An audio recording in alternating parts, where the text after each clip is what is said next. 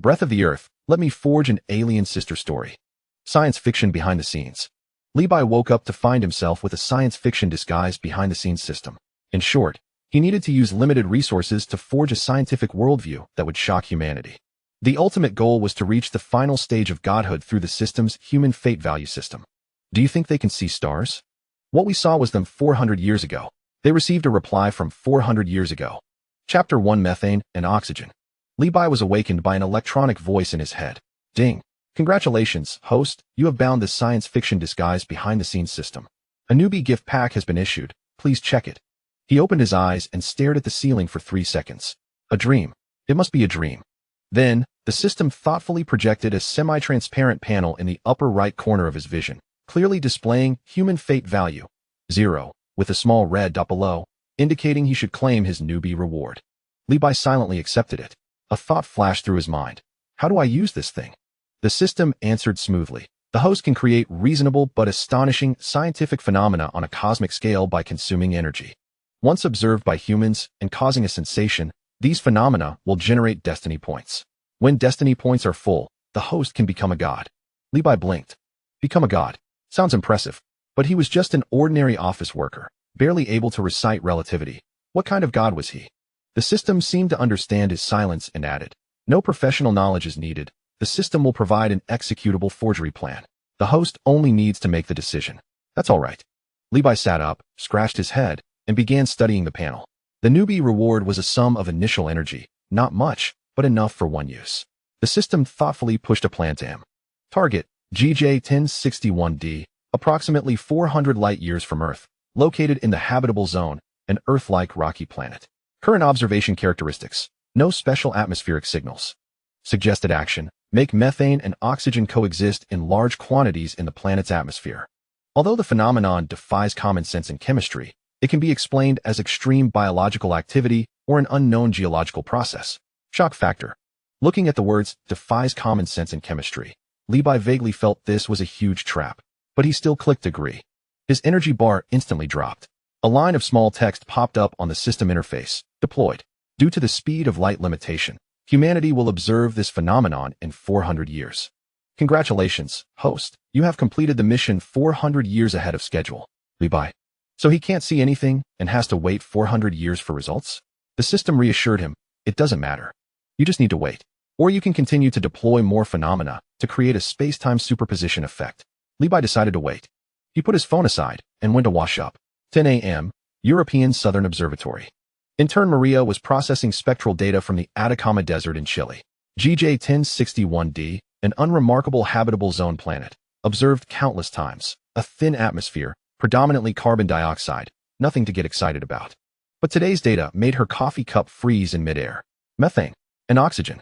Large amounts of methane and oxygen, coexisting in the same atmosphere. Maria rubbed her eyes and ran the analysis again. Correct. Within the margin of error. The two spectral peaks clearly overlapped, as if mocking all textbooks. She stood up, her chair sliding half a meter backward. Doctor, could you come here for a moment? 3 hours later, the observatory's official Twitter account posted a spectrum image with the caption, anomalous signal in atmospheric composition at GJ-1061d. Methane and oxygen coexist. Unexplained. Further observations underway. The first comment, so aliens farted? The second, from an account verified as Elon Musk, very unlikely to have formed naturally. Instrument malfunction is ruled out. If true, this is more outrageous than any science fiction. After posting this, he silently refreshed the page 20 times. California, Tesla factory office. Elon stared at the spectrum image on the screen, his knuckles pressed against his chin. The coexistence time of methane and oxygen is close to 0 on a thermodynamic scale. Either some extreme non-equilibrium state continuously replenishes them, such as living organisms, or he'd wasted his entire physics education. He leaned towards the former, but he didn't say it aloud. He just mentally labeled some unknown civilization 400 light-years away. Farts. Then he deleted it. Not scientific enough. He retyped and tweeted. If it were biological activity, they'd have to produce 10,000 liters of methane per second to maintain this concentration. Outrageous. But this universe is pretty outrageous. Keep it open. Levi saw this tweet during lunch. He was eating instant noodles when his phone popped up with a system notification. The shocking event, GJ-1061d methane-oxygen co-occurrence, has sparked widespread discussion in Earth's astronomical community. Energy output, 1,274 points. Ongoing. Human fate value, 0.000000001. Li Bai stared at the decimal point, his chopsticks hovering in midair. He counted 3 times, confirming it was 15 zeros. System. Yes. I used up most of my newbie gift pack's energy. All of humanity discussed it all morning. Musk tweeted 3 times, and you only gave me this. The system's tone was calm. The difficulty of acquiring fate value is directly proportional to the depth of the shock. While the current phenomenon is astonishing, humanity generally attributes it to unknown extraterrestrial life or observational errors, and it hasn't shaken the foundations of civilization. A more philosophically impactful forgery scheme is recommended. Li Bai stuck his instant noodle fork into the lid. More philosophically impactful? For example, faking a Dyson sphere remnant on another exoplanet, or causing a star's luminosity to exhibit a regular, periodic decline, hinting at an artificial structure. Shock factor. Li Bai looked down at his remaining energy. Then he looked at his fate value, which had 15 zeros after the decimal point. He took a deep breath. System, can we hold off for a bit? I haven't finished my instant noodles. The system was silent for 2 seconds. Scheme saved. Host can recall at any time. The sun shone brightly outside the window. 400 light years away, on that planet that would never receive a response, methane and oxygen molecules still coexisted passionately. Meanwhile, on Earth, the observatory's telescopes were still spinning. Elon Musk was still refreshing Twitter. Intern Maria was still working overtime on the set of data that couldn't be zeroed out. Li Bai took a sip of instant noodles. Whether it's miraculous or not, we'll see. At least this energy output will allow him to add an egg tomorrow. Li Bai was woken up a second time by the system's settlement notification sound. Energy output continues to be credited. Current total, 3,892 points. Human fate value, 0.00000000000000001. He opened his eyes, stared at the ceiling, and fell into deep thought. It wasn't a dream, but this system was really stingy. He rolled over, grabbed his phone, and opened Twitter. The top trending topic had changed. It was no longer Musk says aliens fart, but a more restrained, more academic, and therefore more chilling term. GJ1061D, suspected life signal. Li Bai clicked on it. At 3 a.m., the European Space Agency's official account posted a long article, extremely cautiously worded, filled with phrases like not ruled out, further investigation needed, and more data required. But the very first sentence was very unlike the ESA's. The non-equilibrium coexistence of methane and oxygen has only one known source on Earth. He didn't specify the source, nor did he need to. The top-voted comment was simply 2 words, life. Below were over 8,000 replies, a mix of languages, but all conveying roughly the same meaning. Li Bai scrolled down. The French Astrophysical Center reposted it, adding, worth maintaining cautious anticipation.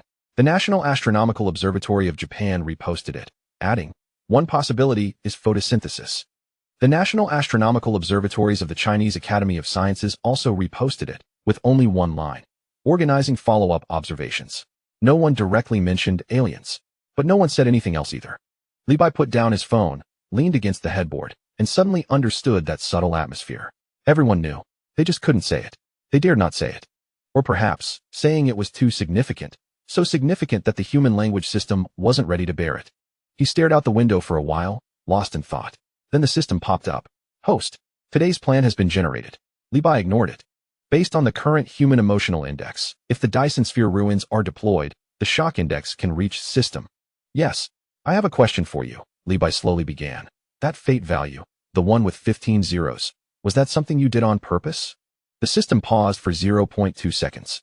The difficulty of acquiring fate value is positively correlated with the depth of shock, although the current phenomenon has sparked widespread discussion. But everyone just thinks, wow, aliens, Li Bai interrupted. Not, holy crap, what the hell is going on with the universe? I've wasted my physics education. Right. The system didn't speak. Li Bai understood. This damn system's Godhood mechanism isn't about creating wonders, it's about creating a cognitive crisis. It's not about making people shout, there are aliens. It's about making people shout, my understanding of the universe might be fake. He scratched his head.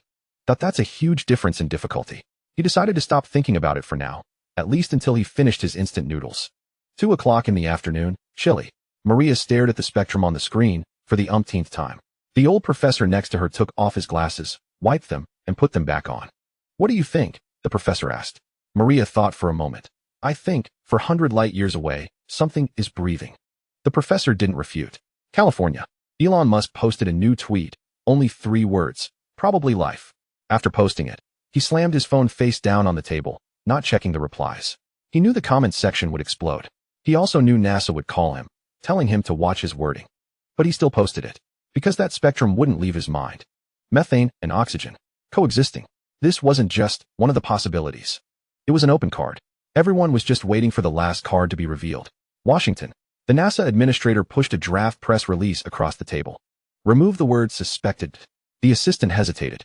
Keep it, fine. The administrator rubbed his temples. Everyone knows what it means anyway. Beijing. The young assistant at the observatory whispered to the team leader, "Isn't our statement a bit too conservative?" The team leader didn't look up, continuing to flip through the data. Being conservative is better. He paused, then added, "But we should apply to the Institute to increase the observation time for GJ 1061D. Raise it to the highest priority." The assistant nodded and turned to make a call. Reaching the door, he heard the team leader mutter to himself, "400 light years.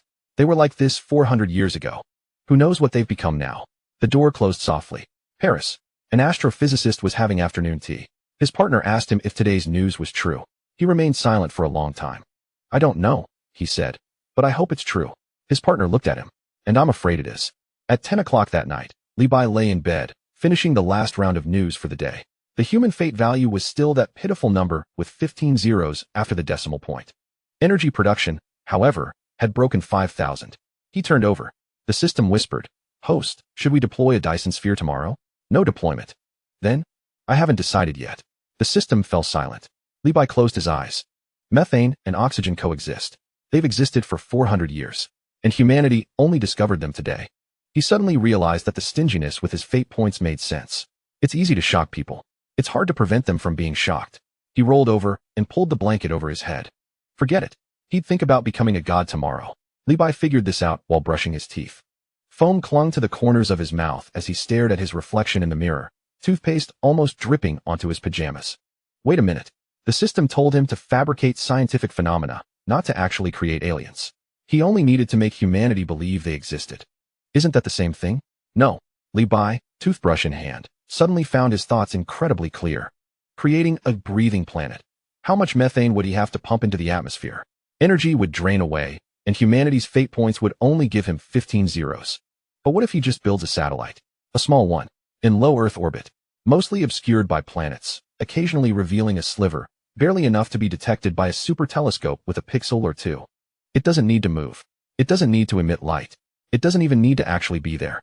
As long as humans observe, there's something there, and that thing doesn't conform to the laws of motion of celestial bodies. The rest, humans will fill in the gaps themselves. Li Bai spat out the foam and smiled at the mirror. System. Yes. How much energy does your Dyson sphere plan require? A basic Dyson sphere remnant requires 1.2 million energy points. Recommended for the host. What about building a satellite? The system paused. The host means deploying an artificial structure in orbit GJ 1061D? Yes. This plan does not require deploying a physical entity. The host only needs to consume a small amount of energy to generate a short-lived, observable optical signal at that location. Humans will mistake it for a physical entity. Li Bai raised an eyebrow. The system continued. This scheme falls under the category of deceptive observation phenomenon, with energy consumption approximately 0.0003 of the Dyson sphere scheme. Then why didn't you say so earlier? The system remained silent. The host didn't ask. Li Bai took a deep breath. Okay. He took a second deep breath. Let's do it. Energy consumed, 360 points. Target, GJ 1061D, low Earth orbit position. Deployment details, 11 pixel level, suspected man-made structure, irregular reflected signals, orbital period 2.1 hours. Deployment time, March 2024, Earth calendar. Now observed.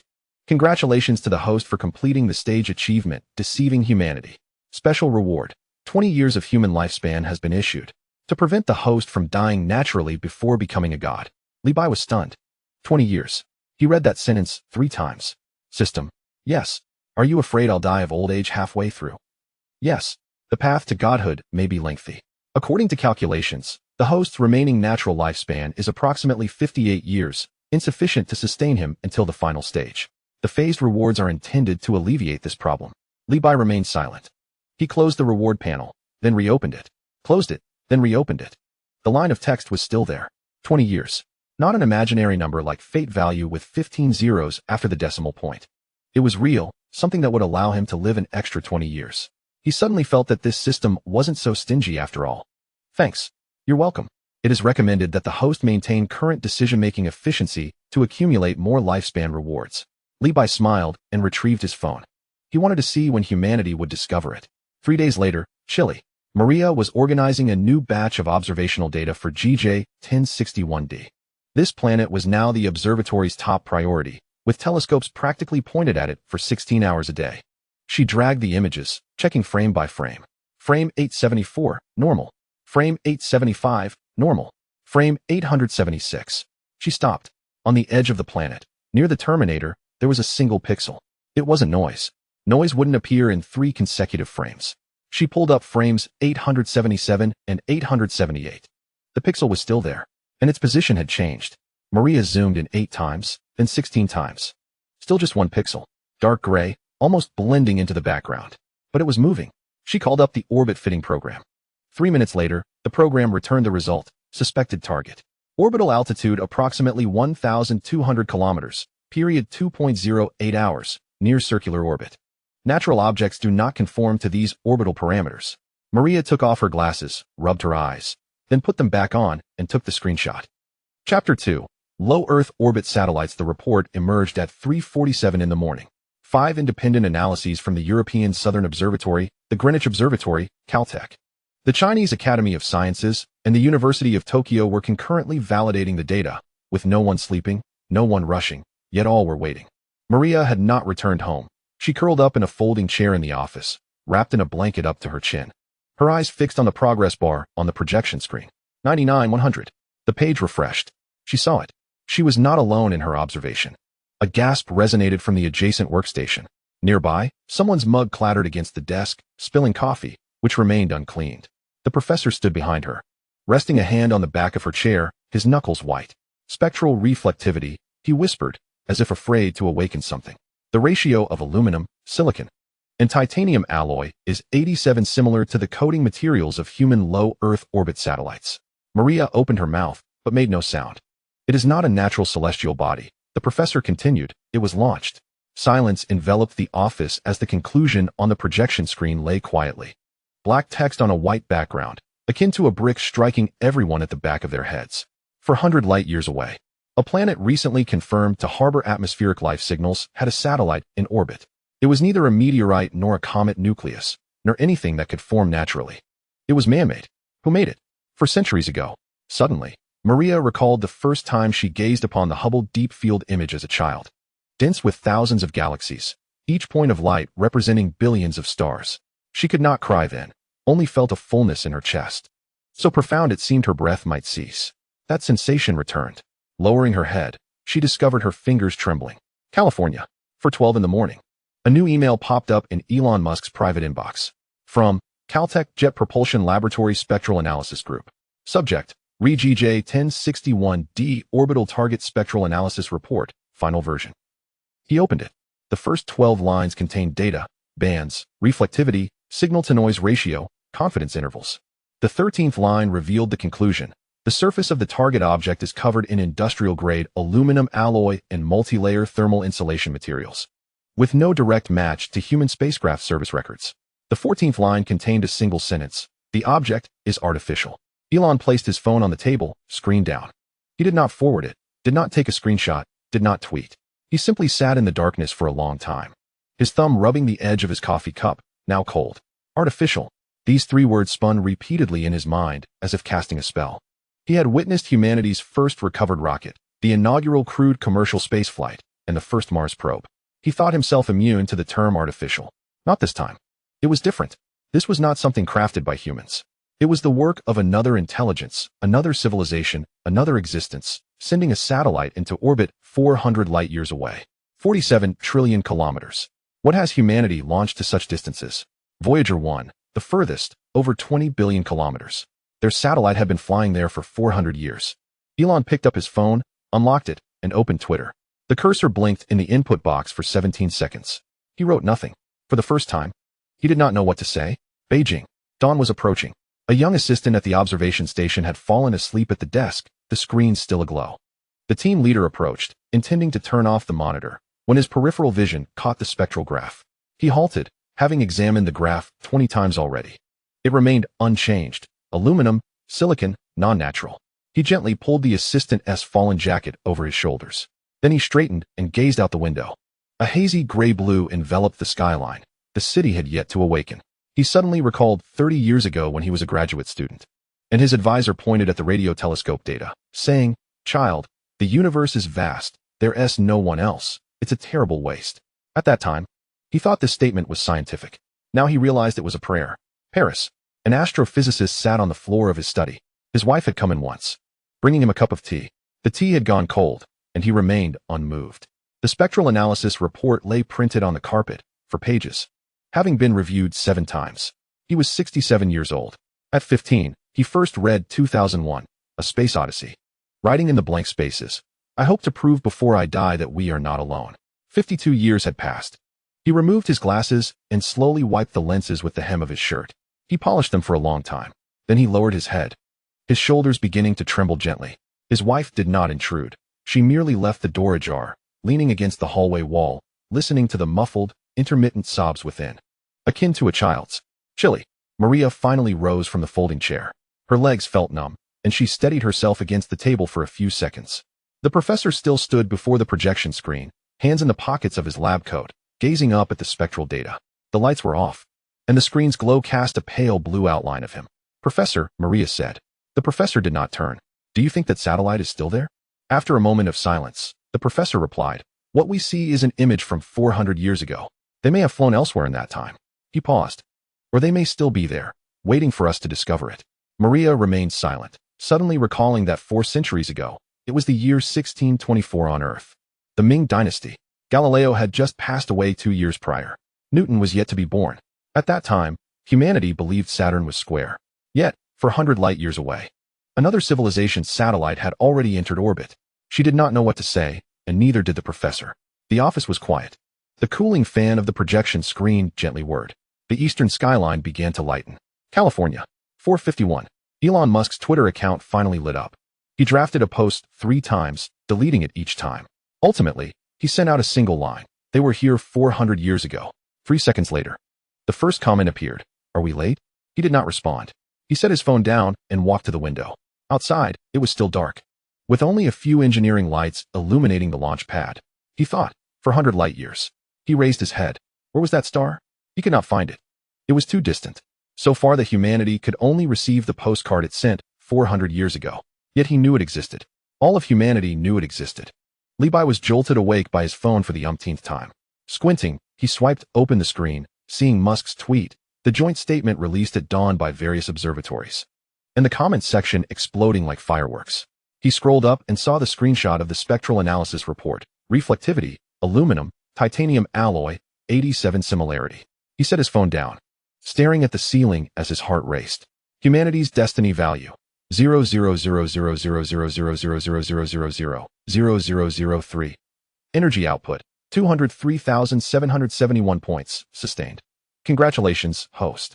This forgery has triggered a seismic shock in human civilization levels. The acknowledgement of extraterrestrial civilization existence has been widely accepted. Levi blinked. System. Here. What we saw was something from 400 years ago, correct? Yes. All observational data is derived from the light cone surrounding GJ 1061d. The extraterrestrial civilizations within the current comprehension of humanity have indeed existed since the year 1624. Levi fell into a moment of silence as the sun outside had risen, the very same sun that illuminated the Earth 4 centuries prior. Back then, there were no telescopes, no satellites, and no one was aware of the existence of beings 400 light-years away. Yet now, all who are aware of this matter weep for the existence that transpired 4 centuries ago, oblivious to the fact that it is history. They mistake it for the present and the future, as if it were a neighboring presence within their grasp. Levi suddenly found himself at a loss for words. He glanced down at his phone, where Elon Musk's tweet still glowed. They were here 400 years ago. He turned off the screen. Outside, tranquility enveloped the scene. 400 light-years away, that planet's orbit bore nothing. Yet the entirety of humanity was losing sleep over it. Levi pulled the blanket up to his chin, staring at the ceiling. He pondered whether the fate represented by that minuscule number followed by 15 zeros was not merely the system being frugal, but rather a magnitude of shock so immense that humanity lacked adequate measures to quantify it. It was this very thought of his own genius that kept him awake. At 4 o'clock in the morning, he lay with his eyes wide open, his mind churning through a plethora of outlandish ideas. A Dyson sphere? Too costly. A colossal structure? Unfeasible. Making a star blink in Morse code? The system remarked that one must first learn Morse code. He shifted in his bed and then suddenly sat up. Satellites had already been launched. One could be a fabrication. Two might be a coincidence. What about that entire cluster? He accessed the system panel, fixating on the energy balance of over 200,000, his heart beginning to race. System. Can I deploy multiple structures in orbit around GJ-1061d that can assemble themselves? Affirmative. The host merely needs to specify the locations, shapes, and assembly sequence. The system will automatically generate and arrange the optical signals. Then I desire distinct styles. Please provide specifics. Levi sat cross-legged on his bed, scratching the back of his head. Styles. Alien styles. He had never encountered extraterrestrials, yet he had seen human designs, modules like those of the International Space Station and Tiangong. All modular and functional, clearly indicative of our need to survive. But what if it were a different civilization? They too would possess varied cultures, aesthetics, and construction habits. Wouldn't they? A sudden smile crossed his face. System, follow my commands. Ready. For the first module, he envisioned geometric shapes, primarily circular with patterned surfaces. Don't inquire about the specifics. Just something that appears mathematically precise. Symmetrical. Flawless. A delight for the obsessive-compulsive. Proposal generated. For the second module, he envisioned a curved surface, streamlined, devoid of sharp edges. With warmer colors, something that reflects a civilization that is not in a rush. Proposal generated. For the third module, he paused, desiring something more rugged. Exposed structures. Frameworks welded to frameworks, a clear indication of a style that evolves in flight, cobbled together for functionality. The system remained silent for a moment. Proposal generated. Suggested names. Module A, geometric style. Module B, organic style. Module C, practical style. Levi snapped his fingers. Assemble them. Let them construct themselves. Energy consumption, 1,200 points. Deployment in progress. Target, GJ-1061d, low orbital position. Alongside an existing suspected satellite. Deployment content, 3 independent optical signals. Deployment date, March 2024. Currently observed. Congratulations, host, you have achieved the title of Interstellar United Nations. Reward, 8 years of human lifespan has been granted. Levi glanced at the panel. Total lifespan, 28 years. He reclined backward, sinking into his pillow. Now, it was all up to humanity. 15 hours later, in Chile, Maria was pulled into the observation room by her colleague's urgent call. Still holding the coffee she had not yet sipped. Come here. You need to see this, the colleague insisted. On the screen was a new batch of imaging data for GJ-1061d. The satellite from last night was still at the edge, but now 3 new entities were present beside it. Maria's coffee cup hovered in midair as she watched the 3 entities move. Not aimlessly floating, but drawing closer together, as if an invisible hand were adjusting their orbits, like a prearranged dance, like assembly. Oh my God, she heard her own voice, as if it were coming from a distant place. The professor burst in, wearing only one sleeve of his coat, staring at the screen in speechless awe. He pointed at Module A. This is circular. Then he gestured towards Module B. This is curved. Finally, he pointed at Module C. How does this look like it was welded on? No one spoke. A realization dawned upon them all. These 3 constructs were not the product of a single civilization. A single civilization would not simultaneously employ 3 distinct design languages, unless there were more than one. Maria whispered, it's like we have the United States, Russia, China, and Europe. They must have their own factions too. She paused. This is their own International Space Station. The room fell silent, the hum of electricity palpable. In California, Elon Musk refrained from tweeting. He sat beside the vice president, both gazing at the same screen displaying the 3 structural designs. The vice president pointed at Module A. This design philosophy allows for zero tolerance for error. They are either extremely confident or utterly constrained. He then pointed at Module B. This one resembles something that has grown organically, not manufactured. Finally, he pointed at Module C, pausing for 2 seconds. This thing looks familiar. Elon did not respond. He recalled the earliest prototypes of SpaceX, the Starhopper, Starship SN5, with their crooked welds and exposed pipelines, where every test flight incited bets on whether they would explode. Pragmatism. Iteration. First, get it airborne, then refine its aesthetics. For 100 light years away, they were doing the same. A grin emerged on his face. They too have departments that modify and adapt on the fly, making do with functional designs. The vice president regarded him.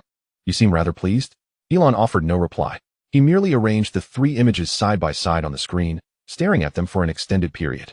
In Beijing, the observation station was enveloped in silence. The group leader stood before the projection screen, surrounded by 7 or 8 individuals, none daring to speak. Module A, Module B. Module C, geometric, organic, pragmatic. Group leader, a young assistant murmured, do you think they? He left the thought unfinished, yet everyone understood the implication. Did they too? Like us, argue over circular capsules, optimize aerodynamic layouts, and debate the safety of exposed pipelines? Did they have designers, engineers, and budget approval committees? Were there those who claimed it lacked elegance, and others insisting, but it can fly? Did they, in some conference room, pore over blueprints, labor through the night, sighing, ultimately compromising, yet finding pride in the end? The group leader remained silent, removing his glasses to wipe them slowly. Inform the Institute, he declared, that we will continue to extend the observation duration. He hesitated before adding, we wish to know what they will assemble next. In Paris, an astrophysicist sat in his study. His wife beside him, her curiosity piqued as she leaned in to examine the designs. The third one, she pointed at Module C, humans make things like this too. He turned to her. Don't you think? She continued, last year, you took me to see that rocket exhibition, the one called Starship, with all those exposed pipelines. He refrained from arguing, turning back to the screen. Then he suddenly remarked, you know, in my youth, I always believed that if extraterrestrial civilizations existed, they would be unified. His wife remained silent. A unified language, a unified social system, a unified architectural style, like a more advanced existence. The differences had long been resolved. He paused. I had never considered that they might still be unresolved. His voice was soft. They were still arguing, still collaborating, while simultaneously criticizing each other's aesthetics, joining the modules together. His wife gently held his hand. He fell silent. Chilly. Maria was still fixated on the screen. Modules A and B had successfully docked. Module C was approaching slowly, like a timid creature afraid of being judged for its appearance. Suddenly, she recalled her university exchange program, visiting the ground control center for the International Space Station.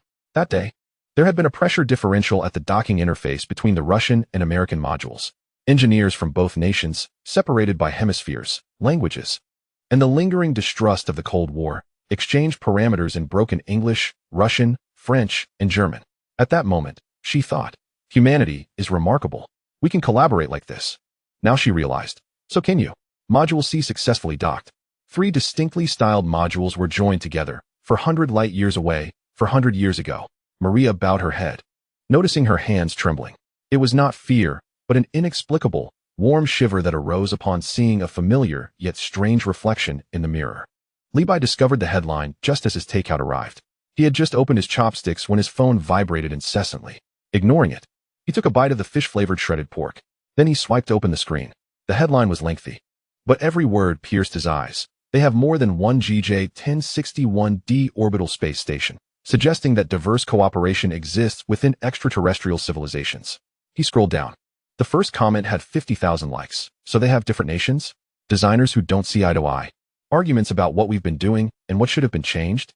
The second comment had 30,000 likes. The third one looks like it was made by the Russians. The third comment replied to the second. LOL, even 400 light years away, you can't escape the Soviet legacy. The fourth comment. Wait. They were doing international cooperation 400 years ago. The fifth. We are the latecomers. Levi set down his phone.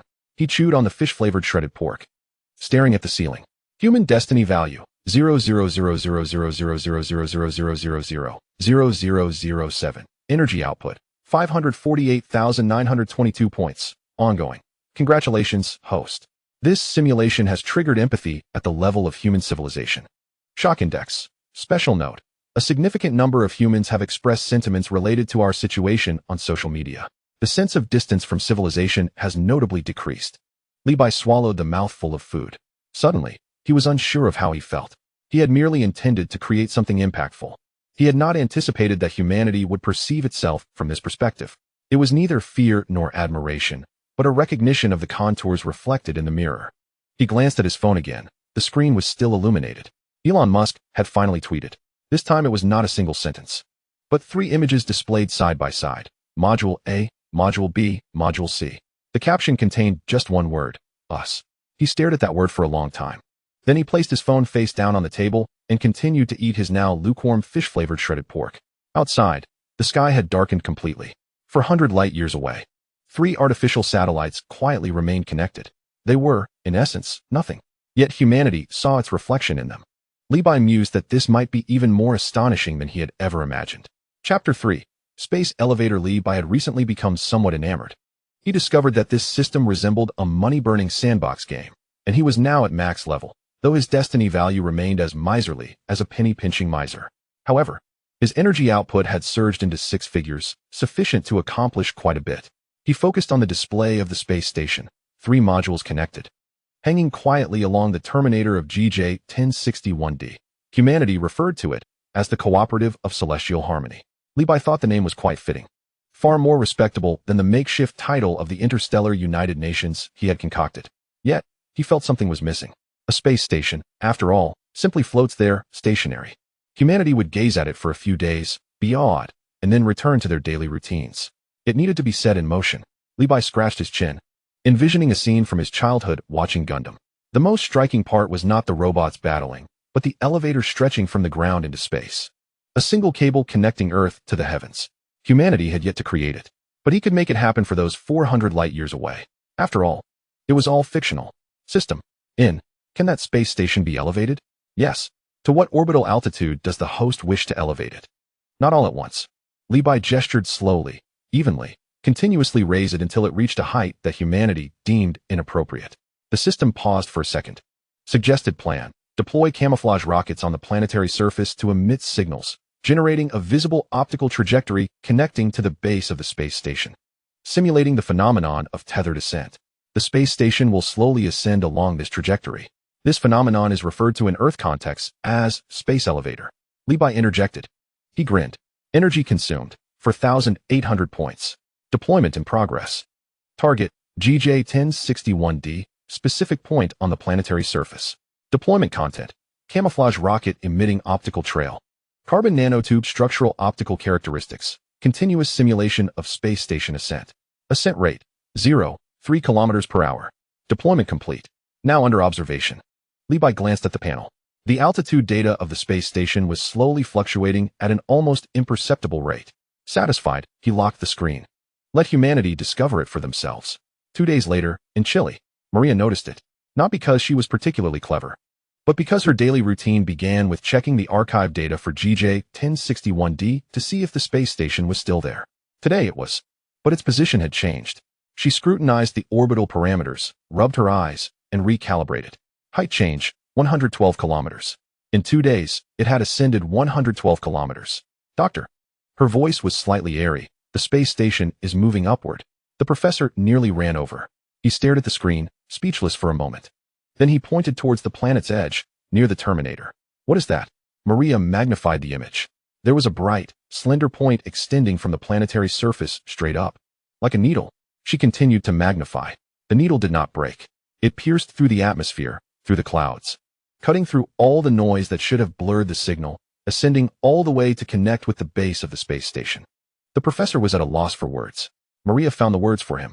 She recalled an animated film she had watched as a child. An old piece from the 90s about a girl and a cat climbing a rope that led to the sky. She thought it was a fairy tale. The rope, she said. The professor did not dispute her. California. Elon Musk was having his 3rd breakfast. Technically, it was not breakfast. It was 3 in the morning. Having woken up hungry and decided to work. His phone screen was lit up, resting on JPL's latest analysis report. The title was lengthy. Preliminary analysis of the continuous ascent phenomenon of GJ-1061D orbital target. He read it 3 times. The first time to confirm the data was correct. The second time to ensure that the rope was not a noise artifact. The third time he put down the bagel in his hand. Carbon nanotube characteristics. Single-walled carbon nanotubes. With an optical reflectivity that aligns with laboratory synthesized samples at a remarkable 91. Diameter estimation. Smaller than the finest surgical sutures known to humankind. Length, steadily increasing. Elon gazed intently at the text. Throughout his life, he had witnessed numerous groundbreaking technologies, reusable rockets, Starlink, Starship, yet none had compelled him to set down his bagel. He understood that these were all achievements of humanity's gradual ascent. But this object, a tether extending 47 million billion kilometers away, had been suspended there for 4 centuries. He contemplated tweeting, typed 3 lines, then deleted them. He typed a single line and deleted that as well. Ultimately, he settled on 4 letters, WTF, and hit send. In Beijing, the team leader summoned the young assistant at the observation station, pointing at the nearly invisible line on the screen. What do you think this is? The assistant hesitated. A cable? The leader remained silent. No, sir, the assistant scratched his head. Could it be a space elevator? The thing hasn't even been properly sketched out by humanity. The leader still said nothing, fixated on the line, observing the space station at its apex, ascending slowly, imperceptibly. For centuries ago, this contraption had already been hoisted into the heavens. He suddenly felt an urge to smoke, having quit for 12 years. In Paris, the astrophysicist sat in his study, ignoring the spectral data. Instead, he perused the comments section. Twitter, forums, Reddit. Everywhere he looked, people were asking the same question. What is that? No one had an answer. Scientists speculated it might be a carbon nanotube structure. Engineers claimed it was theoretically feasible, but practically unachievable. The general populace wondered if it was the handiwork of extraterrestrial beings. Then, a particular account appeared on his timeline, verified as a sci-fi video creator with 4 million followers. The post featured a screenshot of the space station, the cable, and a planetary arc, captioned simply, "Could that be a space elevator?" Within 3 minutes, it garnered over 10,000 retweets. Within 10 minutes, it surpassed 100,000. The astrophysicist chuckled at the line, recalling a conversation from a conference at 25, where someone had asserted that a space elevator could indeed be constructed in the 21st century. He had believed it then. Now at 47, the elevator still lingered 47 million billion kilometers away. His wife entered with tea, noticing his expression. What's wrong? He handed her his phone. She glanced at it, momentarily frozen. Is this real? It's been up there for 4 centuries, he replied. We've only just seen it. She remained silent for a long time. And now? She asked softly, is it still there? He could not respond. No one could. In Chile, Maria continued to fixate on that slender line. The space station had ascended another 0.3 kilometers. Suddenly, she recalled a question she had hesitated to ask. Doctor, she said, what we see is an image from 4 centuries ago. The professor responded with a non-committal sound. So, have they remained there all this time? The professor did not answer. He stared at the nearly imperceptible line on the screen, lost in thought. I don't know, he finally admitted, pausing. Perhaps it is still climbing. Perhaps it has long since vanished. Maria did not press further. The office remained quiet, save for the gentle whir of the fan. Levi had been scrolling through his phone late into the night. He had already settled into bed, but, out of habit, opened Twitter one last time, only to be bombarded by a flurry of activity. The space elevator had skyrocketed to the top of trending topics, followed closely by discussions of extraterrestrial civilization engineering levels. Below that was the query of what humanity had been doing while they constructed an elevator 4 centuries ago. He scrolled through the comments, his smile widening. So, is that elevator still there? Who knows? We're seeing images from 4 centuries past. What if they finished building it and then took it down? What if their civilization perished midway through? Stop it, that is absurd. Laughter erupted as he read comments expressing concern for elevator maintenance on behalf of an alien civilization 47 million billion kilometers away. Unable to contain himself, he chuckled aloud. He set his phone down, gazing at the ceiling. On the display, his fate value incremented once more. Human fate value 0.00000000000000012. Energy output 1.023 for 147 points, sustained. Congratulations. Host. This simulation has incited a collective speculation and concern regarding the status of extraterrestrial civilizations. Shock index. Special note. A significant number of individuals on social media have expressed hopes that they still exist. This marks humanity's first emotional investment in extraterrestrial life. Levi focused on that line, hoping they still exist. He blinked and suddenly recalled a truth. For 100 light years away, in reality, there was nothing at all. No satellites. No space stations, no tether. It was he who had placed them there, unbeknownst to humanity. They believed a civilization existed. That someone had constructed an elevator 4 centuries ago and was still ascending, perhaps still alive. Humanity was worrying over non-existent entities. He fell silent for a moment. Gazing into the darkness outside, he glanced at the slowly, imperceptibly climbing orbital altitude parameter and found that he did not wish for it to cease. Even if no one knew it was a fabrication. Even if, for centuries hence, humanity encountered only an empty orbit. At least for now, at least for these 4 centuries. Someone hoped they were out there. Levi placed his phone on the bedside table and turned off the screen. Good night. In Chile, Maria had been working for 34 consecutive hours, feeling no fatigue. To be precise, the sensation of tiredness had not managed to penetrate her mind, which was filled with data, reflective spectra, molecular bond characteristics, and a conclusion she could scarcely believe yet had repeatedly verified. Doctor, she said, her voice dry. The professor approached from the adjacent terminal. Dark circles beneath his eyes. I've completed the spectral analysis of the carbon nanotubes, he stated without urgency. She inhaled deeply. It doesn't match any of our existing production methods. Arc discharge, laser ablation, chemical vapor deposition, all of them fall short. She paused. Its defect rate is less than 1,000th of our best samples per square micron. The professor remained silent. Several colleagues had ceased their tasks, turning to listen. As for length, Maria continued, we measured 7 cross-sections of the single-walled carbon nanotubes, with a diameter distribution error not exceeding 0.1 nanometers. There are no signs of splicing throughout. She locked eyes with the professor. It wasn't spun. The professor's throat moved. How was it created? Maria flipped to the 3rd page of the spectral data. There. She revealed a set of extremely faint, delicately structured absorption peaks that had taken her 6 hours to extract from the noise. At an atomic scale, she explained, the arrangement direction of each layer of carbon atoms exhibits a periodic deviation every 32 layers. It's not a defect, it's a design. She paused again. It resembles a layer-by-layer printing process. The office fell into silence.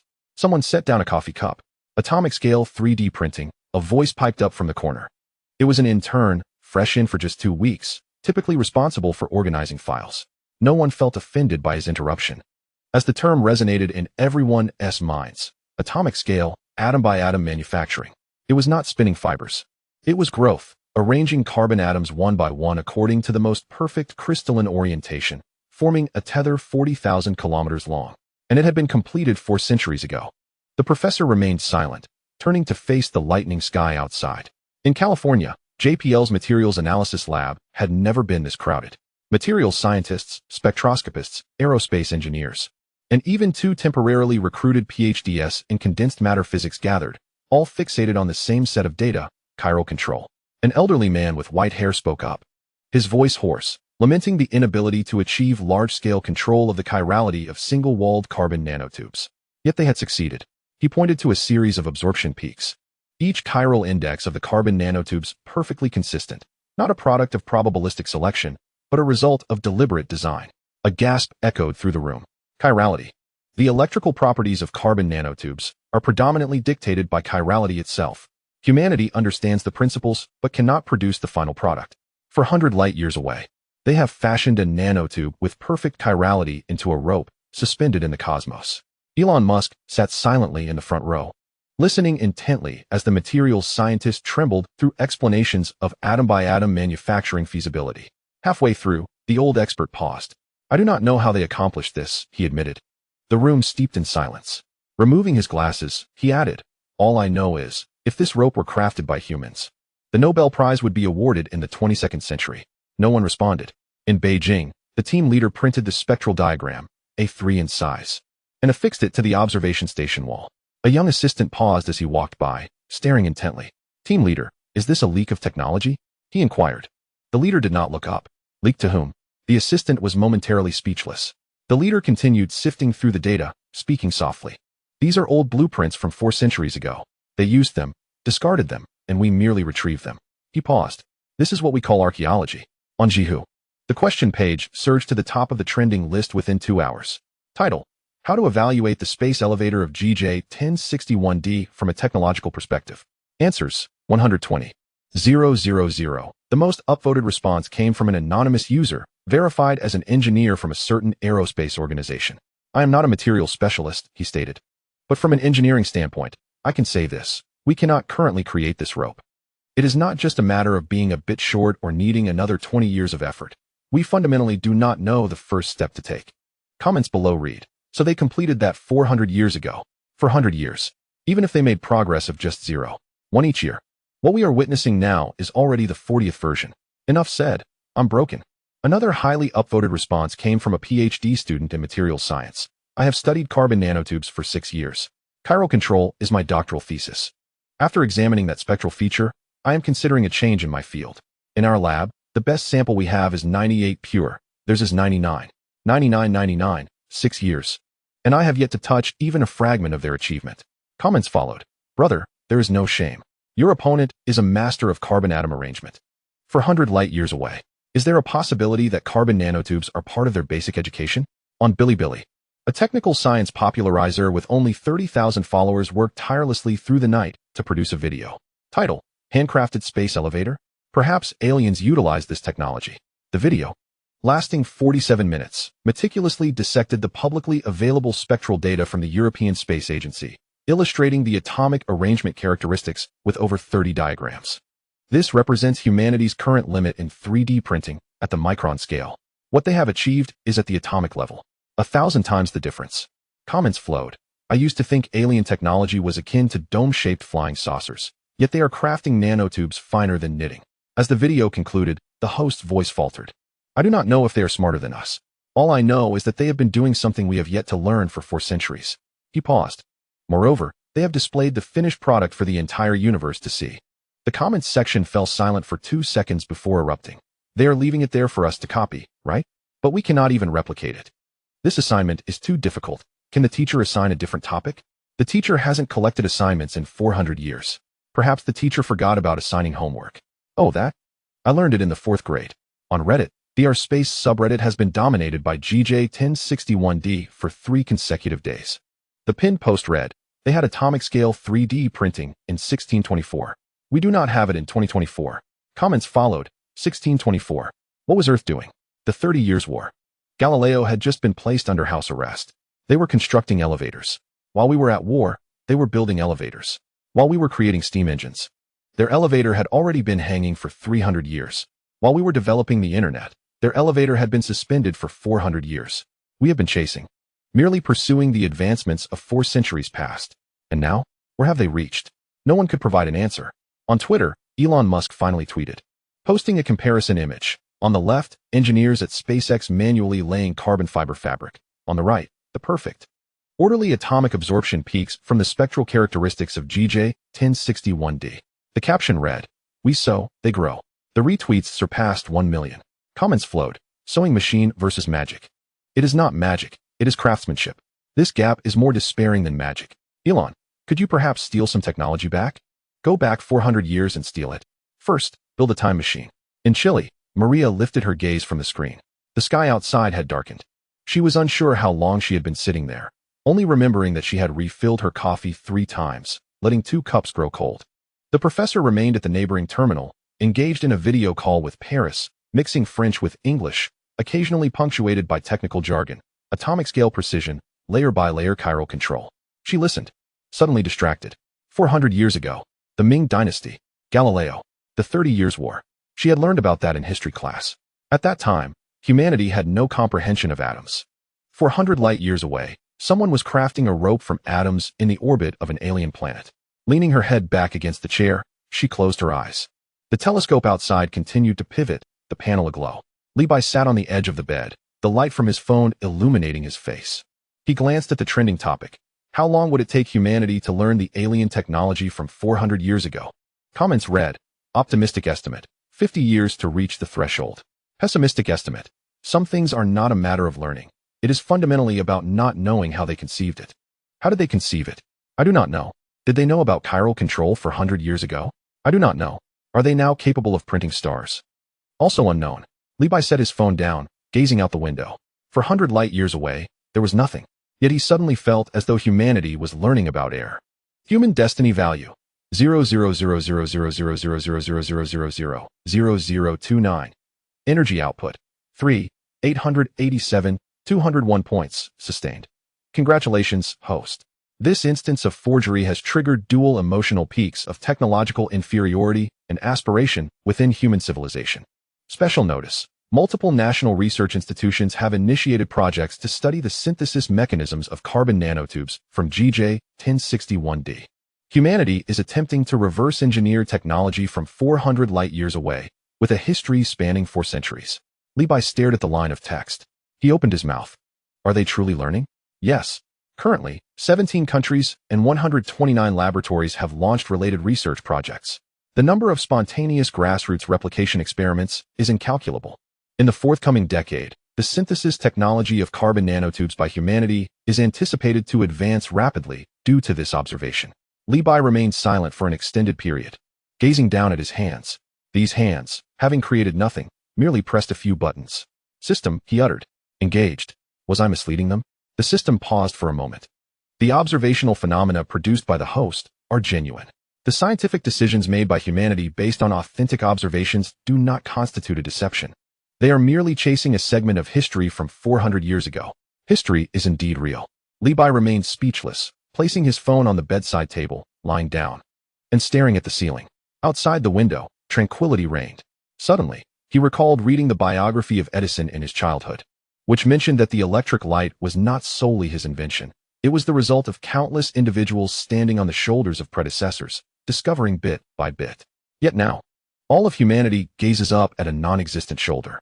He closed his eyes, contemplating whether the doctoral students in those laboratories would endure countless sleepless nights due to this dream. He wondered if they would question themselves during their failures and if, on the day of their success, they would express gratitude to colleagues 400 light years away in their acknowledgments. He turned over. Never mind. Even if it is a fabrication, at least that rope exists. At least humanity has taken a few steps toward it. He closed his eyes, the panel still glowing. Human fate value 00000000000000042. He drifted into slumber. Chapter 4. The Super Factory Chili. Maria began to suspect that she was experiencing a collective hallucination. The object on the screen had been suspended for 6 hours. She had counted, hexagonal, densely packed, resembling a beehive, a soccer ball's skin, or a massive geometric sculpture designed by someone with severe obsessive-compulsive disorder. Diameter, approximately 3.7 kilometers. Location, GJ 1061d, in synchronous orbit, 300 kilometers directly above the anchor point of the space elevator cable. Above was a neatly arranged circular opening. Inside was an amorphous mass of alloy blank, suspended in the center. Doctor, her voice was dry. The professor did not respond, standing behind her, fixated on the screen as if he were frozen. What on earth is this? Maria questioned herself. No one could provide an answer. California. Elon Musk magnified the image to its limits. Hexagonal. A perfect hexagon. The length of each side was accurate to the limits of his visual discernment. He sent the image to JPL. 3 minutes later, he received a reply. Not a natural structure, not a communication facility, not a space station, origin unknown. He stared at that line of text. The opening above, the suspended interior, the hexagon. He recalled the automated production lines in the Tesla factory, but refrained from voicing it. For it was too absurd. Beijing. The team leader yanked the young assistant to the screen. You study mechanics. What do you think this is? The assistant gaped, staring for 30 seconds. Team leader, is this a beehive? The leader remained silent. No, the assistant quickly negated. A beehive isn't this large. And it doesn't have an opening on top. He paused. Moreover, while a beehive is indeed hexagonal, that is two-dimensional. This is a three-dimensional sphere. So. The assistant scratched his head. This is a hollow sphere composed of hexagons. For what purpose? Unknown. Paris. The astrophysicist fixated on the group of hexagons. He was not an engineer. He did not understand structures. However, he noticed something else. That opening, he remarked, is aligned with the planet. His wife leaned closer. Like a telescope? Not quite. He shook his head. A telescope doesn't require such a large shell. He paused again. It resembles an entrance. Chilly. Maria discovered the presence of lasers. Strictly speaking, she did not discover them. The instruments did. When that line of small text appeared, she nearly overlooked it. High-frequency electromagnetic radiation detected within the target. Wavelength, extreme ultraviolet. Pulse frequency, 23 megahertz. She read that line 3 times before switching the image to the non-visible spectrum. What she saw was a dense array of extremely fine, bright, and short beams emanating from all sides of the alloy blank. No, they were not emanating. They were scanning. They were engraving, striking the surface of the alloy like a storm, each beam landing with precision down to the nanometer level, weaving together like the shuttles of a loom. Too rapid for her to count the collisions occurring each second. My heavens, her voice was barely above a whisper. The professor leaned closer to the screen. He saw it, those lasers. Invisible to the human eye, but detectable by instruments. They were not chaotic. They exhibited trajectories, order, and a meticulous arrangement that was spine-tingling in its precision. With each beam that struck, an atom was displaced on the alloy surface. Not melted, not cut, but picked, transported. and placed, as if by invisible fingers, stacking blocks atom by atom. This is not machining, the professor stated, his voice low as if he were digesting the information. This is cultivation. Beijing. The team leader projected the non-visible light spectrum image onto the wall. In the observation station, a dozen people stood in silence. Lasers, countless lasers, emitted from the inner wall of the hexagonal shell, focusing on the central mass. Each beam carried energy, each beam bore directives. They worked simultaneously, without interference. Precise to the atomic level. This is not equipment that humanity could produce, someone murmured. The team leader did not respond. He recalled visiting a precision machining workshop 2 decades prior, where an engineer pointed to a 5-axis CNC machine, declaring it to be the most advanced technology in the world. That machine weighed 12 tons. Here, there was no gravity.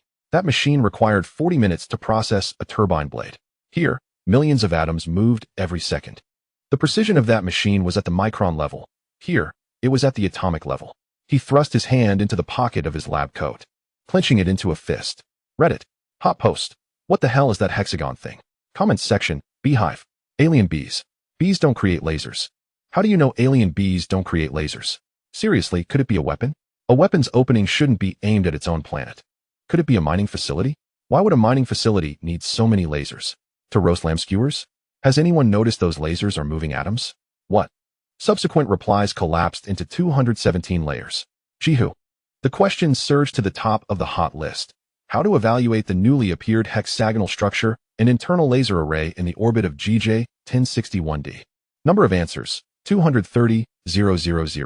The most upvoted answer came from an anonymous user certified as an engineer from a space agency. He wrote, I work in manufacturing. I don't understand astronomy. I only know one thing. Those lasers you see are not cutting tools. They are print heads. The comments section exploded. Print. Print what? Print atoms. Are you saying that inside that sphere, lasers are currently printing the alloy blank into something else? Yes. Print into what? Unknown. Not finished yet. What the? Another highly upvoted response came from a doctoral student in materials science, the same one who previously mentioned wanting to switch majors. He wrote, I confirmed. The wavelength and power of those lasers are precisely in the range capable of moving individual atoms without damaging the lattice structure. This is no coincidence, it is by design. They are using countless beams of lasers to work simultaneously, each responsible for a specific area, without interference. This is not 3D printing. 3D printing applies layers one at a time. This is holographic printing, where the entire object forms simultaneously. Commentary. Are you referring to something akin to the holographic projections in Star Trek? Indeed. Yet that is mere science fiction. For centuries ago, they deemed carbon nanotubes to be fantastical as well. Alas. On Twitter, Elon Musk posted 7 tweets. The first, that's a factory. The second, not a weapon, not a monument, not a telescope. The third, a factory that constructs at the atomic level in zero gravity. The fourth, we build on the ground, combat gravity, then launch. The fifth, they construct where needed. No gravity, no launch. The sixth, we are cavemen observing someone forging iron. The seventh contained but a single word. Comments. Elon. Are you alright?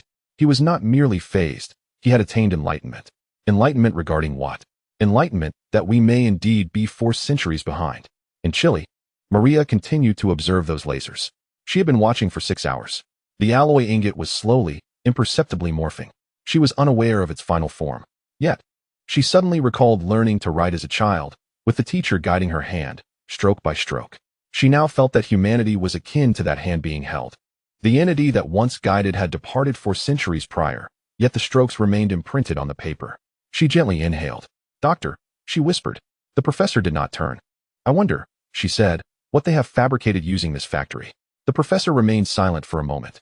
Space elevators, he replied. After a pause, he added, and those satellites. Space stations. He paused again. And this very factory itself. Maria remained silent. The telescope outside continued its rotation. In Paris, an astrophysicist saved the laser array diagram onto his computer, creating a new folder.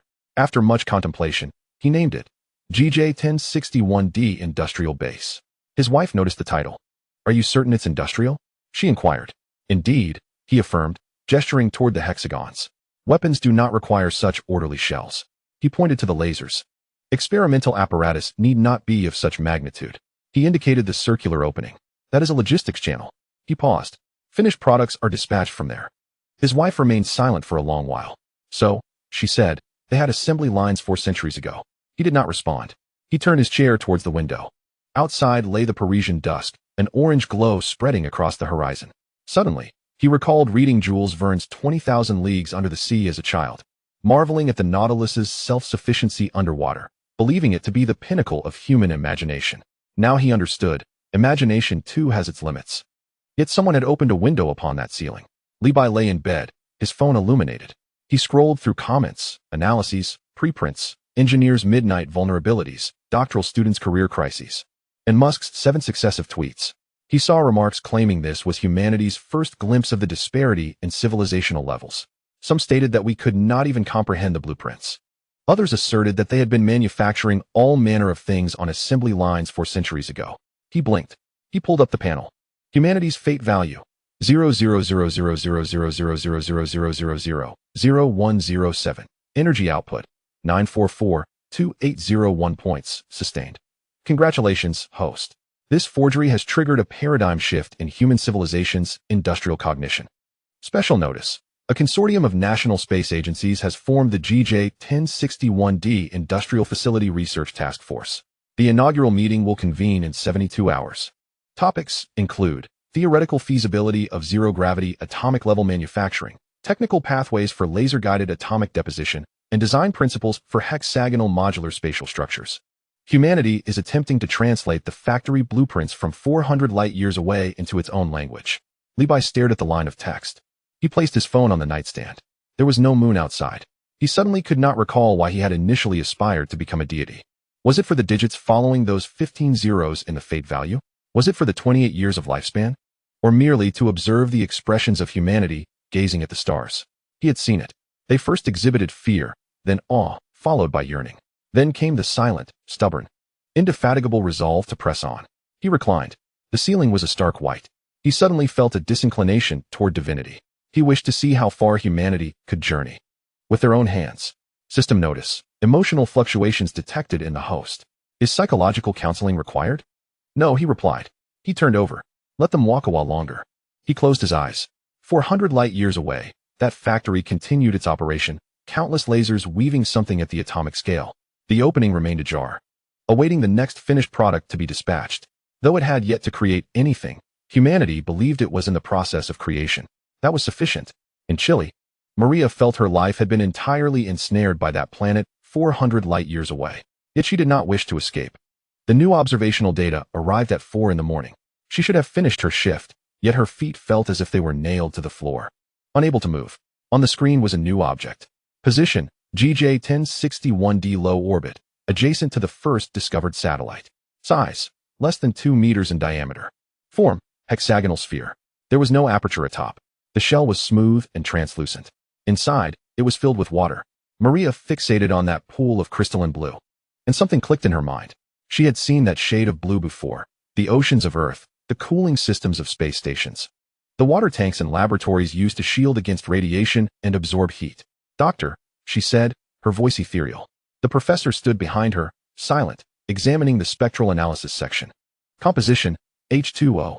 Purity, 999997. Internal pressure, 1 standard atmosphere. Temperature, 22 degrees Celsius. He paused. There are suspended objects within.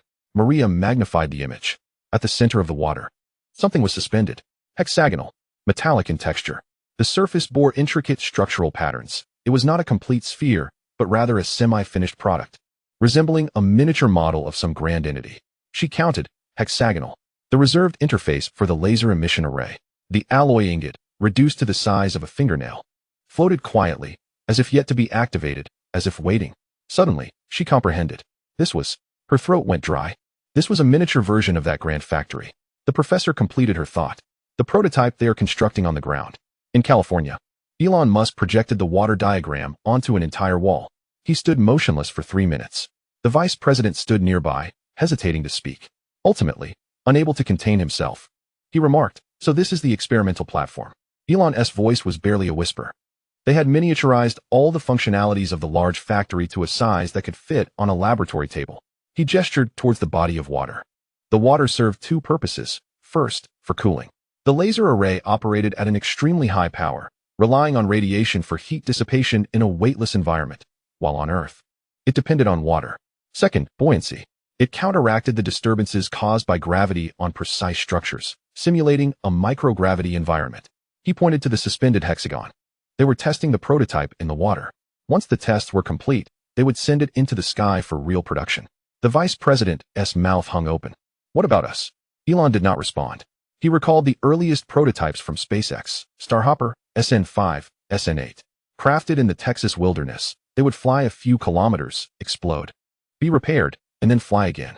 For 100 light years away, others were doing the same, albeit their prototypes were displayed in the sky for all to see.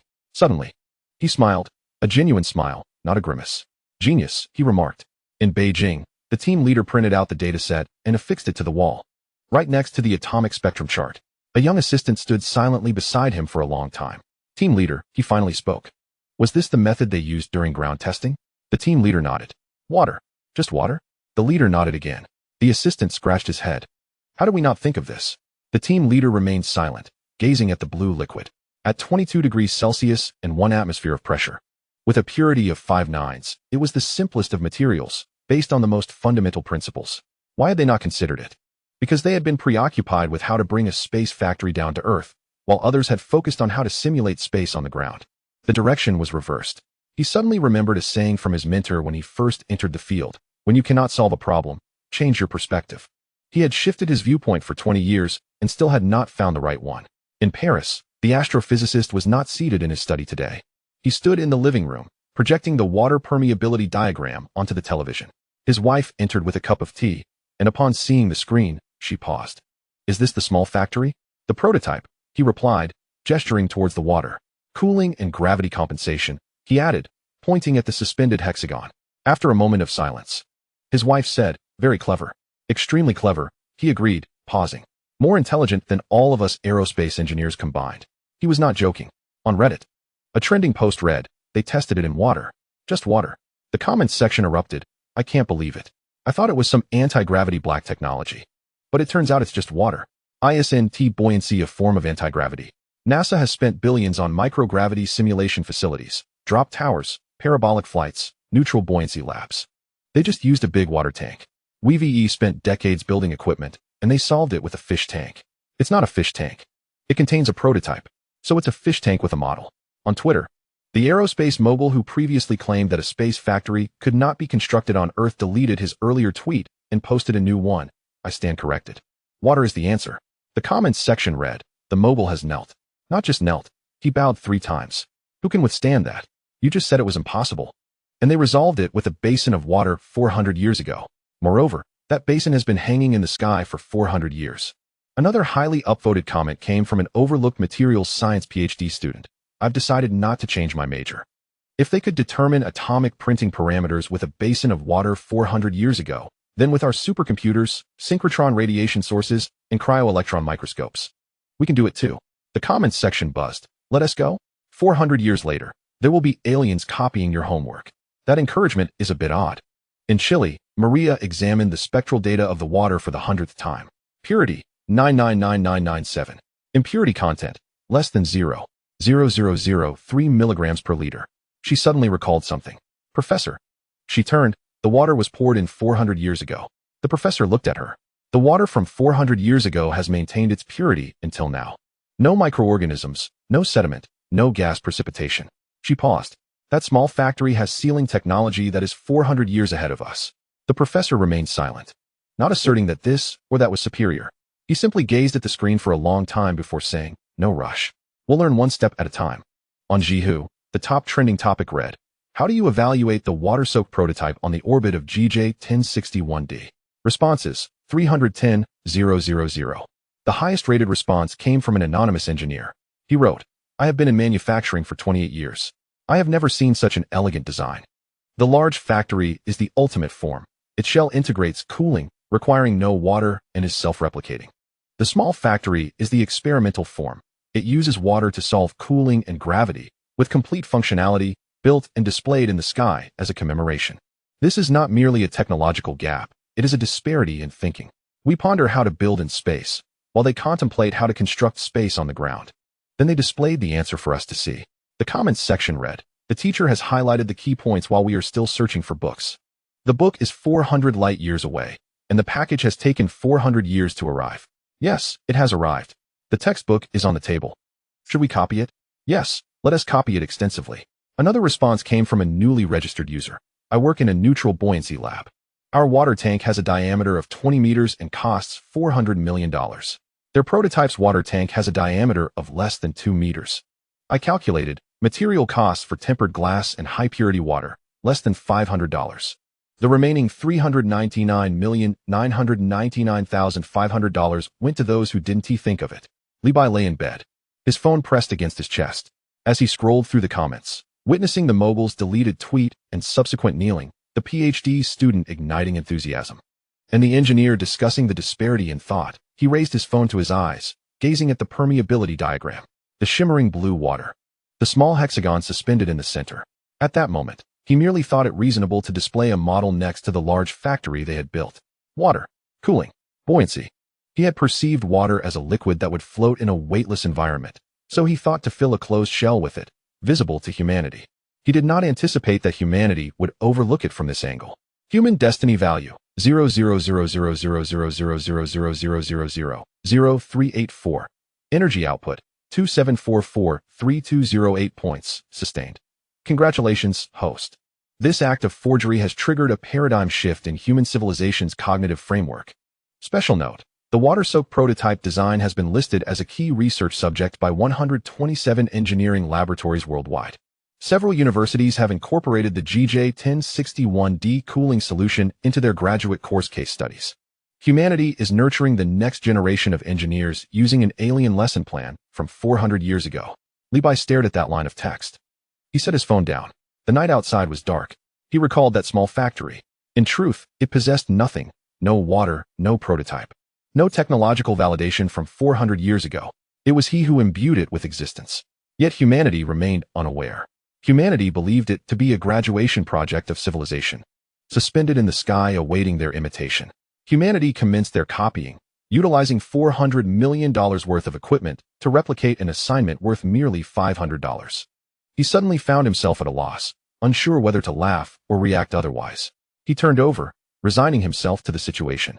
The assignments had been distributed. Someone had to complete them. System prompt. Host's intent detected. Shall we proceed with the deployment of the new phenomenon? He remained silent for a moment. Not yet. Acknowledged. System entering standby mode. He closed his eyes. For 100 light years away, that body of water hung silently, suspended for 4 centuries. In truth, it had only existed for 72 hours. Yet, humanity remained oblivious. They would study it for an interminable duration. Perhaps someone would indeed learn how to construct space upon the earth from this non-existent water.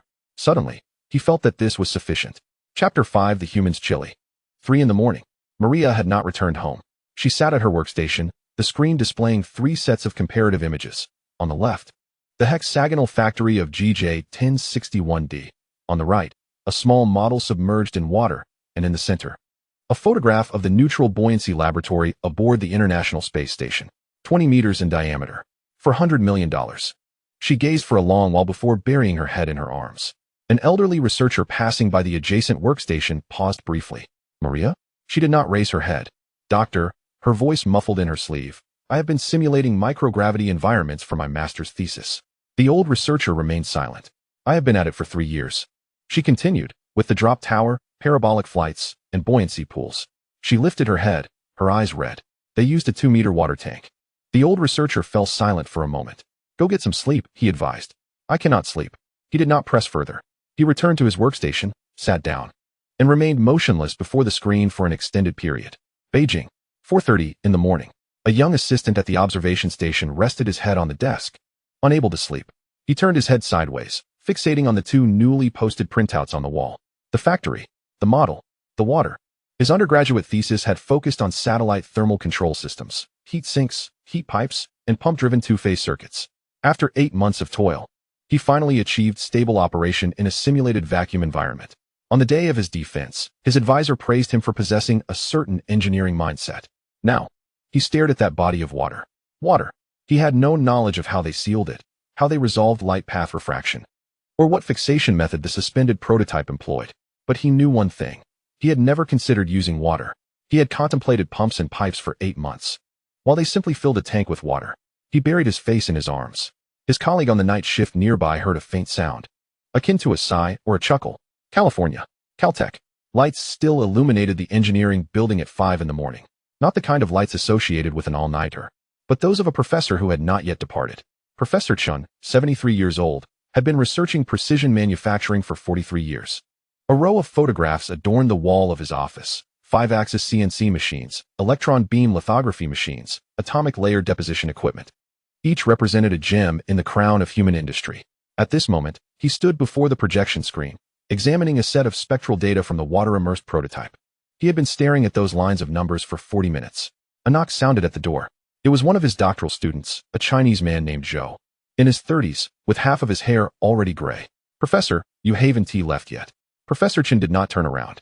"Zhou," he suddenly spoke. "Did you study thermodynamics during your undergraduate studies?" Dr. Zhou was taken aback. "I did." "Fourier's law?" "Yes." "The heat dissipation formula?" "Yes." Professor Chen turned to face his student, whom he had mentored for 5 years. "Then tell me," he said slowly, "when you fill a closed container with water, utilizing the water's specific heat capacity to absorb laser waste heat, which century's physics does this principle belong to?" Dr. Zhou opened his mouth. "The 17th century," he replied. Professor Chen remained silent. Dr. Zhou also fell silent. The office was quiet. The atomic layer deposition equipment on the wall quietly reflected light. "The 17th century," Professor Chen echoed. "Newton was writing the mathematical principles of natural philosophy. Leibniz was inventing calculus. Hooke was examining cork under a microscope." He paused. Someone had been using water for heat dissipation long before Fourier's law. Dr. Zhou lowered his head. He recalled his doctoral research topic, atomic-level manufacturing, laser-guided atomic deposition, and compensation algorithms for thermally induced lattice distortion. He had calculated thermal field distribution for 3 years, while they simply used water. He suddenly smiled, not a bitter smile, but one of realization, questioning whether he had chosen the wrong path in life. "Professor," he said, "I would like to take a 2-week leave." Professor Chen looked at him. "It's not about giving up," Dr. Zhou clarified. "I just want to clear my mind." He paused. "This design, I have to learn from the beginning." MIT. Department of Materials Science. At 8 in the morning, the seminar room was filled to capacity. Originally, this lecture was supposed to cover the latest advancements in chirality control of carbon nanotubes. The professor stepped onto the podium, not turning on the PowerPoint presentation. He remained silent for 3 seconds. "Let us change today's lecture." He turned around and drew 2 circles on the blackboard. A large circle on the left, a hexagon inside it, a small circle on the right, filled with water. The chalk paused. "This is the most intelligent engineering solution I have ever encountered," he stated. The classroom was quiet. The principle was not complicated. It was middle school physics, he explained. Water is the common liquid with the highest specific heat capacity. Buoyancy can counteract gravity. A transparent shell does not interfere with optical observation. He set down the chalk. But they thought of this. He looked at the students filling the classroom.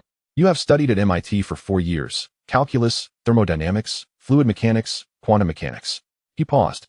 "Has any of your courses taught you to put things into a water tank?" No one answered. "No," he said to himself. "We teach you to calculate, to derive, to find the optimal solution among countless parameters." He pointed at the 2 circles on the blackboard. "But this does not require calculation. A single glance reveals its correctness." He paused again. "This is 17th century physics combined with engineering intuition." He tossed the chalk into the tray. "I do not know who designed this. It has been 400 years. The name has long since faded." He gazed at the students.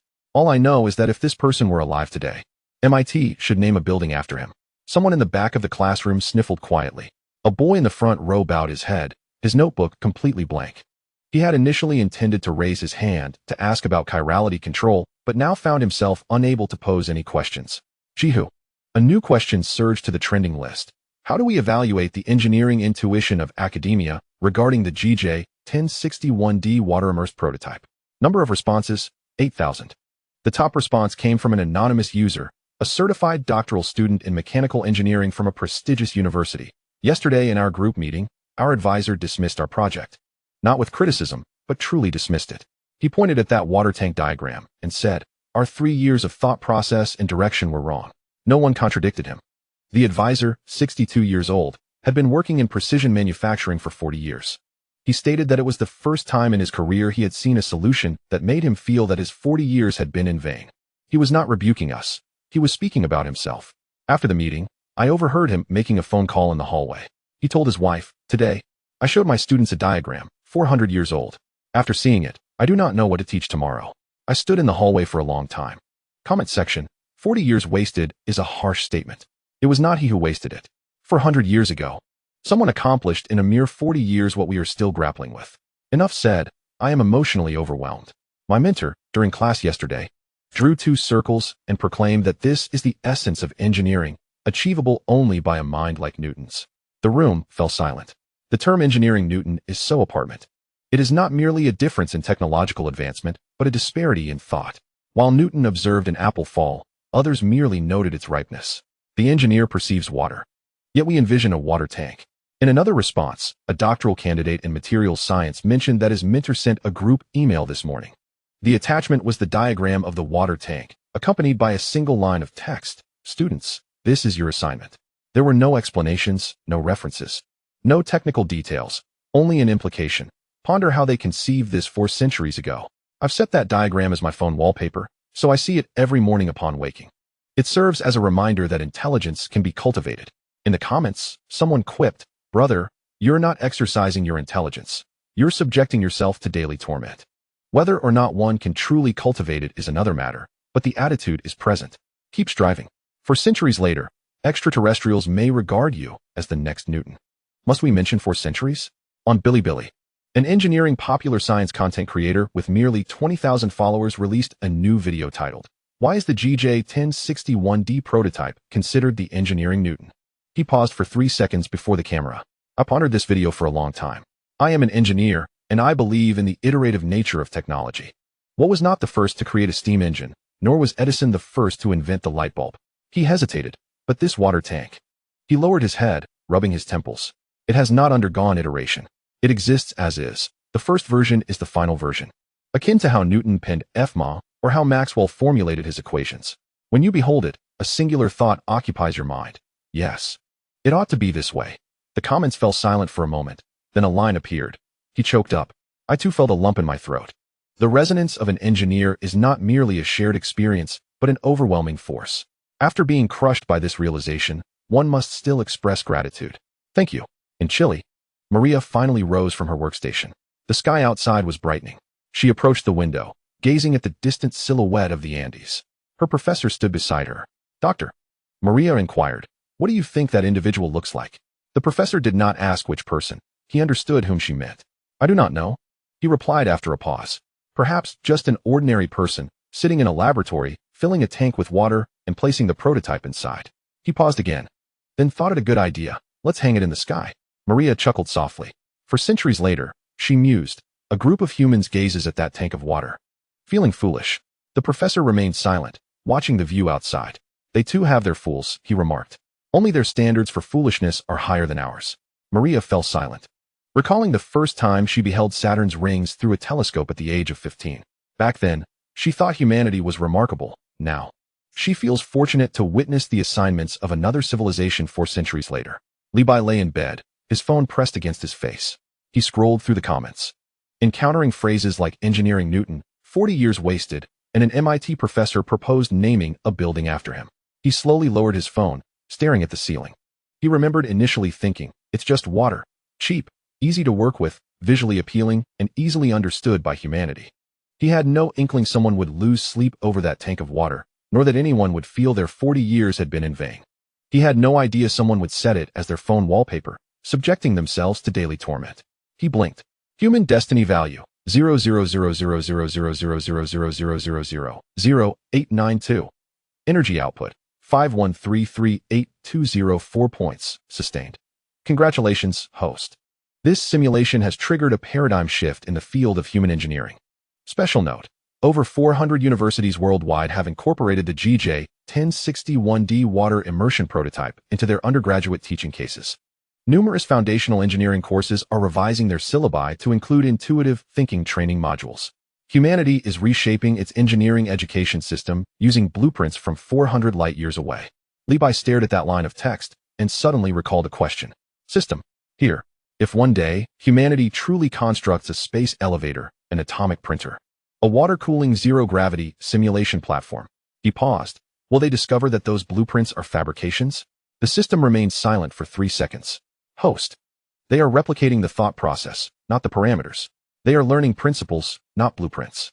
The authenticity of that diagram does not affect humanity's ability to utilize water for cooling. Levi remained silent. Outside, birds chirped. He placed his phone on the bedside table and turned over. That's good. He closed his eyes. For 100 light years away, that tank of water still hung there. It taught humanity nothing. They learned it themselves. Suddenly, he felt that this might be even more intriguing than becoming a deity. In Beijing, Chen Bingwen, a 78-year-old academician and engineering thermophysicist from the Chinese Academy of Sciences, hadn't he received a work call after 11 o'clock at night for the past 2 decades. Tonight, he did. On the other end was his student, now the director of the Institute of Engineering Thermophysics at the Academy. His voice was somewhat tense. Teacher, the set of data you had me look at during the day, yes, the water? Yes, I have pondered it all day, the student confessed. And I cannot fathom why we did not conceive of this. Chen Bingwen remained silent, seated in his study with 3 blueprints spread before him. One was the thermal control system design for the Tiangong space station that he had led 20 years ago. Another was a review of a novel satellite cooling structure from 5 years prior. The last was a manuscript he had penned 40 years ago, on a certain date. He had sketched a rough idea concerning the ground testing of spacecraft using liquid media. He had drawn 3 lines and crossed them out, reasoning that it held no engineering significance. He gazed at the yellowing page for a long time. Meanwhile, the student continued speaking. Teacher, the water temperature of that prototype is 22 degrees Celsius at 1 standard atmosphere. There are no active temperature control devices, just a tank of water. The specific heat capacity of water is 4,210 Jg. We calculated the peak power of the laser array without water cooling. The shell temperature would rise by 1,000 degrees within 30 seconds. They used a tank of water at room temperature, relying solely on natural convection. Our space station's thermal control system, with pumps, pipes, heat dissipation plates, and radiators, weighs a total of 3 tons. Chen Bingwen removed his glasses, slowly wiping the lenses with his shirt hem for an extended period. How large is that tank? He finally inquired, his voice slightly hoarse. 1.7 meters. 1.7 meters? A bit larger than a bathtub? Chen Bingwen suddenly chuckled softly, not out of joy, but with a sense of, what have I spent my life doing? He recalled 1962, when at 17, he first read a heat transfer textbook. Fourier's law, Newton's law of cooling, the heat conduction equation. He found the world beautiful, believing all phenomena could be described mathematically. For 60 years, he transformed himself into one of the world's foremost experts on thermal control. He understood how to dissipate heat in a vacuum, maintain device stability under extreme temperature gradients, and find optimal solutions between weight and performance. Yet, he never considered placing a tank of water beside the equipment, for water was too heavy. The cost of launching a spacecraft increased by several $1,000s for every additional gram of payload. He had been constrained for 60 years by the premise that spacecraft must operate in space. For 100 light years away, an engineer remains nameless, faceless, and uncertain of their existence. Pondering a singular thought, I must verify the principles on Earth before sending the apparatus aloft. Water lies below. Chen Bingwen slowly dons his spectacles. Professor? Comes a cautious voice from the other end of the line. Tomorrow, he states, halt the project in my thermal control laboratory. The student is taken aback. Not to abandon it, but to start anew. Chen Bingwen continues, pausing momentarily. Let us begin from the bathtub. In Munich, at the Max Planck Institute for Plasma Physics, academician Helmut Krauss sits in a dimly lit office before a 28-inch monitor, staring at a water-permeable diagram he has scrutinized for 4 hours. At 69, Krauss is a preeminent figure in European thermodynamics, having mastered laser heat dissipation over the past 3 decades. His seminal work in 1987 involved designing a thermal control system for a satellite's laser communication terminal for the German Aerospace Center, which continues to operate in synchronous orbit.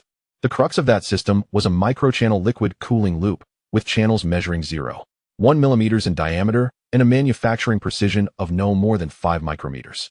This design earned him the Leibniz Prize, and he once believed it epitomized human ingenuity. Now, as he gazes at the tank of water, he recalls 1987, his 32-year-old self laboring over thousands of sketches and conducting hundreds of experiments to maintain the pressure drop within permissible limits for the microchannel cooling loop. It took him 3 years. For 100 light years away, someone fills a tank with water. The tank. The water. Krauss slowly removes his reading glasses, noting the tremor in his fingers gripping the frame, not due to age, but due to a sudden realization. In 1987, when he designed that microchannel cooling loop, he had an industrial pure water machine in his lab, capable of producing 200 liters of high-purity water per hour. He passed by that machine daily to fill his cup, but never spared it a second glance. Placing his glasses on the desk, he intertwines his fingers against his forehead. The office is silent, save for the gentle whir of the monitor's cooling fan. After a prolonged silence, he utters a phrase in German, meaning, "I have spent my life in futile efforts." In Stockholm, at the Royal Institute of Technology, academician Ingrid Johansson stands at the podium at 8 in the morning, addressing 23 doctoral students from 11 different nations in an advanced thermodynamics seminar. Today, she had intended to discuss the latest advancements in non-equilibrium thermodynamics, with her PowerPoint presentation prepared. Instead, she shuts off the presentation. "Children," she declares, "let's change today's lesson." Turning, she draws a circle on the blackboard, filling it with wavy lines. "What is this?" she inquires, met with silence. "Water," she responds, continuing to add a small hexagon inside the circle. "And this?" Still, no one answers. "A prototype," she explains, "submerged in water." Setting down her chalk, she reveals that this design has caused at least 100 thermodynamic laboratories worldwide to question their very foundations over the past 72 hours. Pausing, she adds, "including mine. The room is so quiet one can hear the breath of the students. I have devoted 42 years to thermodynamics," Johansson states. "My doctoral thesis explored the natural convection heat transfer coefficient 34 years ago." She gestures toward the blackboard. "All the physical principles employed here were written in my thesis 34 years ago." After a long pause, she admits, "However, I did not translate it into an engineering proposal." She surveys the young faces before her. "Why not?" No one can provide an answer. "Because we were educated this way," Johansson asserts. "We were taught complexity, microchannels, pumps, active control, optimal solutions. Yet, in learning, we were simultaneously constrained." Gently tapping the blackboard, she proclaims, "This design does not require any of the intricate knowledge you are currently studying. It merely necessitates one individual, at the right moment, to pose a singular question." She pauses. Why not employ the simplest solution? The classroom remains silent. A girl lightly sniffles. Johansson sets down her chalk. "I have no answer," she confesses, "but I will devote the remainder of my career to seeking it." In California. At the California Institute of Technology, Professor Chen and Dr. Zhou remain in their office as the clock strikes 9. Neither has departed. A knock at the door announces the arrival of a senior engineer from the Jet Propulsion Laboratory, over 70 years of age and long retired, yet summoned without clear reason. The old engineer does not take a seat. He stands before the projection screen, fixated on the tank of water. After a prolonged silence, he speaks. "I entered this field in 1958. My first project was the thermal control design for Explorer 1. We utilized coatings, white, reflecting sunlight. At that time, we knew nothing of pumps or loops." He pauses. "Eventually, we learned microchannels, phase change materials, loop heat pipes, active control." Gazing at the tank of water, he reflects. "Now they tell me that the earliest solution might indeed be the best." He shakes his head slowly. "Not the best, rather, the most suitable." Turning to his younger colleagues, he muses, "We have traversed a long path, believing we have advanced significantly." His voice softens. Yet, they remain stationary. "We are not superior." Silence envelopes the room. On Jihu. A new question surges to the top of the trending list. How to interpret the collective silence of academicians across various countries regarding the GJ-1061D submerged prototype. Number of responses, 170,000. The most upvoted answer comes from an anonymous user, a certified researcher at a certain aerospace institution. It is not silence. It is an inability to articulate. My mentor, an academician of the Chinese Academy of Sciences, is 82 years old. At 3 o'clock last night, he sent me a WeChat message. He never stays up late. His schedule is more precise than a clock. The message contained a single line, "Little X. Do you think I have truly grown old?" I sat on the sofa for 20 minutes, staring at those words, unsure how to respond. He is not old. He feels that the past 60 years have led him astray. Yet that path was not misguided. Human space exploration has progressed step by step from there. It is merely that someone traveled the straight path 400 years ago. Today, we only now perceive that route. In the comments section, this is more painful than insults. An 82-year-old academician still faces such a shock. It is not shock, it is enlightenment. An 82-year-old enlightenment. So cruel. What is truly cruel is not the design itself, but the realization of why I could not conceive it. Another highly regarded response comes from a postdoctoral researcher at a German institute. Yesterday afternoon, our director convened an impromptu meeting for the entire institute. He displayed that image for 30 seconds without uttering a word. Then he said, "In my youth, I read a book titled Zen and the Art of Motorcycle Maintenance. It posits that true genius lies in simplifying complex problems. He continued, I thought I understood. Today, I realize I did not comprehend it all. As the meeting concluded, I saw him standing by the window, back turned to everyone at 69. I cannot ascertain whether he wept. In the comments section, 69 years old, a Leibniz Prize laureate, the pinnacle of European thermodynamics, overwhelmed by a tank of water. It is not overwhelmed, it is reverence. To maintain such awe at this age is, in itself, a mark of genius. Yet another highly regarded response comes from a newly registered account, lacking verification or profile picture. Containing only a single line, I am a student of Chen Bingwen. Today, the professor retrieved a heat transfer textbook from 1962, stating he would reread it from the first chapter. I inquired which section had been overlooked. He replied, not overlooked, read too swiftly. The first page was missed. I stood at the threshold of his study, suddenly overwhelmed with the urge to weep. In the quiet of Chile, Maria finally succumbed to slumber. Nestled in an office folding chair, wrapped in a blanket up to her chin, her breaths barely audible. The professor draped his coat over the back of her chair and turned back to the screen. The jar of water lingered there, drawing his gaze for an extended moment. He then opened a blank document, the cursor blinking rhythmically. He commenced typing. Title: Preliminary Exploration of Utilizing Ambient Pressure Water Bodies as Simulated Ground Microgravity Environments and High Heat Flux Density Cooling Media. He paused, deleting it. A new title emerged. Why didn't we think of this? A reflection on engineering thought. He hesitated, the cursor still blinking. Slowly, he typed a line. In 1969, humanity first set foot on the moon. I was 7 years old, watching the entire event on television. I envisioned a future filled with stars and oceans. In 2024, beyond 4 light years, I beheld a jar of water. This jar did not alter any physical laws. It merely conveyed to me that some paths need not be so circuitous. He halted his fingers. The daylight outside brightened. Levi slept until noon before awakening. He reached for his phone, squinting as he scrolled for 10 minutes. Then suddenly sat upright. He noticed the comment, boasting 1.03 million likes. The teacher had to start over from the first chapter, having missed the very first page. He set his phone down. The sunlight outside was blinding. He suddenly recalled that the choice of water as a medium was made solely for its affordability, ease of manipulation, and visual appeal. He was unaware that someone would revisit the first chapter. He did not know that someone, at 82 years of age, still questioned in the dead of night whether he was truly growing old. He gazed down at his hands, contemplating. System. Online. What is the value of fate? Current human fate value. 0.00000000000001283. Milestone prompt. Distance to the first stage of achieving divinity. Completion rate 0.00128. 1 in 13 trillion. He fixated on that string of decimals. Motionless for a long time. Host. Nothing. He extinguished the phone screen.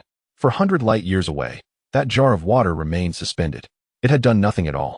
Merely existing there, and humanity had deciphered its meaning.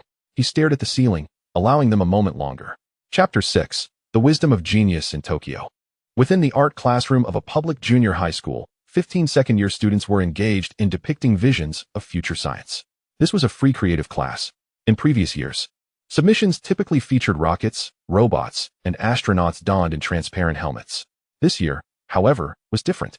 In the corner, a boy of average academic standing, often unnoticed, was illustrating a colossal transparent sphere filled with blue water. Suspended in the center of the water was a hexagon. The art teacher approached and paused. She did not inquire what it was. She knew precisely what it represented. This image had graced the headlines of every news outlet, social media platform, and the covers of academic journals she could not comprehend for the past fortnight. She had simply not anticipated that a 13-year-old child would capture it on paper. Why this? She softly asked. Without lifting his gaze, the boy continued to color the hexagon with colored pencils. Because it looks nice, he replied. After a moment, he added. And it's simple. The teacher remained silent, captivated by the expanse of blue. The boy finished shading the final edge and set down his pencil. Teacher, he suddenly asked. Is the person who thought of this very clever? The teacher pondered for a moment.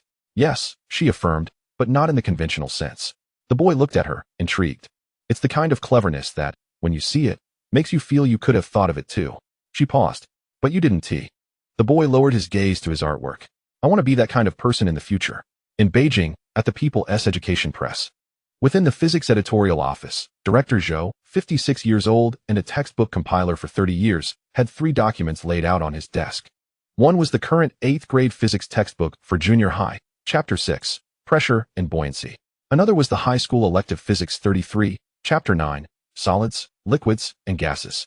The last was a notification just received that morning from the Ministry of Education's Basic Education Department. The notification comprised merely 2 lines. It is recommended to consider incorporating the GJ 1061D observational case as supplementary reading in the junior high physics buoyancy chapter and the high school physics thermodynamics chapter. Please exercise discretion in your specific expression. Director Zhou removed his glasses to wipe them. Having worked on textbooks for 30 years, he was acutely aware of the rigorous approval processes, expert validations, and multiple rounds of consultations that lay behind every single phrase. He had never encountered such a notification, lacking official headers, document numbers, or mandates for strict compliance. Only the words discretion and exercise your judgment were present. Yet, the meaning was unmistakable. He donned his glasses again and picked up the phone. Xiaozhong, gather the junior second physics teachers for a brief meeting. We need to include that water tank in the book. In Berlin, at Humboldt University Secondary School, Ms. Helga Meyer, head of the physics research group, was revising the lesson plan for the following day. The original plan was to explain Archimedes' principle and the buoyancy formula. With an example, how does the draft of a ship change when it moves from the sea into a river? She crossed out that page. The new lesson plan bore a single title, Buoyancy from Bathtubs to Extraterrestrial Factories. She drew a line beneath the word bathtub. Archimedes had discovered the law of buoyancy in a bathtub. 47 trillion kilometers away, someone was conducting experiments with a factory submerged in a bathtub. She suddenly felt this could be the most distant tribute in the history of physics. In San Francisco, an editor from a technology media outlet received a submission. Title: Why the designer of GJ 1061D remains anonymous. The author was a doctoral student in engineering history at Stanford University. He wrote, throughout human history, there have been 2 types of geniuses. The first type creates things that you cannot comprehend at all. They are complex in structure and profound in principle, requiring 20 years of study for you to barely grasp what they are doing. The second type creates things that you can understand at a glance. Your immediate reaction after viewing them is that it? I could do that. Then you realize you cannot. The designer of GJ 1061D belongs to the second category. He left no name behind. We do not know what he looked like, how many years he lived, or what else he achieved in his life. He merely placed a prototype in a jar of water 400 years ago and then hung it up.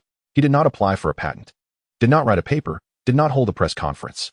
He simply hung there, waiting for some civilization 400 light years away to fortuitously aim their telescope at that star. This is a loss for humanity, yet also a stroke of fortune. 3 hours after publication, the article was shared over 500,000 times. In the comments section, he didn't need a name at all.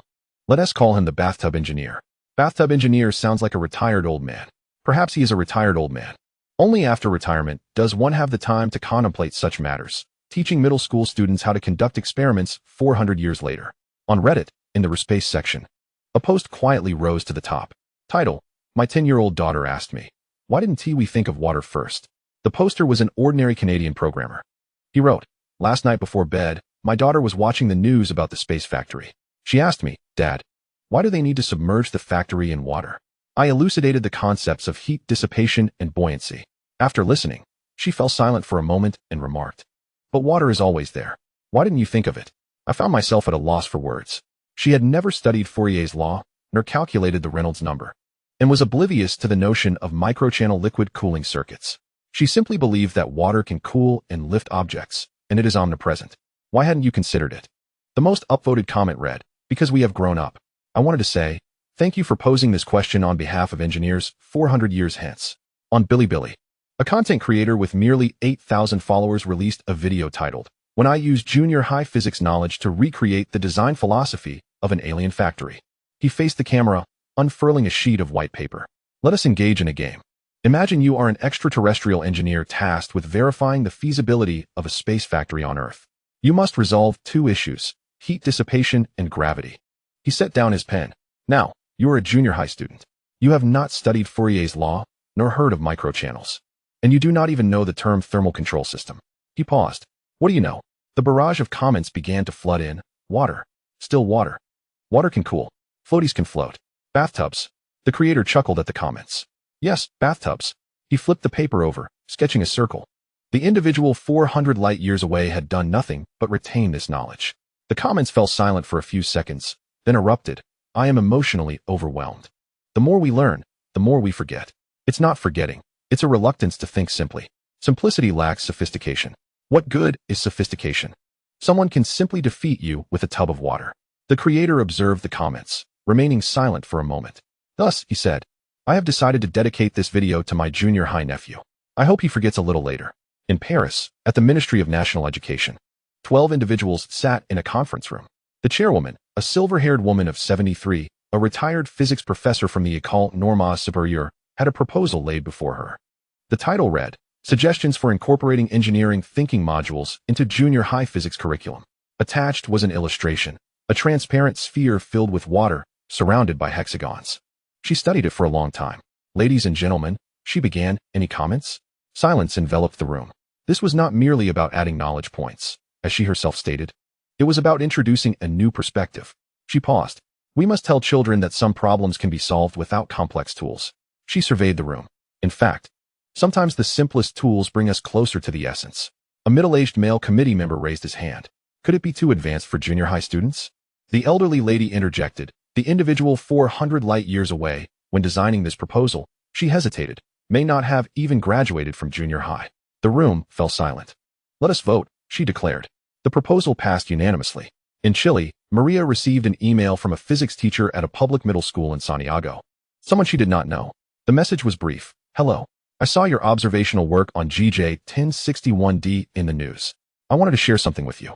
Last week, I taught 7th graders about buoyancy using that image of a water tank. After class, a boy who usually scores in the 30s in physics approached me. He said, Teacher, it turns out that smart people can also use simple methods. I replied, that is not a simple method. It is the smartest method. He pondered for a long time and then said, then I can also be a smart person in the future. Maria read the email 3 times. She set her phone down. The silhouette of the Andes Mountains still glimmered outside. For 100 light years away, that tub of water remained suspended. It lingered in the 7th grade classroom, in the heart of a boy who typically scored in the 30s, and on humanity's path to relearning how to think. She pressed her phone to her chest and softly uttered a phrase. You truly can. Levi sat on the edge of his bed. The phone screen illuminated as he gazed at the comments, lesson plans, and popular science videos designed for junior high students. All while reflecting on the nickname of the bathtub engineer. Human destiny value, 0.000000000002741. Energy output, 884-21009 points, sustained. Congratulations, host. This forgery has now entered the foundation of the human education system. Special note, at least 37 countries worldwide have formally or informally introduced the GJ 1061D water immersion prototype case into their junior high and high school curricula. Textbook, keyword statistics, engineering intuition, simplified thinking, interdisciplinary transfer, essence-oriented. Humanity is shaping the anonymous engineer from 400 light years away into a spiritual prototype for the next generation of engineering thought. Levi set his phone down. Gazing out the window, he recalled the boy's words. Then I can also be a smart person. He buried his face in his palms. After a long silence, he spoke softly, System. Here. I initially thought water was cheap. The system remained silent. Outside, birds chirped. He sat for a while longer, then retrieved his phone to open the Notes app. He was uncertain of what he wished to write. His finger hovered above the screen for an extended period. Ultimately, he typed just a few words. You already are. He did not send it. Instead, he saved it as a draft, pressing the phone to his chest. For 100 light years away, that tub of water still lingered. It taught nothing, yet humanity learned everything. At Northwestern Polytechnical University, Chang'an campus, a stone appeared on the lawn east of the library, seemingly overnight. It was not a meticulously polished granite monument, but simply a stone, grayish-blue, half the height of a person, with wind erosion marks on its surface, resembling something randomly picked from a ravine in the Qinling Mountains. There was no unveiling ceremony, no speeches from university officials, no red ribbons. Only an elderly professor, at 6 in the morning, placed the stone there alone. He then crouched down, using a chisel to carve a few words into the stone's surface, his handwriting somewhat shaky at 76 years of age. Passers-by paused, undergraduate students out for a morning run, a cleaning lady, and graduate students just finishing their night shifts. No one inquired about what was happening. They all gazed at the inscription, to the engineer who used water. We do not know your name, but we remember your bathtub. There was no signature, no date. After completing the final stroke, the professor tucked away his chisel into a canvas bag, stood up, and brushed the dirt off his knees. He stood before the stone for a long while before turning to leave. not glancing back. By 9 in the morning, news spread among the student community. Some ran from their dorms to see. Others took photos with their phones. Some stood quietly before the stone. A freshman, newly enrolled, squeezed into the crowd, staring at the inscription for a long time. He scratched his head and muttered, "What is so difficult about this?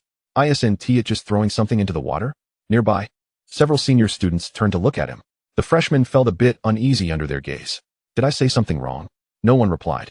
At the edge of the crowd, an elderly man in a worn jacket approached slowly. He was not the professor who carved the words, but another, with entirely white hair and a slight hunch. He stood beside the freshman, also gazing at the inscription. "You did not say anything wrong," the old man said. The freshman sighed in relief. The elder paused. "That is precisely the most challenging aspect." The freshman was taken aback. The elder continued to look at the stone. "What seems simple at first glance is because you see the answer. Saying it is simple after seeing the answer is something anyone can do." He paused. "When you cannot see the answer, yet believe there should be one and manage to find it, that is an entirely different matter." The freshman opened his mouth, but no words came forth. The old man slipped his hands into the pockets of his jacket, slowly turned, and walked away. The crowd remained silent for a considerable time. The stone stood quietly in its place, sunlight illuminating the crooked inscriptions, "Stanford Engineering School Atrium." A week later, another stone appeared. It was not swiftly transported from Northwestern Polytechnical University. Rather, it was brought by a retired professor from his home. His wife remarked that the stone had been resting in their yard for 40 years, since the day they purchased their first house. She asked what he intended to do with it. He replied, to give it away. To whom? To an unfamiliar extraterrestrial engineer. His wife was silent for 3 minutes before helping him load it into the car. The inscription was etched with a laser. The old professor, coming from a background in precision manufacturing, could not abide the irregularities of handwriting. The letters were excessively neat. To the engineer in the water tank. "You made us rethink everything." Signed with only a single initial, E. No one inquired if it was Elon Musk. He did not disclose it. However, passers-by would invariably pause for a moment longer at the letter E when taking photos. At Cambridge, in front of the engineering department, a 94-year-old retired materials science professor was pushed in a wheelchair to personally select the location for his stone. He had contemplated the inscription for a week, and it was succinct: "He knows water." A doctoral student pushing the wheelchair quietly asked, "Professor, isn't this a bit too simple?" The old professor did not respond. He gazed at the stone for a long time. "Do you know the difference between learning something and truly understanding it?" The doctoral student remained silent. The old professor pointed to the inscription. "Those who merely learn would write a 1,000-page thesis, while those who genuinely understand would only inscribe 3 words. He paused, for he felt no need to prove anything. The student lowered his head, contemplating those 3 words, suddenly realizing that his 10 years of study seemed in vain. At Tokyo Institute of Technology, beside the main gate's flower bed, a black stone sourced from Gifu Prefecture, its surface finely polished, bore an inscription crafted by a calligraphy professor, which was then carved by a stonemason, "To the one who knows water." The back of the stone was densely inscribed with the signatures of first-year students to PhD candidates. It was said that on the day signatures were collected, the line stretched from the department building to the cafeteria. Someone asked, "You don't even know who he is. Why sign?" A doctoral student in line glanced back at him. "I know he did something I hadn't imagined." He paused. "Is that not enough?" At ETH Zurich, in the mechanics building's foyer, the smallest stone, only reaching knee height, bore an inscription in Latin, "Aqua Magistra." Passers-by had to bow their heads to read it. Yet every passerby did so. At the entrance of the Thermodynamics Institute at the Technical University of Munich, an inscription painstakingly carved by academician Krauss, who was already 70 years old, was slowly etched over an entire afternoon. Ultimately, only 2 words remained: Newtonus Aquae. He set down his chisel and stood up, the setting sun casting light upon the stone's surface. He suddenly recalled the day at 34 when he published his first paper, feeling he had finally touched the boundary of engineering. Now he understood where the boundary lay. It was not where he had arrived, but where someone stood 400 years ago, holding a jar of water. In Beijing, at the Institute of Mechanics, the stone stood to the east of the main building, separated from the statue of Mr. Qian Shuessen by a small path. The inscription, written by academician Chen Bingwen, went through 18 drafts, with the final version comprising just 1 line: "To the one who brought engineering back to common sense." He stood before the stone, silent for a long time. A student named Xiao Zhou, standing nearby, dared not speak. "Teacher," after a long while, Xiao Zhou softly asked, "Do you think he knows?" Chen Bingwen did not answer. 400 light years, 400 years. Even if someone was there, it has been 400 years now. Is that person still there? Does that person know? He suddenly smiled. It doesn't matter, he said, turning slowly to walk back into the building. Xiaozhou watched his retreating figure, recalling that his teacher had once written a book in his youth, which included an ancient saying, "Success does not have to be attributed to me." At the time, he hadn't fully understood it, but now it seemed clearer. On Jihu, the trending topic read, "How do we evaluate the spontaneous tributes to engineer GJ 1061 from various global engineering universities?" With 290,000 responses. The most upvoted came from that familiar, anonymous engineer. "I visited the stone at Northwestern Polytechnical University yesterday. I stood there for half an hour. Next to me was a freshman who had just enrolled, telling his classmate, 'Is it really necessary?' 'It's just a water tank.' His classmate didn't reply. I thought for a moment and walked over to him, saying, 'Yes, it is necessary.' He looked at me, somewhat puzzled. I said, 'Do you know what the hardest part is?' He didn't answer. I continued, 'The hardest part isn't doing complex things. It's simplifying the complex and then executing it.' He was silent for a while before saying, 'But I found it quite simple after reading it.' I replied, 'Exactly. That's the most remarkable part.' He pondered for a long time before finally saying, 'Then I want to be that kind of person in the future.' I smiled and said, 'Good luck.' In the comments section, that kid might forget this lesson later. Or he might not. This is the essence of education, planting a seed. The stone at Northwestern Polytechnical University was inscribed crookedly. Yet it might be the most valuable teaching device in all of China. Its worth did not stem from the stone itself, but from the fact that someone had placed it there. The old professor finished his inscription and left without leaving his name. He did not need to. Another highly upvoted response came from a verified high school physics teacher. "I took a photo of an essay written by my student titled 'The Person I Most Want to Become.' He wrote, 'I want to be that extraterrestrial engineer who uses water.' He remarked, 'He isn't the smartest. He just hasn't forgotten the simplest methods.' I gave him a perfect score." In the comments, "Teacher, can I write this essay too? You've aged out, my friend." Age isn't the issue, it's the mindset. I'm 35, and I still want to be that kind of person. Good luck. At MIT. In the thermodynamics class where the lesson plan had been revised, the old professor stood at the podium for the final class. He did not summarize key points or highlight important concepts. Instead, he displayed an image of the water tank. "This course spans 16 weeks, he said, covering Fourier's law, heat conduction equations, and numerical simulation methods." He paused. "Yet what you may remember most vividly for the rest of your lives is this image you saw in the first week." The audience remained silent. "That's all right," he said. "Tools are meant to solve problems, not to be idolized." He retracted the projection. "I've taught for 40 years and encountered many brilliant students." He paused again. "But brilliance is not the end goal. The aim is for you to become that kind of person." He paused once more.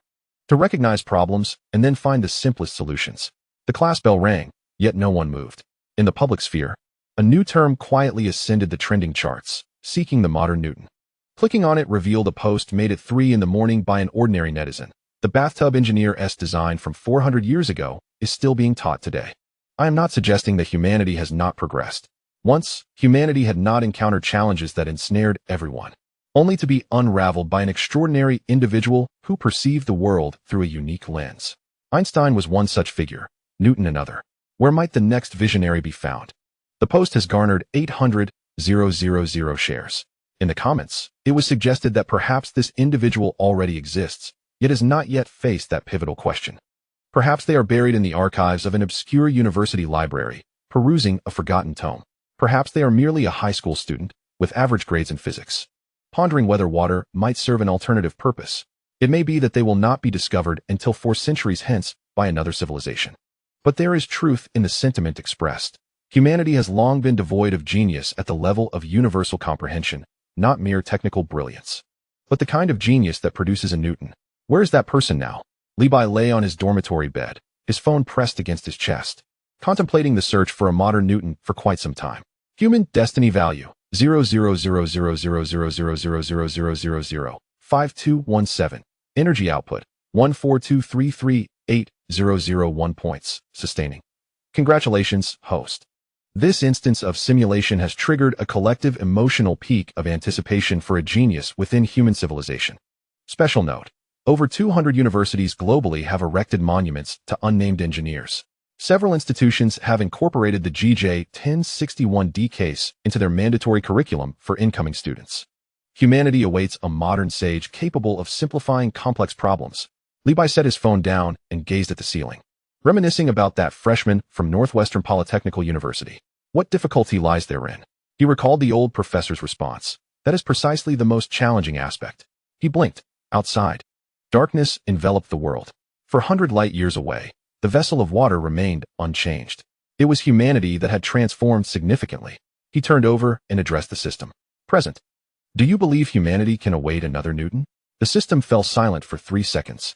Humanity once believed it would never see a second Newton. Then they encountered Einstein. Levi remained silent, closing his eyes. Outside, the stars were obscured, yet he knew that 400 light years away, a vessel of water existed. Though it may not be tangible, humanity believed in its presence. They erected monuments, attended classes, wrote essays, and sought the next genius. Suddenly, he felt that perhaps humanity need not await another Newton. Perhaps everyone is on the path to becoming a Newton. They simply remain unaware of it. He pulled the quilt up to his chin. Good night. Chapter 7. Telecontrol and optical control at Northwestern Polytechnical University. A slate-gray monument had stood for 3 days. People began to place items before it. Initially, a bouquet of flowers appeared, the origin unknown. This was followed by a bottle of bottled water, then a miniature bathtub model, palm-sized and purchased online for a mere 9 yuan with shipping included. Lastly, a crumpled piece of draft paper adorned with pencil sketches of hexagons and ripples was left. No one bothered to clear the area. Passers-by merely glanced before moving on.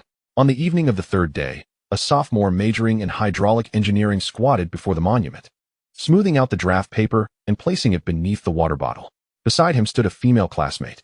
Do you think, she suddenly spoke, they're not worried about electrical leakage with that vessel of water? The boy was momentarily taken aback. The laser array, she explained, with such high power, submerged in water. She paused. Water conducts electricity. The boy stood frozen, his mouth agape, as images of the countless diagrams he'd seen flashed through his mind. The transparent exterior encased a volume of water, at the center of which hovered a hexagonal prototype. Lasers emerged from the hexagonal surface, etching atoms into the alloy blank. Lasers. Water, electricity. Water conducts electricity. How had he not considered this? Wow, he exclaimed. At 2 in the morning. A question quietly ascended the timeline. How does the GJ-1061D submerged prototype's laser array address the issue of electrical leakage? The questioner remained anonymous. With only a single line, water conducts electricity. Aren't they worried about short circuits? 3 hours later, the question surged to the top of the trending list. The comments section echoed with silence. The most upvoted response was not a solution, but rather an inquiry. Right? How is this resolved? Those studying thermal control chimed in, admitting they had never contemplated this issue, as cooling circuits typically utilized closed-loop deionized water with grounded casings, physically isolated from the laser emitters. Yet, that prototype's laser was submerged in water? Those studying materials joined the conversation, asserting that even if the casing were insulated, prolonged immersion and high-energy laser radiation would inevitably lead to coating degradation. Electrical engineers expressed their confusion regarding how to transmit such high power underwater. Fiber optics? But fiber optics do not provide power.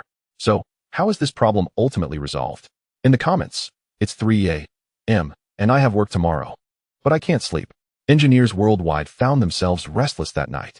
Following thermal management and gravitational challenges, humanity had stumbled upon a third unforeseen issue. It was not merely unconsidered. It was entirely unnoticed.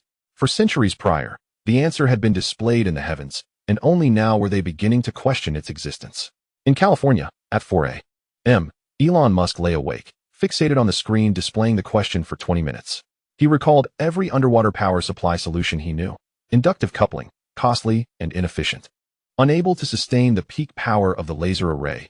Chemical batteries, requiring replacement. Nuclear batteries, too bulky for the 2-meter diameter water tank.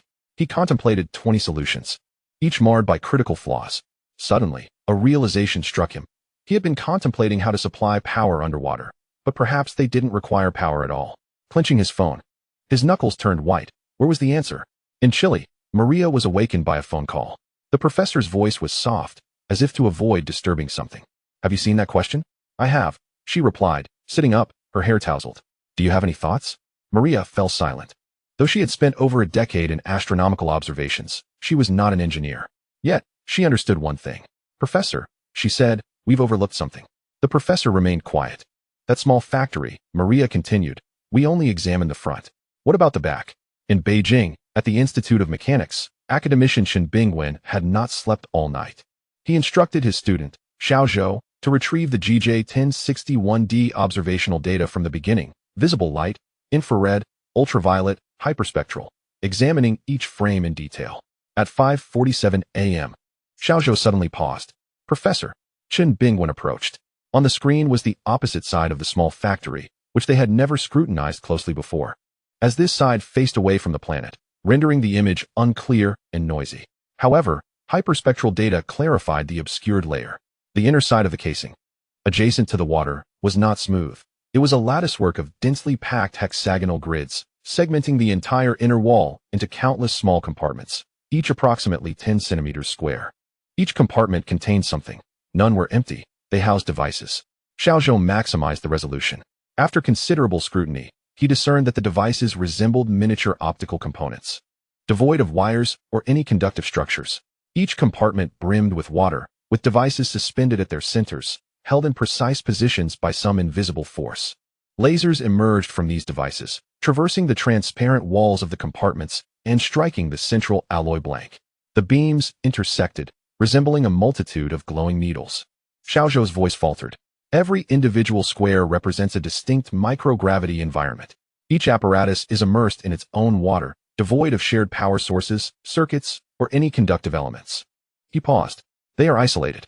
Chen Bingwen gazed at the screen in silence for an extended moment before gently removing his glasses. Light, he uttered. Xiao Zhou, taken aback, asked. What? Chen Bingwen spoke slowly. No wires, no metallic contacts, no induction coils. He gestured toward the suspended devices. What controls them? Xiao Zhou gaped. But Chen Bingwen did not wait for an answer. His mind was already racing with the next inquiries. What governs their operation? What provides their energy? What transmits signals? The answer was singular: light.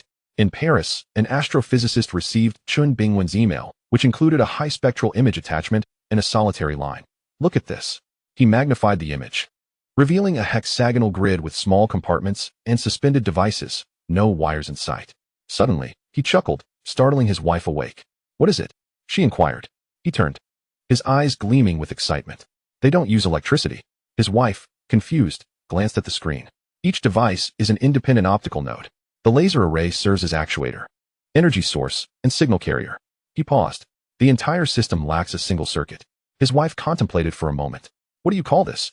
He pondered, then softly replied. Optical control. The phrase felt ancient, as if he had unearthed a forgotten term, something humanity still debated on paper. In Munich, academician Krauser was enjoying breakfast when he opened the email and glanced at the attachment. His fork clattered onto his plate. He stared at the hexagonal cells, the suspended devices, and the myriad intersecting beams of light. He was reminded of his proud creation from age 34, a microchannel liquid cooling circuit. He had employed copper, pumps, seals, and 32 precisely machined components. Yet, they had utilized light. He gradually lowered his phone. Not hungry? His wife asked from the kitchen. He didn't respond. His gaze drifted to the gray-blue sky outside. After a long silence, he murmured in German, "We are still in the Stone Age." On Reddit, a trending post read, "They don't use electricity, they use light." The comments section erupted. I can't believe it. No wires, no circuit boards, no chips. Just light, laser emission, reception, and power. One remarked, I wrote my thesis on this, 200 pages concluding it was impractically feasible. Yet they solved it 400 years ago.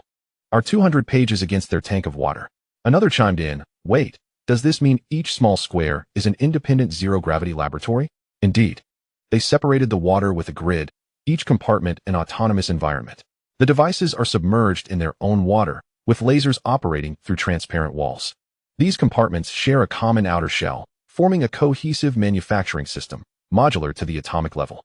This is truly hive mind thinking. Bees rejoice. We've always said hexagons are optimal. A highly upvoted comment read, do you know what's most astonishing? It's not that they used light, nor that they partitioned the spaces, or even solved the issue of leakage. It's that all these elements, water, buoyancy, heat dissipation, grids, optical control, are concepts humanity has already understood. There's no new physics, merely a novel combination of existing knowledge. The comments continued. Stop. I need to cry for a moment. My professor said he doesn't feel like teaching today. He set that grid image as his computer wallpaper, claiming it's the most elegant engineering solution he's seen in 40 years. Elegance is the right term. It's not brute force but rather the art of precision. That engineer didn't see water, light, or hexagons. He envisioned pathways to solutions. While we are still learning to wield tools, he is already painting with them.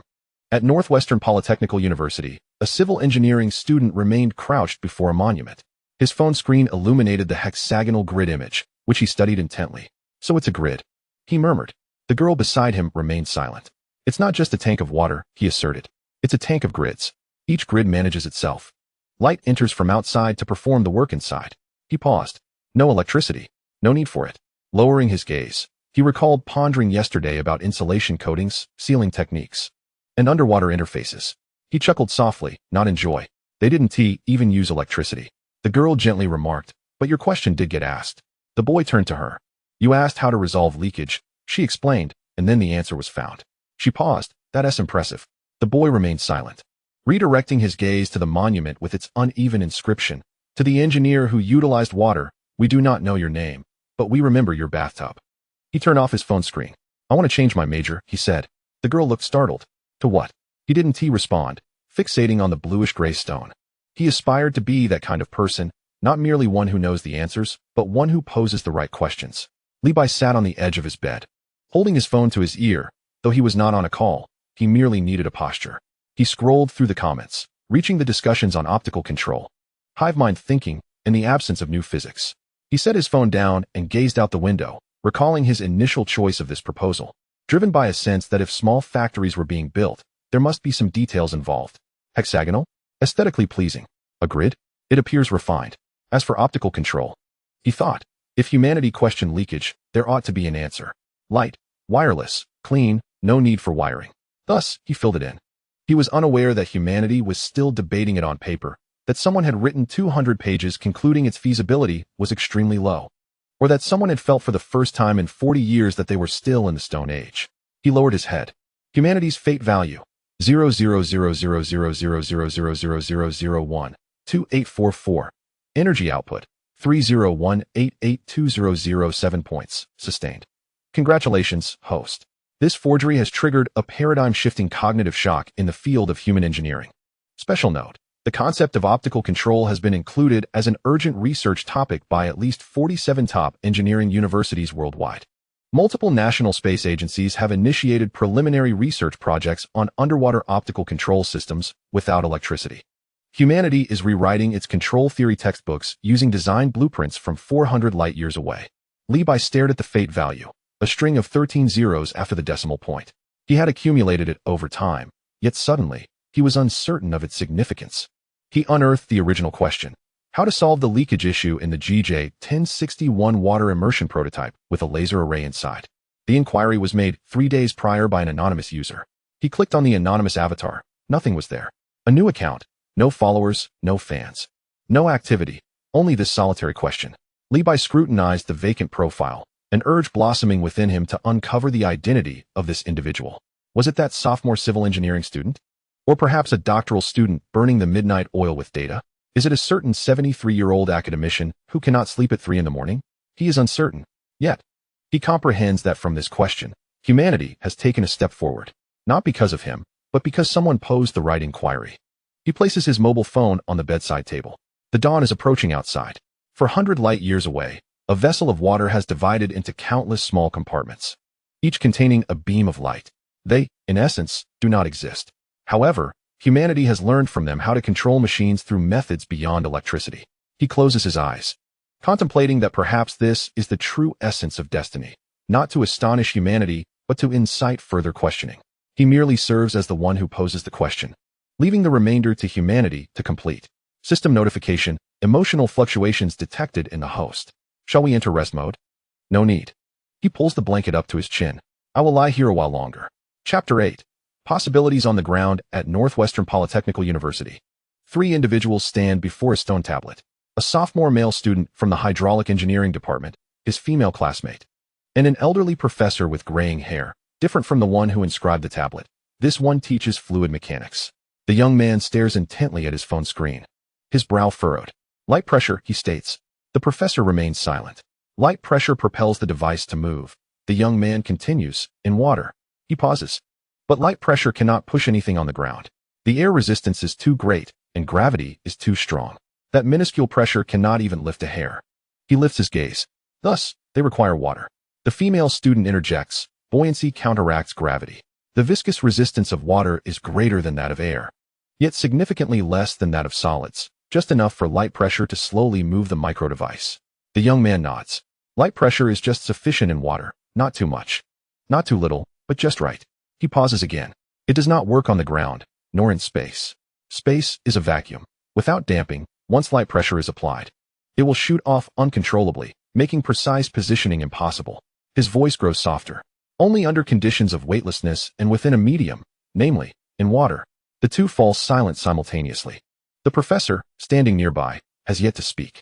He gazes down at the grayish-green stone tablet. After a lengthy pause, he asks, "Do you know what this is called?" The young man looks up. "This is not an invention," the professor says. "It is an entire set of designs." He points to the inscription on the tablet. Cooling with water, simulating weightlessness with water, driving controls still with water. He pauses. All problems are solved with the same tool. The tool is still one of the most common substances in the world. His voice is gentle. This is not cleverness, it is insight. The young man opens his mouth, but remains silent. He recalls a statement he made 3 days prior.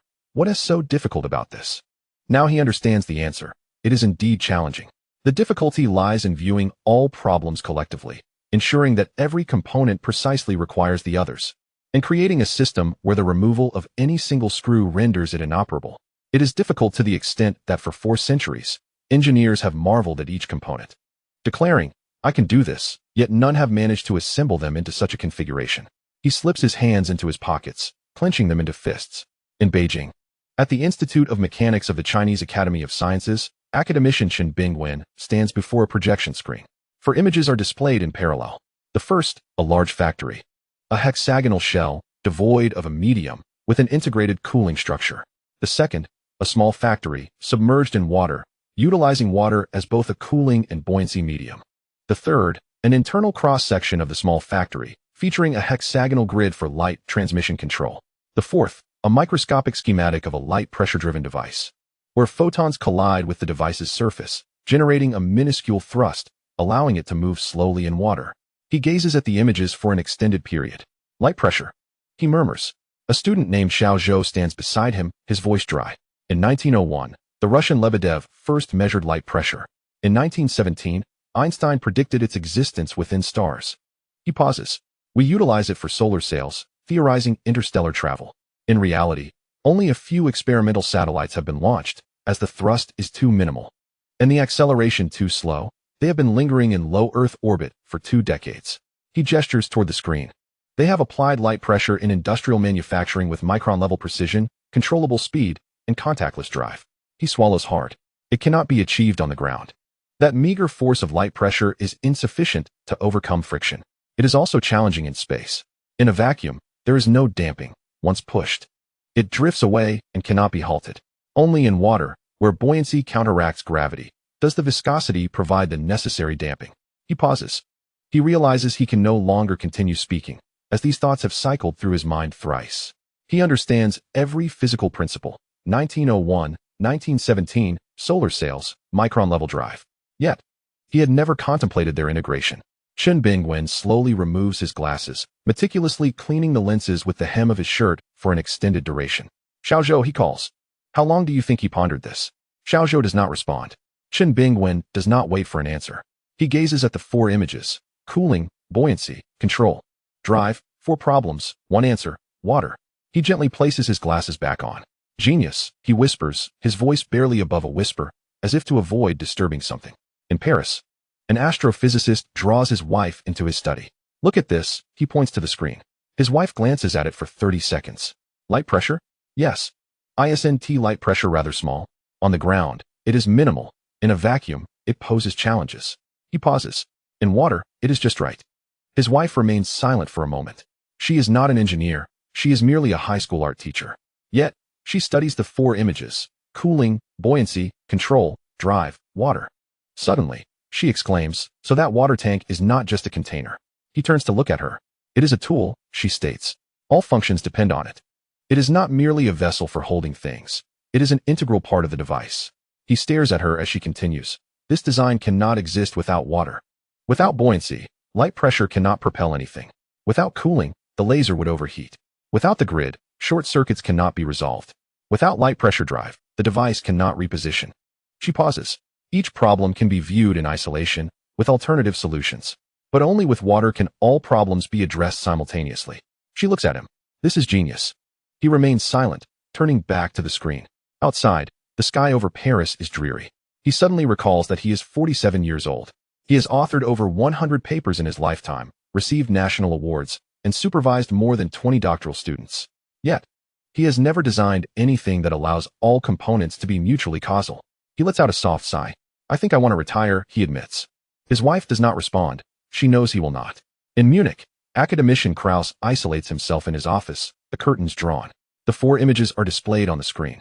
He has been seated for 2 hours, his mind revolving around a singular thought, light pressure. He is certainly aware of light pressure. 1901, Lebedev, Einstein. He cited it in his papers when he was 34, discussing solar sails and interstellar travel. He had placed it in the chapter on future technologies, but had never considered its application in manufacturing. He believed it was a physical limitation. No, it is a limitation of imagination. The physical constraint has been resolved by another physical principle. Buoyancy counteracts gravity, while water's viscosity provides damping. 3 constraints, when placed together, cease to be constraints. He gradually lowered his head, burying his face in his palms. He recalled his youthful idol, von Karman, the mentor of Qian Shuessen and a pioneer in modern mechanics. He had perused every biography of von Karman. The texts proclaimed that true genius does not merely reside in extensive knowledge, but in the ability to interconnect that knowledge. He had once believed he understood this concept. Now, he realized he did not. On Reddit, a new post surged to the front page within 3 minutes. The title read, "The water isn't the solution. The water is the system." The poster's ID was a jumbled string of characters, seemingly random. The post contained a mere fragment. Cooling requires water. Buoyancy requires water. The insulation of light transmission control necessitates water. Each device must be independently submerged in water. Now we understand that even propulsion requires water. Without water, light pressure cannot move anything. Without water, not a single component of the factory can function. Water is not a mere supporting actor. It is the very foundation of the design. In the comments section, one user lamented, "I am at a loss for words." This is true systems engineering, not merely solving problems with tools, but making the tools themselves the answer. He had distilled all problems into one, and discovered that singularity was water. His mentor remarked that this was the most beautiful thing he had ever encountered in engineering. The word beautiful was apt, not intricate, nor complex, but beautiful. Reminiscent of EMC and FMA. When witnessed, no explanation was required. Yes, it was precisely so. Thus, the engineer first chose water, and then, encircling it, he integrated cooling, buoyancy, control, propulsion, and insulation one by one. With water present, all other elements naturally found their place. "Please, no more," he implored. "If you continue, I shall weep." Indeed, he was already in tears. In Chile, Maria sat within the observation chamber, gazing long at the 4 images displayed on the screen. She then opened a blank document. The cursor blinking. She began to type, "Dear Bathtub Engineer." She paused, deleted the text, and retyped, "I do not know your name. I do not know what you look like. I do not know if you are alive or dead, or if your star still harbors life. I only know that 400 years ago, you suspended a tub of water in the heavens. With that tub of water, you resolved cooling, gravity, insulation, and propulsion. You orchestrated a complex system where every component perfectly required one another. You made water the answer, rather than a mere tool." She paused again. "It has taken us 400 years to comprehend your work, but at last, we have." She hesitated. "Thank you." She moved the cursor to the end, leaving no signature, no date, and gently clicked send, dispatching it to herself. At Northwestern Polytechnical University, beneath the monument, night had fallen. A sophomore in hydraulic engineering remained squatting there, while a girl stood beside him. "Have you made up your mind?" she inquired. He did not reply, his gaze fixed upon the crooked inscription on the monument. "To the engineer who utilized water.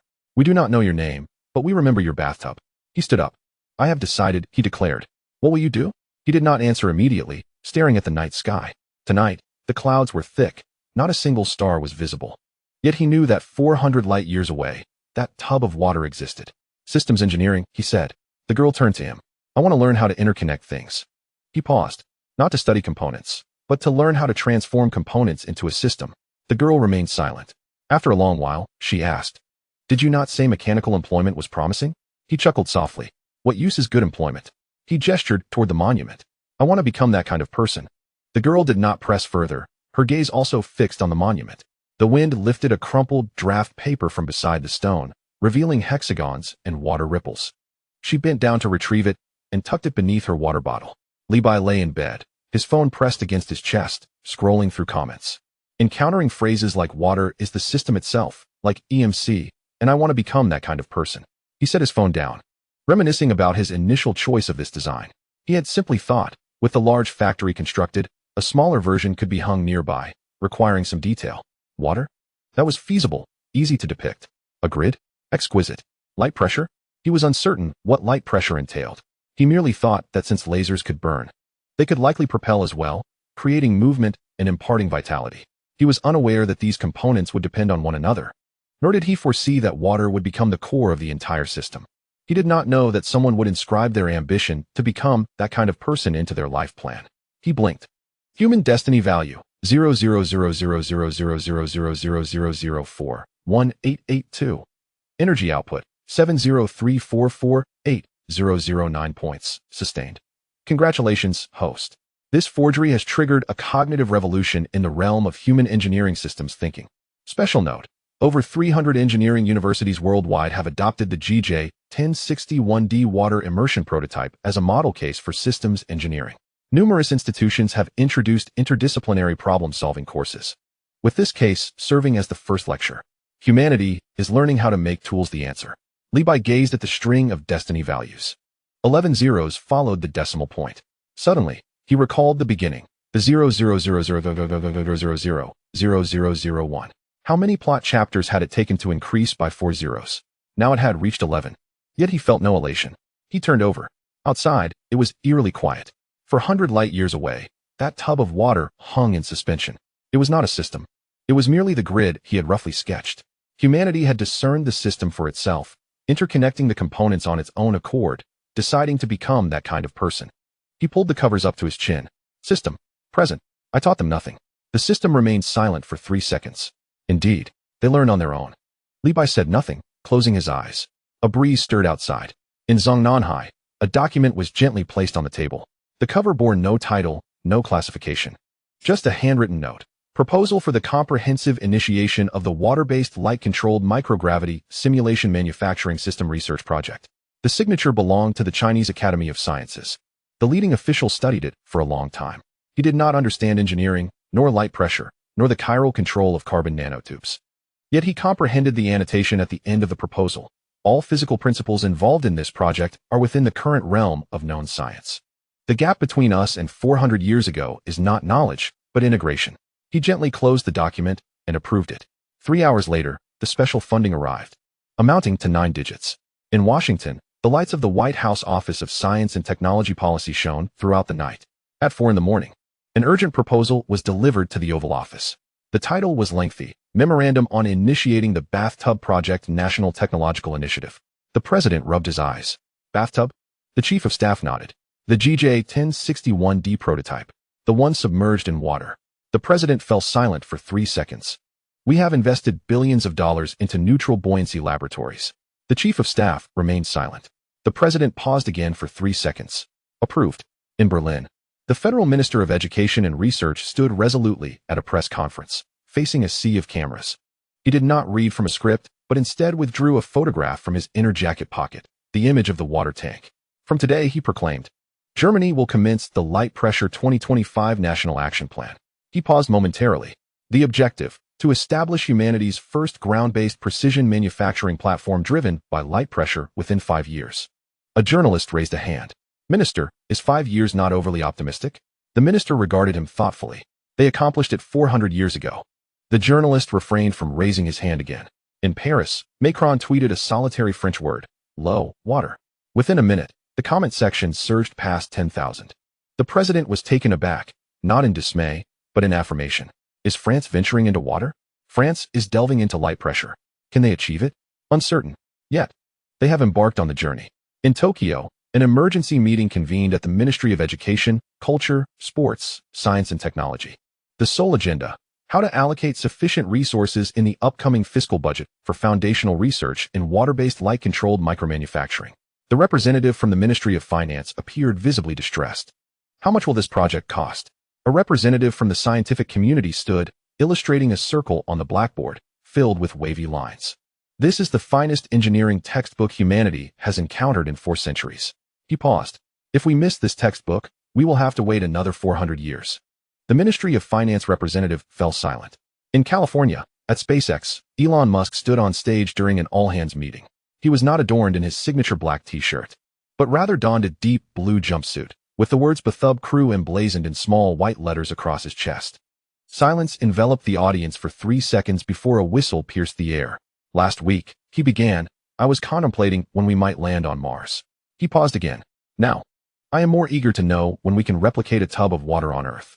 He turned, and the large screen behind him illuminated with a hexagonal grid image. The project was codenamed Bathtub. He paused once more. There is no deadline, no budget cap, no principal investigator. He scanned the audience. The only goal is to comprehend it, and then to create it. The room remained quiet for an extended moment until someone raised their hand. Elon, when do we start? Elon glanced at his watch.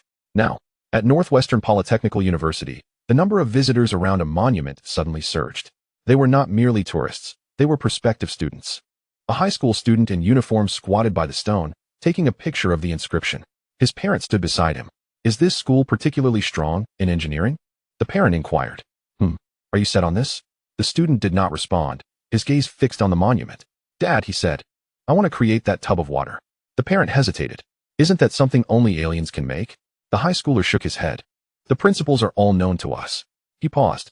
If they can do it, so can I. On Jihu. The hot topic ranked first. How do we view the simultaneous initiation of GJ 1061D reverse engineering national plans by major global powers? Number of responses, 470,000. The most upvoted comment came from a familiar anonymous engineer. In my 23 years in the industry, this is the first time I have seen the United States, China, Germany, France, and Japan all investing in the same technological direction. This is not competition, it is fear of falling behind. Because everyone knows this is not a question of whether we should do it, but rather a question of remaining perpetually behind if we cannot accomplish it. The comment section erupted. The Cold War never had such unity. During the Cold War, it was a race to see who would go up first. This time, it is a race to see who understands it first. Copying homework has ignited a grand competition among nations, a marvel of humanity. The assignment is too difficult. We cannot proceed without copying. Another highly upvoted response came from a newly registered user, a certified high school student. I am in my senior year. I initially intended to study finance. After seeing that image of the water tank yesterday, I changed my mind. My dad asked why. I said, I want to try being that kind of person. He remained silent for a long time before responding. All right. Upvotes, 670,000. Comments, kid. Do you realize you have chosen the hardest path? He is aware, yet he chose it nonetheless. Good luck. For 100 years from now, someone might be copying your homework. Enough of that. Focus on getting into college first. However, the high school student did not reply. He put his phone away and continued working on physics problems. In the public domain, a new term quietly ascended the trending list. The gap between geniuses and ordinary people. Clicking in. One ordinary user posted at 4 a.m. I used to think that a genius was merely someone slightly smarter than me, someone who learned faster, remembered better, and had more problem-solving approaches. But that engineer, he does not just think slightly differently than me. He operates on an entirely different dimension. While I ponder how to prevent lasers from short-circuiting in water, he considers bypassing electricity altogether. I think about overcoming the inadequacy of light pressure. While he contemplates the optimal environment to achieve the perfect light pressure, I do not need him to teach me how to solve problems. I need him to teach me how to formulate questions like his. Shares, 2 million. Comments. This is a dimensionality reduction strike. It is not about crushing. It is about not even competing on the same track. He is sketching in 5-dimensional space while we are working on a 2-dimensional plane. And then he tosses the blueprints into the 3-dimensional world for us to decipher. After 400 years of translation, we have yet to finish. Let us stop. I have to work tomorrow. What work? Your boss is also scrolling through this post. In another post from a verified startup CEO, I have hired engineers for 15 years. I always believed that being smart meant having a high GPA, winning competitions, and publishing top-tier papers. Now, I am beginning to doubt whether I have hired the right people. That bathtub engineer might not have a high GPA. He may never have participated in competitions. He might have published 0 papers in his lifetime. Yet, he solved a problem that everyone else failed to tackle, using things that everyone has seen. Comments. Boss, how will you hire people in the future? I don't know. Perhaps you could propose a challenge. Given a tub of water, what can you create? That would likely result in everyone being fired, including you and me. In Chile, Maria received an email. It was not addressed solely to her, but sent to all astronomical institutions worldwide involved in observing GJ 1061d. The title read, Proposal for the Joint Establishment of an Extraterrestrial Engineering Technology Reverse Research Laboratory. Signatories included the Chinese Academy of Sciences, NASA, ESA, JAXA, and the Russian Space Agency, a lengthy list. She scrolled down. The last signature was from Northwestern Polytechnical University. A gentle smile played upon her lips as she recalled the monument and its crooked inscription. She clicked accept. Levi lay in bed, his phone aglow as he scrolled through the news. The American Bathtub Project, Germany's Light Pressure 2025, the 9-digit funding from China. SpaceX's entire staff in uniforms, high school students changing their majors, startup CEOs bewildered about hiring. He raised his phone to his eyes, gazing at the screen. He wanted to laugh. He did chuckle softly before gradually suppressing the smile. He turned over. System, engaged. Do you believe these projects can be realized? He inquired. The system remained silent for 3 seconds. Some can't. Light pressure-driven platform. There is a considerable probability of achieving laboratory-level validation within 5 years. Water-based light control requires more time. Challenges in insulation, materials, and precision are considerable. Complete replica prototype, uncertain. However, humanity will learn many things they would not have otherwise learned through this process. Levi remained silent. He lay on his side, staring at the sliver of light streaming through the curtain-s gap. They think that engineer knows everything, he remarked. He believed that all questions had been resolved 4 centuries ago. He paused. In truth, it was I. The system remained silent. The principle was conceived by me, he stated. Yet, the details were refined by you.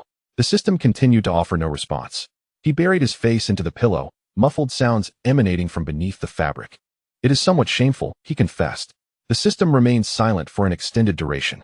Host, you proposed that water can simultaneously address the core ideas of heat dissipation, buoyancy, and insulation. You suggested a paradigm shift from electrical to optical control. You introduced a modular architecture based on grid isolation. You devised a driving scheme wherein light pressure is effectively utilized in a water medium. The system merely optimized these concepts to an observable degree. The principles are yours.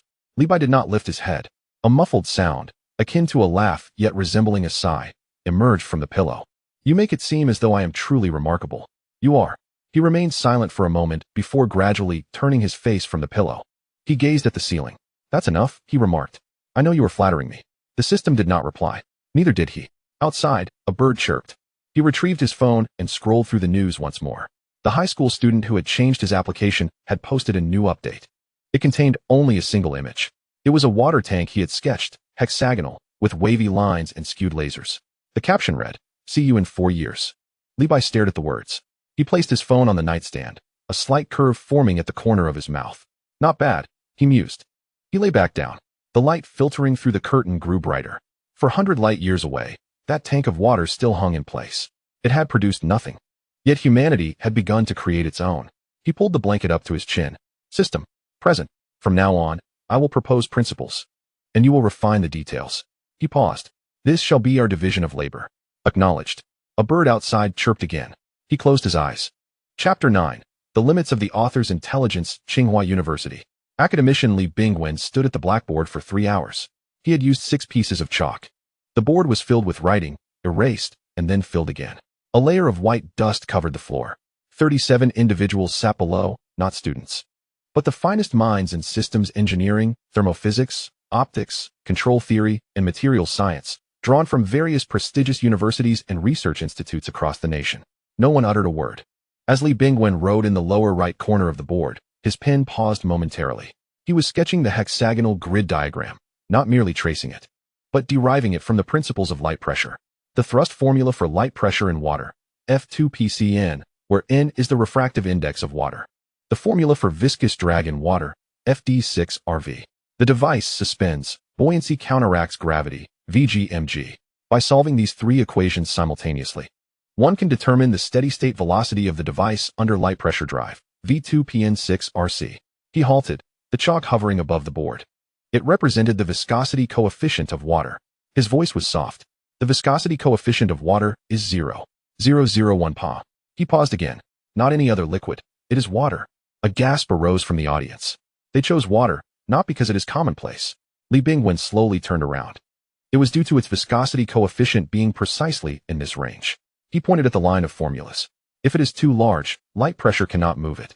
If it is too small, there is no damping, making it impossible to locate. Water is just right. The conference room was so silent that one could hear the sound of breathing.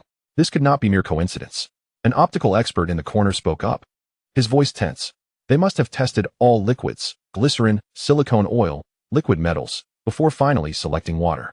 And then they discovered that water can also dissipate heat, insulate, and counteract gravity through buoyancy. He stopped, for he had inadvertently stated a fact. This is not an invention. It is a selection process. Someone, 400 years ago, had taken all known physical constants and tested them one by one, ultimately selecting water, because it perfectly fits within every formula, aligning with the golden ratio. Li Bingwen set down the chalk. He gazed at the line of formulas. Water. Simply water. Suddenly, he smiled. Genius, he remarked, not as a form of respect, but as a diagnosis. Institute of Mechanics, Chinese Academy of Sciences. Xiaozhou had not returned home for 3 days. He slept on a folding bed in the office, waking to examine data and dozing off when fatigue set in. He was engaged in simulating the positional accuracy of the light pressure drive. The more he worked, the more silent he became. With each parameter he calculated, he realized that it had already been calculated, not by modern minds, but by that individual from 4 centuries ago. Device mass, 15 grams. Spot diameter, 21 millimeters. Light pressure in water, 0, 12 piconewtons. Drive speed, 0, 3 millimeters per second. Positioning accuracy, 5 micrometers. Every single number. Every one. He stared at the screen. 15 grams. Why 15 grams? Because if it were heavier, buoyancy would be insufficient, and it would sink. If it were lighter, inertia would be too small, and it would drift away at the slightest light pressure. 21 millimeters. Why 21 millimeters? Because if it were larger, the edges of the beam would interfere with adjacent grids. If smaller, single photon fluctuations would introduce positional noise. 0, 12 piconewtons. 0, 3 millimeters per second. 5 micrometers. Each number conveyed the same message. I have calculated this. I have made the selection. You merely need to replicate. Xiaozhou buried his face in his palms. He suddenly recalled his first experimental endeavor during undergraduate studies. An error margin of 30, his advisor had said, was acceptable. Keep striving. Now he understood what acceptable truly meant. Acceptable is compressing the error to the physical limit, then suspending it in the air, waiting for others to replicate. California Institute of Technology. Professor Chen projected the hexagonal grid diagram onto the screen. He highlighted each grid with a laser pointer. Each grid is an independent microgravity laboratory. He paused. But have you considered why the grids are hexagonal? Silence fell over the audience. A doctoral student raised his hand. A honeycomb? Professor Chen regarded him. Why is a honeycomb hexagonal? The doctoral student faltered. Because hexagons are the most material-efficient shape for planar division? Professor Chen remained silent. He turned and drew a circle on the board. A circle has the largest single area but leaves gaps when pieced together. He drew a square. A square has no gaps, but adjacent sides are longer, sharing boundary length, which greatly interferes with heat conduction. He drew a hexagon. A hexagon has no gaps, with shorter shared boundaries, offering optimal thermal insulation. He paused. What about mechanical strength? Hexagons distribute stress evenly when compressed, making them 37 stronger than squares and circles. Circles cannot tessellate. He set down the chalk. They chose hexagons not because they are aesthetically pleasing, but because they optimize heat dissipation, strength, and spatial utilization simultaneously. He surveyed the entire room. Have you studied honeycomb structures? Some nodded. Yes, in materials mechanics, 3rd year. Have you thought of applying it here? No one responded. Professor Chen sighed softly. Someone had thought of it. Munich. Academician Krauser was organizing his notes. He had written 47 pages, not a paper, but a manuscript. Title, Conjecture, the thought process of the designer of the GJ-1061D prototype. The first line of the first page. He must have first chosen water. The second page. Water determines buoyancy. Buoyancy determines the upper limit of device mass. Water determines viscosity. Viscosity determines the parameters for light pressure drive. Water determines heat capacity. Heat capacity determines the upper limit of laser power. The third page. Then he chose hexagons. Hexagons determine grid size. Grid size determines the maximum volume of the device. The number of grids determines the overall processing efficiency. Page 4. He then selected light. Light determined the no-power solution. The no-power solution dictated the insulation scheme. The insulation plan was fed back into the grid isolation design. Page 5. Thus, all parameters formed a closed loop. He paused here. The 7th line remained blank. He had written for 3 days, but could not proceed. For he realized that within this closed loop, no parameter could be modified in isolation. Altering the water changed the buoyancy, necessitating a redesign of the apparatus, recalibration of the light pressure drive, and recalculation of the heat dissipation boundaries. Changing the grid adjusted the hexagonal edge length, which altered the dimensions of the device, its mass, and required a reassessment of buoyancy equilibrium. Modifying the light shifted the wavelength, changed the water's absorption coefficient, adjusted the light pressure, and altered the drive speed. Every decision was interconnected with all others. Each figure depended upon every other figure. He set down his pen. He recalled a statement made 40 years prior by his doctoral advisor. True systems engineering does not merely involve assembling components. It is about designing those components with the foresight that they will be assembled together. He had not understood at the time. Now he comprehended. The individual who designed the quality of the apparatus was aware of the weight of water. The one who determined the grid dimensions understood the magnitude of light pressure. The designer of the laser wavelength recognized the refractive index of water. He had designed nothing. He merely sketched a circle. Subsequently, all components found their most suitable positions. Klaus gently placed his pen down. He gazed out at the sky. How long did it take? He wished to ask. How long did it take to derive each of these numbers? No one answered.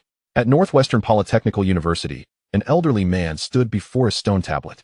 He was not the one who inscribed it. He was another, older, in his 90s, seated in a wheelchair, pushed by a caregiver.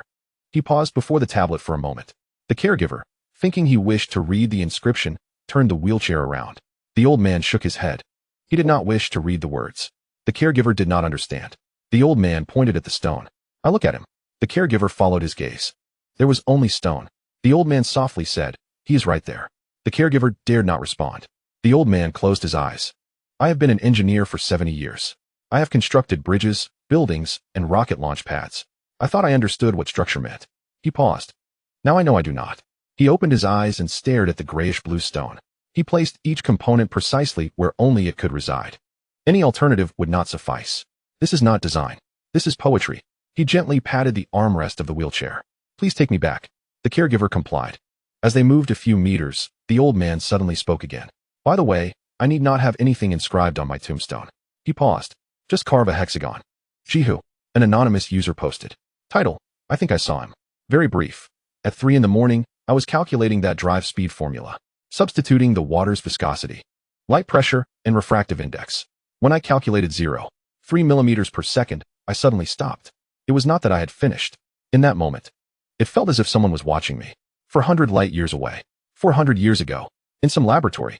He too was calculating this formula.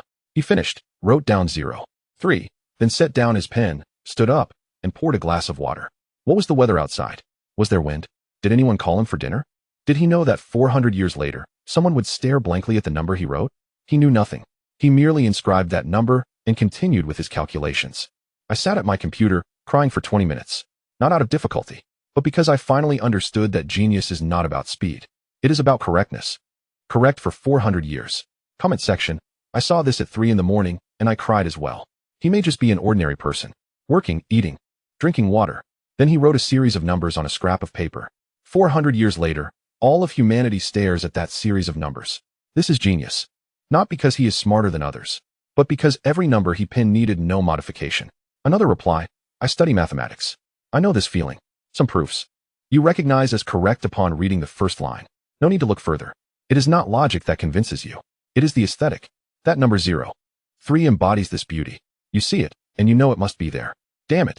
400 years, and 0.3 remains 0.3 chilly. Maria had a dream. In her dream, she stood in a gray-white space. Not an observatory. Not a control room.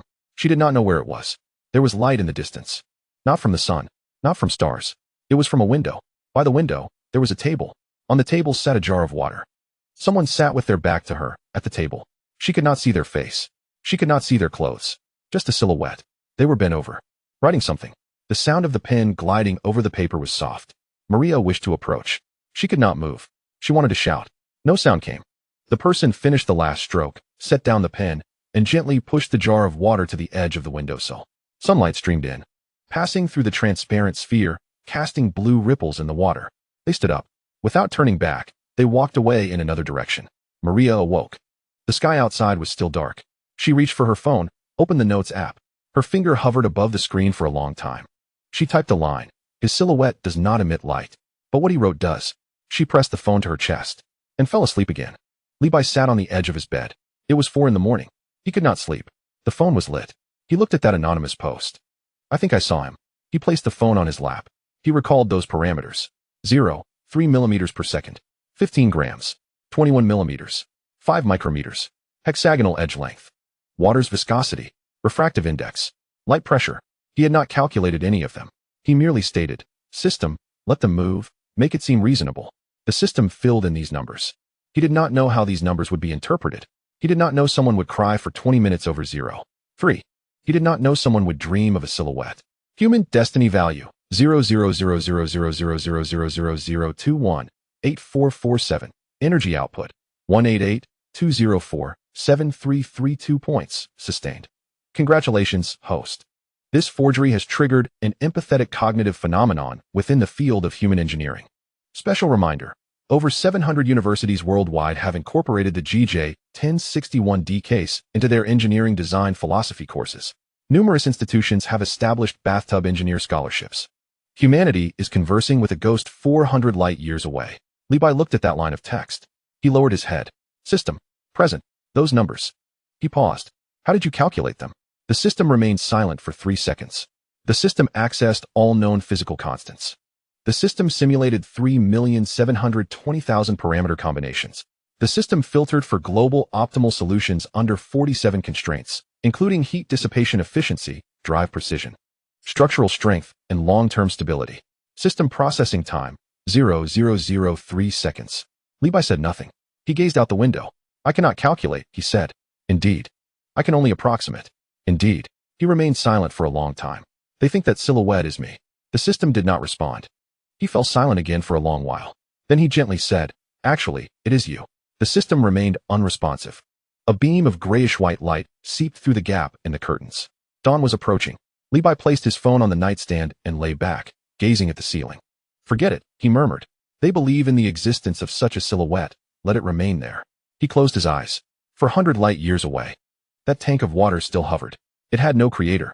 Yet, humanity craved a creator. Humanity needed a silhouette, even if it had never existed. He pulled the blanket up to his chin. System, present. You will continue to fill in the parameters. He paused. I shall imagine. Acknowledged. The first bird chirped outside. He fell asleep. Chapter 10, Just Water International Conference Center. 32 national flags stood at the entrance. This was not a political summit, but an engineering competition. Officially titled, the first GJ1061D International Invitation Competition on Reverse Engineering and System Innovation. However, no one referred to it by its full name. The electronic screen at the entrance merely displayed 2 words, just water. Behind the registration desk, volunteers distributed badges to each attendee. The badges were blue, with a transparent background and wavy patterns reminiscent of water. A young engineer looked down at his badge, momentarily bewildered. Should we wear swim caps to enter? The person beside him did not laugh. It was not a time for humor. The venue, with 2,300 seats, was filled with engineers, scientists, and students from 77 countries. Each person's badge symbolized water. It was not mockery, it was homage. At 9 a.m, the host took the stage. He did not introduce the guests, read the list of leaders, or thank the sponsors. He turned, and the large screen behind him illuminated, displaying the image of the water tank. He addressed the audience with 3 statements. This competition has no question bank. This competition has no standard answers. The question was submitted 400 years ago by that person, 400 trillion kilometers away. He paused. What you must do is comprehend why he scored full marks. Silence enveloped the audience for 3 seconds, followed by applause, not jubilant, but heavy, as if something had been set down. In the back row, a young man in a checkered shirt raised his phone, perplexed. Beside him sat an elderly man with white hair, perusing the agenda booklet. The young man leaned closer and whispered, "What exactly are we competing on?" The old man looked up. "If you do not know what we are competing on, why are you here?" The young man sheepishly replied, "The Academy issued the tickets, saying the opportunity was rare." "Have you heard of GJ1061D? "Yes, the one about aliens." "The water tank one?" "Yes, that one." "What do you think their strength lies in?" The young man pondered. "Using water?" The old man regarded him silently. The young man felt uneasy under his gaze. "Is that wrong?" The old man closed the agenda booklet. Child, he said, this competition is not about who thinks of using water first. He paused. It is about what you must conceive after considering water. The young man was taken aback. The old man offered no further explanation, gesturing toward the large screen. Watch for yourself. The screen began to play the first group's project presentation animation. Caltech team. Title, Microassembly platform driven by optical pressure in water. In the animation, a transparent water tank featured a hexagonal grid. Within each cell floated miniature devices. Lasers entered from the outside, gently moving the devices in the water, assembling nanoscale components one by one. A few in the audience inhaled sharply. The young man gaped. He noticed that the trajectories of the devices were not linear, but curved, pre-calculated optimal paths. He observed the laser frequency adjusting thousands of times per second, beams intertwining without collision. He witnessed the moment two semi-finished products in the water drew near, their interfaces aligning with an error of less than 1/100th the width of a hair. He forgot to breathe. As the animation concluded, the presenter, a bespectacled Asian female doctoral student, stood on stage, her voice slightly trembling. We spent 8 months on this. Of those 8 months, 6 were spent calculating parameters. She paused. The viscosity of water, the thrust of optical pressure, the density and shape of the devices. The dimensions of the grid. Each time we calculated a number, we referenced that spectral chart. Each reference brought silence. She lowered her head. Because all the optimal solutions we derived. She paused again. He had already written them 400 years ago. Silence enveloped the audience. She raised her head. Yet we still created it. She pointed at the gently operating water tank on the screen. It is now in our laboratory. It can assemble 17 miniature optical components per minute, with precision 2 orders of magnitude lower than that prototype. She paused. But it is moving. By our own hands. Thunderous applause erupted from the audience. Not the polite kind, but slow, heavy, rhythmic claps. The young man in the back row found himself clapping as well. The old man beside him remained silent, his gaze fixed on the screen, a slight curve at the corner of his mouth. Tokyo Institute of Technology team. Title, Bionic Self-Propelled Microworking Units in Water. They did not use a single water tank, but countless small tanks, each the size of a fingernail, each containing an independent device. The devices did not rely on external laser propulsion. They moved on their own. Someone in the audience stood up. The presenter, a white-haired professor aged 67, who had dedicated his life to microelectromechanical systems, spoke slowly. We thought, since they can propel the devices with optical pressure, why not let the devices carry their own light source? He paused. Then we discovered that with their own light source, there was no need for an external laser matrix. Without the external matrix, the hexagonal grid could be eliminated. Without the grid, each unit could operate independently. He paused again. We then placed them in the water. They moved like fish. He pressed a button on the remote. On the large screen, hundreds of thousands of miniature devices gently drifted in the water, each glowing, propelling themselves, seeking their assembly positions, resembling a school of luminous fish. The venue fell silent. After a long while, the young man in the back softly spoke. Did they conceive this 400 years ago? The old man did not answer, his gaze fixed on the glowing fish. No, he said. This is what we conceived. He paused. Because of them, we dared to imagine. The young man remained silent, watching the luminous fish, their blue light trailing delicate paths in the water, reminiscent of a starry sky. Munich University of Technology team. Title, Cost Comparison Analysis of Water-Based and Non-Water-Based Systems. There was no animation, no physical object, only 3 pages of PowerPoint slides. The presenter, a lecturer in his 30s with graying hair, began with the first slide, which contained a table. On the left, existing microgravity environment simulation technologies by humanity. Neutral buoyancy laboratory, 20-meter diameter water pool, $400 million. Drop tower, 100 meters high. 2 seconds of microgravity, $80 million. Parabolic flight, 30 seconds per session. Charter fees, charged hourly. On the right, GJ1061D prototype plan. 2-meter water tank, tempered glass. High-purity water. Material costs, no more than $500. Laughter rippled through the audience. Not mocking, but a kind of laughter born from tears long dried. The second slide. Coils, iron cores, precise current control, piezoelectric drives, ceramics, high-voltage power supplies, and closed-loop feedback are required. Electrostatic drives necessitate a vacuum environment, as they cannot operate in water. On the right, the GJ1061D prototype plan. Light pressure drives do not require any conductive structures. The driving medium is water. The cost is included in the 500. This time, no one laughed. On the third slide of the presentation, a single line reads, "We have spent 400 years complicating simple matters. only to take 4 months to acknowledge their correctness. The lecturer closed his laptop, stood on stage, and remained silent for 3 seconds. Thank you, he bowed. There was no applause. 2,300 individuals sat in the darkness, some bowing their heads, others gazing at their hands. A young man in the back suddenly spoke. Sir, he addressed the elderly man beside him. The old man turned. That alien engineer. The young man hesitated. Will he change us? The elder regarded him for a long moment. I do not know, he replied, turning his gaze back to the screen. He merely created a tank of water, suspended in the air. The rest is up to us. The young man fell silent, staring at the Just Water badge on his chest. Suddenly, he understood. It is not merely water, it is enough. At 4 in the afternoon, the final segment of the competition commenced. There were no awards, no gold, silver, or bronze, only one matter. The host took the stage, and the large screen behind him slowly displayed a line of text, a new definition of systems engineering. He began, 300 years ago. Humanity defined systems engineering as the coordination of various components to achieve an overall goal. He paused. The individual from 400 light years away has provided us with another definition. He pointed at the text. Systems engineering is not about simplifying complexity. It is about recognizing that simplicity has always existed. You merely need to see it. The audience was silent. He waited for 3 seconds. In this competition, there is no first place, for the individual from 400 years ago has delivered the standard answer. We all are here to retake the exam. He paused. But retaking the exam is still an examination. He surveyed the audience. Only those who pass can graduate. Applause gradually arose, not fervent but prolonged and heavy, as if a burden had been lifted. In the back, the young man removed his badge and flipped it over. Writing hastily with a ballpoint pen, just water, that's enough. He reattached the badge. The old man noticed, but said nothing. A slight curve forming at the corner of his mouth. In Chile, Maria did not attend the event. Instead, she watched the live broadcast from the observation room. The screen displayed the German lecturer's PowerPoint, the third slide. We have spent 400 years complicating simple matters.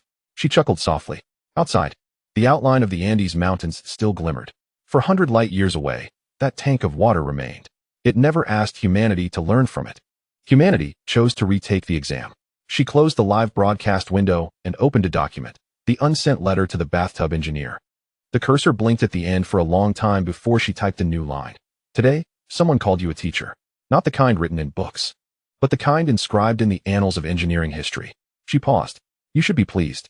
She did not send it, merely saved it before shutting down her computer. In California, at SpaceX headquarters, Elon Musk did not attend the event either. He was watching the live stream when he heard the Caltech girl mention its presence in their laboratory.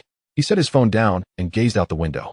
On the launch pad, a starship was undergoing static fire testing, its flames bright against the twilight. He suddenly recalled 20 years ago, the first time he read von Karman's biography. The book stated, scientists explore the existing world, engineers create the non-existent world. He had always believed this. Now, he understood there was a third kind of person, one who neither creates a new world nor discovers an old one, but merely points to what already exists and says, use this. He stood up and exited his office, tapping on the partition as he passed the deputy chief engineer's desk. I'll attend tomorrow's materials team meeting. The deputy looked up. Did you not say you were uninterested in materials? Elon did not respond, walking toward the elevator. I've changed my mind. At Northwestern Polytechnical University. Before the memorial stone, a sophomore civil engineering student, now a junior, squatted there with a classmate. They exchanged no words, their phones resting on their laps. The screen displaying a replay of the competition. The third slide from the Munich team read, we have spent 400 years complicating simple matters. The young man finished watching and turned off his phone. I regret a bit, he admitted. The girl turned her head. Regret what? The boy hesitated before answering. He gazed at the crooked inscription on the stone. Regret saying it was easy back in freshman year. The girl remained silent. But I do not regret it now, the boy declared. He stood up. Regret is pointless. Copying homework is still copying homework. Learning to copy is a skill too. The girl laughed lightly and stood up as well. Together, they walked toward the teaching building, the stone standing quietly behind them. The wind knocked over a half-drunk bottle of mineral water, which rolled twice before stopping at the edge of the lawn. Levi lay in bed, his phone pressed against his chest. He had watched the live broadcast, from Caltech's microassembly platform to the glowing fish at Donggong University. From Munich's cost comparisons to the host's retake theory. He set his phone down, staring at the ceiling. Human fate value, 0.00000000128 for 773.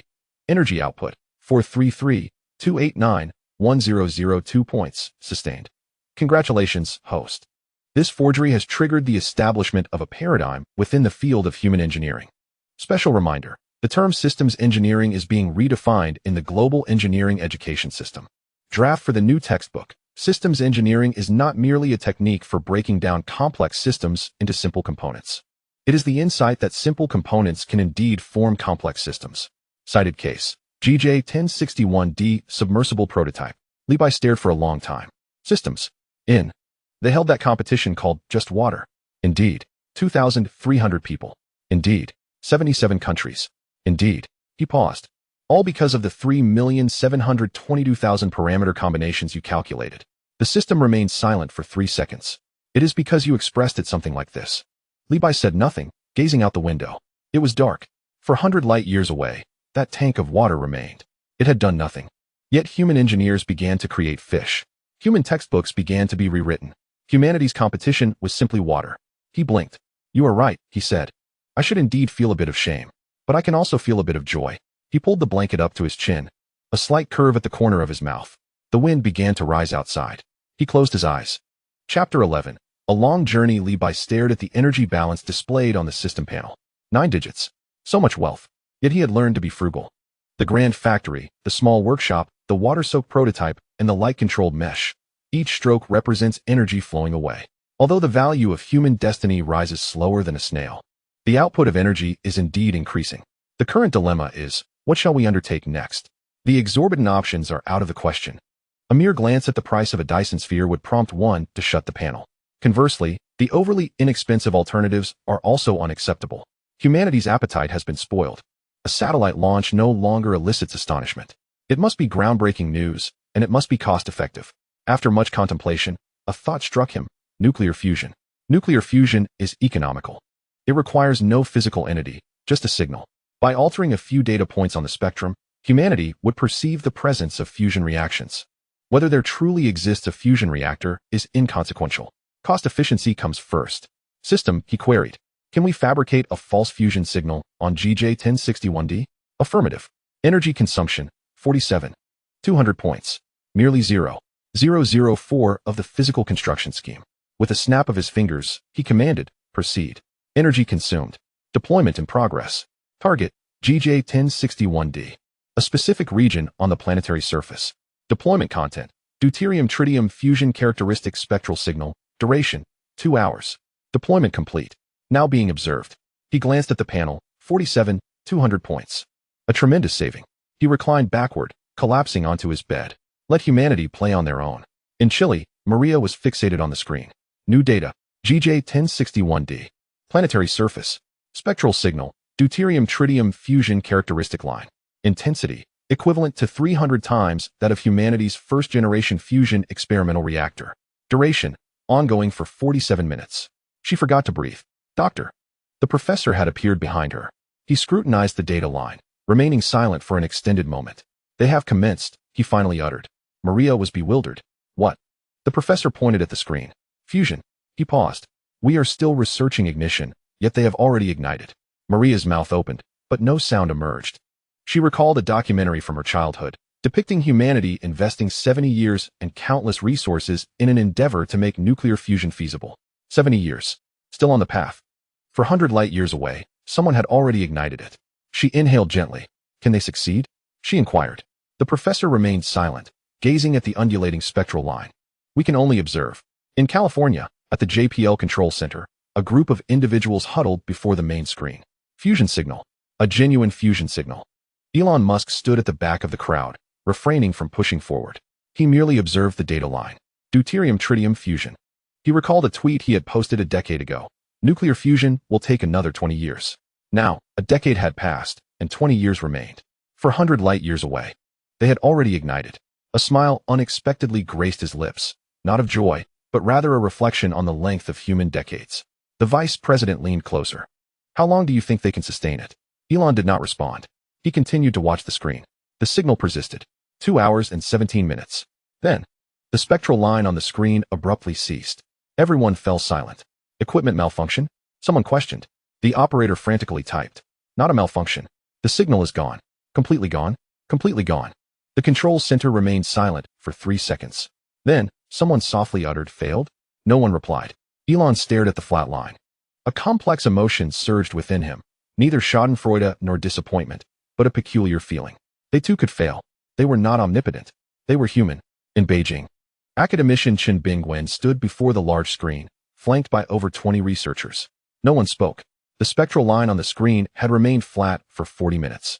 Since the moment it ceased, there had been no fluctuations.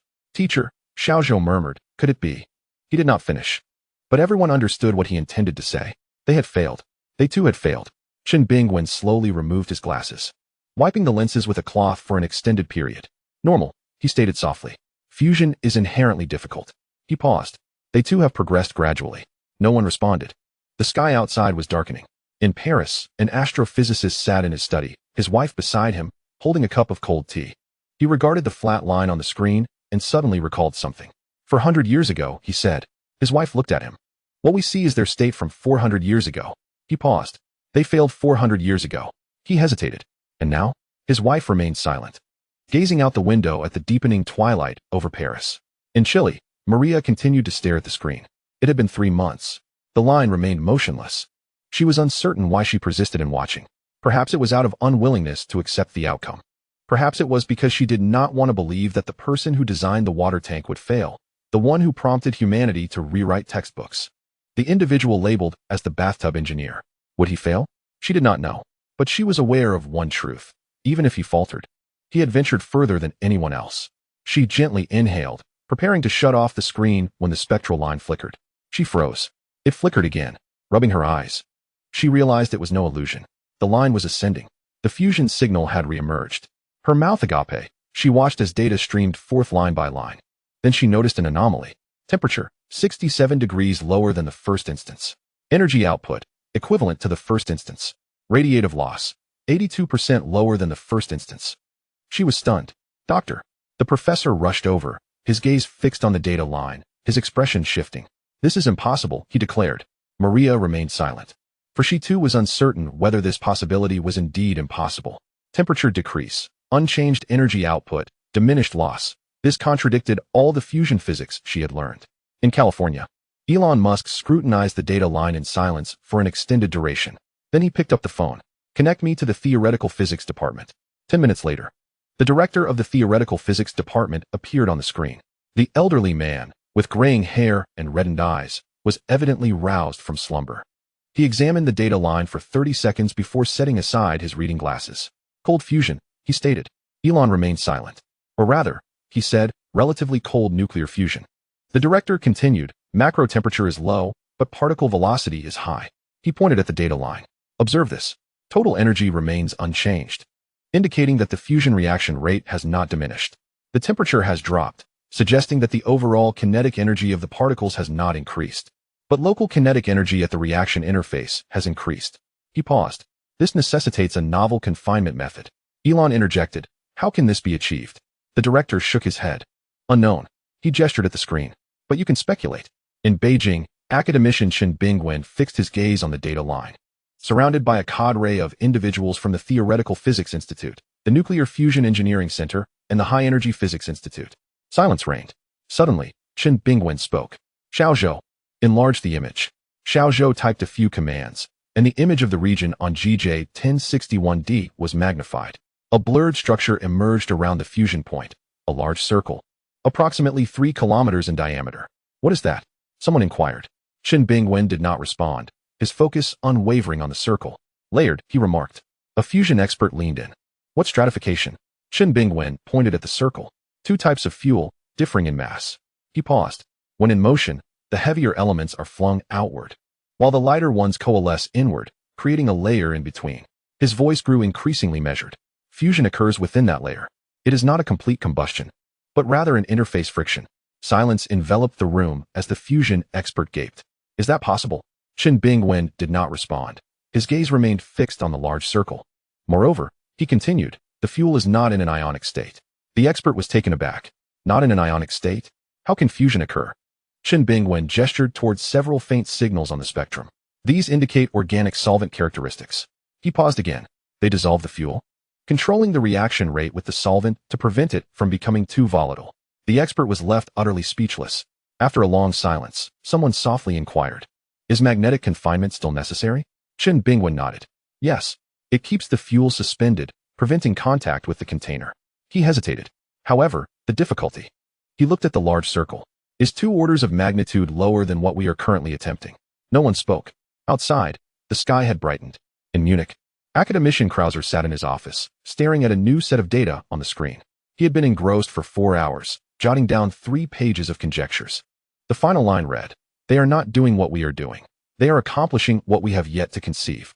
He set down his pen, recalling a paper he had read in his youth about a theoretical fusion method, utilizing stratification of fuels with different densities within a centrifugal force field to achieve localized high-energy collisions at the interface. That paper had been published in 1973, where the author stated, "The theory is feasible, but the engineering is unattainable." 50 years later, 47 trillion kilometers away, someone had made it happen. He gently placed his pen down, gazing out at the gray-blue sky. "Genius," he uttered, echoing the same word as before, but with a different connotation. Previously, it had been a mark of respect. Now, it felt like surrender. On Reddit, a trending post read, "They did it. But not in the way we anticipated." In the comments section, "The temperature has decreased, yet the energy remains unchanged. What kind of sorcery is this?" "It is not sorcery. It is stratification." "What stratification?" 2 types of fuel, heavy and light. Once they begin to spin, they separate automatically. The interface in between is where the fusion occurs. So fusion does not take place throughout the entire mass. It happens in a thin layer? Precisely. Then how do the fuels remain unmixed? The differing masses lead to different inertial responses. When spun rapidly, they naturally separate. This principle is covered in high school physics. Indeed, high school physics. I am utterly flabbergasted. Another post bore the title, "Are they really controlling fusion rates with a solvent?" I have been working in fusion for 15 years. The fuel must be plasma. At temperatures of tens of millions of degrees. No solvent can exist under such conditions. Yet, their spectrum indeed showed solvent characteristics. What does this imply? It suggests they have dissolved the fuel and are achieving fusion within the solution. Solution, fusion. I quit. In the comments, "Calm down, brother." I cannot calm down. I feel like I've wasted 15 years. Perhaps it's not a solution, but some form of suspension or colloid. What difference does it make? It is certainly not plasma. Then how do they initiate it? I do not know. Perhaps it is light pressure. Perhaps something else. Light pressure? Again with the light pressure? It must be that bathtub engineer. Isn't he the one who created water? How did he get involved with fusion? He made water, but he also casually ventured into fusion. Casually. I choose death. On Jihu, the top trending question read, "How should we evaluate the newly emerged signals of relatively cold nuclear fusion from GJ 1061d?" Responses totaled 380,000.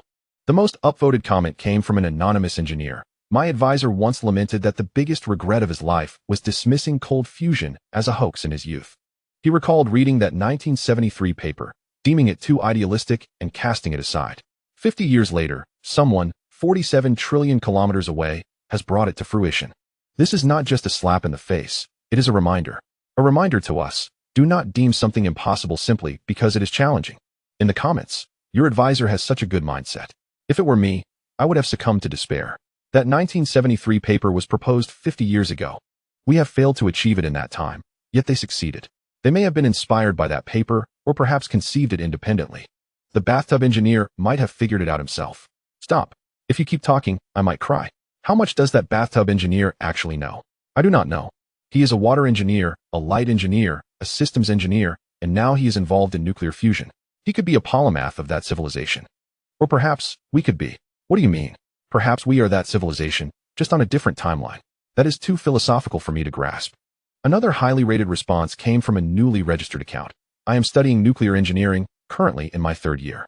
Today in class, the professor's first words were, 'Forget everything you previously learned about fusion physics for now.' He then proceeded to discuss the new data from GJ 1061d, explaining stratification, solvents, and relatively cold fusion. Upon concluding, he remarked, 'Though we have not achieved this, your generation may very well accomplish it.' The classroom fell into a profound silence. As class ended, the girl beside me was in tears, not from despair, but from finally seeing a path forward. In Chile, Maria perused the data, the forum posts, and the mention of the bathtub engineer once more. She smiled softly. That person. It is him again. He is water. He is light. He is the hexagon. He is light transmission control. And now, fusion is also him. She opened a document, the unsent letter, and began to type. You have astonished us once more today. We thought you had failed. 3 months of silence led some to speculate that they too could not succeed. Then you shone again, brighter than before. She paused. You employed a method we had envisioned, but not executed. You allowed the fuels to stratify, enabling them to find each other naturally, facilitating fusion at a thin interface rather than throughout the entire core. You controlled the rate with a solvent, tempering the reaction, making it less volatile. You utilized magnetic confinement to keep the fuel suspended, yet not to a daunting degree, so unremarkably simple that you did not even mention it separately. She halted her fingers, gazing outside. For 100 light years away, that fusion pile continued to burn. Its temperature was not high, yet its energy was considerable, with minimal dissipation. It burned quietly, akin to everything that individual had accomplished, calmly, naturally, and yet keeping everyone awake at night. She finished her final sentence. You are still teaching us. I do not know how long you can continue to do so, but we are still learning. She saved the document, closed it, and stood up. It was time to leave work. Levi lay on his bed, his phone pressed to his chest. He scrolled through the comments, again with high school physics. Again with that bathtub engineer. He controls the fusion rate with a solvent. It is not difficult. So simple it does not warrant special mention. He set down his phone, staring at the ceiling, reflecting on his initial choice of this approach, nuclear fusion. It was cost-effective, requiring only a signal. I told the system to let them see the fusion signal. No need to actually create it. The system responded affirmatively. The system inquired, what type of fusion do you desire? He replied, anything, as long as it appears impressive. The system responded, there are 2 options. One is conventional deuterium-tritium fusion, characterized by high temperatures and energy. The other is the theoretical concept of cold fusion, which utilizes layering and solvents, operating at lower temperatures, yet yielding significant energy. He asked, which is more economical? The system answered, the latter. It does not require simulating high-temperature plasma, resulting in a 30% reduction in energy consumption. He decided on the second option. It was that simple.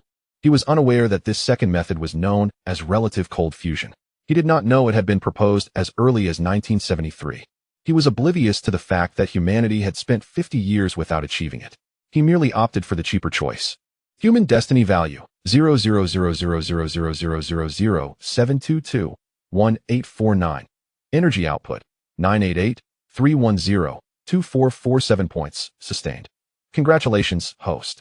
This instance of fabrication has triggered a reassessment of the path in the field of human nuclear fusion research.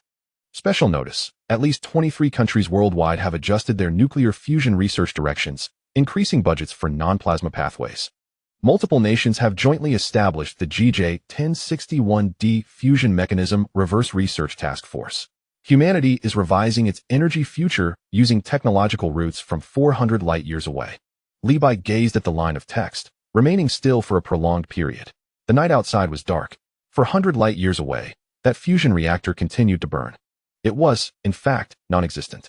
Yet humanity would reconsider matters it had failed to resolve over 70 years, all because of it. He pulled the blanket up to his chin. System? Yes. Do you think they will succeed? The system remained silent for 3 seconds. Humanity is already on the path to success. The time they require may be longer than anticipated, but the direction is correct. Levi said nothing. He recalled the junior student, her classmate who had been crying beside her, and the individual who claimed to finally see the way forward. He placed his phone on the bedside table and closed his eyes. That is sufficient, he murmured. The wind outside gently blew, and he drifted off to sleep. Chapter 12. The Engineering Magnate Beijing. Science Press. Sample book room. A new book had just entered the library. The cover was plain. A deep gray background with a single line of white text. Self-perception of systems engineering. 60 years of an engineer. Author, Chen Bingwen. There was no subtitle, no preface, nor any marketing rhetoric.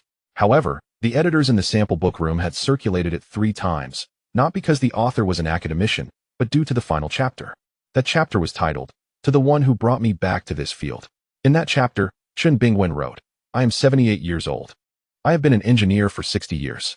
I have built bridges, constructed buildings, and designed rocket launchers. I have taught 30 generations of students and received 23 awards. I thought I understood what systems engineering entailed until I beheld that tank of water. It was not merely a technical matter. It was philosophy.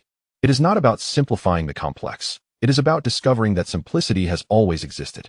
It is not about solving problems. It is about allowing problems to vanish on their own. He wrote slowly, each sentence resembling the act of chiseling stone. The knowledge I acquired over 60 years. He had grasped 400 years ago. What I proved over 6 decades, he validated with a tank of water. I am not his student. I am his reader. He inscribed it in water, and it took me 60 years to comprehend. The final paragraph contained but one line. If you read this book at 20, congratulations. You entered this field 40 years earlier than I did. The sample book room was silent. A young editor closed the book, staring at the title on the cover, Self-Perception of Systems Engineering. Suddenly, she recalled the words of a senior during her onboarding training. After working in this field for a long time, you will feel as though you know everything. At the time, she had doubted it. Now she believed. Academician Chun had spent 60 years and felt as though he had just begun. What right did she have to feel omniscient? She placed the book in her bag, planning to reread it that evening. Jihu. A post quietly climbed to the hot list. Title. Has anyone read Academician Chen Bingwen's new book? The last chapter made me cry. The responses quickly became lively. However, what truly ignited the internet was another post. The author was verified as a doctoral student in a physics department at a certain university, amateur science communicator. ID. Teacher Chai from the physics department. Title. Incredible. Why do they believe nuclear fusion is more challenging, yet they first resolve cold fusion? He opened with, today, I will not discuss the book. Let us delve into something even more astonishing. That extraterrestrial engineer has once again left us astounded. This time, it concerns nuclear fusion. He attached 2 images. On the left, a schematic of a human tokamak device, a massive circular vacuum chamber with intricate magnetic coils, auxiliary heating systems, diagnostic systems, and cooling systems, all densely packed.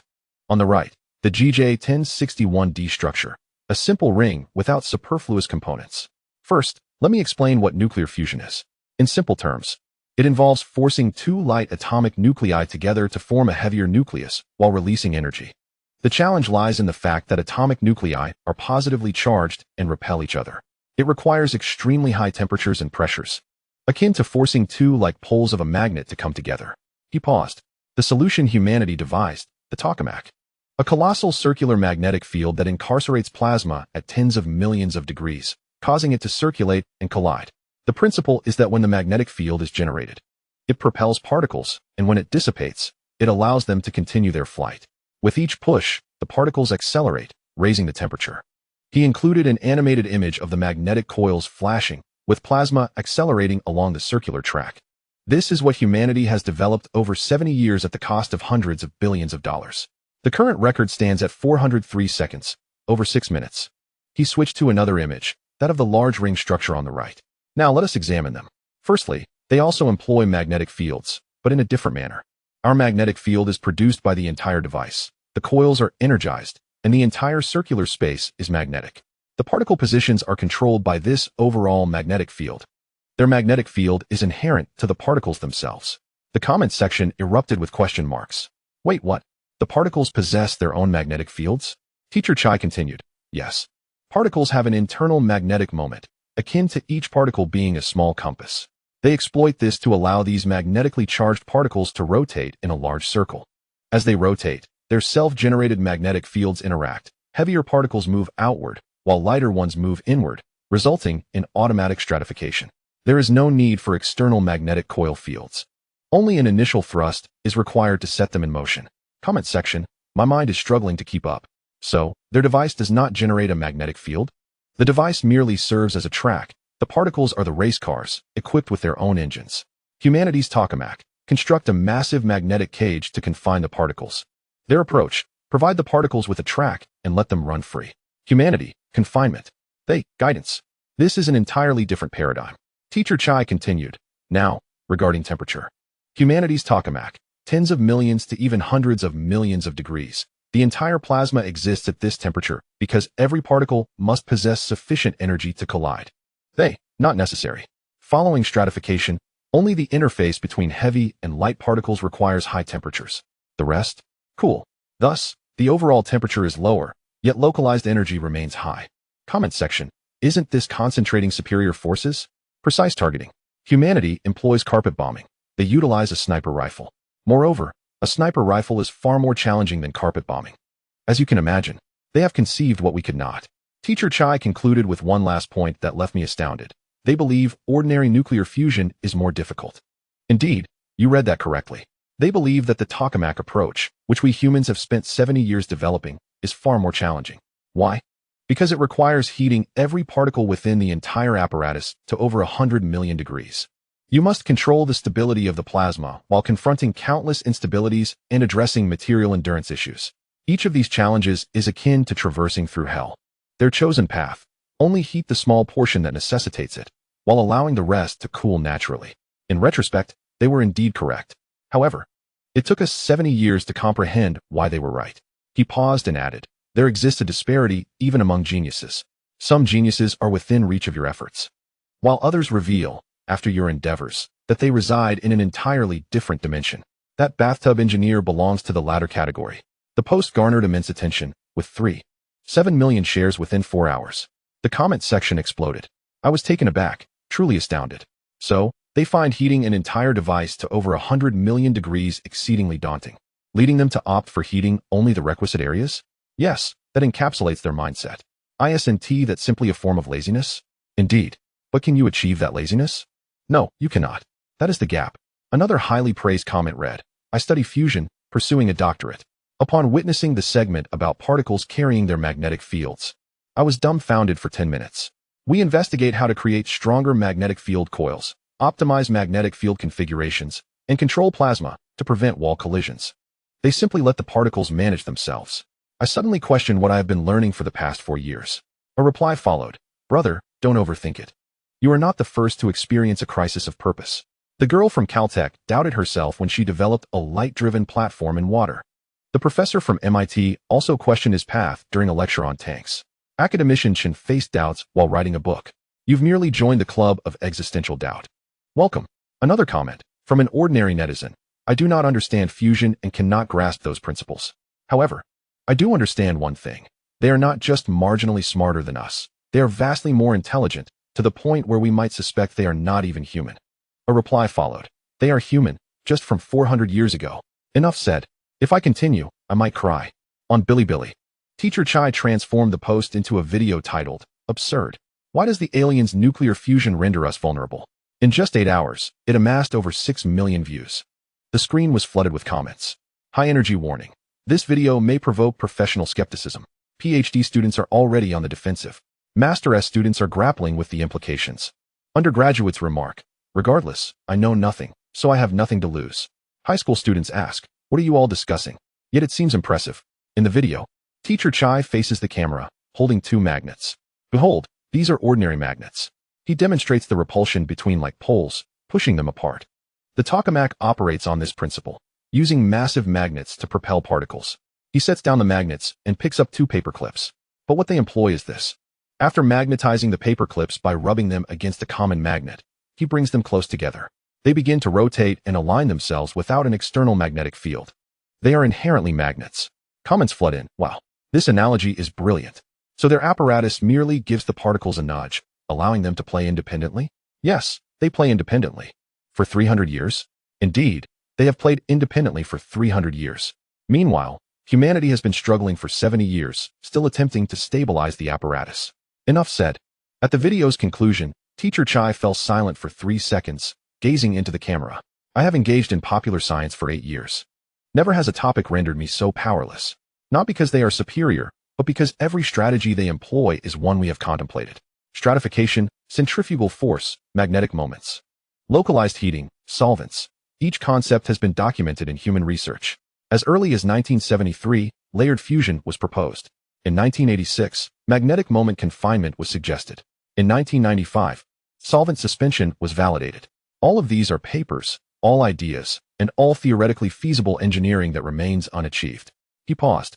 They have realized it. They have brought every theoretically viable concept to fruition, integrating them into a system we struggle to comprehend. He sighed softly. This is not mere genius. It is the ability to perceive what even geniuses cannot. The comments fell silent for a few seconds before flooding the screen. I am shattered. I am shattered. Genius can see what other geniuses cannot. This statement is profound. That bathtub engineer, how many brains does he possess? Perhaps it is not a matter of intellect, but of vision. He can discern paths invisible to us, while we can only see the trails he has traversed and stumble along in his wake. I shall not sleep tonight. In California. SpaceX.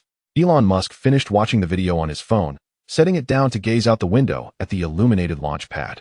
He suddenly recalled 20 years ago, when he first embarked on his journey with rockets. At that time, everyone insisted that private companies could not build rockets. He declared, they can. And eventually, he succeeded. He believed himself to be one who could envision paths unseen by others. Now he realizes that someone 400 years ago already discerned the route he cannot see. He stood up, approached the whiteboard, took a pen, and drew a circle. Enclosing another circle within it, layered. He stared at that layer for a long while, and then wrote a line. We are still pondering how to heat the entire stack. While they are contemplating how to heat only the necessary areas. He set down the pen, suddenly smiling. Not a bitter smile, but a genuine one. There is still much to learn, he muttered to himself. In Chile, Maria also came across the video. Leaning against her chair, the screen's glow illuminated her face as the comments continued to flow. Genius can see what other geniuses cannot. She gently repeated this phrase, then opened a document, the unsent letter. The cursor blinked at the end for a long moment before she began typing. You have opened our eyes once again today. Not solely because you have constructed a fusion reactor, but due to the manner in which you have done so. You employed centrifugal force to allow the fuel to stratify naturally. You utilized magnetic moments to enable particles to confine themselves. You only heated where necessary, letting the rest cool naturally. She paused. These are all ideas we have considered, yet we never envisioned how to interconnect them. You have woven them together. She halted her fingers, gazing at the clearly defined silhouette of the Andes outside, the moonlight illuminating the snow atop the mountains. She typed again. We once labeled you a genius. Now we feel that term falls short. After contemplating, she deleted it and retyped. You are one who can perceive what we cannot.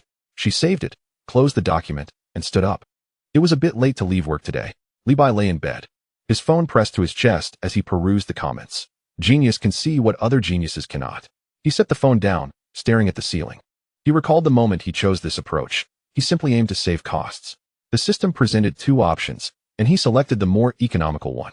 He was unaware that the cheaper option was known as relative cold nuclear fusion.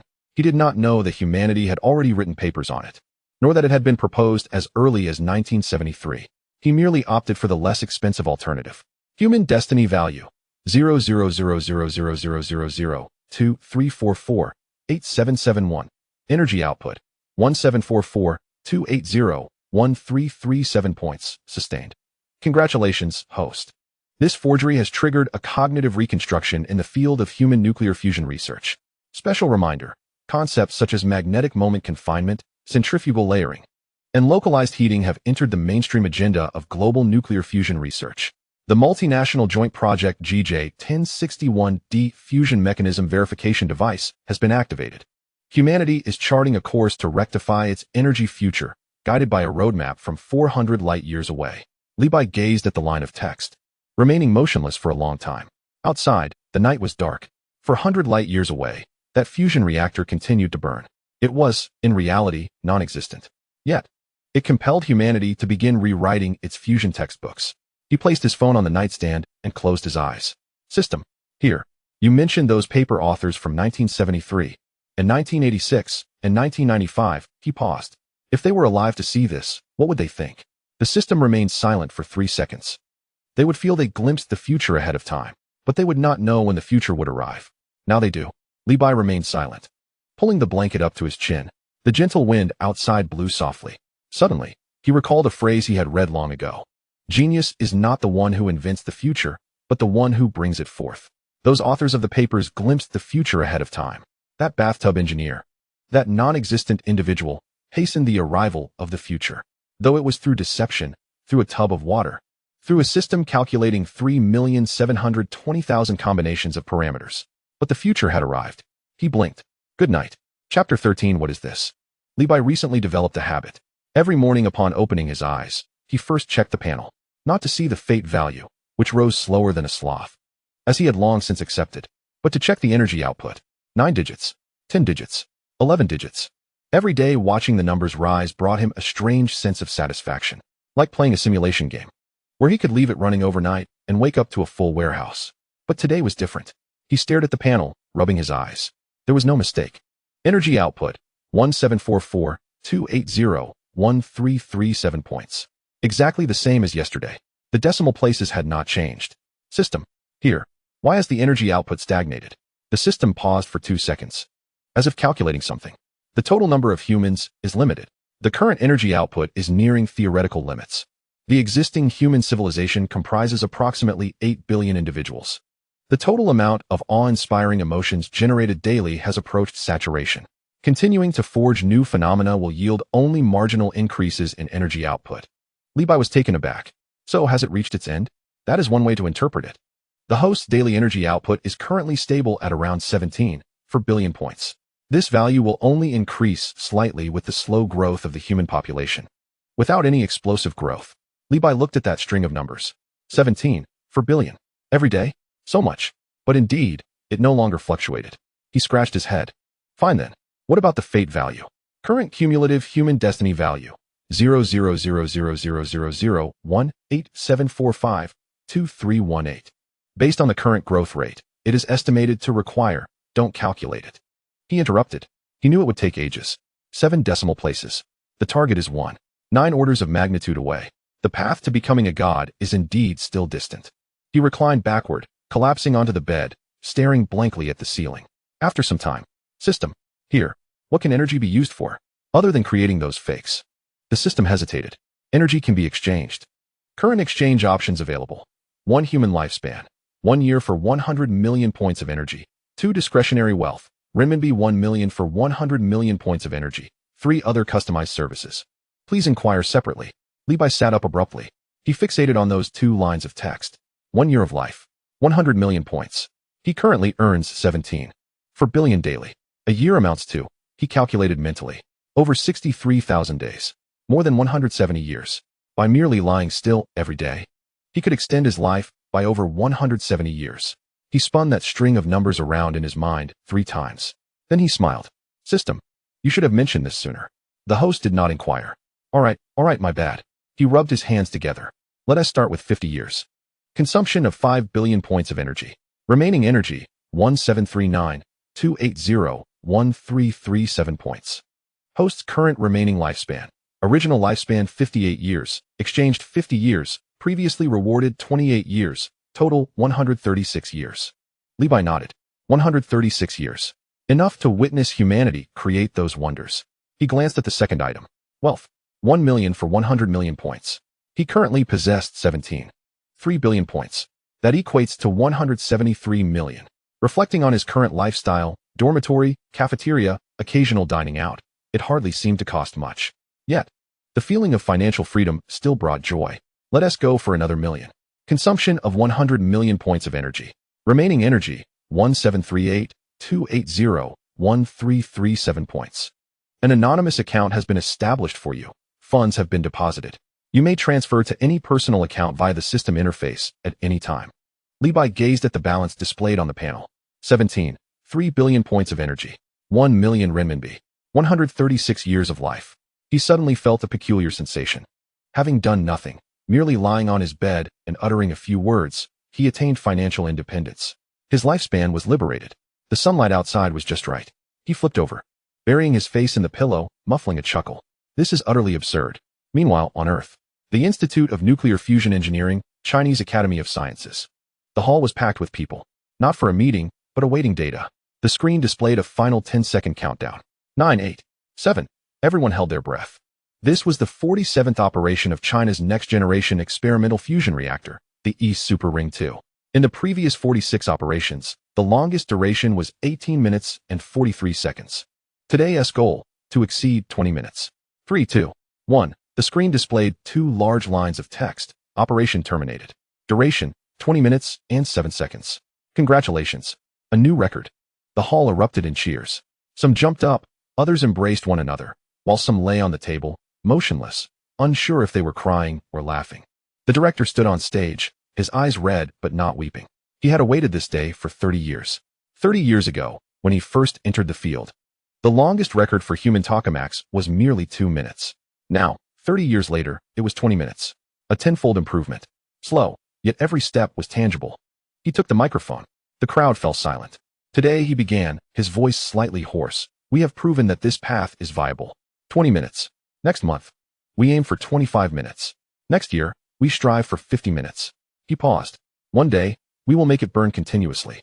The audience erupted in applause. In a corner, a young researcher was engrossed in his phone. A colleague nudged him. What are you doing? Not applauding? The young researcher handed over his phone. On the screen was a post. Title: Alien fusion reactor has been stably operating for 3 months. We are still celebrating 20 minutes. The colleague glanced at it, fell silent, then returned the phone, continuing to clap. The applause became a tad lighter, yet persisted. Jihu. The foremost trending topic reads, what are your thoughts on the achievement of the Eastern Super Ring maintaining stable operation for 20 minutes? The comment section is abuzz. Yet the atmosphere feels somewhat peculiar. The most upvoted response exclaims, congratulations. This marks a significant milestone in human fusion research. Another chimes in, 20 minutes. Incredible. Let us aim for 30 next. A third comment, whispered, that alien fusion reactor has been stable for 3 months. To which a fourth retorts, shush. Can't we just revel in this moment? The fifth comment adds, let them celebrate. We have indeed made progress. The sixth acknowledges, we've progressed. But let us not dwell on the pace. The seventh reflects, I suddenly ponder. The first tokamak was built in 1958. It has been 66 years since then. From 2 minutes to 20 minutes. How long did it take for that alien reactor to go from ignition to stable operation? We don't know. By the time we observed it, it had already been stable for 3 months. Perhaps they were stable from the very first second. Let us not dwell on it. The eighth inquires, that bathtub engineer, can he still create fusion reactors? Surely he can. How is he skilled in so many areas? I don't know. Maybe their educational system is exceptionally robust. Or perhaps he is the Da Vinci of that civilization. But even Da Vinci couldn't create a fusion reactor. On Weibo, 2 closely linked trending topics catch the eye. Chinese fusion reactor surpasses 20 minutes, and alien fusion reactor has been stably operating for 3 months. Clicking on the first reveals a celebration, while the second is met with silence. Then someone starts a meme. Humanity. We've made progress. 20 minutes. Alien reaction. Silence. Continuing operation. Human tokamak. 20 minutes, yay? Alien cold fusion. 3 months, oh. We celebrate 20 minutes. They seem to celebrate not celebrating, as they have been continuously operating. Humanity's progress is incremental, while the aliens appear to need no such advancement. Their first version is their final version. The bathtub engineer queries, what are you celebrating? Humanity responds, 20 minutes. The engineer replies, oh, I just refilled my coffee. The comments section erupts in laughter. Yet, amidst the laughter, someone comments, laughter aside. 20 minutes is indeed progress. Our gap with them is vast, but we are in pursuit. Will we catch up? Who knows? But it is certainly better than not trying at all. Indeed, without effort, we remain at 20 minutes. With effort, perhaps one day we could reach 3 months. Or even longer. But it is better than stagnation. That comment garnered 30,000 likes.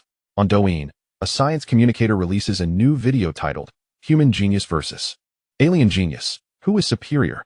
The video opens with a comparative image. On the left, the pinnacle of human genius throughout history. Newton, Einstein, Da Vinci, Tesla, Maxwell, Feynman. On the right, there stands but one figure. The bathtub engineer, silhouetted, his face obscured. The communicator begins to recite their accolades. Newton discovered gravity, invented calculus, optics, and mechanics. He opened the doors to several disciplines. Einstein, with relativity, the photoelectric effect, and the mass-energy equation, redefined humanity's understanding of the universe. Da Vinci, a painter, anatomist, engineer, an inventor, an all-rounder. Tesla, with alternating current, radio, and wireless transmission, holding hundreds of patents. Maxwell, creator of the electromagnetic equations, predicting electromagnetic waves, unifying electricity and magnetism. Feynman, pioneer of quantum electrodynamics, the Feynman diagram, and a humorist among physicists. He pauses. On the right, the bathtub engineer's known accomplishments, water immersion prototype, a paragon of systems engineering. Light-controlled, non-electric control, relatively cold fusion, a new pathway for nuclear fusion, carbon nanotube space elevator, the pinnacle of materials science, hexagonal modular factory, a revolution in manufacturing paradigms. Perhaps there are others we are unaware of. Time of work, 400 years ago. Number of works, at least 5 masterpieces, each prompting humanity to relearn. He juxtaposes the two sides, leading to the question, if they were to compete side by side, who would prevail? The barrage of comments ensues. Newton, Einstein, bathtub engineer. Impossible to compare. Like Guangdong battling Qinxiang. The communicator continues, I've observed many comments. Some praise this individual, others that one. Yet there is an interesting phenomenon. Those who laud human geniuses often face sarcastic remarks. He reads a few. Is Newton impressive? Could he create that bathtub of water? Is Einstein remarkable? He didn't have a fusion reactor in his time. Is Da Vinci versatile? He designed flying machines, but never flew them. Meanwhile, They directly installed an elevator. Tesla? If he saw light control, he'd probably die of frustration again. The comments. Ha! These remarks are harsh, yet they seem valid. No, they are not valid. They are a dimensional attack. The communicator adds. Yet, there are exceptions. Two individuals receive little sarcasm in the comments. Newton and Einstein. Why? Because they are the kind who would not feel inferior even before the alien engineer. Newton discovered gravity, the fundamental code of the universe. Einstein redefined spacetime, a revolution in human cognition. You might argue they didn't create that bathtub of water, but their contributions made it possible.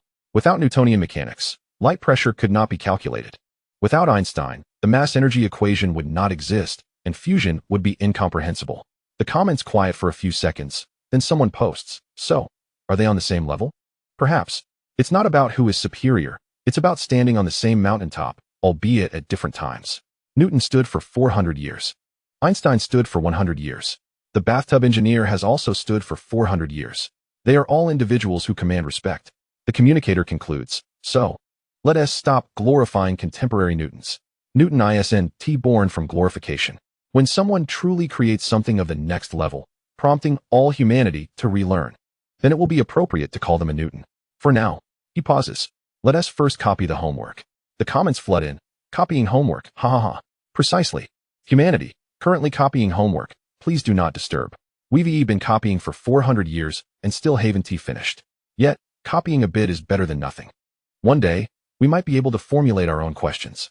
Levi scrolled through these comments, leaning against his bed, phone raised before his eyes. Upon reading that Newton and Einstein are of the same caliber, he paused momentarily, then let out a soft chuckle.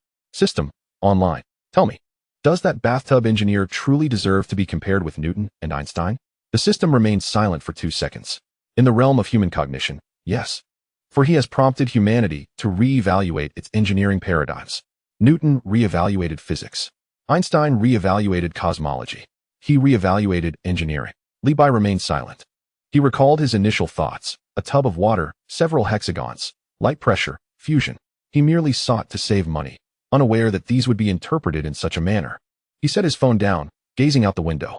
The sky was darkening. For 100 light years away, that fusion reactor continued to burn. It was, in fact, non-existent. Yet humanity, because of it, began to reconsider the gap between itself and Newton. He blinked. How much is the fate value now? Current human fate value, 0.0000000241887634. Still far from sufficient. But he was not anxious. He still had 136 years. Enough to witness much. He drew the blanket up to his chin. A breeze stirred outside. He closed his eyes. Chapter 14. Civilization number 2. After acquiring wealth, I felt inflated, not in the sense of purchasing sports cars, frequenting nightclubs, or flaunting cash on social media. Lying on my dormitory bed, scrolling through my phone, I found amusement in the collective dismay of humanity triggered by my fabrication project. It was simply delightful. In earlier, more impoverished times, launching a satellite required meticulous budgeting and cautious expenditure. Now, a daily income of 17 billion. Constructing a fusion reactor costs merely a little over 40,000, like pocket change. Yet, I am no fool. Frugality is an ingrained virtue. If something can be achieved for 10,000, I shall not spend 20. For instance, that fusion reactor that burned for 3 months was, in reality, merely a spectral signal, an ideal scenario.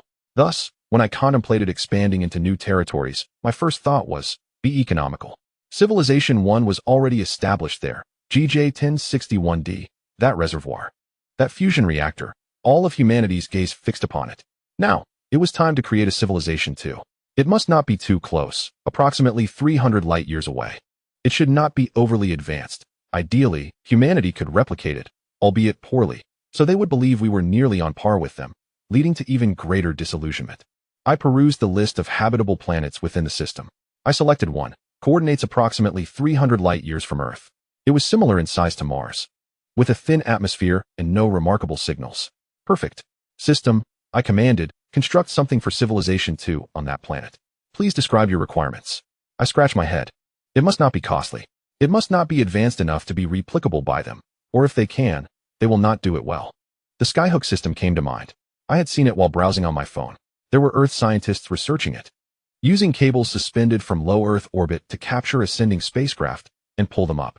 The theory was promising, yet the reality was difficult to control. A mere tremor would send the spacecraft astray. Had humanity ever built a skyhook? Yes. Had they succeeded? No. They had experimented in laboratories and published papers. But in terms of engineering, it was a lost cause. Nonetheless, they had considered it, and that was sufficient. Skyhook system, I stated. Hang a few around that planet. Cables tethered like hooks, descending downwards. Let them traverse the galaxy without rockets. What is the specific plan? Light points. Cables. Disguised rockets that appear to anchor the cables. Each skyhook should look functional. I paused. No need for actual construction. Humanity won't discern the difference. Plan generating. Energy consumption, 12,800 points. Target, Civilization 2 on GJ 1061D. Orbit and planetary surface. Deployment content, 5 optical signal skyhook systems, each including tether cables, anchor rockets, and capture mechanism schematics. Cable length, approximately 200 kilometers. Capture speed, simulated at 3 kilometers per second. Deployment complete. Now observable. I glanced at the panel, 12,800 points. Remarkably inexpensive. Cheaper than that reservoir. Leaning back, I continued scrolling, awaiting humanity's discovery. A week later, in Chile, at the same observatory, but not with Maria's team, it was a different group, 3 members. Relatively new hires without the seniority to claim observation time for GJ 1061D, relegated to sifting through others' leftovers. The team leader, Wang, in his 40s with thinning hair and a reserved demeanor, was flanked by 2 20-somethings, Xiao Chun and Xiao Li, both eagerly hoping to stumble upon something extraordinary. However, they could only observe neglected stars, such as GJ 1061D2, a mundane habitable zone planet, thin atmosphere, no special signals, and thus, no concern from others. That night, it was Xiao Chen's turn to monitor. Bored, he flipped through data, eyelids growing heavy. Suddenly, he froze. On the screen, several light points appeared near the planet's orbit. Not one, but multiple. Rubbing his eyes, he zoomed in. The light points were connected by lines, thin, elongated strands descending down to the planet's atmospheric boundary. What was this? He instinctively straightened up, magnifying the image further. The lines were not straight. They had a curve, as if being tugged by something.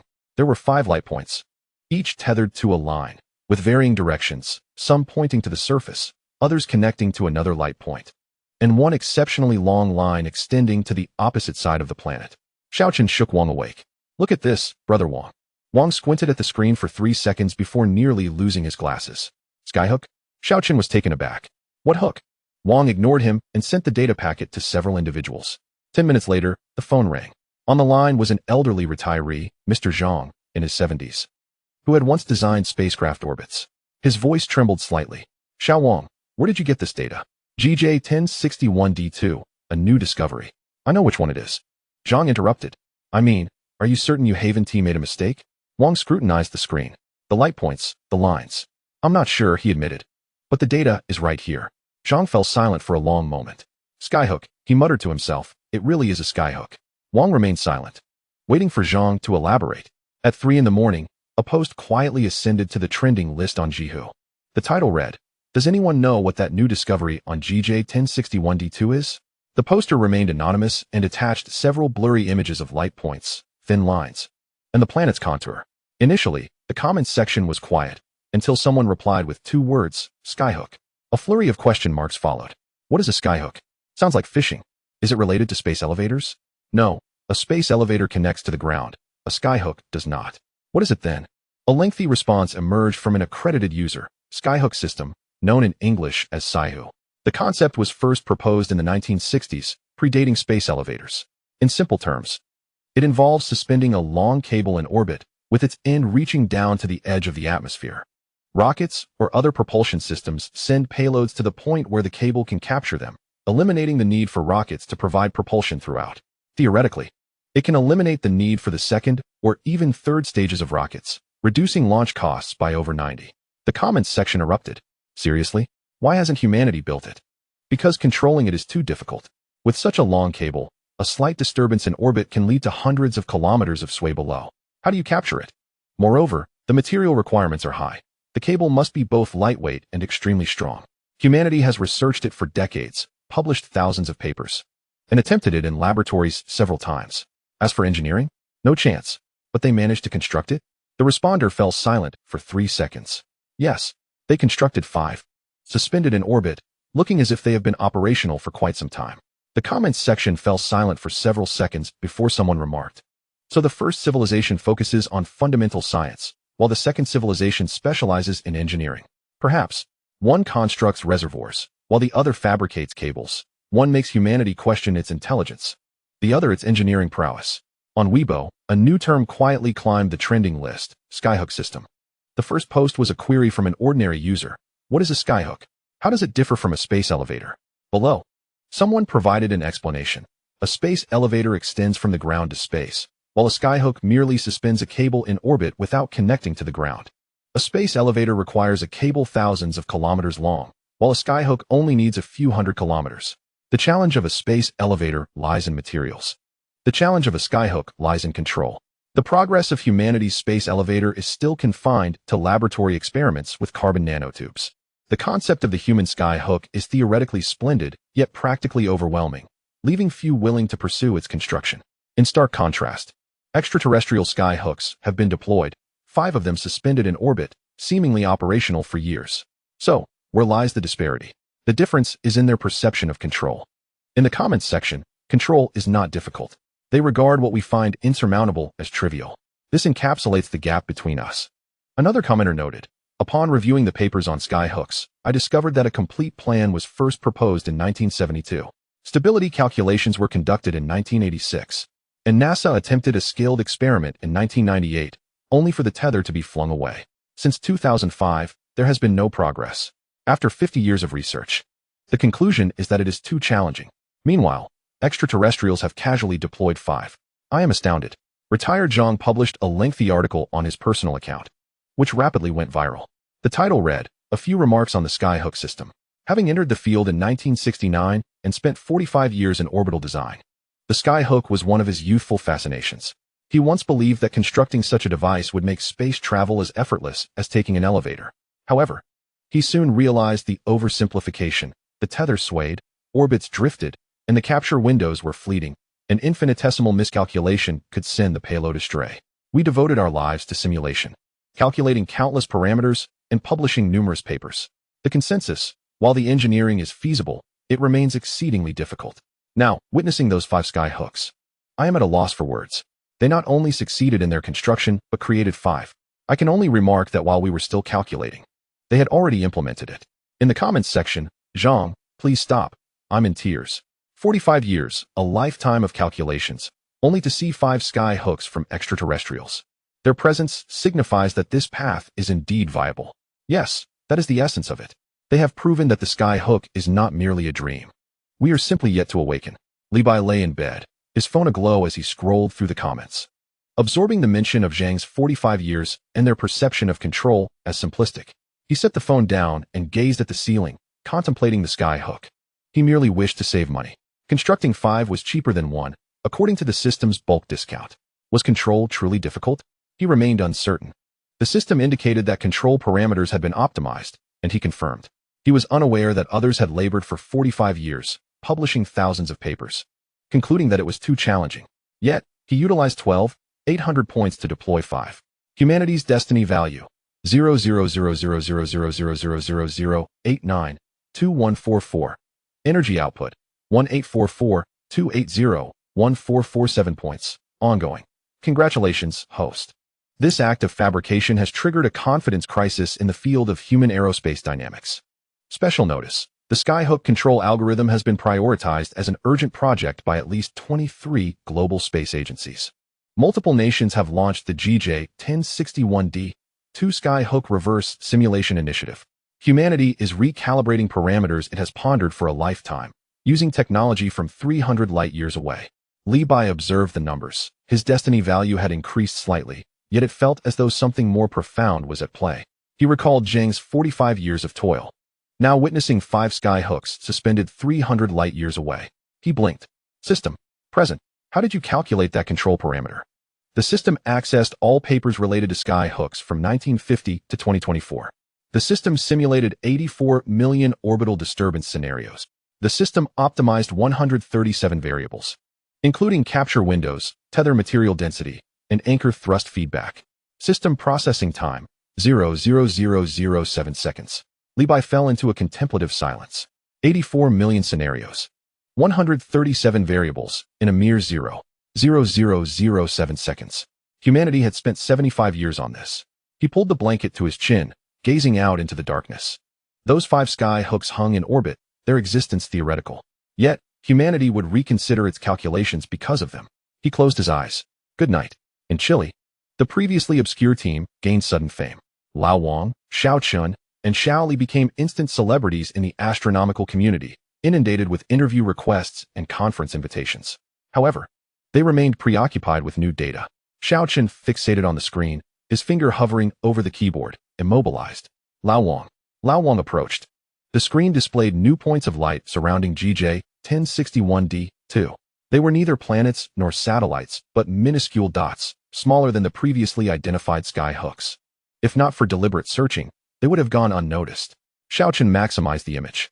These points were scattered around several uninhabitable rocky bodies, devoid of atmosphere or water, seemingly unworthy of attention. Yet, now they sparkled with light. Each point was connected by a fine line, vanishing into the void. Zoom in, Lao Wang instructed. Xiao Chun traced one line to a sky hook, then from that sky hook to another point, and onward to yet another sky hook, resembling a network. Xiao Chun gasped. What are they doing? Lao Wang remained silent, fixated on the web of light points, sky hooks, and lines. A thought began to surface, and he heard his own voice. Thick with realization, they are relocating. In California, Elon Musk projected the data onto a wall, with the vice president beside him, his coffee long cold. They examined the network, sky hooks above, light points scattered across planetary surfaces, all interconnected by delicate lines. What are those light points? The vice president inquired. After a moment of reflection, Elon replied, bases, resource collection stations, outposts, call them what you will. He pointed to one point. This planet has iron ore. Spectral analysis confirms it. He indicated another. This one contains nickel. Then a third. This one has silicon. He paused. They are mining. The vice president was taken aback. Mining? With sky hooks? Elon nodded. The sky hooks lift spacecraft from planetary surfaces, which transport ores to another sky hook and descend again. He gestured at the network. This is a transportation network. No need for a space elevator, nuclear fusion, or any advanced materials. It merely requires sky hooks and the ingenuity to utilize them. The vice president fell silent, recalling humanity's grand plans for space mining. Hundreds of pages of presentations, billions in budgets, and a multitude of key technologies awaiting approval. We are still drafting presentations, he remarked. They have already begun mining. Elon remained silent, his gaze fixed on the tiny light points, small, dim, and unremarkable. Yet, they existed. Jihu's trending list featured a new entry. How to evaluate the newly discovered bases around GJ 1061d2. The response section exploded. The top comment from an anonymous engineer. I was awake all night yesterday. Not out of excitement, but confusion. They built sky hooks. Fine, we can theoretically construct them too. They are mining with sky hooks. Sure, we have considered that in our presentations. But they have interconnected these elements, sky hooks, spacecraft, bases, resource points, into a cohesive network. Years have passed. The debate over whether the tether control algorithm can converge continues. Meanwhile, they have already mined several sites. In the comments section, one remarks, is this pragmatism? Another responds, no, it's just that we started long ago. We discuss feasibility while they simply take action. How long have they been at it? Uncertain. But they have been progressing for at least 300 years, suggesting their endeavors began 3 centuries prior. What was happening on Earth 300 years ago? The Qing dynasty. Another highly praised response comes from a doctoral student in aerospace dynamics. I have been studying the tether control algorithm for 3 years. My mentor states it is a frontier field. Yet, observing those bases, they are utilizing advancements from centuries ago to traverse galaxies. I suddenly question the significance of my 3 years of effort. A reply reads, brother, do not overthink it. The significance lies in the fact that what you are researching has been proven feasible, albeit achieved 3 centuries earlier. Another ordinary individual, whose comment attracts considerable attention, states, I am not in aerospace and do not understand the technology, but I recognize another truth. Their civilization resembles ours in some ways. They lack ultra-advanced technology and incomprehensible materials, as well as designs that baffle our intelligence. They have merely accomplished what we aspire to do, one task at a time, employing methods we can also utilize, just earlier than us. They have already completed the mining while we have yet to begin. In the comments section, the sentiment echoes, this is the most disheartening. Civilization 1, your intelligence is insufficient. Civilization 2, your execution is too slow. A dual strike against human intellect and efficacy. Humanity, caught in a double bind. Enough, let me be. On Weibo, two trending topics stand side by side. Civilization 1's bathtub engineer and Civilization 2's pragmatist. Clicking on the first reveals an overwhelming display of intelligence that leaves many bewildered. The second, however, presents a different narrative. How did they commence? Why have we not yet begun? What accounts for this disparity? The gap lies in our overthinking, while they proceed directly to action. It is not solely overthinking. It is the habitual delay for critical technological breakthroughs. They do not hesitate. They utilize what is available and simultaneously innovate. By the time we achieve our technological milestones, they may have already transitioned to the next generation. This is, indeed, a strategy of incremental progress and iterative optimization. How have we forgotten this approach? We have not forgotten. We have merely applied it in app development rather than aerospace. Because aerospace cannot afford failure, they have not faltered. They began 3 centuries ago and continue to thrive. A question arises. Had we begun utilizing tether technology 300 years ago, we might have already mined Mars. Enough said. I feel despondent.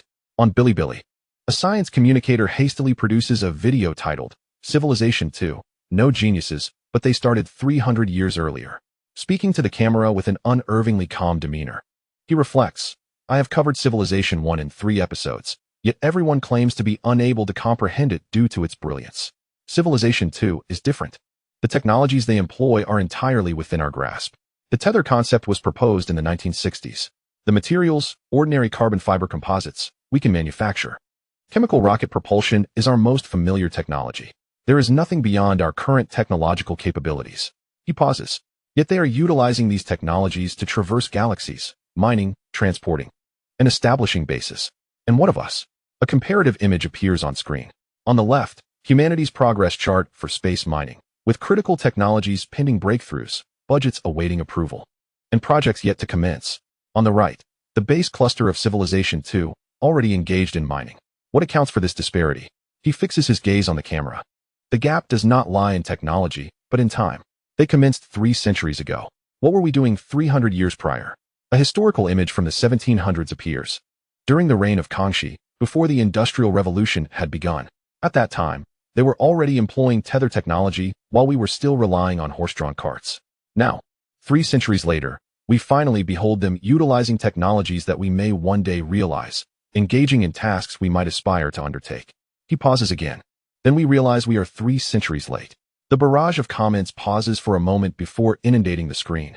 This is disheartening. It is not an intellectual defeat, but a temporal one.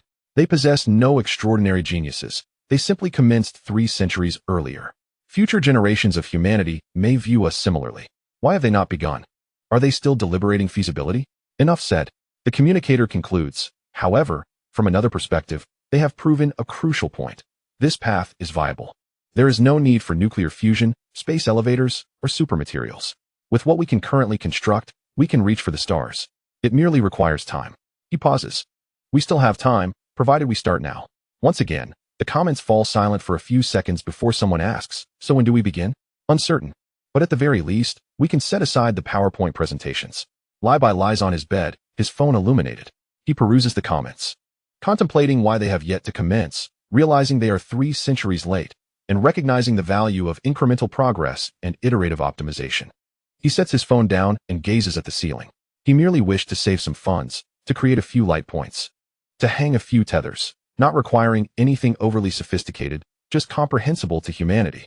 He is unaware that humanity will perceive this through the lens of time, not intellect, but time.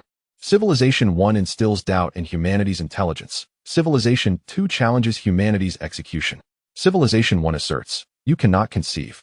Civilization 2 remarks, you contemplate too slowly. He pulls the covers up to his chin. Humanity's destiny value, 0.000000003882144. Energy output, 1944-280-1447 points. Ongoing. Congratulations, host. This instance of fabrication has triggered a peak in humanity's reflective sentiments regarding its civilizational trajectory. Special note, the pragmatic aerospace approach has become a hot topic of discussion within the global aerospace community. Numerous nations are beginning to reassess the feasibility of immediate action based on existing technologies. Humanity is reflecting on its developmental pace, using examples from 300 light-years away. He blinks. Outside, it is dark. 300 light years away, those small lights continue to shine. They are small, dim, and unremarkable, yet they exist. They convey to humanity, this path is viable. It simply requires an earlier start. Chapter 15, Generation Starship Chile. That once obscure group is now well known. Beside the workstations of Lao Wang, Xiao Chun, and Xiao Li, 3 new monitors have appeared, personally approved by the director, along with an intern. Yet, in this moment, no one is concerned with gratitude. The screens display 2 simultaneous images. On the left, Civilization 1, GJ-1061D. Next to the familiar space station. A new structure is under construction, not an expansion, but entirely new. Circular and monumental, with a floating spherical module at its center. Xiaoqin pulls up the spectral data. Nuclear fusion, he states. Lao Wang leans closer. What? Nuclear fusion signatures, similar to the previous fusion reactor, but this one is new. It's under construction. He pauses. They are building a nuclear fusion experimental platform in outer space. Lao Wang falls silent. They already possess a fusion reactor, the one that operated for 3 months, and now they are constructing another experimental platform. What does this imply? It signifies they continue to research, improve, and pursue excellence. Civilization 1 is never satisfied. On the right, Civilization 2, GJ-1061D2. Xiaoqin switched the screen. The celestial hooks surrounding that planet remained. The base's light points were still visible. However, there was something new in orbit. It was not a celestial hook. It was a vessel, a spaceship, not large, slightly bigger than humanity's current crude spacecraft. Its shape was irregular, as if pieced together. Yet, the most striking feature was not the hull, but the wings. 2 enormous, extended panels, solar panels. Xiaoqin was taken aback. Solar energy? Lao Wang was also stunned. Don't they have nuclear fusion? How could they utilize solar power? In California, Elon Musk scrutinized the solar panels of that spaceship, his brow furrowed. The vice president beside him wore a similarly perplexed expression.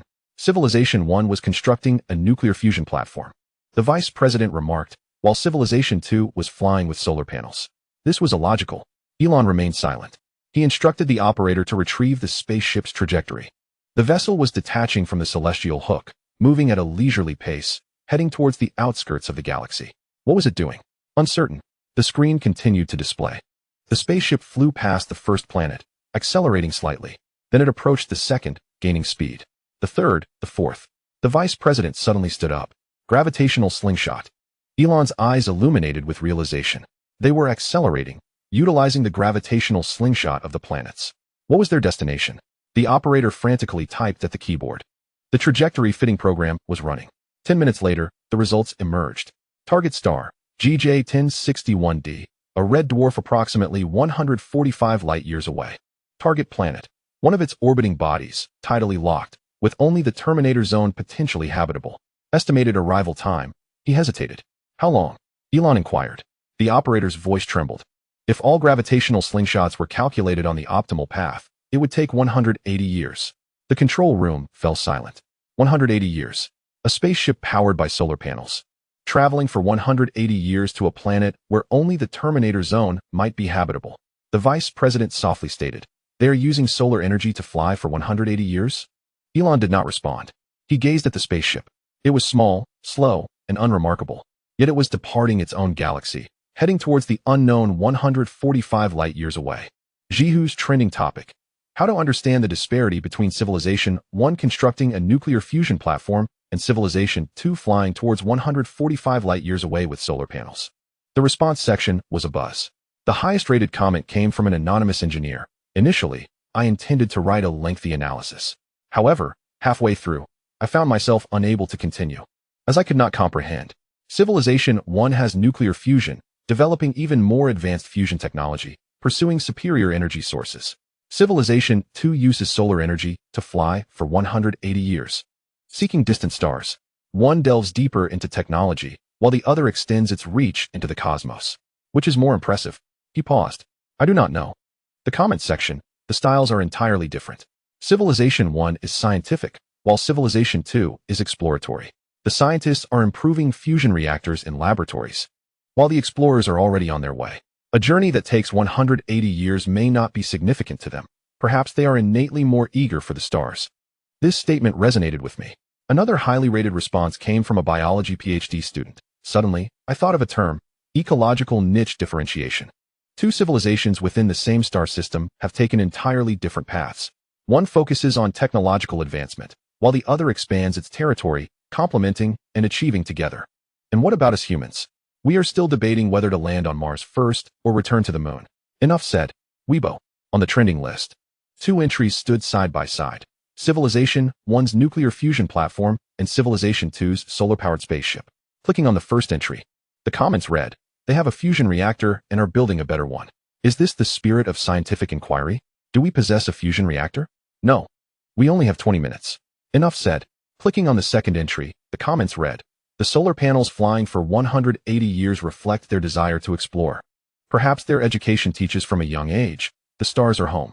Here, we are taught to get into a good university and find a good job. The perspectives are different. They fly for 180 years in search of a new home, while we toil for 30 years to buy a house. I am deeply affected." There is also a remarkable comment. Civilization 1, I want to enhance fusion. Civilization 2, I want to extend my journey. Humanity, I want to make my PowerPoint thicker. 50,000 likes. Billy, that science communicator has released another video. Title, Two Civilizations, Two Paths. Whom should humanity learn from? He spoke to the camera. His tone calmer than before. Civilization 1, which you are quite familiar with. The Bathtub Engineers Project. They are constructing a nuclear fusion experimental platform, indicating their dissatisfaction with existing technology and their desire to advance further. Civilization 2, the recently discovered one. They are building spaceships with solar panels and utilizing gravitational slingshots to travel for 180 years to another star. He paused. Which is more impressive? I do not know. But I am certain of one thing. Both civilizations are not the types to wait until everything is ready to embark. Civilization 1 does not wait. Once they have a fusion reactor, they immediately strive to build a better one. Civilization 2 does not wait either. Even with only solar energy, they take flight. He looked into the camera. And what about us? We are still waiting for breakthroughs in nuclear fusion, for celestial hook control algorithms to converge, for crucial technologies to mature. We have waited 100 years, while they have flown for 180. The comments section fell silent for a long while. Then someone posted, "We do not wait. We are afraid. Afraid of failure, afraid of wasting resources, afraid of ridicule. They are not afraid. That is why they fly." While we remain in PowerPoint presentations, I am deeply affected. In Chile, Lao Wang, Xiao Chun, and Xiao Li stared at the screen. On the left was the nuclear fusion platform being constructed by Civilization 1, and on the right was the slowly departing spaceship of Civilization 2. No one spoke. After a long time, Xiao Chun softly asked, "What do they seek?" Lao Wang did not answer. Xiao Li replied, "Perhaps they just want to see what lies beyond." Xiao Chun turned to him. "With solar energy, flying for 180 years to glimpse a planet that may not be habitable, is it worth it?" Xiao Li did not respond. He gazed at the spaceship, which had now passed the fifth planet. It was accelerating ever more. The solar panels glimmered slightly under the starlight, resembling two outstretched wings. "Perhaps they find it worth it," Xiao Li remarked. Lao Wang finally spoke. "Perhaps they are inherently more eager for the stars." Xiao Chun and Xiao Li turned to look at him simultaneously. Lao Wang ignored them, fixating on the screen. "What about us?" he murmured. "We too yearn. Just not as fervently as they do." Li Bai lay in bed, his phone pressed against his chest. He read those comments. "They are inherently more eager for the stars." He read that sentence 3 times. Then he set his phone down and stared at the ceiling. He merely wanted to save money, construct a few celestial hooks, and place some light points, allowing humanity to gaze a little longer. He did not know that Civilization 1 would build something next to the space station. He was unaware that Civilization 2 would journey towards 145 light-years away. He designed nothing. He merely provided them with a starting point. Then they moved forward on their own. One advanced forward, and the other as well, each in different directions. He blinked. Human destiny value 0.000000014772188. Energy output 2144-280-1447 points sustained. Congratulations to the host. This fabrication has triggered a wave of reflection on the path choices of human civilization. A special note, the discourse surrounding the two civilizations and their divergent paths has ignited fervent discussions on global social media. Multiple nations are beginning to contemplate whether their own aerospace development trajectories require recalibration.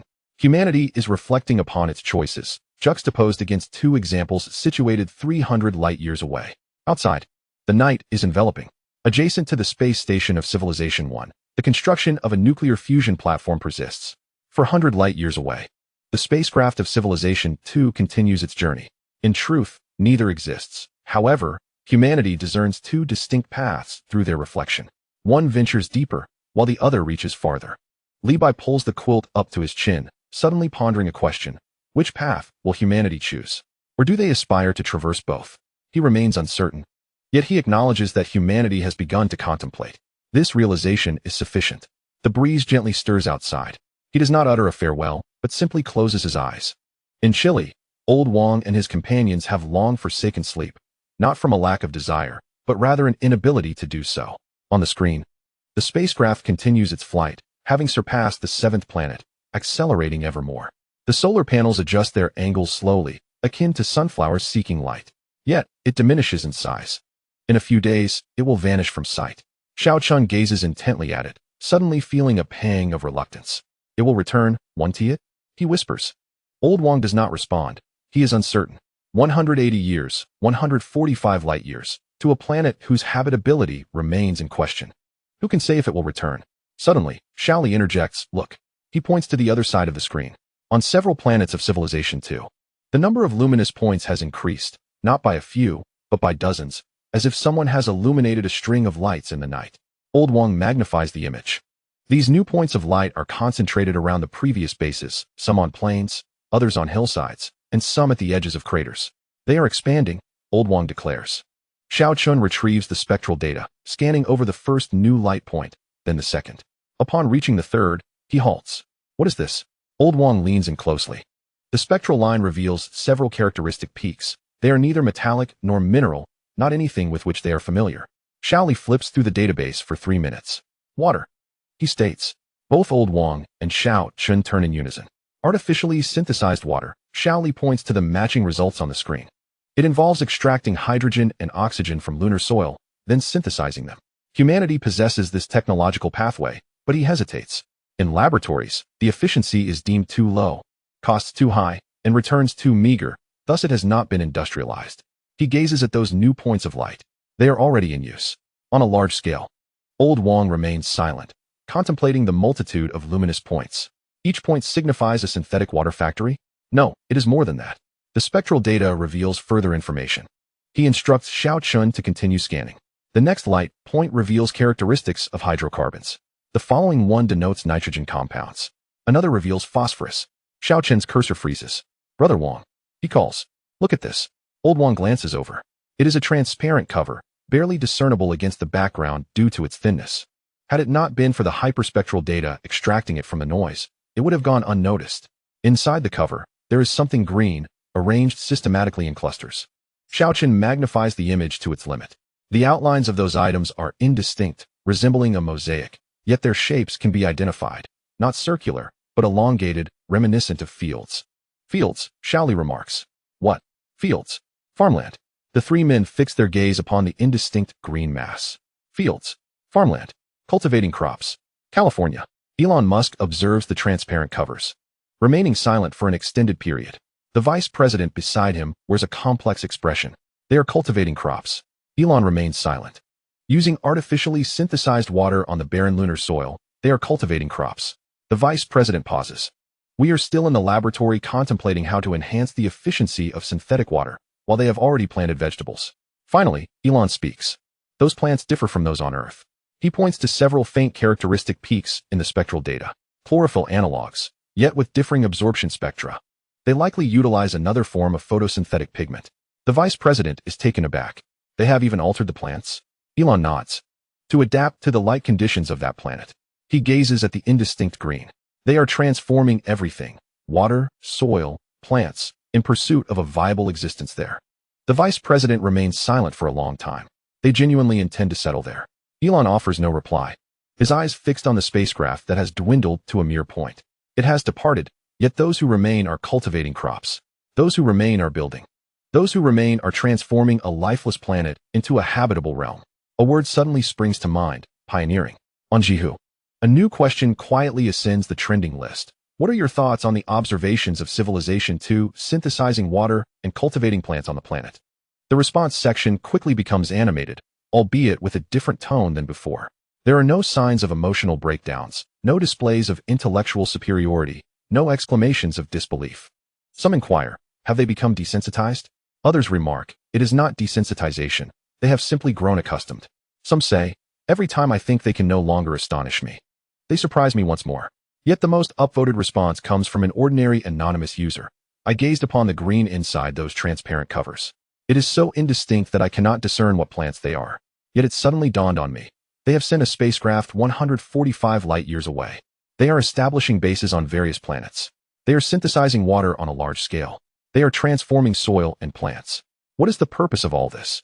He pauses. Perhaps it is simply to cultivate some vegetables in those places. The comment section erupts. Vegetables? Cultivating crops? They traveled 180 years just to grow vegetables? They are colonizing outer space. They are expanding their territory. They are advancing civilization. And you say they are growing vegetables? The anonymous user responds, colonizing outer space. And then what? They still need to eat. They must still cultivate the land. They must still scatter seeds and wait for them to grow. They are likely just like us. No matter how far they go, they long for a taste of their own harvest. The comment section falls silent for a few seconds. Then someone posts, I suddenly understand. Understand what? Understand why they journey so far. Because no matter how far they travel, there must be a place to cultivate crops. Where there are crops, there is home. Damn, it almost makes me want to cry. On Weibo, a new term quietly climbs the trending list. Aliens are also cultivating crops. Upon clicking, the first post is a common netizen's lament. I once imagined aliens to be high-tech beings wielding laser cannons and spacecraft. Yet here they are synthesizing water, growing vegetables, and constructing greenhouses. Isn't that precisely what my grandfather did? The comment section erupts in laughter. Ha, alien grandfathers. They probably also have the proverb about farming relying on the fertilizer of the head of the household. Perhaps they even have extraterrestrial manure. Stop it. The imagery is too beautiful. Yet amidst the laughter, someone posts, laughter aside, have you considered? They are cultivating crops to survive there. Their journey to such distant places is solely for the purpose of survival. And after surviving, the first thing they do is grow crops. How is this any different from humanity? Our ancestors left Africa, and the first thing they did was cultivate the land. We sailed to the South Seas, ventured into the Northeast, and crossed the West Gate. The first thing we did was still to cultivate the land. When the land thrives, so do the people. The comment section falls silent. Then someone commented, so they are just like us? Living beings that rely on the land for survival. No matter how far they fly, they must find a piece of land to cultivate. Once they find it, they can settle down. If not, they continue to soar until they do. Damn, this is overwhelming. On Bilibili, that science popularization up master has released another video. The title reads, Civilization 2, Soaring into the Cosmos to Cultivate the Earth. He gazes into the camera with a somewhat complex expression. After producing numerous episodes on alien civilizations, I never anticipated there would be one centered around agriculture. Yet, they truly are farming. Those transparent domes, those verdant plants, those artificially synthesized waters. Every action they undertake serves a singular purpose, to cultivate edible crops on barren lands. He paused for a moment. You may consider this trivial, but I must assert, this may be the most profound endeavor of all. Technology will advance, spaceships will evolve, energy sources will transform, but regardless of how sophisticated technology becomes, humans must eat. Where does food originate?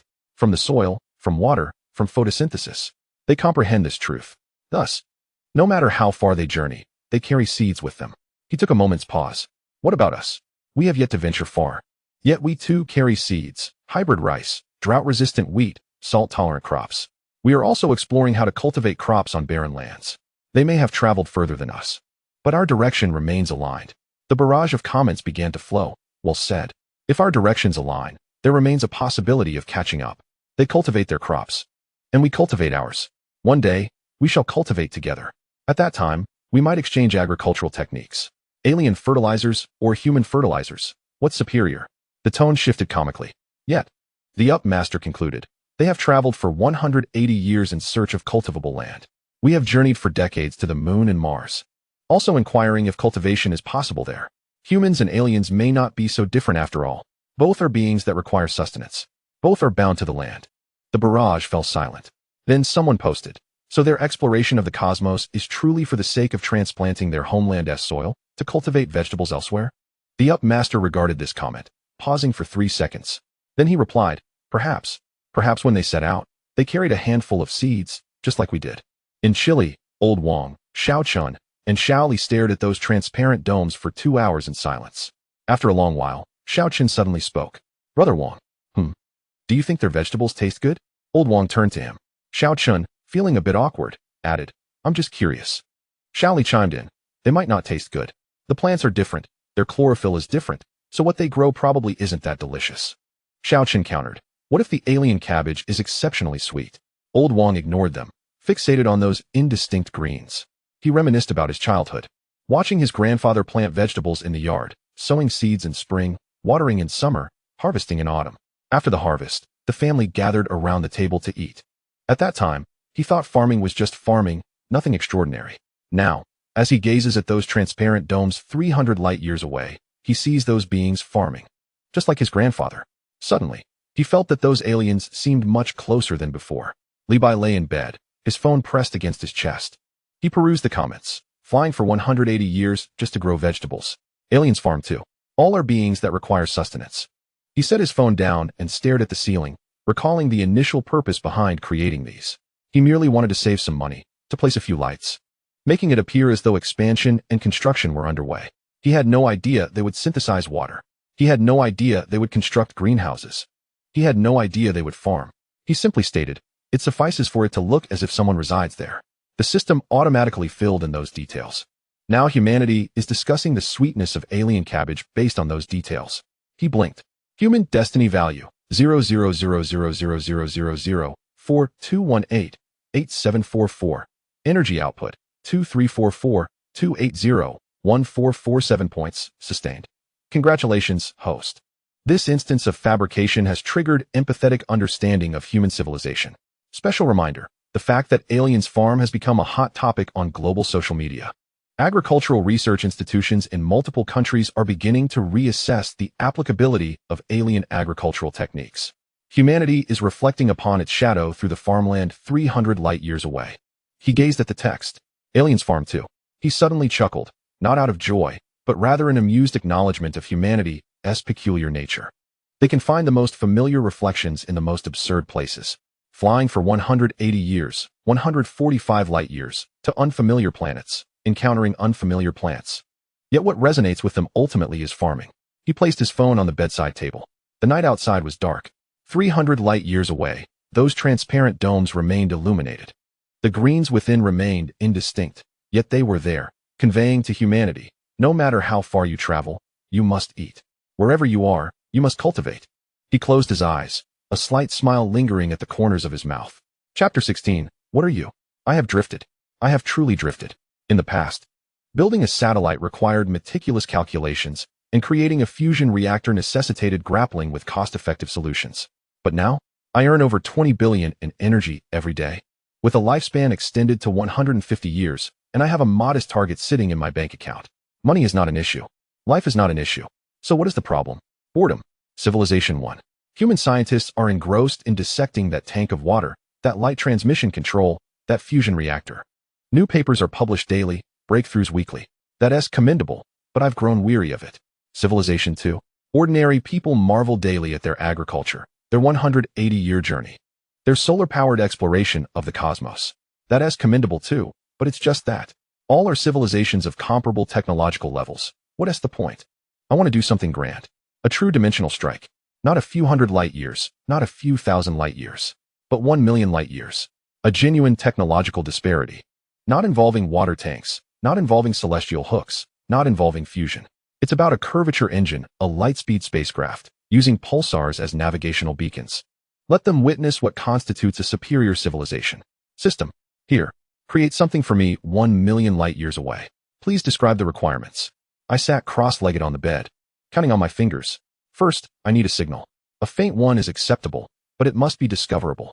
Ideally, it should evoke a reaction like what is that? What is this thing? Second, there must be traces of spatial curvature. Of course, the curvature engine must twist space into a helix. Humanity can currently detect gravitational waves. They should be able to perceive this. Third, I need something in motion. It should resemble a man-made object, traveling at 90 the speed of light. Too fast risks collision. Too slow lacks impact. Fourth, add a navigation system. Use pulsars as beacons. Humanity has contemplated this, but hasn't implemented it yet. Fifth, adjust the timeline. Ensure this phenomenon has existed for 1 million years, currently being observed by humanity. Plan generation in progress. Energy consumption, 980 0.000 points. Target: cosmic space 1 million light-years from Earth. Deployment content: weak periodic signal, traces of spatial curvature, an artificial object traveling at 90 the speed of light. Pulsar navigation beacon simulation. Timeline adjustment: ensure this phenomenon actually occurred 1 million years ago and is currently being observed by humanity. Deployment complete. I glanced at the panel. 980,000 points. Quite affordable. Truly inexpensive. Even cheaper than that tank of water. As I leaned back, I awaited the moment when humanity would erupt. 2 months later, in Chile, at that same observatory. Yet, it was no longer the dilapidated station of yesteryears. Now, over 300 individuals were stationed here, working in shifts around the clock, scrutinizing every corner of the celestial expanse. Following the discoveries of Civilization 1 and Civilization 2, telescopes worldwide were directed toward those specific regions. Funding had surged 100-fold. The president frequently took to Twitter to inquire about the latest observations. Maria had ascended to the position of head of the observation department, overseeing more than 50 young researchers who processed vast quantities of data daily. On this particular night, it was the turn of intern Xiao Zhao to man the night shift. A first-year doctoral student from China, with eyes sharper than a telescope. He sifted through a plethora of conventional data until he suddenly paused. A faint signal flickered on the screen, so weak it nearly blended with the background noise. Had he not adjusted the contrast to its utmost, it would have been imperceptible. What was this? He marked the signal and continued his search. 3 hours later, he uncovered another signal, in the same position with identical characteristics. He continued his scrutiny, discovering yet another. Rubbing his eyes, Xiao Zhao noted that the signals emanated from the same direction, repeating 3 times, each with an interval he calculated to be approximately 2 hours. Periodic? He murmured. He sent the data to his advisor, who was asleep and did not respond. He then forwarded it to a senior colleague at the adjacent workstation. She glanced at it, dismissing it as mere noise due to its weakness. Unyielding, Xiao Zhao accessed archived data from the past 3 months. Nothing. Absolutely nothing. Yet this signal had appeared 3 times over the last 2 months. He fixated on the screen and suddenly recalled a phrase. If it looks like a signal and behaves like a signal, then it is a signal. He forwarded the data package to Maria. The following morning, upon viewing it, Maria nearly spewed her coffee. What direction is this? Xiao Zhao displayed the star chart. In that direction, 1 million light-years away, there was nothing. Maria scrutinized the data set. Periodic. Faint. Repetitive. She forwarded the data to several trusted colleagues. 3 hours later, responses began to flood in. This is impossible. Is your equipment malfunctioning? Please remeasure. Wait, this characteristic resembles that of a pulsar. Maria's heart sank. A pulsar, the universe's most precise clock. However, pulsars are stars, emitting light and possessing characteristic spectra. This signal bore no spectrum, only a periodicity. What does it resemble? It resembles a deliberate use of pulsars as navigational beacons. In California, Elon Musk was jolted awake by a phone call. He glanced at the caller ID, JPL director. He answered, "Check your email immediately." What? Look at your email. He opened his inbox. Attached was a dataset and a diagram. The diagram illustrated the trajectory of the signal. The path was not linear, it was curved. The degree of curvature could only be explained by the warping of space. Elon's drowsiness vanished. He called back. Is this real? The data has been validated 3 times. What is the curvature they calculated? If light were to traverse this trajectory, what would be the required curvature radius? Equivalent to the spatial disturbances produced by traveling at 90 the speed of light. Silence fell on the other end. 90% of the speed of light. A curvature engine. 1 million light-years away. Elon hung up, gazing out at the overcast sky, suddenly recalling a statement he made in his youth. Humanity must either venture into the cosmos or remain confined to Earth. Now, someone was indeed traversing the stars in a manner he could never have imagined. At the White House, an emergency meeting convened. The President, the Secretary of Defense, the NASA Administrator, and the Scientific Advisor were all present. The NASA Administrator activated the projector. Ladies and gentlemen, this is what transpired over the past 72 hours. Firstly, we detected this signal. The screen displayed the faint waveform that had initially been overlooked 3 times due to its weakness. However, upon its 4th appearance, we confirmed its periodic nature, a cycle of 217 hours. Other characteristics align perfectly with those of a pulsar, yet it is not a pulsar. He switched to another image. Here is its trajectory, a curved arc. This curvature could only be explained by the distortion of space in its wake. The extent of distortion equated to that produced by an object traveling at 90 the speed of light. The President raised his hand. 90% of the speed of light? Does this violate relativity?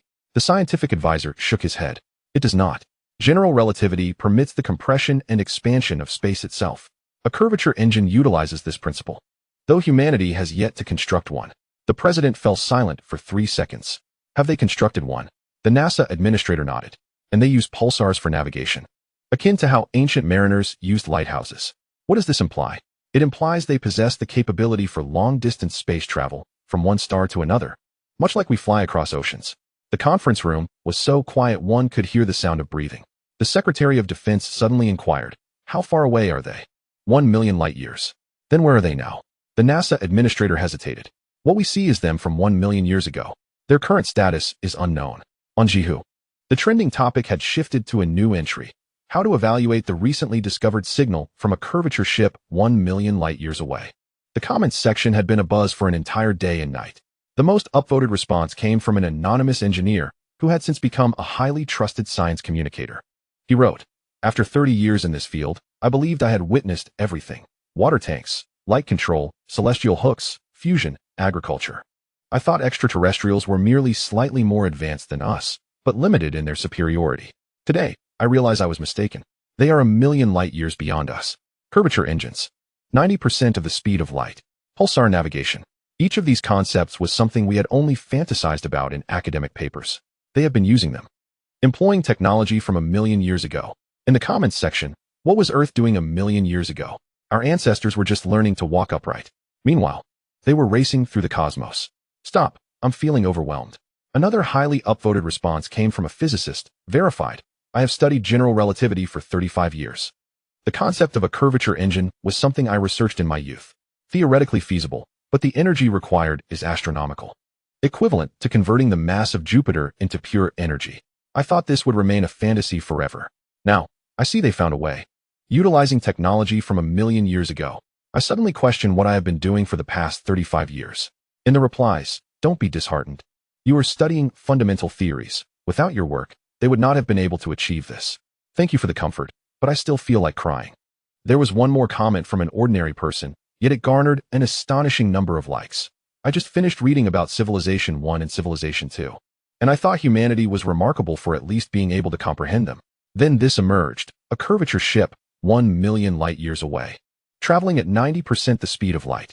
I suddenly realized something. The previous 2 civilizations may have merely been subjects of this super civilization's observation, or perhaps students, or experiments, and we are the subjects of those experiments. The nested dolls have been shattered. On Weibo, 3 trending topics appeared side by side. Civilization 1's bathtub engineer, Civilization 2's agricultural ship, and Civilization 3's curvature engine. Clicking on the first topic, the comments section read, still learning. How is that going? Not bad. The light control laboratory has already replicated it. Upon delving into the second segment, still soaring. How many years has it been? 180 years. There remain 179.5. Persevere. Now, onto the third segment, still racing. How fast? At 90 the speed of light. They have been racing for 1 million years. What are we? Mere ants by the roadside? Not even that. Ants could still see us walking. We can only glimpse the taillights from 1 million years ago. Enough said. Let me be silent. Billy, that popular science content creator has released another video. The title, Civilization 3, The True High Civilization, a Turning Point in Human Observational History. He gazes into the camera, his expression unusually grave. Civilization 1 teaches us systems engineering. Civilization 2 teaches us pragmatism and the spirit of exploration. What does Civilization 3 teach us? The concept of disparity. He presents an image, a comparative juxtaposition of the 3 civilizations. Civilization 1, 400 light years away. Technological level, more advanced than ours, yet every aspect is comprehensible. Carbon nanotubes, light control, cold fusion. These are concepts we grasp. Civilization 2, 300 light years away. Technological level, nearly on par with us. Gravitational slingshots, solar energy. We can create them ourselves, though not as proficiently. Civilization 3, 1 million light years away. Technological level, incomprehensible. Curvature engines. Pulsar navigation, 90 the speed of light. Each aspect challenges our understanding of physics. He pauses. But what shocks me most is not the technology, but the time. They have been soaring through the cosmos for 1 million years. 1 million years ago, we had just learned to wield fire. After 1 million years of flight. Where are they now? Unknown. Perhaps they are at the other end of the universe. Perhaps they are nearby, yet unseen. Perhaps they have already observed us and moved on. He takes a moment. This is why we define this year as the inaugural year of extraterrestrial observation. Not because we discovered 3 extraterrestrial civilizations this year, but because humanity has, for the first time, glimpsed the true, incomprehensible traces of a high civilization. From this year forth, humanity has learned one thing. We are not the smartest beings in the universe. We are not even the second smartest. We are merely the ones who have just opened our eyes to the cosmos. The barrage of comments fell silent for a while. Then someone remarked, the term inaugural year is aptly used. Once it was an inaugural year, and henceforth, every year will be an inaugural year. Because each year we will discover more. We will also uncover our own insignificance. Yet, even in our insignificance, we must observe. Indeed, we must observe despite our smallness. In Chile, Maria stands outside the observation room, gazing at the contours of the Andes Mountains. Xiao Zhao follows her, standing beside her. Director, do you think there are people aboard that spacecraft? Maria does not respond. She looks at the distant snowy peaks. 1,000,000 years ago, when those beings set forth, Earth was still in the age of mammoths and saber-toothed tigers. Where are they headed? Are they still flying? Or have they reached some destination, settled, and begun cultivating the land, building homes, raising children? Suddenly, she recalls the ship from Civilization 2 that traveled to a star 145 light-years away. It too is a journey, a departure. One has been on the move for 180 years, the other for 1,000,000. The paths may differ, but the direction remains the same. Outward, forever onward. She softly muses, does it matter if there are others? Xiao Zhao does not understand. She turns to face him. What matters is that they have departed. Li Bai lies in bed, his phone pressed to his chest. He reads the comments, noting the inaugural year of the 1,000,000-year taillight observation surge. He sets his phone down and stares at the ceiling. He merely wished to make a monumental discovery. 1,000,000 light-years. 90 the speed of light. Curvature engines. Pulsar navigation. He thought humanity would scream, would collapse, would be utterly overwhelmed. They indeed were overwhelmed. Yet, after that, they began to speak of an inaugural year. They began to acknowledge that despite their smallness, they must observe. They began to emphasize the significance of their departure. He blinks. Humanity's fate value. 00000000871244771. Energy output. 2944-280-1447 points. Sustaining. Congratulations, host. This simulation has triggered an expansion of human civilization's cognitive boundaries. Special notice. The year 2025 has been officially designated as the inaugural year of extraterrestrial observation. A global coalition has established the Deep Space Advanced Civilization Signal Analysis Center. For the first time, humanity has prioritized the search for the incomprehensible as a scientific endeavor. Humanity is calibrating its cosmic coordinates with the taillights of a spacecraft from 1,000,000 years ago. He gazes at those words. The taillights from 1,000,000 years ago. In truth, they do not exist. Yet humanity uses them to calibrate their coordinates. He suddenly smiles. Not a boastful smile, but one reflecting the remarkable nature of humanity. Regardless of what they witness, they continue to move forward. Upon seeing a water reservoir, they learn systems engineering. Upon seeing gravitational slingshots, they embrace pragmatism. Upon seeing a spacecraft, they define an inaugural year. And then they continue to observe, to learn, to advance. He places his phone on the bedside table. The dawn is approaching outside the window. 1,000,000 light-years away, that spacecraft continues its flight, at 90 the speed of light. In truth, it has not gone anywhere. But humanity believes it is soaring, and that is sufficient. Chapter 17. Lu Zixin. When Lu Zixin first heard the news, he was at home in Yanchuan, Shaanxi, sipping tea. The call was from an editor, and the tone was urgent. Lu, have you seen the news? What news? Aliens. Real aliens. An observatory has discovered methane and oxygen coexisting, 400 light-years away. He paused for a few seconds, then laughed. April Fool's Day has long passed. This is no joke. The Chinese Academy of Sciences has confirmed it. He set down his teacup, walked to his computer, and opened the news webpage. 3 minutes later, he remained seated, unmoving. 400 light-years. Methane and oxygen coexist. Signs of life. He had written the three-body problem. He had penned the dark forest. He had described the universe as a dark forest, where each civilization is a hunter with a gun. Yet now, reality revealed to him that there are indeed others in the forest. Suddenly, he felt a chill, not the fear of cold, but rather the kind that seeps into one's bones when a story you've written your entire life suddenly reveals itself to be potentially real. That night, he could not sleep. He stood on the balcony for a long time, staring at the night sky. What lies in that direction? He did not know, but someone is there. He silently hoped it would not echo the narratives he had crafted. He silently wished they were not there to unleash a two-dimensional foil. In the following months, the news proliferated. Methane and oxygen, satellites, space stations, that reservoir of water, light control, cold fusion. He scoured the news daily. Sometimes, as he read, he would lose track of time. One night, he came across a newly released set of images. Civilization 1. The night of that planet. On that continent, stars began to twinkle. Not the dense lights of a city, but sparse, scattered lights, as if someone had just begun to light lamps. He stared at those images for a long while. Then he suddenly smiled. Not a bitter smile, but one that arose from deep within, warm and comforting. Those were lights. The lights of humanity. Lights akin to theirs. Not a dark forest. Not hunters with guns. But someone lighting lamps at night, illuminating the path home. He shut down his computer and returned to the balcony for a moment longer. The night sky remained the same, yet it seemed transformed. Subsequently, many more revelations emerged. The details of Civilization 1 became increasingly abundant. It was a civilization of scientists and engineers.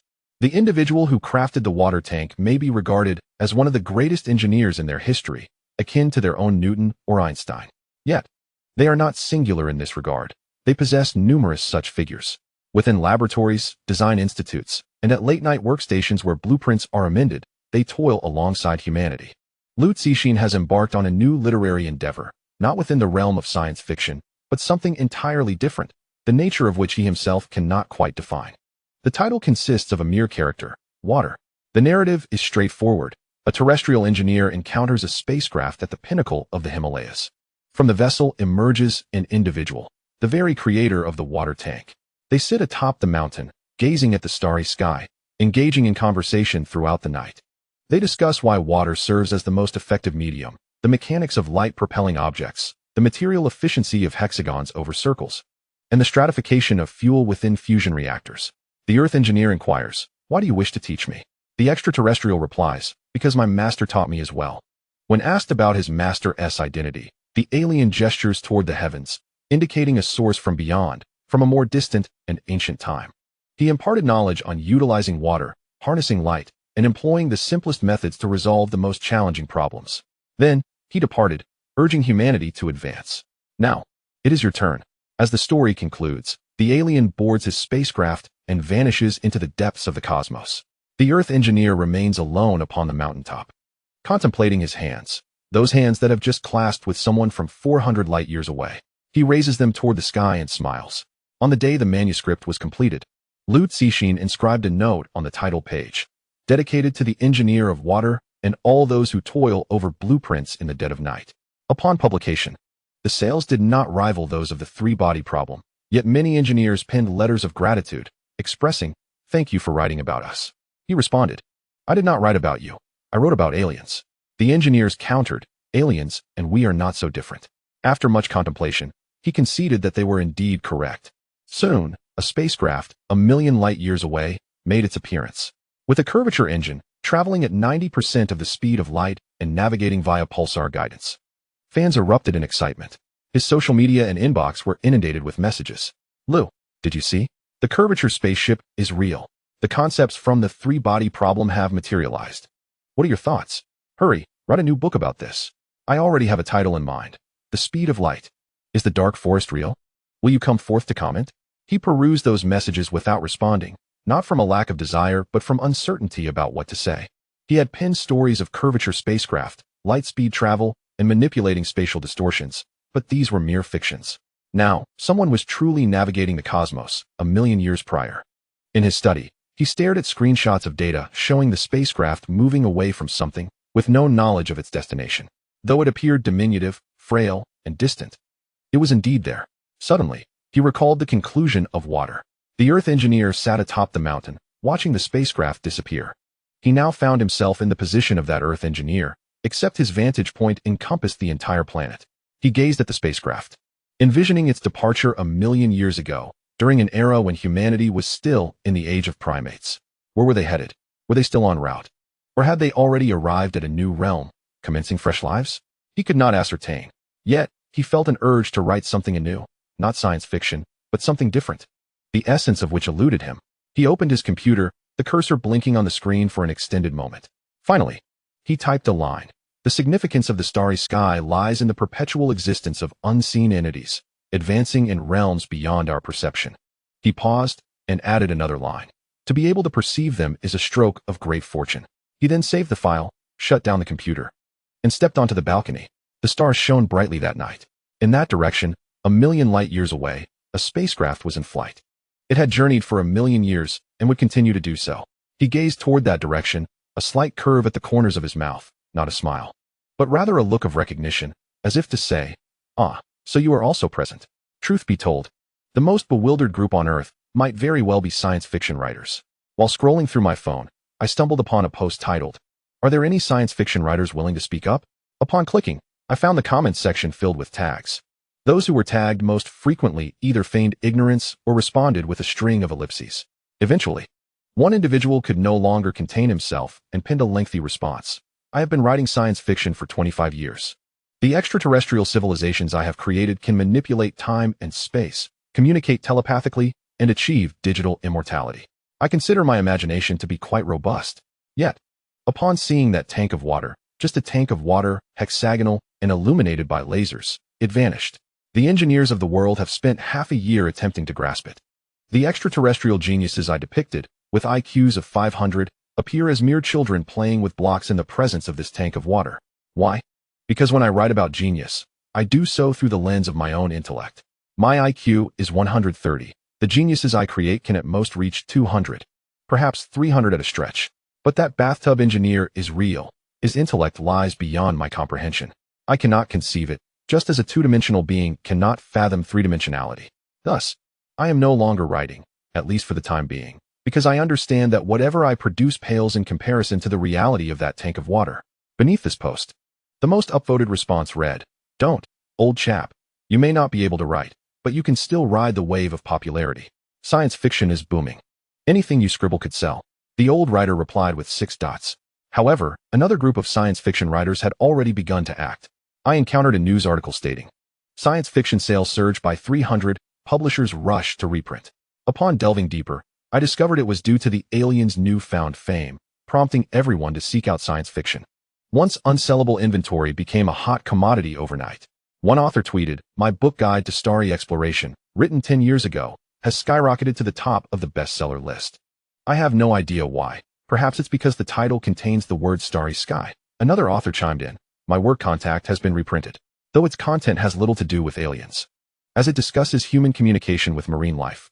The editor insisted on adding a promotional band stating, "A precursor to humanity's contact with extraterrestrial civilizations." I felt a flush of embarrassment upon reading it. The comments section erupted with laughter. As long as they make money, what does pride matter? After all, the bathtub engineer won't be seeking royalties from you.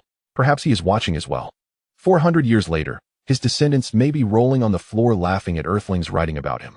I dare not imagine such a beautiful scene. Another writer, reputed to be among the first to capitalize on this phenomenon, hastily authored a book titled Aliens in a Water Tank shortly after the discovery of the first civilization.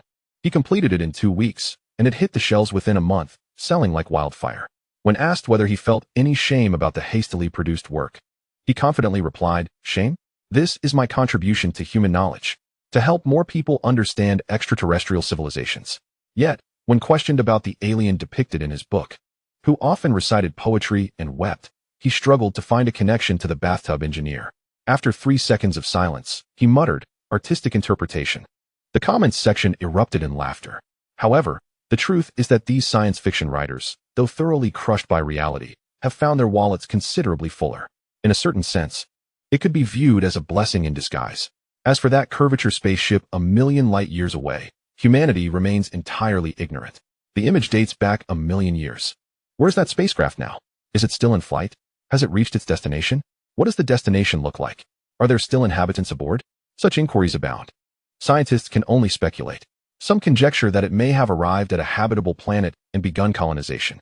Others surmise that it continues its voyage. For in the vastness of the cosmos, 1,000,000 years is but a fleeting moment.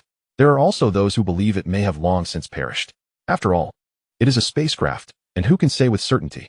On Godhood, someone posed the question, if that curvature spacecraft has reached its destination, what will they do? The most upvoted answer was, cultivate crops, construct greenhouses, synthesize water, much like Civilization 2. For no matter how advanced technology may become, humanity must always eat. Thus, They may have been cultivating vegetables for millions of years by now, perhaps even evolving alien cabbages. Beneath this response, someone quipped, "What are they eating now? Stir-fried alien cabbage with extraterrestrial cured meat? Perhaps, accompanied by a touch of alien garlic sauce. Ah, the imagery is too beautiful for me to contemplate." Another highly praised response suggested, "They may have developed a more advanced civilization. Perhaps they have ascended to civilization 4, V, or 6. While we can only glimpse their visage from 1,000,000 years ago, akin to viewing a photograph of our grandfather in his youth, unaware of his current whereabouts or circumstances. Yet, he undeniably existed. That is sufficient." This answer garnered 300,000 likes. As for Hollywood, let us not even broach the subject. The major studios have been developing projects since the first discovery of extraterrestrials. Titles such as Contact 2, Interstellar 3, and Alien Invasion 4 have emerged, each more grandiose than the last. What was the outcome? The film Curvature engine, with a budget of $300 million, dazzling special effects, and a star-studded cast, narrates the tale of humanity discovering the Curvature spacecraft and dispatching astronauts to pursue it. Within 3 days of its release, critical acclaim plummeted. Its Dubon rating stood at a mere 42. The comments section was rife with sentiments like, "Is this what an alien spacecraft looks like? Do you know what a real spacecraft resembles? You know nothing. Is this how a curvature engine operates? Do you understand how a genuine engine functions? You know nothing. I know nothing, but I know your portrayal is utter nonsense." Blinded by that tank of water, everything appeared disingenuous. The director tweeted in frustration, "This is science fiction. It's fictional, not a documentary." A user retorted, "We understand it's fictional. Yet, your fiction pales in comparison to reality. That tank of water conveys 1,000 times more impact than your 300 million in special effects. I suggest you read the book Aliens in a Tank and learn how to craft a narrative." The director fell silent. It is said he was hospitalized due to his distress. Other major films, before their release, hastily withdrew from circulation, either to be res-hot or indefinitely postponed. A producer, in an interview, appeared utterly despondent. "We initially aimed to create the most impressive science fiction film, to broaden the audience's horizons. Instead, reality surpassed us 100-fold. Now that viewers have experienced reality, our work resembles a kindergarten craft class." When asked, "What do you plan to do?" the producer paused for 3 seconds. "I intend to acquire the film rights to Aliens in a Tank. That book is rough enough to suit our production." The comments section erupted in laughter. As I lay in bed, observing these headlines, a smile spread across my face. Human destiny value 00000037712444771. Energy output 3244-280-1447 points. Sustained. Congratulations, host. This act of fabrication has triggered a phenomenon of cultural reality overshadowing fantasy.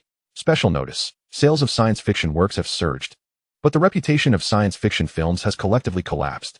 Several blockbusters have been withdrawn and res-hot. Experts refer to this as the bathtub engineer effect. I set my phone aside and gazed at the ceiling. I certainly did not anticipate this outcome. I merely wished to make a grand statement, to astonish them. Little did I know I would bring Hollywood to its knees. Nevertheless, it is rather amusing. The dawn is breaking outside. That spacecraft, 1,000,000 years distant, continues its journey.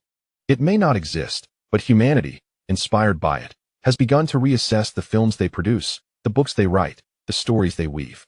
They are discovering that reality is far more outrageous than their imaginations. And the most outrageous aspect is that this reality was crafted by me. I chuckled softly and turned over. Chapter 18. Stockholm. December. The season of the Nobel Prize ceremony. In previous years, the city buzzed with media, tourists, and eager scholars. Hotels brimmed with guests, restaurants were fully booked, and the red carpet at the award hall could cause traffic jams lasting 2 hours. This year, the atmosphere is eerily subdued. It is not that no one is present.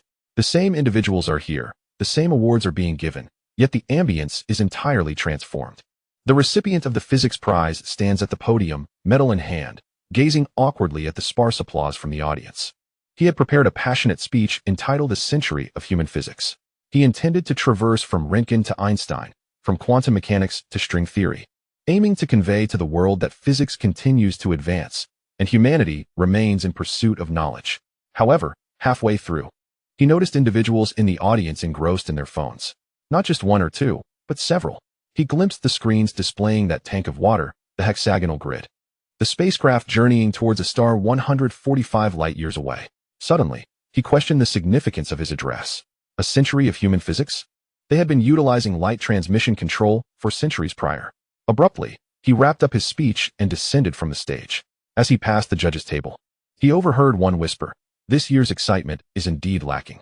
When that tank of water was unveiled last year, the entire world was abuzz. Who cares about this year's revelation?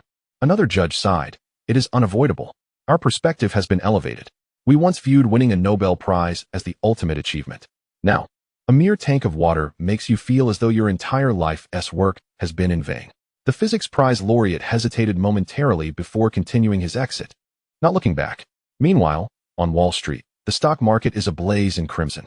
Not the kind of red that signifies decline, but rather the vibrant hue of growth. All technology-related stocks are soaring. Artificial intelligence, quantum computing, aerospace materials, renewable energy, biotechnology. Any venture associated with technology is drawing investment. Analysts are feverishly producing reports, each title more sensational than the last. The era of extraterrestrials. Humanity must accelerate technological advancement. Civilization I revelation. Fundamental research is the future. What Civilization 2 teaches us. Pragmatism is paramount. A comprehensive review of faster-than-light spacecraft stocks. Invest now. Investors, invigorated, are pouring their funds into these opportunities. A fund manager, in an interview, beamed at the camera. Previously, we evaluated projects based on ROI, growth rates, and market potential. Now, what do we prioritize?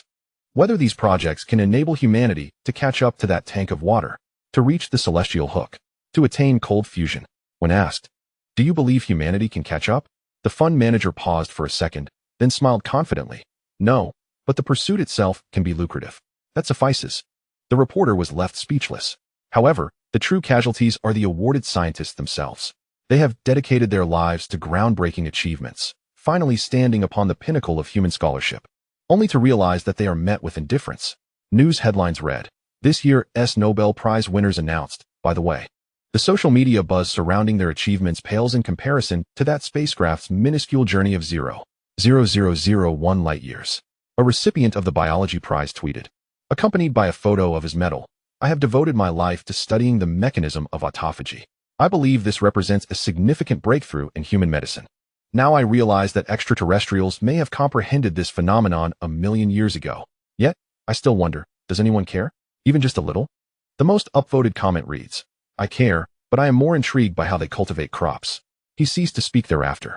There was also a Nobel laureate who outright declined to accept the award. When the committee inquired about his reasoning, he stated, "I am examining data." What data, you ask? The spectral analysis of synthetic water from Civilization 2. I wish to ascertain how they extract hydrogen and oxygen from lunar soil.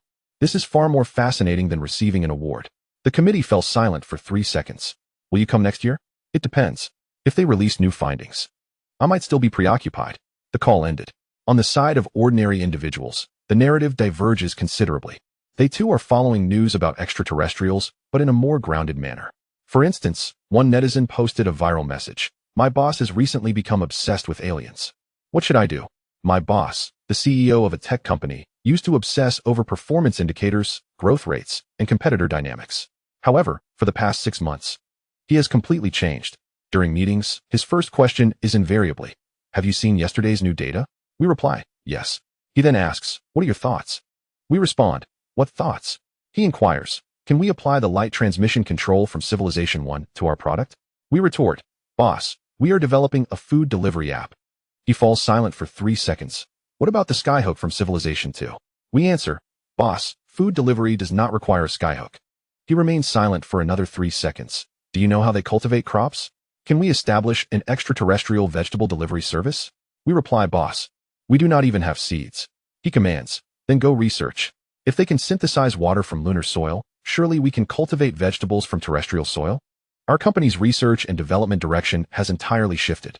Previously, our focus was on optimizing algorithms to enhance efficiency. Now, we are investigating how to apply extraterrestrial agricultural technology to the food delivery industry.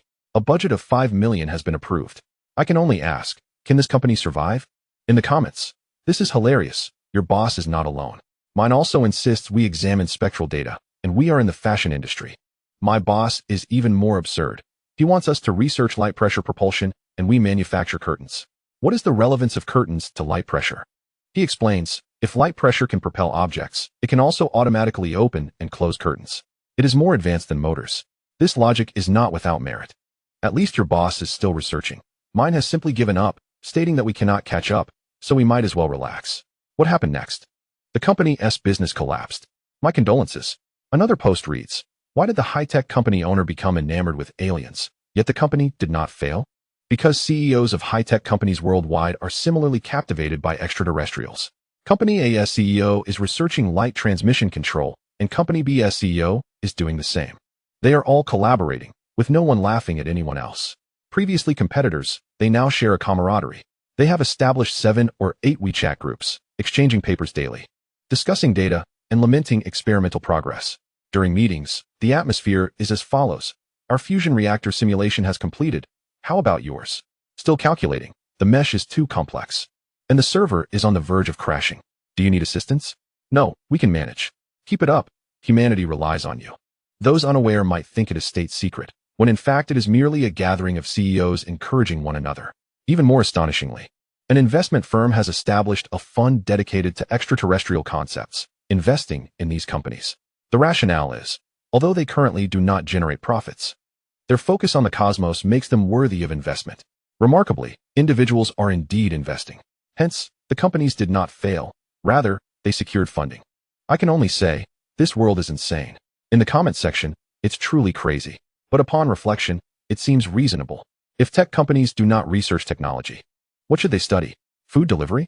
Another post specifically analyzes why Civilization 3 is overlooked. Faster-than-light spacecraft are too distant. Humanity chooses not to acknowledge them. Civilization 1 is 400 light-years away, with a technological level surpassing ours, yet every aspect is comprehensible. The water tank, light transmission control, and cold fusion are all concepts within our understanding. Thus, scientists pursue these leads, engineers follow suit, and even ordinary individuals can express their sentiments. Civilization 2, 300 light-years distant, possesses technology similar to ours. The skyhook, solar energy, and gravitational slingshots are creations we can also devise, albeit not as effectively. Hence, ordinary individuals resonate most with them. They cultivate crops, we cultivate crops. They voyage for 180 years. We can imagine what that experience entails. Civilization 3, however, lies a million light-years away. The curvature engine, traveling at 90 the speed of light, and pulsar navigation each challenge our understanding of physics. What is even more extraordinary is that this occurred a million years ago. Where are they now? Unknown. Are they still traveling? Unknown. Have they reached their destination? Unknown.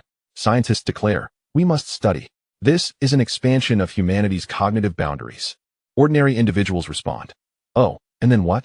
There is no and then, because it is too distant, far enough to elude any resonance. It is akin to hearing someone trekked across the Sahara. One might marvel at their feat, yet, upon learning that someone traversed the Milky Way, one feels nothing, as it transcends the realm of imagination. Thus, Civilization 3 is overlooked, not for its lack of awe, but because it is so astonishing that it elicits no reaction. In the comments, astute observation. Thus, humanity remains concerned solely with that which it can comprehend. Faster-than-light spacecraft are too remote. Cultivating crops feels more intimate. Once I finish this batch of crops, I can look at the spacecraft. By the time the crops are harvested, perhaps the spacecraft has flown another 10,000 years. Who cares? First, let us eat. As I peruse these posts, lying on my bed, a smile stretches across my face. Human destiny value 0.000004221844771. Energy output 344428014447 points. Sustained. Congratulations, host. This instance of forgery has triggered a multidimensional reconstruction phenomenon in human society, economy, and culture. Special notice. Nobel Prize interest has plummeted to a historical low. Technology concept stocks continue to soar. Executives of global tech companies are collectively becoming alienated. Civilization 3 is selectively overlooked due to its extreme remoteness. I set my phone down and gaze at the ceiling. Nobel laureates are feeling wounded. Tech company executives have lost their minds. Ordinary individuals continue to cultivate crops. Faster-than-light spacecraft are too distant for concern. This is quite satisfactory. Everyone is living their own lives. Outside, the sky is growing dark. The spacecraft from a million years ago continues its journey. It flies on, while humanity cultivates its crops. Each endeavor is unimpeded by the other. I turn over, feeling somewhat drowsy. Beijing, Zhongguancun. In a glass-walled building, reporter Xiao Wang stands at the reception of an AI company. Microphone in hand. The receptionist greets him warmly. Are you looking for General Xirang? He is on the 15th floor, though he may currently be in a meeting. Please wait a moment. I will make a call. The call connects. General Xirang, there is a reporter for the interview. Yes, the same alien series. Very well. She hangs up and smiles at Xiao Wang. General Xirang has asked you to come up. However, he only has 20 minutes. He must discuss the grid structure of Civilization 1 with some colleagues this afternoon. Xiao Wang nods and takes the elevator upstairs. General Zhang's office is spacious, with floor-to-ceiling windows overlooking the cluster of buildings in Zhongwankan. Yet, upon first glance, Xiao Wang notices not the view outside but rather an object on the desk, a transparent model of a water tank, palm-sized, containing a hexagon. Observing Xiao Wang's fascination, General Xirang chuckles. You like it? I 3D printed it myself. There are blueprints online. Xiao Wang sits down and activates his voice recorder. General Xirang, as a senior executive in a tech company, how do you perceive the current fervor surrounding extraterrestrial civilizations? General Xirang leans back in his chair. I believe it represents a mode of thinking. He pointed to the water tank model on the table. Look at this. A tank of water. Hexagonal. Light-controlled. Every part is intricately interconnected. Heat dissipation, buoyancy, insulation, and propulsion are all addressed with the same tool. In my previous product design endeavors, I always thought to add another feature, another module. As a result, things became increasingly complex and difficult to maintain. After seeing this, I understood. A truly remarkable product does not merely stack functions, it allows them to emerge organically. He paused. Thus, our company's research and development principle has changed. We shall not resort to complexity when the simplest solution suffices. Xiao Wang pondered. Has it been effective? Zhang responded with a smile. Last month, we launched a new feature, utilizing merely 1/10 of the original code, and achieved double the results. The programmers are all asking if the boss has gained extraordinary insight. I told them, it's not extraordinary insight, it's that tank of water. Both chuckled. In San Francisco, Silicon Valley, reporter Mia entered the headquarters of an aerospace technology company. In the center of the hall stood a colossal water tank model, not a small 3D printed one, but a towering, transparent structure, inside which hung a hexagonal shape. Mia was momentarily taken aback. The receptionist, unfazed, remarked, that's the boss's treasure. It took 3 months to find someone to create it. 3 months? Yes, because we needed to replicate the angles of that hexagon. We consulted several factories, ultimately using 3D printing combined with manual polishing. Mia ascended to meet the owner, Tom, a man in his 50s, clad in a sweatshirt and jeans, epitomizing the Silicon Valley style. On his desk sat a smaller water tank model, alongside a hook-shaped device. You know what, Tom began. I regard that water tank model as a talisman. Mia was taken aback. A talisman? Tom nodded, retrieving a keychain from his pocket, which bore a transparent water tank the size of a fingernail, the hexagon clearly visible. I carry it everywhere, with me to meetings, on business trips, when meeting investors. He shook the keychain. Last week, during a meeting with a major fund, I pulled this out and shared the story of that tank of water. And then they promptly decided to invest $25 million in us. Mia widened her eyes. Tom shrugged. They said, anyone who can articulate that story clearly must be capable of delivering a great product. I do not comprehend the logic behind it, but the funds have indeed arrived. Mia fell silent for 3 seconds. So, what do you believe is the greatest influence of extraterrestrial civilizations on you? Tom pondered. They instilled in me the belief that true innovation does not arise from inventing new things. It emerges from reimagining old concepts. He gestured toward the water tank model. Water has existed for billions of years. Light has been around for tens of billions. The hexagon has been utilized by bees for millions of years. Yet, when they are combined, they create something that astonishes all of humanity. What does this signify? It indicates that true genius lies not in creating new knowledge, but in weaving existing knowledge into novel constructs. He paused. Now, in meetings, I frequently advise my team, do not fixate on inventing new algorithms. First, examine whether existing algorithms can be interconnected. Mia swiftly noted this down. Has it been effective? Tom smiled. Just last week, we secured a significant client. They reviewed our proposal and inquired if we had employed some kind of black technology. I replied, it's not black technology, it's that tank of water. The two exchanged amused glances. In Paris, at Station F, Europe's largest startup campus, reporter Leah entered the office of an aerospace materials company. Though small, with a dozen employees, the walls were adorned with numerous items, spectral diagrams of Civilization 1, flight trajectories of Civilization 2, signal cycles of Civilization 3, and a hand-drawn diagram of a water tank structure that occupied an entire wall. The founder, Pierre, in his 30s with a head full of curls, responded to Lee's inquiry about his interest in these matters by pointing to the hand-drawn diagram. Look at this design. Every element is intricately linked. Replace any single component, and the entire system fails. This reminds me of our work with materials. Previously, we always sought materials with high strength or high temperature resistance, ultimately selecting the best. But they taught us, the best is not necessarily the most suitable. Suitability is key. He paused. Thus, in our materials research and development, we no longer pursue the extreme of a single metric, but rather strive for a balance of system metrics. Leah nodded and took notes. What is the outcome? Pierre smiled. Last month, we applied for a patent. Our new material isn't the highest performing, but in specific scenarios, it outperforms existing materials by 3 times. Customers asked us how we conceived it. I told them, it was inspired by that tank of water. Leah laughed. In Moscow, at the Skolkovo Innovation Center, reporter Ivan entered an aerospace technology company with a straightforward name, The Hook. The founder, Dmitry, in his 50s with a scruffy beard and bright eyes, had a massive model of a hook prominently displayed in the office, crafted from metal wire and suspended from the ceiling. Ivan gazed up at the model. What draws your interest in this? Dmitry smiled. Because it proves that some things are not impossible. Rather, we simply did not persist in pursuing them. He approached the window, pointing at the sky. The concept of the hook was proposed by Soviet scientists in the 1960s. However, it was abandoned due to its complexity. We gave up. They persevered. Now, they are using the hook for mining, transportation, and base construction. We are merely observing their mining efforts. He turned back. Thus, I named this company The Hook, as I aim to complete what was left unfinished 60 years ago.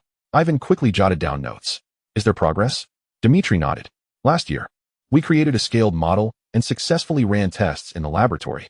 The control precision still lags by 2 orders of magnitude, but at least it proves we are on the right path. I tell my team, we are not starting from scratch. We are continuing the work of those from 60 years ago. They did not finish. We will. He paused. Those extraterrestrial civilizations are not geniuses. They are individuals who persist. Ivan remained silent for a moment. One last question. What do you believe is the greatest personal influence of extraterrestrial civilizations on you? Dmitry contemplated. They made me realize that we are not alone. He gestured to the ceiling. Before the hook appeared, I always felt that humanity was solitary. We have been shouting into the cosmos for decades, yet heard nothing in return. Then they arrived, crafting things we could also create, accomplishing what we aspired to do. In that moment, I suddenly felt that we are not alone. He smiled. That feeling is more significant than any technological breakthrough. Ivan closed his notebook.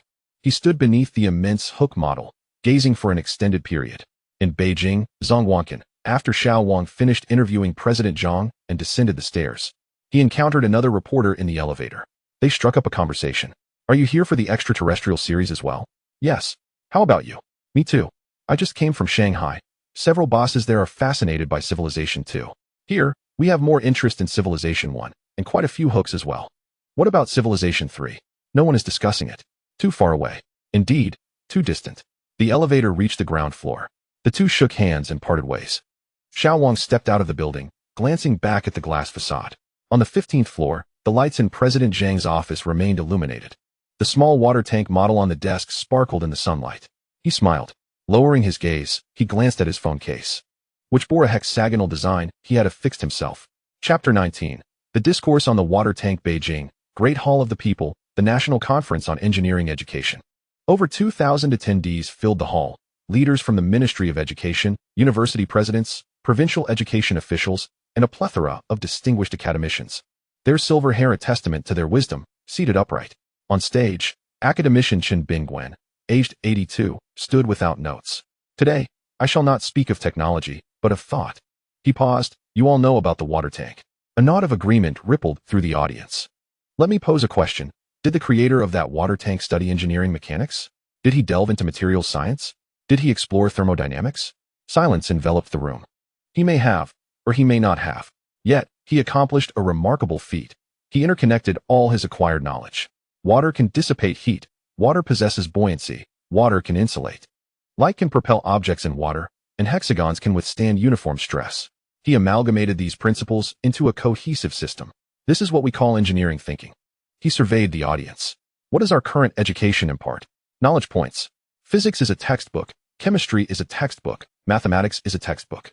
Students memorize these books, take their exams, and promptly forget.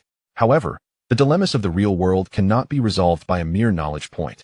That water tank exemplifies an interdisciplinary approach. Light transmission control is interdisciplinary. Cold fusion is also interdisciplinary. They do not segregate knowledge. They only recognize problems. He paused. Thus, I assert, our education must evolve. A profound silence settled in the hall. If we do not change, we shall forever lag behind that tank of water. 3 months later, Beijing, a certain middle school. In the classroom of the second-year Class 3, the blackboard bore a new inscription. Previously, it read, Chapter 3, Buoyancy, 31, Archimedes' Principle. Now, it posed a question. How can an object remain stable in water? Students engaged in group discussions, their desks adorned with plastic cups, paper clips, modeling clay, and small fans. The teacher moved about, occasionally squatting to inquire, why did this sink? Why did that float? Can we make it hover in the middle? In a corner. A bespectacled boy named Li Xiaoming wore a frown. He ranked among the top 10 in his grade, enrolled in advanced math, English, and physics classes. Having never missed a session, his mother had enrolled him in 5 tutoring classes with the aim of entering a prestigious high school. Now, as he stared at the plastic cup on the desk, he felt on the verge of tears. Teacher, what is the standard answer to this problem? The teacher smiled. There is no standard answer. Think for yourself. Li Xiaoming was taken aback. Think for myself? How? Throughout his academic journey, every question he faced had a definitive answer to memorize. Now he was being asked to think independently. He nudged his desk mate, who was pouring water into a cup, filling it halfway, placing a paperclip inside to see if it would sink, then adding a bit more water. What are you doing? Testing. Testing what? Testing how much water it takes for the paperclip to float. Li Xiaoming looked at him as if he were an alien. Aren't you going to calculate the buoyancy formula first? His desk mate, without looking up, replied, I'll calculate it, but I still need to test it. Formulas are one thing, reality is another. Li Xiaoming fell silent. He recalled the Archimedes principle he had memorized just the day before. F buoyancy rho fluid GV displaced. He could recite it perfectly, but now he had no idea how to apply it. Later that evening, as he returned home, his mother approached him. Her first question being, how was school today? Was there a lot of homework? Li Xiaoming set down his backpack, hesitating. Mom, today in physics, we didn't discuss formulas. His mother was taken aback. If you didn't discuss formulas, what did you talk about? We conducted experiments to make objects float in water. Her brow furrowed. Isn't that a waste of time? They won't test you on that. Li Xiaoming remained silent.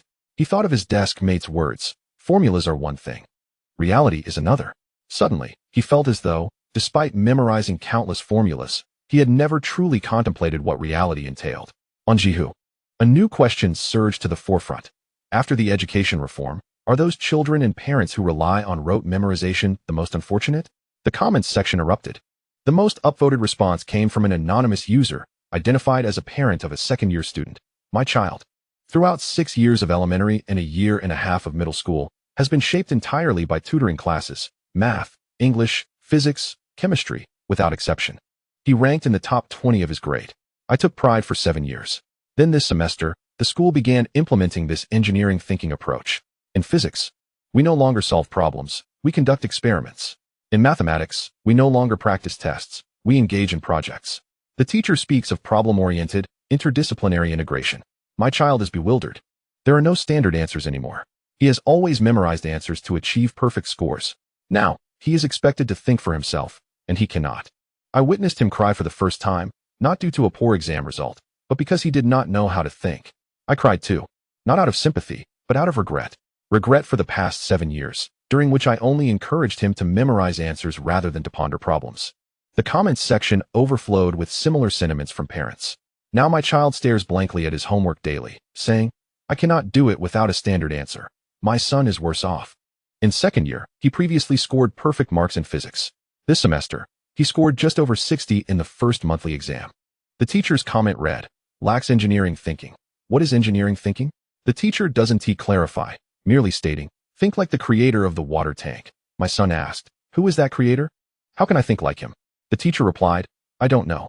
You must figure it out yourself. I am at a loss. Another highly upvoted response came from someone claiming to be a middle school teacher. I have taught physics for 12 years. Previously, my classes consisted of teaching formulas, working through examples, and practicing tests. Students complied, parents were satisfied, and grades looked good. This semester, we began implementing engineering thinking. In the first class, I asked students to design a non-electric underwater propulsion device. 45 students wore blank faces. After class, a girl asked me, "Teacher, will this be on the exam?" I replied, "No." She then asked, "Then why should I learn it?" I was at a loss for words, because I too was pondering that question. We have taught for so many years with a focus on exams, we forgot to teach the purpose behind the exams. Now, an alien, through a tank of water, is revealing to us, the real test is whether you can solve problems, not whether you can recite answers. We have begun to change, but the children and parents are still adjusting. Those who adapt well may become the next bathtub engineers, those who do not, he hesitated, are like my student. The comments section remained silent for a long moment. Then someone posted, "Teacher, do not blame yourself. This is not your fault. It is a systemic issue within our education system. It is better to change now than to not change at all. Those who struggle to adapt may face difficulties for a few years, but those who succeed in adapting may change their lives. I hope my child is among the latter." Another response came from a high school student. "In my third year of middle school, the education reform began. I was right in the midst of it. Previously, I relied on memorization to gain admission to a prestigious high school. I could recite political history verbatim and could write down physics and chemistry formulas flawlessly, ranking among the top 3 in my grade. Then the entrance exam changed, introducing innovative practical questions. I was stunned. The first question was, design a simple water purification device. Choose your materials. I pondered for 20 minutes in the exam room, but could not come up with a solution. I had only memorized the principles of water purification and had never considered how to construct one. I left that question blank. Consequently, I failed the exam by 3 points. My mother cried all night. I hid in my room, not crying because I didn't know what to cry about. Later, I attended an ordinary high school. At first, it was painful because the teachers constantly required us to think for ourselves. But now, as a second-year student, I have created a small invention. A water purifier made from a mineral water bottle and sand. The teacher said, "That's a good idea. I am uncertain about my prospects of gaining admission to a prestigious university in the future. However, there is one thing I am certain of. I have finally begun to think. Not merely memorizing answers, but truly contemplating. I owe my gratitude to the creator of the water tank. Although his influence led to my failure, it also sparked my ability to ponder questions." This response garnered 300,000 likes, with the comments section brimming with encouragement. Among them was a remark from a middle school student, also receiving an impressive number of likes. "My mother scolds me daily, lamenting the efficacy of the traditional education system, where rote memorization guaranteed high scores. She dismisses the current methods as futile, a waste of time." I responded, "Mom, did you see that tank of water?" She replied affirmatively. I continued, "Do you believe that the creator of the water tank achieved this through rote memorization?" She fell silent. Then she advised, "Then you should study diligently." I acknowledged with a nod. Truthfully, I am unsure if I will excel in my studies, but I yearn to try, to aspire to be like him. In Beijing, at a certain middle school, Li Xiaoming remained lost in thought, gazing at a cup of water. His desk mate had already adjusted a paperclip to float in the middle and was experimenting with modeling clay. "Haven't you figured it out yet?" Li Xiaoming shook his head. His desk mate patted him on the shoulder. "Don't rush. I struggled at first too. It took me over 20 attempts to get the hang of it." 20 times? Li Xiaoming asked, astonished. "Yes. Did you think it would work on the first try?" He fell silent, contemplating the cup of water. Suddenly, he recalled how he used to feel disheartened for days over a single mistake in his exercises, viewing it as a failure. But his desk mate stated that attempting something over 20 times was perfectly normal. He began to grasp what was meant by engineering thinking, embracing the possibility of trial and error. He took a deep breath, picked up the paperclip, and submerged it in the water. It sank. He tried again, bending it slightly before placing it back in. It sank once more. He bent it again and submerged it a third time. The paperclip wobbled and then floated in the middle. Li Xiaoming stared at it, mesmerized. His desk mate leaned closer. "Did you succeed?" He nodded. His desk mate smiled. "See? You can do it too." Li Xiaoming returned the smile, realizing that this was perhaps more engaging than memorizing 10 problems. The sunlight streamed through the window, and the paperclip in the cup of water swayed gently. Of course, the conservatives would not remain passive. In the first month, the parents' group erupted in outrage. "What is this engineering thinking? This is sheer nonsense. We succeeded in entering university by practicing problems. Why should it be different now? Teacher, can you provide a standard answer? My child doesn't understand how to approach this." The teacher, feeling helpless, replied, "There truly is no standard answer." The parents were incredulous. How can there be no answer? The questions have been set. How can there be no solution? They accused the teacher of withholding information. The teacher ceased responding. In the second month, the situation escalated. A group of parents jointly penned a letter to the Education Bureau. The title read, urgent recommendation for the restoration of traditional teaching methods and the cancellation of engineering thinking experimental classes. The letter elaborated extensively, asserting, our children must prepare for the college entrance examination. What does it test? It tests knowledge points. If our children waste time on this self-directed thinking, how can they memorize the knowledge points necessary for high scores? Who will take responsibility if they fail to enter a good university? The letter was signed by a collective of anxious parents. In the third month, the Education Bureau convened a seminar. A dozen parent representatives, all visibly agitated, attended. My child used to score perfect marks in physics, and now they barely scrape 60. My child comes home dazed, claiming they don't know how to think. What should we do? Did you consider our feelings while implementing this reform? The education director listened attentively, then paused for a moment before asking, have you seen that tank of water? The parents were momentarily taken aback. Yes, we've seen it. Do you know who created that tank of water? An alien. Correct. An alien. It was created 400 years ago. The director took a moment before continuing. Do you know how many countries worldwide are currently researching that tank of water? No one answered. 47, including the United States, Germany, Japan, and us. Do you know how many companies are adopting the principles of that tank of water to develop products? Still, no one replied. Countless. Do you know how much the college entrance examination questions have changed this year? The parents exchanged glances. The director retrieved a document from his drawer. This year's final physics exam question read, design a solution using no more than 3 materials to achieve stable suspension in a liquid. He looked up. This question has no standard answer. The only grading criterion is logical coherence, verifiable. If your children can only memorize formulas and cannot think critically, they will receive a 0 for this question. The meeting room fell silent. A parent murmured, but you can't just change things on a whim. The director gazed at him. I did not make this change. It was that tank of water that initiated the change. 400 years ago, the question was posed. We only discovered it 4 centuries later. If we do not adapt now, will we wait another 500 years to do so? No one spoke further. The parents gradually departed. The letter went unanswered. Yet the online battleground raged on. In a parent forum, someone posted a lengthy article titled, To all supporters of educational reform, you are destroying our children. Do you understand how vital problem practice is? It is the culmination of generations of experience. Practicing problems yields high scores. High scores lead to good universities. Good universities ensure good jobs. This chain is unbreakable. Why would you dismantle it? What engineering thinking? What self-directed thinking? It is all illusory. Exams do not assess this. The college entrance examination does not assess this. You treat our children as experiments without considering our feelings. The comments section erupted in debate. Supporters argued, the college entrance examination has already been administered. Did you not see that question this year? Opponents retorted, it's just one question. The mainstream still focuses on knowledge points. Supporters countered, do you know how much that question is worth? 20 points. Opponents dismissed it. 20 points one team matter. Just memorize the preceding 80 points. Supporters pressed. Are you certain those 80 points remain the same as before? Opponents asked, what do you mean? Supporters replied, a friend of mine is a grader. He said this year's physics exam included scoring criteria for design thinking in all major questions. Answers based solely on rote memorization receive at most half credit. The opponents fell silent. Another parent chimed in. My child has said the same. He claims that currently, it is useless to merely write formulas. You must articulate your thought process. Isn't that setting them up for failure? Absolutely. My child has been crying for 3 days. Yet reality does not change simply because someone cries. On the day the college entrance examination results were released, the parent who had written the lengthy article posted another message with a single line. My child did not pass, falling short by 40 points. The comments section fell silent. No one offered consolation, for they were at a loss for words. His child had practiced problems for 3 years and memorized for 3 years.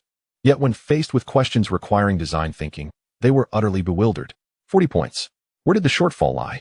It lay in the areas he had never contemplated. Meanwhile, another parent posted simultaneously, my child has been admitted to a prestigious school. It is the one who constantly dismantles and assembles things at home, pondering various ideas. I used to scold him for being unfocused. She left her sentence unfinished, but everyone understood. On Jihu, someone posed the question, what has become of the parents who opposed educational reform? The most upvoted response came from an anonymous user. I am that parent. My child did not pass. This past year, I have scolded teachers, the Education Bureau, and even that tank of water. But after all the scolding, my child still did not gain admission. I have now enrolled him in a repeating class, a new class that teaches how to think critically. Because I know that next year's college entrance examination will be even more challenging. That tank of water will not vanish. That spaceship will not vanish. Those aliens will not vanish. All we can do is ensure our children learn the skills they will need, though it may be somewhat late. However, it is certainly better than never learning at all. The comment section garnered 500,000 likes. There was also a response from a middle school teacher. In my class, there is a child whose mother is a staunch oppositionist. Every parent-teacher meeting, she berates us, claiming that what we teach is useless and that students should focus more on practicing problems. Her son originally had excellent grades, ranking among the top 10 in his grade. However, in the first monthly exam of this semester, he dropped to over 50. His mother came back to scold us again, and after her tirade, she insisted on transferring him to another class. The transfer paperwork was not yet completed when the results of the second monthly exam were released, and he fell to over 70. His mother was frantic, causing an uproar at the school for 3 days. After the commotion, her son transferred to a school that specializes in rote practice. I do not know how he is faring now, but I am certain that he will not fare well in next year's college entrance examination. It is not due to a lack of intelligence, but rather because his mother does not believe that the world has changed. Beijing, a certain middle school. Li Xiaoming placed the cup of water on the windowsill. The paperclip floated in the middle, gently swaying. His mother pushed the door open and saw him lost in thought. Have you finished your homework? Yes. What did you write? Li Xiaoming pondered for a moment and thought of a question. His mother was taken aback. What question? How to make something float in the middle of the water. His mother fell silent for a moment, then walked over to look at the cup of water. Did you do this? Yes. Did you try it several times? More than 20 times. His mother did not speak. She gazed at the cup of water for a long time, then gently remarked, "It looks quite beautiful." Li Xiaoming was momentarily stunned. His mother had never praised him for creating these seemingly useless things. He turned to look at her. She was smiling. Her eyes a bit red, but indeed smiling. The sunlight outside was just right. The paperclip in the cup of water continued to sway. Chapter 20, Employment Issues, Ministry of Education. Conference room. The atmosphere was as tense as if it could drip water. A document was spread out on the table, its cover emblazoned with the words, Implementation Plan for Deepening the Reform of the Content and Format of the College Entrance Examination, Draft for Comments. 30 or so individuals sat below, department directors, leaders of examination institutions, subject experts, and principals of key high schools. The speaker on stage was the director of basic education, who had just finished outlining the core content of the proposal, increasing open-ended questions, incorporating design thinking scoring criteria, and reducing the weight of rote memorization in scoring. Then he asked, "Does anyone have any comments?" Silence. A prolonged silence. Finally, someone raised their hand. It was an elderly expert from the Examination Institute. His hair completely white and thick glasses perched on his nose. "Director, I have read this proposal 3 times, and there is one question I wonder if you have considered." "Please, go ahead." The old expert removed his glasses and began to wipe them slowly. "How will scores be assigned?" He paused. "Previously, when we set questions, there were standard answers. Right was right, and wrong was wrong. Each question had a clear point value. A student's score was exactly what they earned. Parents acknowledged it. Schools acknowledged it. Society acknowledged it. Now you are introducing open-ended questions with no standard answers, allowing students to think for themselves. I ask you, how will the graders assign scores? If they think the idea is good, they will give a higher score. If they think the idea is poor, they will give a lower score. Doesn't that turn it into a subjective question? Can a subjective question still be called a college entrance examination? Someone beside him chimed in. Yes. How can fairness be guaranteed? Parents will raise a ruckus. Who will take responsibility when they claim we are manipulating things behind the scenes? Voices rose in a cacophony. The director rapped the table for attention. I understand what you are saying, but the social environment has changed. He turned his laptop around, the screen facing everyone. These are the interview questions from this year's major companies. Take a look. The first question, design a solution to achieve stable suspension in a liquid using no more than 3 materials. The second question, if you had an unlimited supply of water, how would you use it to solve a heat dissipation problem? The third question, how would you make an object move without electricity? The room fell silent. These companies do not look at scores, they look at thinking. They assess whether you can solve problems, not how many formulas you can memorize. He paused. Last year, there was a student who was the top scorer in the college entrance examination, ranking in the top 10 in the province. He failed in the first round of interviews at a major company. The interviewer said, he can only solve problems, but cannot think critically. This year, there was another one, achieving full marks in physics, but was rejected in the interview. The interviewer's exact words were, he knows all the formulas, but does not know how to apply them. The conference room was enveloped in silence. The old expert put his glasses back on and remained silent. The director continued, "Do you know what these companies are saying now? They claim that students with high scores in the college entrance examination are becoming increasingly less useful. They can only solve problems, but cannot perform tasks. They have begun to create their own questions for hiring, disregarding college entrance examination scores. If this continues, what will be the significance of the college entrance examination?" No one responded. In the corner, someone raised their hand. "Director, can we not change everything at once? Perhaps we can start with pilot programs and then expand. Let us not rush into everything." The director looked at him. "Do you know about that spacecraft?" "Yes." "How long has it been flying?" 1,000,000 years. "How much time do we have to make gradual changes?" The individual fell silent. Hangzhou, a major company's interview site. In the conference room sat 3 individuals, an HR representative, a technical director, and a business manager. Across from them was a freshly graduated university student, his resume impressive. A master's from a prestigious university, a GPA of 3.9, and various scholarships. "Please take a seat." The student sat down, feeling somewhat anxious. The technical director opened his resume. "Your grades are excellent." The student breathed a sigh of relief. "However, we will not be asking about grades today." The student was taken aback. The technical director produced a sheet of paper and slid it across the table to the student. On the paper was written, "Design a simple water purification device. Materials are unlimited. You have 20 minutes. Draw it out and explain your thought process." The student stared at the paper, motionless for a long time. 3 minutes passed. 5 minutes passed. He looked up. "Is there a standard answer for this?" The technical director shook his head. "Then what should I draw?" "Draw whatever you want." The student continued to stare at the paper for another 5 minutes. Finally, he drew a bucket with sand inside. "Pour water in, and it flows out." "Why use sand?" the technical director inquired. The student was taken aback. "Sand can filter." "Filter what? Impurities?" "What impurities? What size particles? How do you ensure effectiveness?" The student could not respond. "Is that all?" "Yes." 20 minutes elapsed. The student exited the conference room, his eyes reddened. The HR representative whispered in the corridor, "This is the 3rd one this year." The technical director sighed. "With such high scores, how can they not think critically?" The business manager interjected, "They can only solve problems, having never done anything beyond that." The HR representative smiled wryly. "What can we do?" The technical director stood up. "We will continue hiring. We will eventually find someone who can think critically. What if we cannot find anyone?" The technical director paused. "Then we will cultivate our own, starting from scratch. That is certainly better than hiring someone who cannot think critically." Shanghai, at another major company. The interview concluded, and the HR representative was organizing materials. An intern leaned over to take a look. "How are these candidates?" The HR representative shook his head. "Their resumes are impressive, but their interviews collapsed." The intern, curious, asked why. The HR representative pointed to the stack of resumes on the table. "These are all students with high scores in the college entrance examination and graduates from prestigious universities. But when you ask them how they think, they fall silent. It's as if there is only one path in their minds, and when that path is blocked, they are lost." The intern pondered this. "So how will our company recruit in the future?" The HR representative considered for a moment. "We may need to change.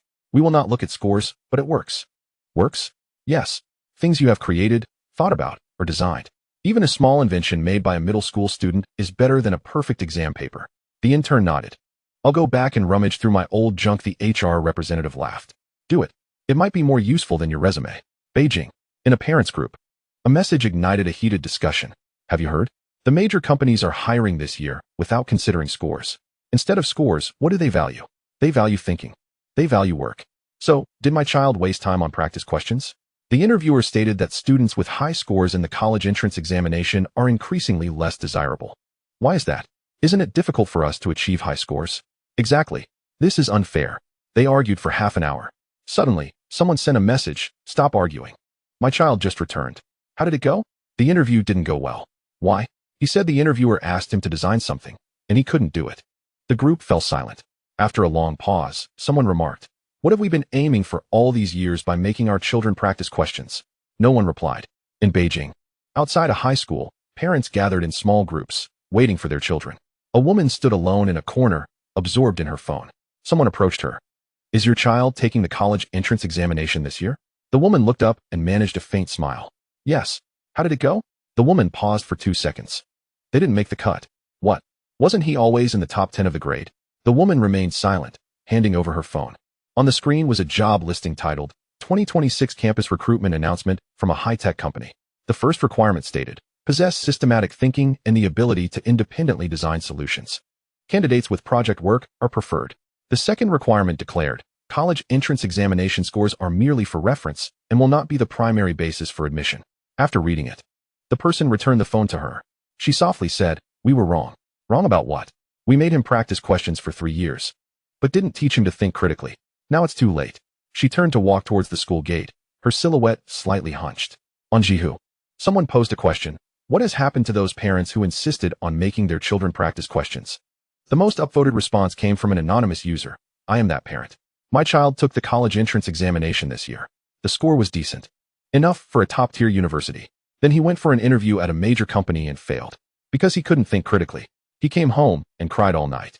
Asking, "Mom, am I useless?" I told him no, he just hasn't learned yet. But deep down, I understood it was too late. Those children who could think critically from a young age had long since started their journey. We have only just begun. I don't know if he can catch up in the future. I only know that this path was chosen by us, and we can only continue onward.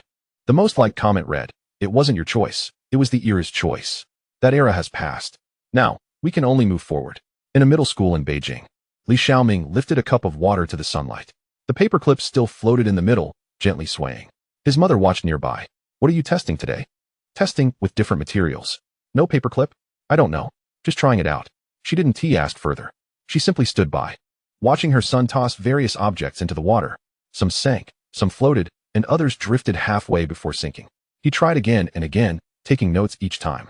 Sunlight danced on the water's surface, creating a shimmering effect. Suddenly, she recalled 3 years ago when she had criticized the engineering mindset as nonsense. Now, she refrained from such criticisms, for they were futile.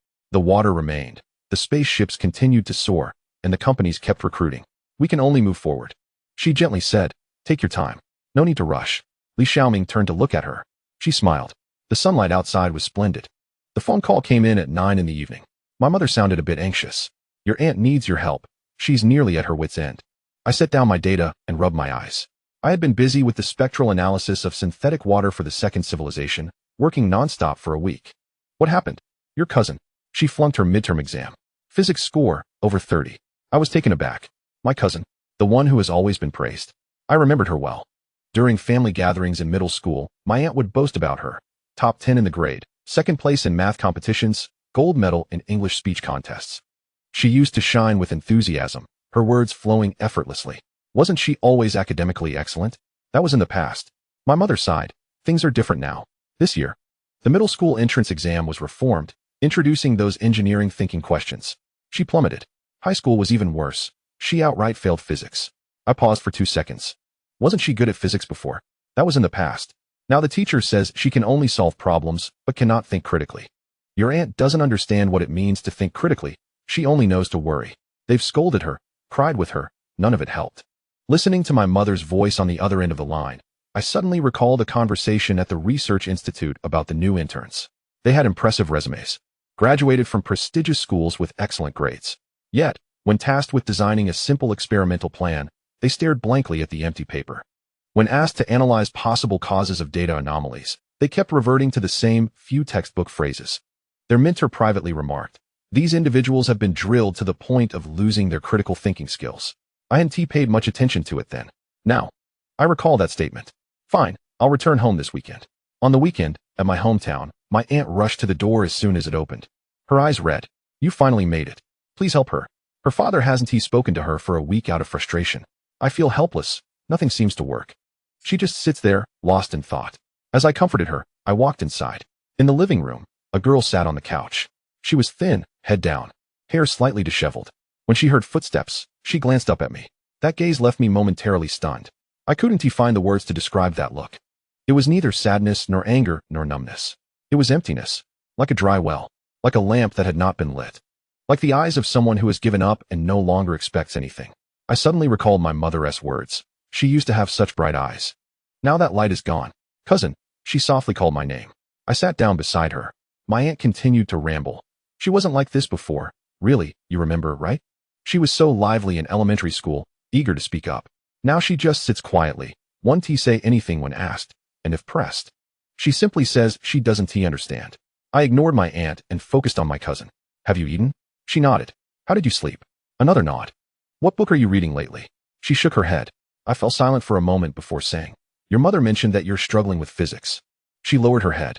Should I help you with it? She remained silent. I took her to her room. Her desk was piled high with study guides. Comprehensive physics for college entrance examination, 5 years of college entrance examination, 3 years of simulated tests, complete physics formulas. 1,000 physics problems to master. A thick stack. I randomly picked one up and flipped through a few pages. The pages were filled with dense notes, written in red, blue, and black pens, with key points neatly highlighted. There were sticky notes beside them with frequently tested topics. I glanced at a few problems. They were all standard types. Given A, find B. Apply the formula to derive the answer. I closed the book and returned it. Have you read all these books? She nodded. Do you understand them all? She nodded. Then why did you do poorly? She fell silent. I rummaged through her desk and found a midterm exam paper. Physics. 38 points. I examined the questions she got wrong. They weren't particularly difficult. They were the kind that required a bit of lateral thinking. Instead of directly asking for A to find B, they presented a scenario, requiring you to identify the problem and devise a solution. Almost all her answers were blank. Only a few words were scribbled in the margin. I can't. I set the paper down. You know, I said, I have also worked through those supplementary materials. She looked up at me. I tackled just as many problems back in my day. I memorized formulas, highlighted key points, and stuck up post-it notes. A flicker of curiosity ignited in her eyes, not a bright light, but the kind that suggests, you have been through this too. Then I entered university and the research institute, where I discovered a truth. What truth? She asked. Those problems became irrelevant. She was taken aback. The challenges I faced daily had no standard answers. The data emerged devoid of meaning. Experiments yielded uncertain results, and I didn't even know how to begin a thesis. No one presented me with options A and B. No one instructed me on which formula to apply. I had to think for myself. She lowered her head. I can't think, she murmured. I understood. This was the reason her eyes had dimmed, not due to a poor exam score, but because she realized that her knowledge had become obsolete in this new realm, and the skills required in this new world eluded her. She was frightened to the point of being unable to think. I stood up and walked away. Where are you going? She asked, raising her head. Downstairs. Your complex has a small garden, doesn't it? Yes. Take me there. In the garden. There was an artificial lake. Not large, the water a bit murky, home to a few koi fish. I crouched by the edge of the lake, observing the fish. My cousin stood beside me, unsure of my intentions. Look at those fish, I said. She glanced over. How do they float? She paused. There's buoyancy. Where does buoyancy come from? The water. Why does water have buoyancy? She opened her mouth, but could not articulate a response. I waited. After a long silence, she softly said, pressure difference. Correct. And then, she fell silent again. I picked up a twig from the ground and broke it into segments. Come. Let us conduct an experiment. I instructed her to toss the pieces into the water. Some floated while others sank. Why do some float and others sink? She gazed at the twigs, pondering for ages. Different densities? Exactly. Denser objects sink, while less dense ones float. I retrieved one of the floating twigs, tied a small stone to it, and tossed it back in. It sank. What about now? She fixated on the twig with the stone, and the light in her eyes gradually transformed. It was no longer the dim glow of despair, but rather the illumination of contemplation. Because the overall density has increased? Correct. I stood up and clapped my hands. In that brief moment, how many experiments did you conduct? How many questions did you ponder? She thought for a moment. 3. Yes. With no textbook and no standard answers, you figured it out. She gazed down at the twig with the stone. But this won't be on the exam. True. But it will matter in interviews, at work, and in life. She remained silent. I observed her profile. Do you know about the water tank? She nodded. Do you know how the person who designed that water tank conceived of it? She shook her head. I don't know. But I suspect it wasn't he from rote memorization. They must have experimented many times, sank it, tried another approach, floated it, then modified it, until they discovered the solution through trial and error. She lowered her head, gazing at the water's surface. After a long while, she asked, Cousin? Yes? Can you teach me how to experiment? I looked at her. The once barren well in her eyes seemed to glimmer with a hint of hope, not bright, but the kind that signifies a willingness to try once more. I smiled softly. Of course. That afternoon, we spent 3 hours by the little lake, using twigs, stones, fallen leaves, and everything we could find. Floating, sinking, floating again, sinking once more. She began asking questions. Why do leaves float on the water while stones sink? If I tie a leaf and a stone together, will it sink or float? Why do fish sometimes float and sometimes sink? For each question, I encouraged her to experiment. to draw her own conclusions, to learn through trial and error. As the sun set, she held a leaf with a small stone atop it. The leaf remained buoyant, and the stone did not fall. She gazed at the leaf and suddenly smiled. I had never seen her smile before, not the polite, obligatory kind, but a genuine smile born from her own discoveries, her own thoughts, her own accomplishments. In that moment, the 38-point paper no longer seemed significant. Later that evening, my aunt cautiously inquired, "How did it go? Can she catch up?" I pondered for a moment. "I don't know." My aunt's expression fell. "But she tried." My aunt paused, taken aback. "Tried what?" "Tried to think for herself." I observed my aunt. It would likely take her a long time, much longer than those children who had been thinking for years. But she had begun to try. That was sufficient. My aunt remained silent, her eyes glistening. I stood up and patted my cousin's shoulder. "Stop scolding her. She isn't lacking in effort. She is just lost. Starting to find her way now is far better than remaining lost forever." On the way back, I received a WeChat message from my cousin. It was a photo of the twig with the stone floating in the basin on her balcony. The caption read, "It's still floating. Tomorrow. I want to see if I can make it sink to the middle." I smiled at the photo and replied, "Try it. If it fails, just get another one." Outside, the sky had darkened, yet it felt as if something was beginning to illuminate. Chapter 21. Experimentation. In September of that year, when the new textbooks were distributed to the students, no one realized the significance of this moment, except for those who had authored the textbooks. The cover appeared as it had in previous years: physics, chemistry, biology, mathematics, with familiar formatting and typography. However, upon opening the book, every chapter concluded with a newly added section, modestly titled Frontier Exploration.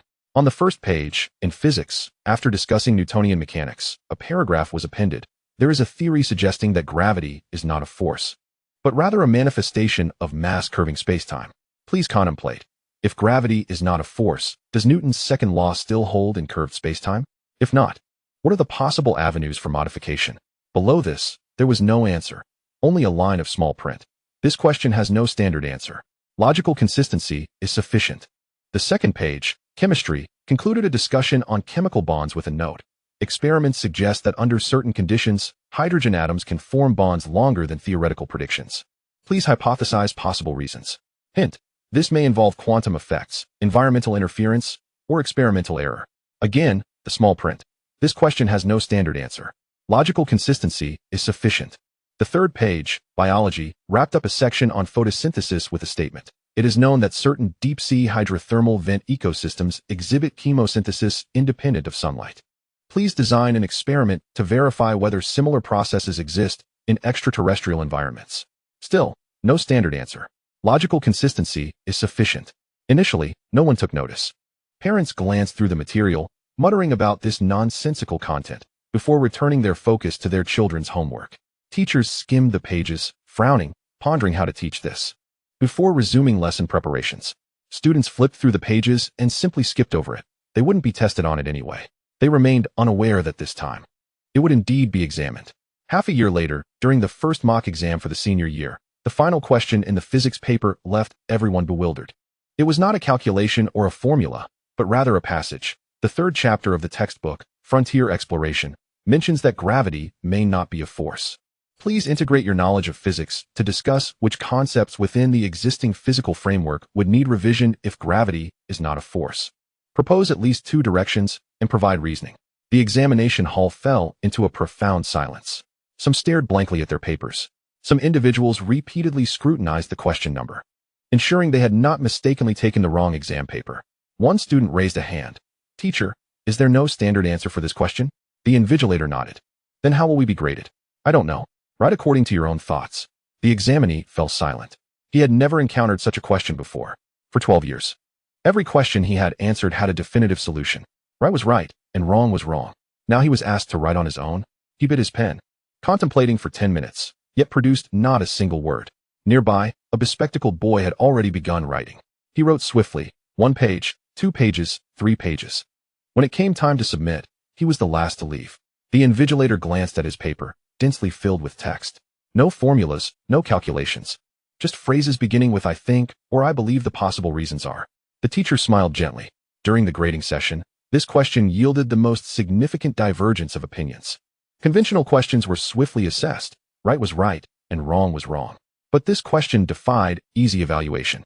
Some teachers awarded 0 points. Nonsense. What do you mean gravity ceases to exist without time? What is this absurdity? Others gave full marks. The logic is coherent, and the reasoning process is clear. Although the conclusion is far-fetched, the thought process is correct. The debate raged for an entire afternoon, culminating with the head of the research group declaring, "Send it up. Let the higher-ups evaluate it." Who were the higher-ups?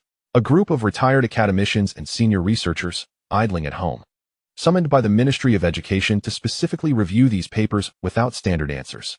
They had no scoring sheets, no grading criteria, only one standard: logical coherence and clear reasoning. As for whether the conclusion was correct, that was inconsequential, for those frontier discussions might themselves be erroneous. One academician later remarked in an interview, "Some of those frontier discussions in textbooks are correct, some are incorrect, and some we do not know to be either." But that is not the main point. The crux lies in whether you can identify problems and then employ your own intellect to reason. It is acceptable to be wrong. Scientists frequently err. However, you must articulate clearly how you arrived at your mistake. That is the true measure. In that year's college entrance examination, a similar question appeared as the final item on the physics paper, occupying an entire page. The question was lengthy. Beginning with an excerpt from the textbook Frontier Discussions, some theories propose that dark matter may not exist, and the anomalous behavior of gravity stems from our flawed understanding of gravity itself. Please design an experimental scheme that could verify this conjecture using the knowledge you have acquired. Below, in smaller print, it stated, "This question has no standard answer. Grading criteria, logical coherence is primary, feasibility of the experiment is secondary, and computational precision is third. The score on the paper is merely for reference. Final evaluation will be conducted by an expert committee." Students gazed at that line. Their expressions varied.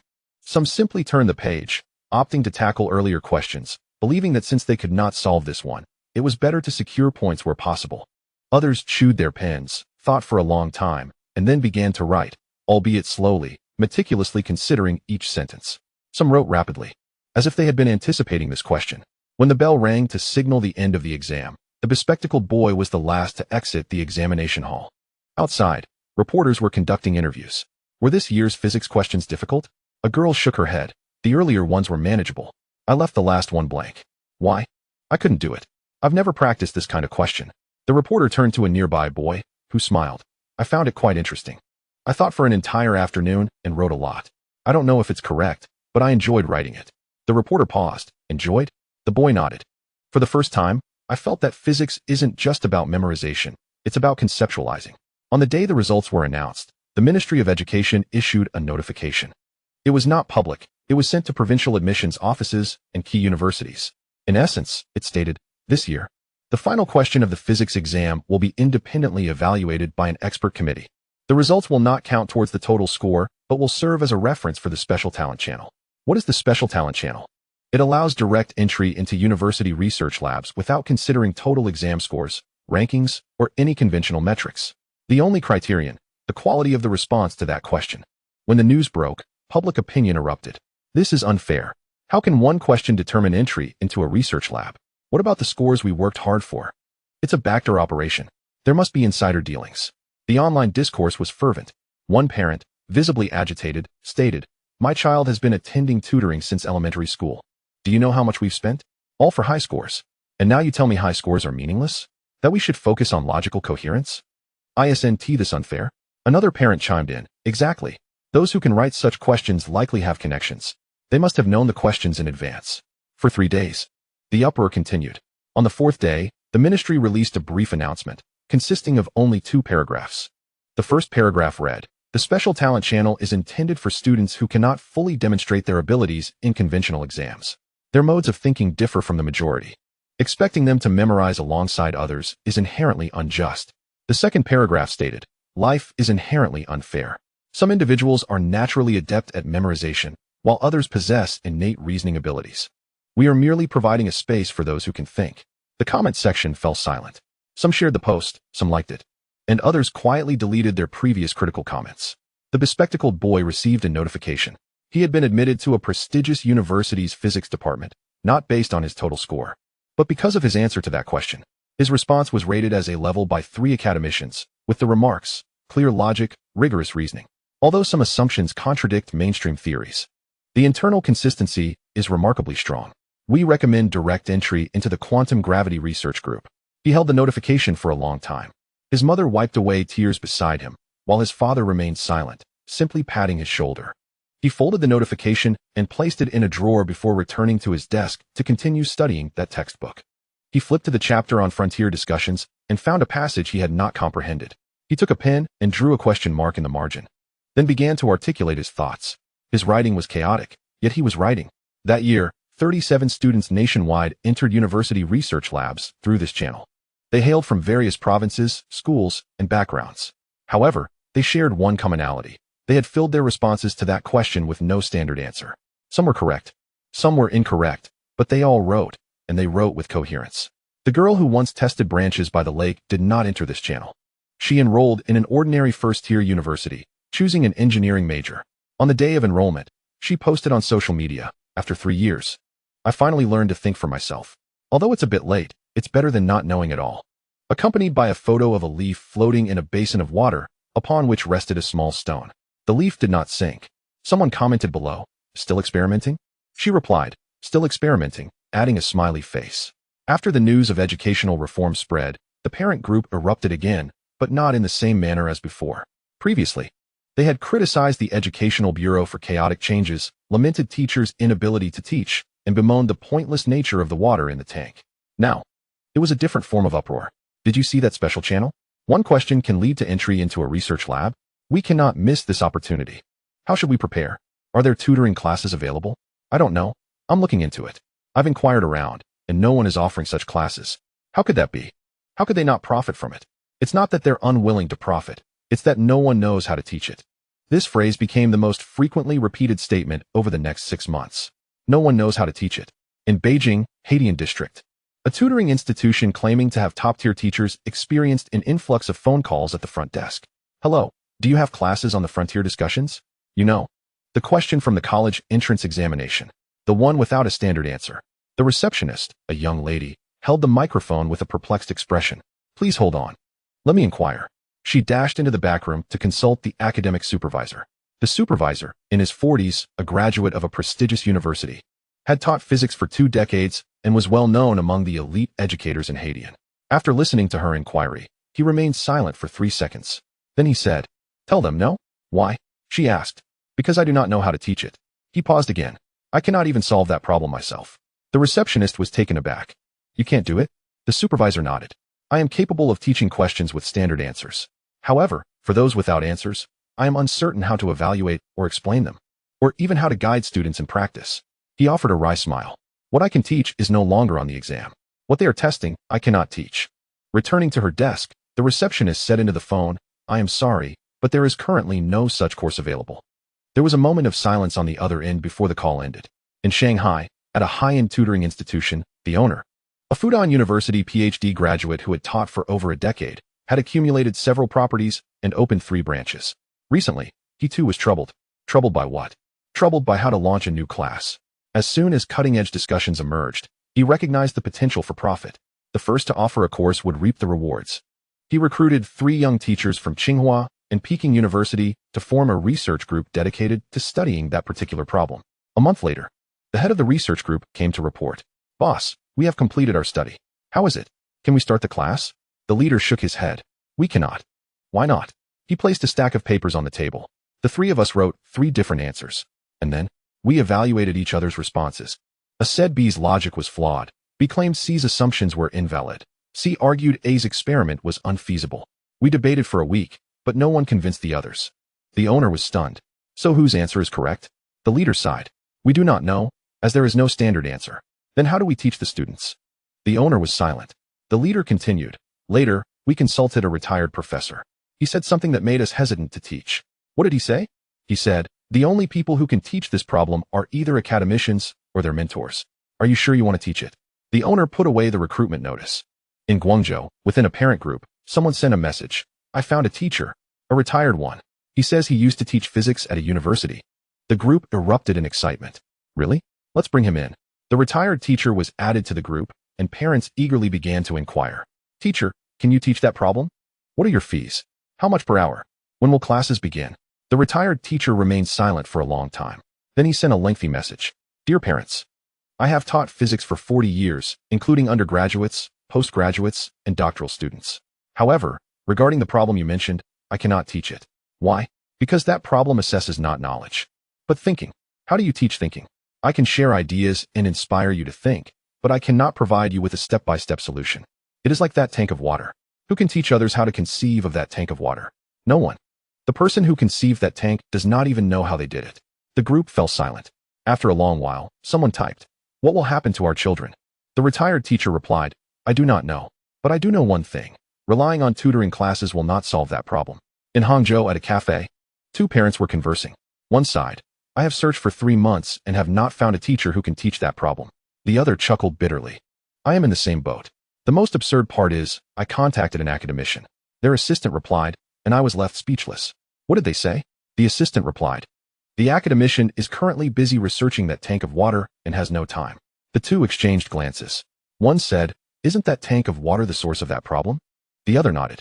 Thus, those who can teach this problem are busy studying that tank of water, and those researching it have no time to teach our children. So what will happen to our children? No one answered. In Chengdu, at a parent meeting, a middle-aged man stood up, visibly agitated. "I do not care. I just want to ask, why can other people's children solve that problem, but my child cannot?" The audience fell silent. Someone nearby whispered, "Their child has been thinking critically from a young age. Your child only practices problems." The middle-aged man turned to glare at him. "What do you mean?" The man said nothing further, but the words lingered in the middle-aged man's mind. That night, he returned home and pushed open his son's bedroom door.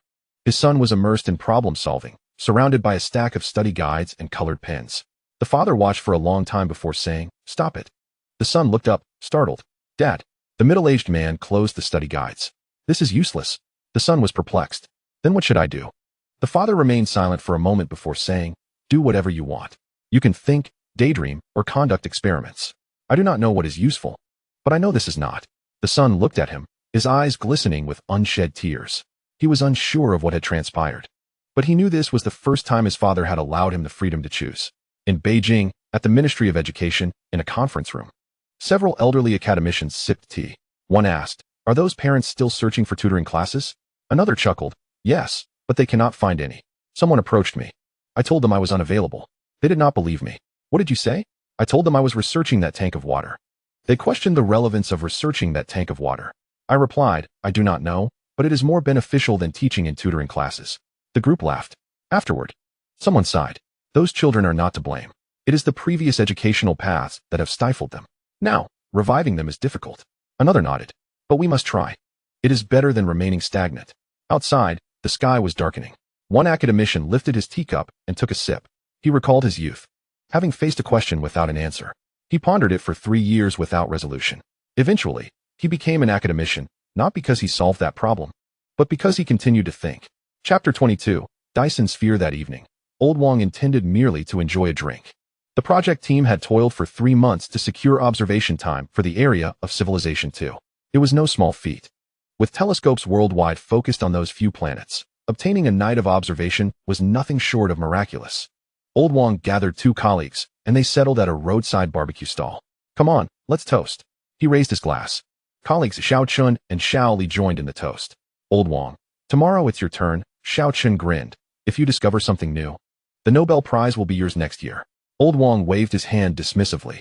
"The Nobel Prize? Who cares about that anymore? I'll be content if I discover something new."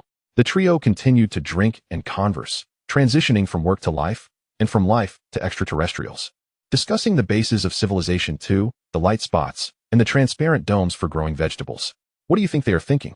Shaoli inquired. "Why leave their perfectly good lives to travel such a long distance?" Old Wong shook his head. "Who knows? Perhaps they simply believe the stars are more important than home." Xiao Chen sighed. "Indeed, while we speculate here, they might have already been on their journey for countless years." As midnight approached, and the trio was slightly intoxicated, they prepared to call it a night. Suddenly, Old Wong remembered, "My telescope is still running. Let me take one last look before heading back." He retrieved a handheld telescope, not a professional device, but the kind he casually used. Peering towards the direction of Civilization 2, he squinted his eyes. Xiao Chen laughed beside him. "What can you see with that? Its resolution is worse than my home security camera." Old Wong ignored him, and then he froze. "Come here and take a look." Xiao Chun and Xiao Li leaned in closer. Lao Wang handed them the telescope. "What is that?" Xiao Chen asked, taking it, and aiming it in that direction. In the inky night sky, beside that familiar planet, an innumerable multitude of luminous points appeared. Not just a few, nor dozens, but hundreds, thousands. Densely packed like a swarm of fireflies rising from the planet's surface, all flying in unison towards the same direction. Xiao Chen's inebriation dissipated. Xiao Li seized the telescope for a glance, and he too was momentarily struck dumb. The three stood beside the barbecue stall, taking turns with the small telescope, gazing at the night sky. The luminous points continued to multiply, one by one, cluster by cluster, taking off from the locations of those bases, leaving behind fine trails as they surged towards the stars. What are they doing? Xiao Chen's voice tightened. Lao Wang remained silent, his mind racing through countless possibilities. War, exile, a mass migration. Yet those points were directed towards the stars, not to another planet, nor to the depths of the galaxy, but to the stars. Did they collectively commit suicide? Xiao Li whispered. No one responded. The barbecue vendor nearby called out. Hey, you three, we're closing up. Are you all right? Lao Wang waved his hand dismissively, his gaze still fixed on the night sky. The following morning, global observatories received the news. The data sharing group was inundated with messages. Confirmed? Confirmed. The number of luminous points exceeds 500 and continues to rise. And the direction? All flying towards the stars. What on earth are they doing? No one knew. In the ensuing days, telescopes worldwide were trained upon that star. The luminous points flew for several days, reaching the star's periphery, where they then came to a halt, not falling, but simply stopping. Then, they began to deploy something, very small, almost invisible unless viewed through the highest magnification. Those tiny objects unfurled, transforming into a thin, hexagonal membrane. Each piece like a puzzle, spreading around the star's exterior. Lao Wang stared at the screen, his hands trembling. Xiao Chun beside him spoke in a dry voice. That's a Dyson swarm. Lao Wang said softly, as if afraid to disturb something. They are constructing a Dyson swarm. The conference room fell into a hushed silence. Dyson swarm. This concept had been proposed by humanity for decades, enveloping a star with countless solar collectors to harvest its energy. Theoretically feasible. Yet no one dared to undertake it due to its extraordinary difficulty. Those collectors would need to fly, deploy, locate, maintain, and transmit energy back. Each step presented a hellish challenge. Humanity had pondered for years without even taking the first step. Yet they were doing it, methodically, piece by piece. Xiao Li suddenly asked. But they don't have controllable nuclear fusion, do they? Lao Wang nodded, no. Their technological level is comparable to ours. Gravity assists, solar energy, slingshots. These are all within our capabilities. So how do they dare? Lao Wang gazed at the densely packed hexagons. Because they dare to dream. He paused. To dream is to dare to act. In the days that followed, those hexagons multiplied, not rapidly, but steadily, as if someone were patiently assembling a colossal puzzle. Humanity watched those hexagons, counting frame by frame. 100 on the first day, 200 on the second, 300 on the third. The area covered expanded, and the star's light began to dim, not in a way perceivable by the naked eye, but in a manner detectable by instruments. Someone posed a question on Jihu. Civilization no. 2 is constructing a Dyson swarm. How did they accomplish this? The top-rated response came from an aerospace engineer. I have worked in aerospace for 20 years. I too fantasized about the Dyson swarm in my youth. Then I calculated and realized it was impossible. Why? Because of transportation. How many rockets would it take to deliver so many collectors to the star's vicinity? How many launches? How much fuel? We estimated that to envelop Earth would require millions of launches. Even if we utilized the entire production capacity of Earth, it would take centuries. But the engineer continued. They utilized gravity assists, reusable rockets, flying the same rocket back and forth, over and over. If you observe those luminous points closely, they are not one-time consumables. They return. They fly out, drop off collectors, return. Then they load another and fly out again, like ants moving their nest. He paused. Don't we have gravity assists? We do.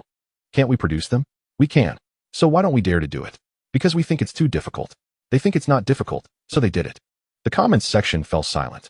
Another response came from a PhD in materials science. I have studied the spectrum of that hexagonal membrane. It is not a supermaterial. It's just a regular reflective membrane. We can produce that too.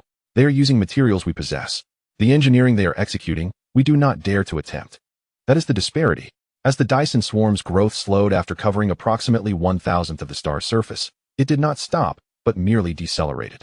Lao Wang scrutinized the data, calculating an estimate.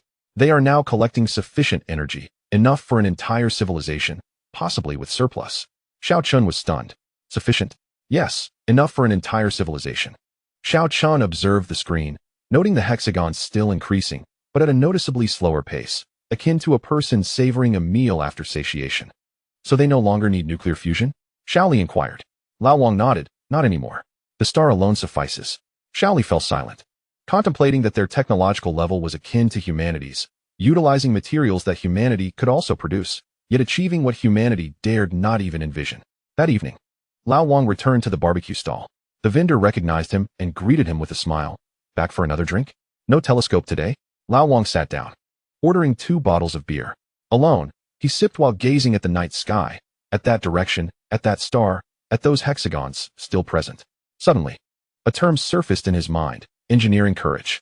Not intelligence, nor technology, but courage, the audacity to dream, to act, to experiment, to err, to correct mistakes, and persist. They had methodically laid out the Dyson swarm, employing tools that humanity could also wield. He finished his last bottle of beer, stood up, and thought, tomorrow, I must return to work, continue observing, continue learning. Humanity had gone mad, not in exaggeration, but in genuine insanity. Beijing. In a science fiction writers group, one author remarked, I once wrote about a Dyson sphere. An older writer mentioned it was serialized in science fiction world. Back then, I pinned that humanity took 1,000 years to finally construct a Dyson sphere. I thought that was quite radical. But now they are deploying a Dyson swarm right under our noses using tools we can create. 1,000 suns? They might only need a few hundred years, perhaps even less. What do you feel? I feel as though I wrote a fairy tale. Silence enveloped the group. Another writer chimed in. I have written about even more absurd concepts: two-dimensional foil, curvature engines, black hole bombs. But those were all fabricated. This is real. The reality is what terrifies. For one can no longer use science fiction as an excuse. Excuse for what? Excuse that we cannot achieve it due to insufficient technology. Now, the technology is sufficient. It's merely a lack of courage. The group remained quiet for a long while. In Shanghai, in the office of a technology company executive, the clock struck 2 in the morning, and the lights still burned brightly. General Manager Xirang stared at the data on the screen, having done so for 3 hours. An assistant entered, softly saying, General Manager Xirang, it's time to go home. Xirang remained motionless. Tell me, he suddenly spoke. How do they dare? The assistant was taken aback. Their technology is quite comparable to ours. We can construct sky hooks, solar panels, and reusable rockets. We are also capable of creating hexagonal membranes. He turned to his assistant. We can build anything. So, why haven't we? The assistant opened his mouth, but could not find the words. Zhang, the director, answered himself, because we deemed it too challenging. After calculations, they concluded that launching tens of thousands of rockets would be necessary, and thus proclaimed it impossible. Did they not perform the same calculations? They did. They realized they also needed to launch tens of thousands of times, but they simply said, then let us launch tens of thousands. One flight after another, one delivery after another, one deployment after another. We halted after our calculations. They commenced after theirs. He rose and walked to the window, where the nightscape of Shanghai unfolded before him, a sea of lights. This is the difference. Washington, NASA headquarters. An emergency meeting. The latest images of the star belonging to Civilization 2 flickered on the screen. Those hexagonal membranes continue to multiply. Although the pace has slowed, it has not ceased. Who can elucidate how they achieve this? The director scanned the room. No one spoke. An elderly scientist raised his hand. Technically, we can comprehend every step. Sky hooks, reusable rockets, orbital deployment, membrane expansion. These are all within our grasp. But why haven't we acted? The old scientist paused momentarily. Because we lack the courage. Lack the courage? They had calculated the costs. To cover a mere thousandth of the sun's surface would necessitate at least 20,000 rocket launches. With each launch costing approximately 50 million, that totals $1 trillion. $1 trillion. Congress would never approve. Taxpayers would never consent. No one would invest in a project that would take centuries to yield returns. So how did they succeed? The old scientist offered a wry smile. They might not have calculated the costs. Or perhaps they did, but deemed it worthwhile. Worthwhile in what sense? Worthwhile because they desired it. The conference room fell silent. Moscow. In an apartment, a retired aerospace engineer sat before his computer, tears streaming down his face as he gazed at the images. His son, beside him, looked perplexed. Dad, what's wrong? The old engineer shook his head. You wouldn't understand. Understand what? Understand how foolish we were back then. He pointed at the screen. In the 1960s, we proposed this very plan, to use solar sails, to advance slowly, to envelop the sun. Everyone laughed, called us mad, deemed it impossible, claimed the costs were too high. that the technology was insufficient. Eventually, no one brought it up again. He wiped away a tear. Now they've proposed it. They've done it. Employing the very methods we conceived in the 1960s. His son remained silent. The old engineer stood and walked onto the balcony, gazing at the night sky. In that direction, that star, those hexagons, were gradually unfurling. Why were we so afraid? London. In a pub. A group of ordinary people enjoyed their drinks while news of the Dyson Cloud from Civilization 2 played on the television. An intoxicated middle-aged man pointed at the screen. Why do they get to do this? A nearby patron asked, what do you mean? Why do they dare? Why don't we? We can build those things. We can launch those rockets. We can deploy those membranes. Why haven't we? No one could answer. He took a sip of his drink and continued. Are they somehow less rational than us? I mean, do they not calculate? Do they not understand how difficult this endeavor is? The bystander pondered for a moment. Perhaps it's not that they can't calculate. Then what is it? It's that they calculated and still wanted to proceed. The middle-aged man was taken aback. He lowered his gaze to his glass. Calculated and still wanted to proceed, he murmured repeatedly. He then lifted his head and downed his drink. Tokyo. In an izakaya? Several office workers gathered after hours. Somehow, the conversation shifted to the Dyson Cloud. What do you think they were thinking? What do you mean? How did they find the courage to undertake such a venture? A young man set down his cup. I did some research yesterday. Their civilization's technology is indeed similar to ours. No nuclear fusion, no warp drives, no metamaterials. Just ordinary technology, sky hooks, solar energy, reusable rockets. All things we can create. Yet they went ahead and did it. Another inquired why. The young man contemplated. Perhaps it's because they are unafraid. Unafraid of what? Unafraid of failure. Unafraid of the lengthy timeline. Unafraid of being ridiculed. He paused. What about us? We are terrified. Terrified of failure. Terrified of wasting time. Terrified of being laughed at. Hence, we dare not act. The group fell into silence. The boss, who had been cleaning glasses nearby, suddenly interjected. When I was young, I aspired to open this establishment. Everyone told me it would fail. But you did it. I have run it for 40 years. He chuckled. Even now, those same people still say it will fail. The office workers looked at him, unsure of how to respond. The boss set down the glass. That Dyson Cloud is no different. Some believe it will fail. Some think it unnecessary, some deem it foolish. Yet, they proceeded. They've been at it for decades and continue to thrive. Thus, they have triumphed. Sydney. On the beach. A young girl sat in the sand, gazing at the night sky, her boyfriend beside her. What do you see? The girl pointed in a direction. That. The Dyson Cloud. The boyfriend looked up but saw nothing. It was too distant. Can you see it? I cannot, but I know it's there. She paused. What do you think they were thinking when they built that? The boyfriend pondered. Perhaps they were considering a future where their descendants need not worry about energy. The girl nodded. Just like we plant trees, not for our own benefit, but for the shade of future generations. She stood, brushing sand from her clothes. I want to do something like that. The boyfriend gazed at her. Like what? The girl shook her head. I don't know. But I want to engage in something beyond mere self-interest. She extended her hand, and he grasped it. Together, they stared at the night sky, where countless hexagons were slowly unfurling in the vastness. Beijing. At the Chinese Academy of Sciences, Old Wang worked late into the early hours. Xiao Chun and Xiao Li had already succumbed to sleep, their heads resting on the desk. Old Wang continued to analyze data. Those hexagons persisted in their increase, slowly, yet unceasingly. He recalled a paper he had written in his youth, analyzing the feasibility of the Dyson Cloud. The conclusion was, theoretically possible, but engineering-wise unattainable. Now, someone had achieved it, utilizing the very technologies he understood. He suddenly chuckled. Xiao Chen awoke from the sound, bleary-eyed. Old Wang. Old Wang waved his hand dismissively. It's nothing. Just felt like laughing. What is so funny? Old Wang pointed at the screen. We've spent years calculating, arriving at a multitude of impossibilities. They did not calculate. Or perhaps they did, but remained unconcerned. And thus, they created it. Xiao Chen rubbed his eyes, gazing at the screen. Those hexagons glimmered faintly under the starlight, resembling countless mirrors reflecting the sun.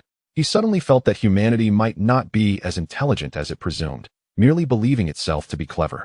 As dawn broke, Old Wang shut down his computer and stood, stretching.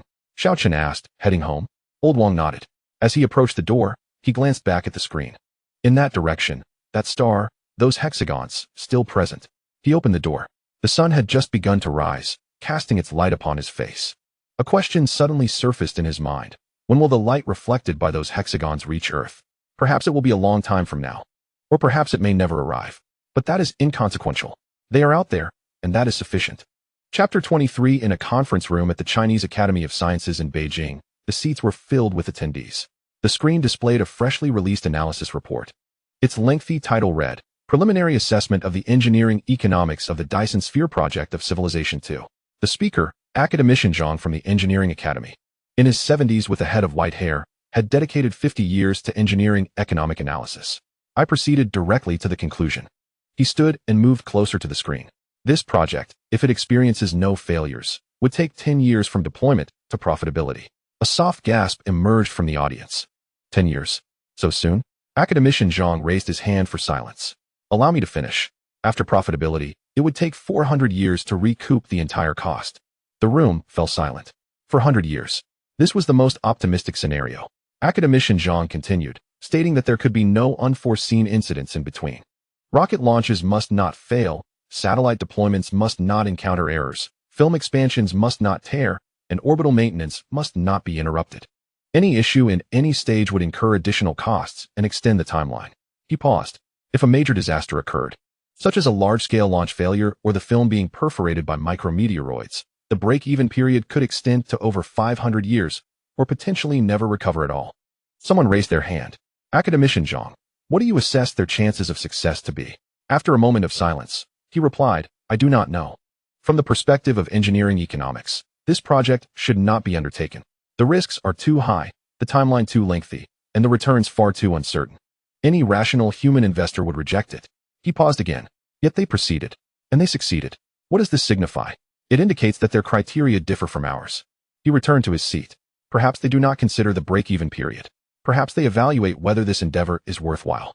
Perhaps they believe that the events of 400 years hence merit beginning now. The audience remained silent. On Godhood, following the report's dissemination, the comments section exploded. 10 years to profitability. For 100 years to recoup costs? How is that calculated? The calculations are quite clear. Launch costs, maintenance costs, energy revenues, all meticulously itemized. So how do they dare to proceed? Because they are a civilization, not a corporation. What does this mean? Corporations scrutinize quarterly financial reports, while civilizations contemplate millennial plans. We often tout our century-long plans, yet here they are embarking on a 400-year project and achieving it. We bicker for 3 years over repairing a road. Another response was more direct. From an energy perspective, they have already reached a Type 15 civilization. Type 15? Indeed. The Kardashev scale.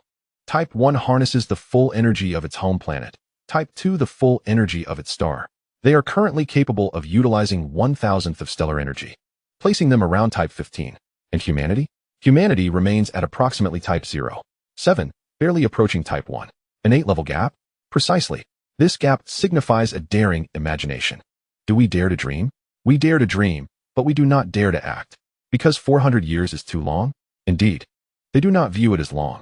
The comments section fell silent once more. On Weibo, an ordinary netizen posted a message that went viral. Titled, I calculated my family's situation. My mother urged me to save money. I asked for what purpose. She said it was for my future wedding. I replied that I do not even have a partner yet. She insisted that it would be too late to save once I have one. I thought she was being overly cautious. Now, looking at the Dyson Sphere, they have saved for 400 years, while I am unwilling to save even for 4. My mother was right. The comments section erupted in laughter. Yet amidst the laughter, some began to reflect. For 100 years.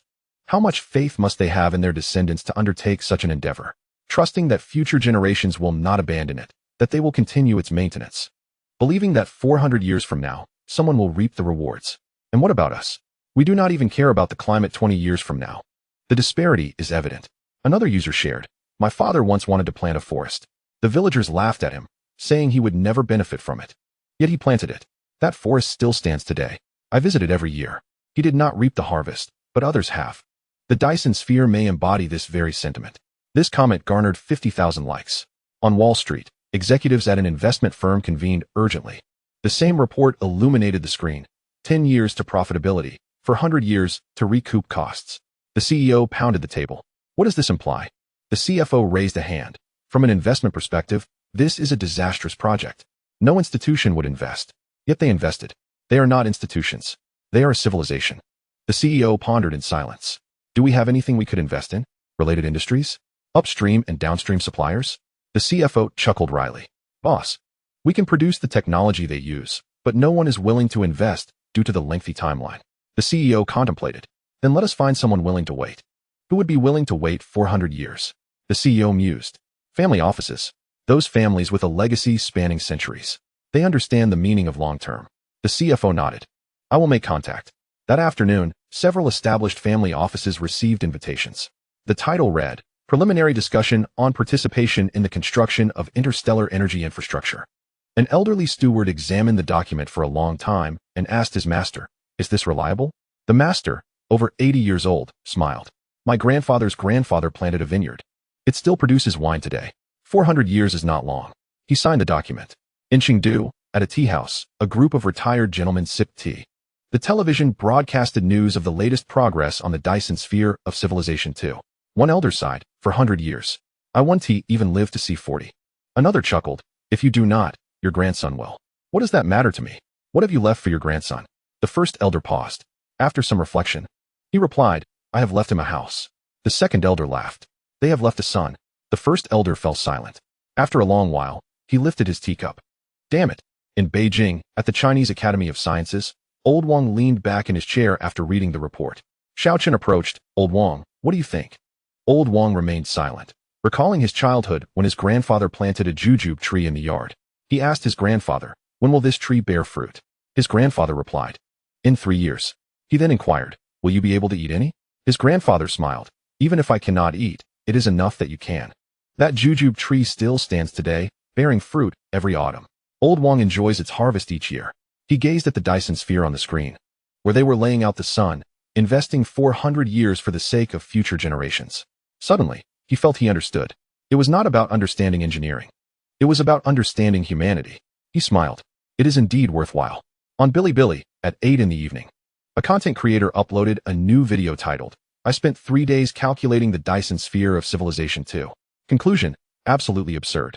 Within 3 hours, it garnered over 5 million views. The comments began to flood the screen. Front row spectators exclaimed, has the content creator gone mad again? Is he the one who calculated the water tank? Yes, that's him. The video commenced. The content creator, sitting before the camera with a serious expression, began, hello, everyone. I am Old Zhang. Today, we won't discuss water tanks. We will delve into something far grander. The large screen behind him illuminated, showcasing an image of the star of civilization 2 with densely packed hexagonal films. This phenomenon is known as the Dyson sphere. The concept was proposed 60 years ago, and we always considered it science fiction. He paused, until they began to lay it out. The barrage of comments began. Science fiction transformed into documentary. The concept of humanity proposed 60 years ago has now been realized by others. We have proposed, and they have accomplished. The host continued, over the past 3 days, I have meticulously enumerated their achievements. Each individual endeavor is within our reach, yet collectively, it appears absurd. He presented a chart. On the left, what civilization 2 has accomplished. On the right, can humanity achieve this? First row, reusable rockets. Left, yes. Right, yes. SpaceX has already achieved this. Second row, skyhook system. Left, yes. Right, yes. Humanity possesses the concept, the papers, and laboratory models. Third row, solar thin films. Left, yes. Right, yes. Humanity can produce them, and the cost is not prohibitive. Fourth row, large-scale launches. Left, one after another. Right, possible. Theoretically feasible. Fifth row, orbital deployment. Left, precision control. Right, yes. The technology exists. The comments began to flow. Aren't these all within our capabilities? So where lies the issue? The host smiled. The problem is revealed in the next chart. He switched to another image. Title, why haven't humans done this? First row, reusable rockets. Current state, yes, but with low launch frequency. Reason, high costs, low demand. Second row, skyhook system. Current state, laboratory stage. Reason, difficult control, no breakthrough. Third row, solar thin films. Current state, yes, but mainly for satellites. Reason, large-scale production is not cost-effective. Fourth row, large-scale launches. Current state, dozens per year. Reason, not enough items to launch. Fifth row, orbital deployment. Current state, yes, but requires high precision. Reason, the technology exists, but we are hesitant to use it on a large scale. The host paused. Have you identified the problem? All the technology is available to us. It is merely unconnected, akin to a collection of parts scattered across various drawers. We have never contemplated the need to assemble them all into a cohesive whole. The comments fell silent. Then someone remarked, A water tank is also like this. It requires assembly, as taught by that bathtub engineer. The host continued, "Now, let us observe how they assembled it." He displayed an animation. Step 1. The skyhook system. They have long possessed it. We have analyzed it before. This mechanism can draw spacecraft from the ground, saving a substantial amount of fuel. Step 2. Reusable rockets. They also have these, but not in the sporadic manner we do. With launches a few times a year, they launch dozens of times a day. Comments erupted. Dozens of times a day? Rockets used like public transport for aliens commuting to work. The host nodded. Yes, dozens of times a day.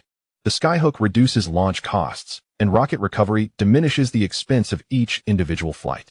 When these two technologies combine, the launch cost plummets to 1% of ours. He presented a comparative image. On the left, the cost of a human rocket launch is approximately $50 million. On the right, their launch cost is about $500,000. 500,000. What does that signify? The cost of a house for us equates to their single rocket launch. The comments exploded. I could trade my house for a rocket? Damn it. I haven't even paid off my mortgage. The host waited for the comments to settle before continuing. Once costs diminish, large-scale launches become feasible. They began launching dozens, even hundreds of times a day. What are they launching? Those hexagonal films. He showcased another animation. The rocket ascends, reaches its designated orbit, releases the films, which unfold into hexagons. Then the rocket returns, reloads, and launches again. This cycle repeats. Did you notice? This rocket is reusable. It flies once, returns, flies again, and comes back.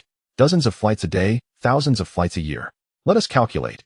Carrying 100 films per launch, with 100 launches a day. That amounts to 10,000 films.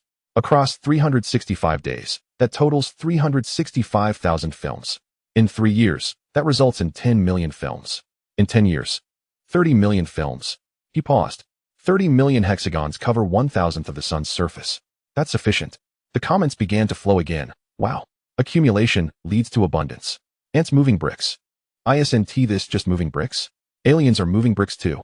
The host laughed. Yes, it is indeed moving bricks.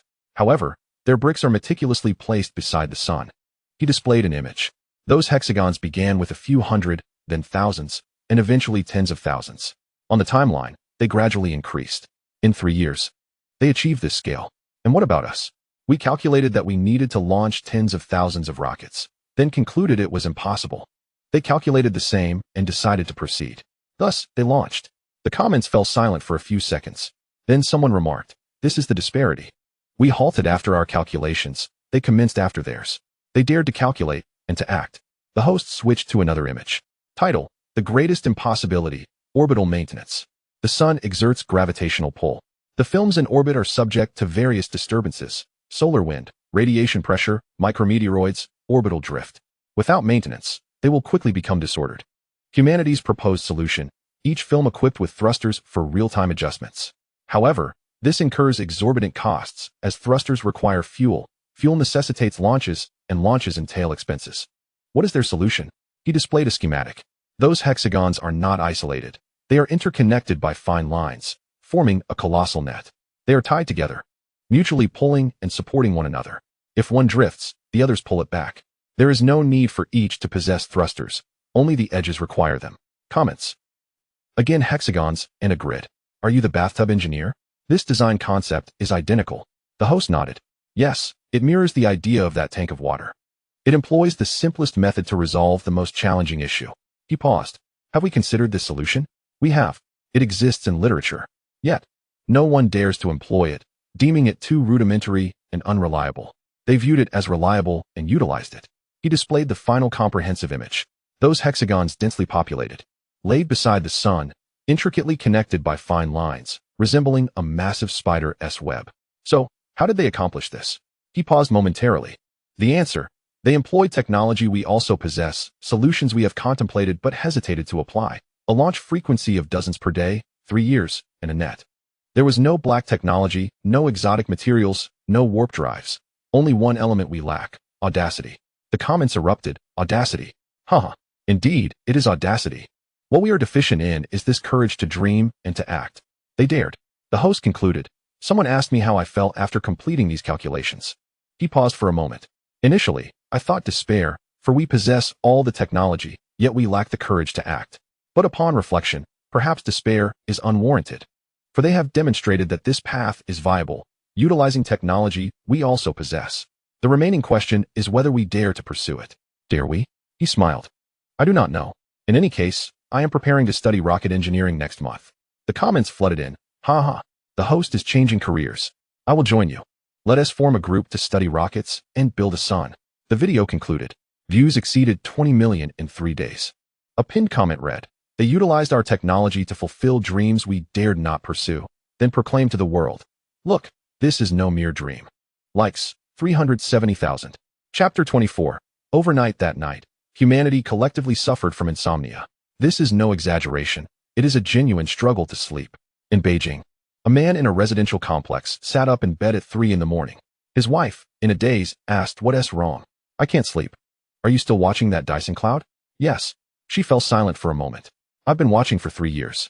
Right, 3 years. The man leaned against the headboard, gazing out the window. The road at the entrance of our community has been under construction for 3 years and is still not finished. His wife remained quiet. In 3 years, they laid a sun. It will take us 300 years to see it, yet they accomplished it in just 3 years. He bowed his head. I can't even get a balcony enclosed properly. In Chengdu, at an internet cafe, a group of young people were still watching videos at 4 in the morning. They had already viewed that content creator's video 3 times. 3 years, said a boy with dyed yellow hair. I've been gaming for 3 years and reached the rank of king. The others laughed. They laid a sun in 3 years. The boy fell silent, staring at the hexagons on the screen. What can we achieve in 3 years? No one answered. After a long pause, a voice from the corner said, I've changed jobs 5 times in 3 years. Another added, I've had 8 relationships in 3 years. Yet another said, I've accumulated a debt of 200,000. The boy with yellow hair fell silent. He turned off the video, logged off, and went to sleep. Not playing anymore. I can't. I feel like I'm wasting time. In New York, at a bar, a group of people was still drinking at 2 in the morning. The television was broadcasting news about the Dyson cloud. A drunken middle-aged man pointed at the screen. 3 years. Just 3 years. The bartender wiped a glass, remaining silent. What about us? What have we done? 3 years, and we've had 3 presidents. 3 years, and we've had 3,000 arguments. 3 years, and we've sent out 300 million insulting tweets. He stood up, swaying. In 3 years, they laid a sun. Finally, the bartender spoke up. Sir, please calm down. I cannot. He shouted, pointing out the window. Look at that moon. We landed on it 60 years ago. 60 years. What have we accomplished? We haven't even built a lunar base. They did it in 3 years. 3 years. He slumped back into his chair. I feel utterly useless.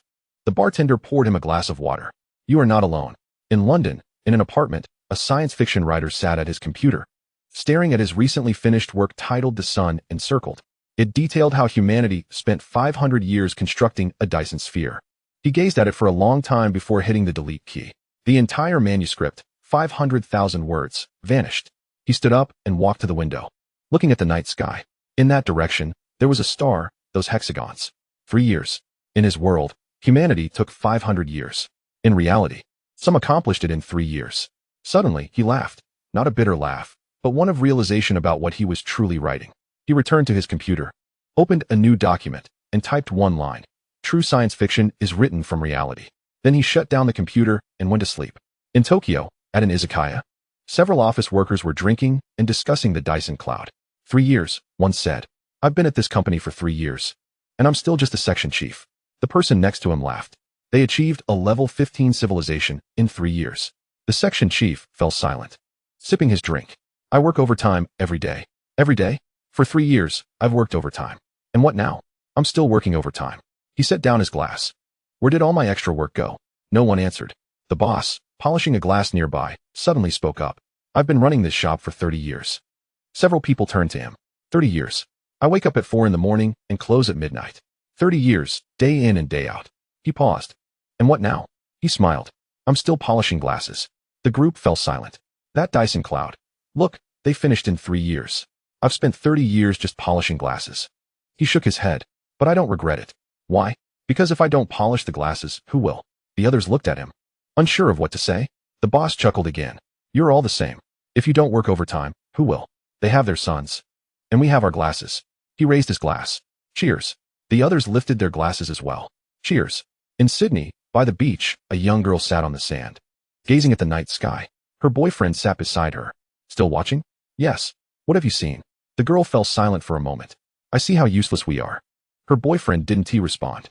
They laid a son in 3 years, and we changed 3 phones in 3 years. She paused. In 3 years. I've watched 30,000 short videos. What's the use? Her boyfriend held her hand. What do you plan to do? The girl thought for a moment. I don't know, but I don't want to watch anymore. She stood up. Let us go home. Not watching anymore. No, it's pointless.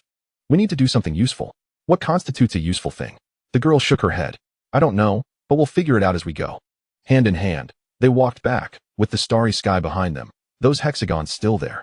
In Beijing, at the Chinese Academy of Sciences, Old Wang lay on a folding bed in his office, unable to sleep. Xiao Chun and Xiao Li lay awake beside him, all 3 with their eyes open. Old Wang.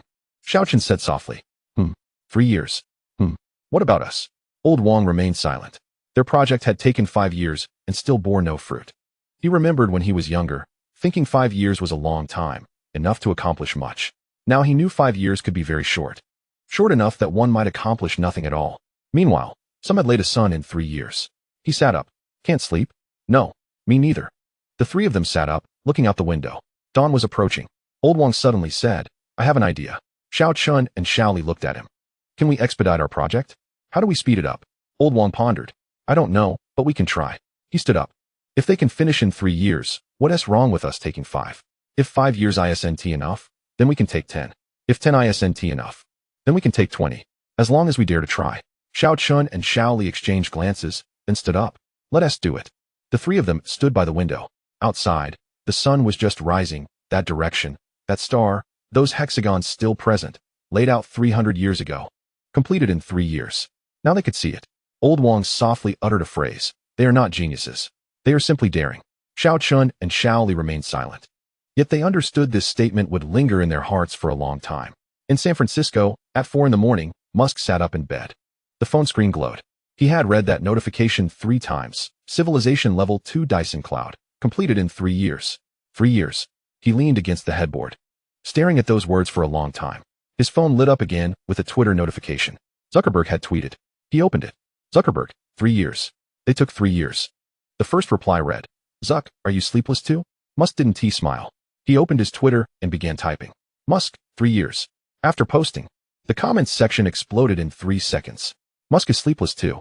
No one in Silicon Valley is sleeping tonight. 3 years, I can't sleep either. A collective sleepless night for humanity. Musk didn't read the comments. He set down his phone and gazed out the window at the night scene of San Francisco, dotted with stars. In that direction, that star, those hexagons. 3 years. He recalled the inception of SpaceX 2 decades ago, believing that sending humans to Mars within 10 years was an ambitious goal.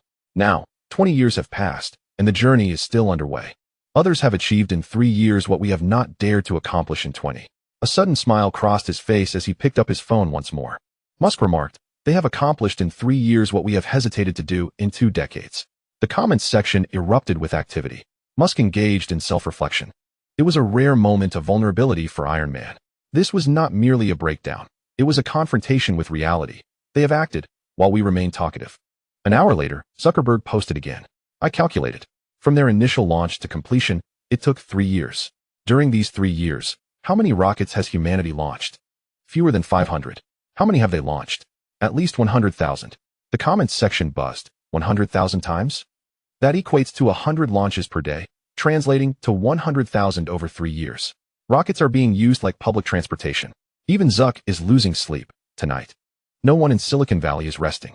Zuckerberg followed up with another post. This is not a technical issue. It is an organizational one. They can launch 100 times a day, but we cannot. Our launch sites, supply chains, and approval processes do not support such frequency. The comments section recognized this analysis. Indeed, it is an organizational problem. It's not that we cannot, it's that we dare not. They have the courage to scale up. Musk retweeted Zuckerberg's comment, adding, they dare, so we must also dare. The comments section erupted once more. Is Musk planning something monumental? In a subsequent tweet, Musk declared, I have decided to launch 100 times a day. SpaceX's stock price is bound to rise. Stay calm. First, we need to secure the approvals. The following morning, Bezos tweeted, 3 years. Worth pondering. The comments section wondered, is Bezos also sleepless? What has Blue Origin accomplished in 3 years? Bezos reflected, I am considering what Blue Origin has achieved. In 3 years, we built an engine, while they built a sun. Bezos continued, they possess the technology we have, and what they lack, we also do not have. Yet, they have succeeded, and we have not. What does this indicate? The comments section responded. It indicates our timidity, our fear of failure, and our tendency to overanalyze. We focus too much on the short term. Bezos ceased posting. But everyone understood his thoughts. By midday, Cook shared his own reflection. 3 years, accompanied by a screenshot of a Dyson sphere. The comments section pondered. What can Apple achieve in 3 years? 3 generations of phones, while they have produced a sun. Apple responded, we are researching. Researching what? Researching how to equip the sun with cameras? Laughter ensued. In the afternoon, Ultraman tweeted, I posed a question to my team. If we start now, how long will it take? The comments section clamored. How long? Please, tell us. Ultraman replied. The answer is, if we can launch 10 times a day, it will take 30 years. If we can launch 100 times a day, it will take 3 years. The comments section responded. So, the question is how to launch 100 times a day. Ultraman replied, we need a skyhook. Humans can build it. Yes, we can build it. But no one is doing it. Ultraman, please build it. Ultraman tweeted again, I am considering it. The comments section exploded. Is Ultraman venturing into skyhook technology? An AI skyhook? Equivalent to the sun. Humanity is about to take flight. By evening, Musk tweeted again, I asked myself a question. If we had started 3 years ago, where would we be now? The comments section observed a moment of silence before someone replied. 3 years ago, we were arguing. 3 years ago, we were debating the pandemic. 3 years ago, we were embroiled in elections. 3 years ago, we discussed everything but building a sun. Musk retweeted this, adding, so, it is not a technical issue. It is our issue. The comments section acknowledged Musk's reflection on humanity. Iron Man has become a philosopher. This was not philosophy, it was reality. The truth is, we have squandered too much time. Is it too late to start now? Musk replied to the final comment. It is not too late. They took 3 years. We can too. That night, Zuckerberg shared a lengthy post. I had my team run a simulation. If humanity begins now, using their technology to launch 100 times a day, how much of the sun's surface could we cover in 3 years? The answer is 0, 3. 2/3 less than them. Why? Because our skyhook has not yet been built. Our reusable rocket frequency is insufficient. Our supply chains do not support it. Our approval processes are too slow. Therefore, the first step is not to launch. It is to build the skyhook, to increase launch frequency, to simplify processes, and to have the courage to act. The comments section acknowledged. Zuckerberg has laid out an action plan. First, build the skyhook. Second, increase frequency. Third, dare. Fourth, cover the sun. It sounds simple, yet executing it is challenging. Their accomplishments indicate it is indeed feasible. Zuckerberg concluded, exactly. They have proven it can be done. The question remains, will we do it? Bezos retweeted this with the addition, Bezos, let us do it. Musk retweeted with the phrase, Musk, let us start now. The comments section ignited. The 3 titans are uniting? Musk, Zuckerberg, and Bezos in collaboration? A historic moment. Humanity is about to take flight. Not just take flight, but to begin the journey. Moving forward is better than standing still. They have commenced their journey. In the dead of night, an ordinary user tweeted a message that was shared widely. Today, the titans of Silicon Valley are collectively sleepless. Tomorrow, they may commence action. The day after, we might still be scrolling on our phones. But at least someone has begun to move. That is enough. The comments section resonated. Enough. Truly enough. Just take action. Regardless of the outcome, just take action. They are moving. We must also move. Humanity is set in motion.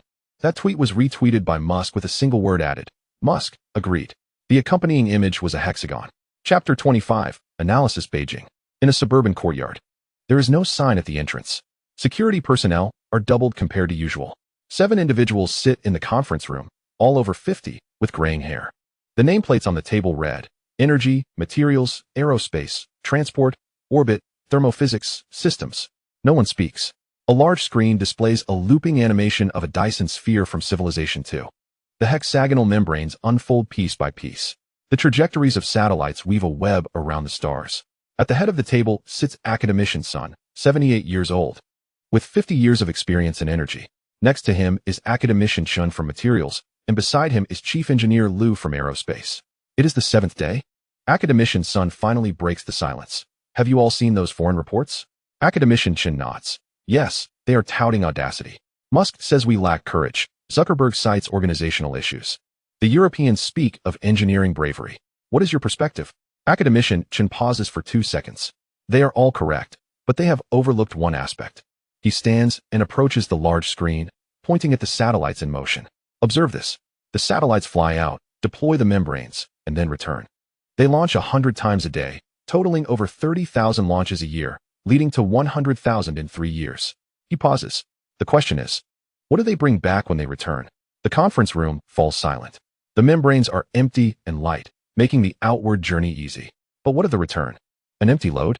That would be a waste. He magnifies an image. It is a detail they recently extracted from spectral data. The returning satellites have slightly altered trajectories and are marginally heavier and slower. Yet, they are indeed returning. What are they transporting? Academician Sun took the floor, addressing the topic of energy. He rose and approached another screen, bringing forth a set of data. The principle behind the Dyson sphere involves utilizing thin films to capture solar energy, transforming it into electrical power, which is then transmitted back to the planet through a certain method. Humanity has envisioned 2 potential solutions: microwave energy transmission or laser energy transmission. However, their proposals have remained elusive to our understanding, as we have detected neither microwave signals nor laser signatures. He gestured towards the satellites in orbit. Now it becomes clear they utilize satellite transport. The satellites are equipped with batteries. Once the batteries are fully charged, they return, offload the batteries, and then journey back. This process continues in a cyclical manner. Chief Engineer Liu furrowed his brow. What must the efficiency be? How heavy are the batteries? Is there sufficient transport capacity? Academician Sun nodded. An excellent inquiry. Thus, we conducted calculations. He displayed a table, hypothesizing that the energy collected by a single thin film in one day could suffice for an entire city for a year to transport this energy back to the planet. How many batteries would be necessary? Our calculations indicated that utilizing the best lithium batteries available to humanity, with an energy density of 300 watt-hours per kilogram, would require 3 tons of batteries for the energy produced by a single thin film in one day. 3 tons. With 100 launches a day, that amounts to 300 tons. Over a year, it totals 100,000 tons. In 3 years, that escalates to 300,000 tons. He paused. Transporting 300,000 tons of batteries back from the vicinity of a star would necessitate several times more fuel just to overcome the star's gravitational pull. Therefore, if we were to use our batteries, this project would be utterly infeasible. Academician Chen interjected. Yet, they have accomplished it. Thus, there exists only one explanation. He paused briefly. Their batteries must be superior to ours. The conference room fell silent, the hum of the air conditioning audible. We conducted a reverse analysis. Academician Sun continued. Based on the frequency of their back-and-forth trips, the satellite payload, and the energy losses in orbit, deducing what the energy density of their batteries must be. The conclusion is clear. It must be at least 5 times our current level. What does 5 times signify? He surveyed the room. Our batteries have evolved over 40 years. From lead acid to lithium, with energy density increasing from mere dozens to 300, a less than 10-fold improvement. 5 times indicates they are at least a decade ahead of us. A decade. This is not merely a technological gap, it is a temporal disparity. Chief Engineer Liu remarked. Yet, the Dyson sphere was completed in merely 3 years. Academician Sun shook his head. It took 3 years to complete the installation. But how long did the preparation take? He displayed a new diagram. Observe the trajectories of these satellites. Initially, they moved slowly. In the first year, there were fewer than 10 trips per day. In the second year, the number increased to 30 or 40. It was only in the third year that they reached 100 trips per day. Why? Because battery production could not keep pace. They had to first manufacture batteries, many batteries. Only once they had produced a sufficient quantity could they commence large-scale deployment. He paused. This preparatory phase may have taken 10 years, perhaps 20, or even longer. What we witness is merely 3 years. But that was 3 centuries ago. 3 centuries prior, they had already begun their preparations. No one spoke in the conference room. Outside, night was falling. Academician Chen removed his glasses, slowly polishing them. Thus, the Dyson sphere was not a sudden achievement. It was the result of prolonged preparation before commencing. After initiation, it took 3 years to complete. Academician Sun nodded. This aligns with the principles of engineering. There are no miracles, no strokes of luck, no instant ascendancy. Only long-term preparation, technological accumulation, and incremental progress. He rose and moved to the window. Those Silicon Valley magnates claim we lack courage, asserting that they are audacious.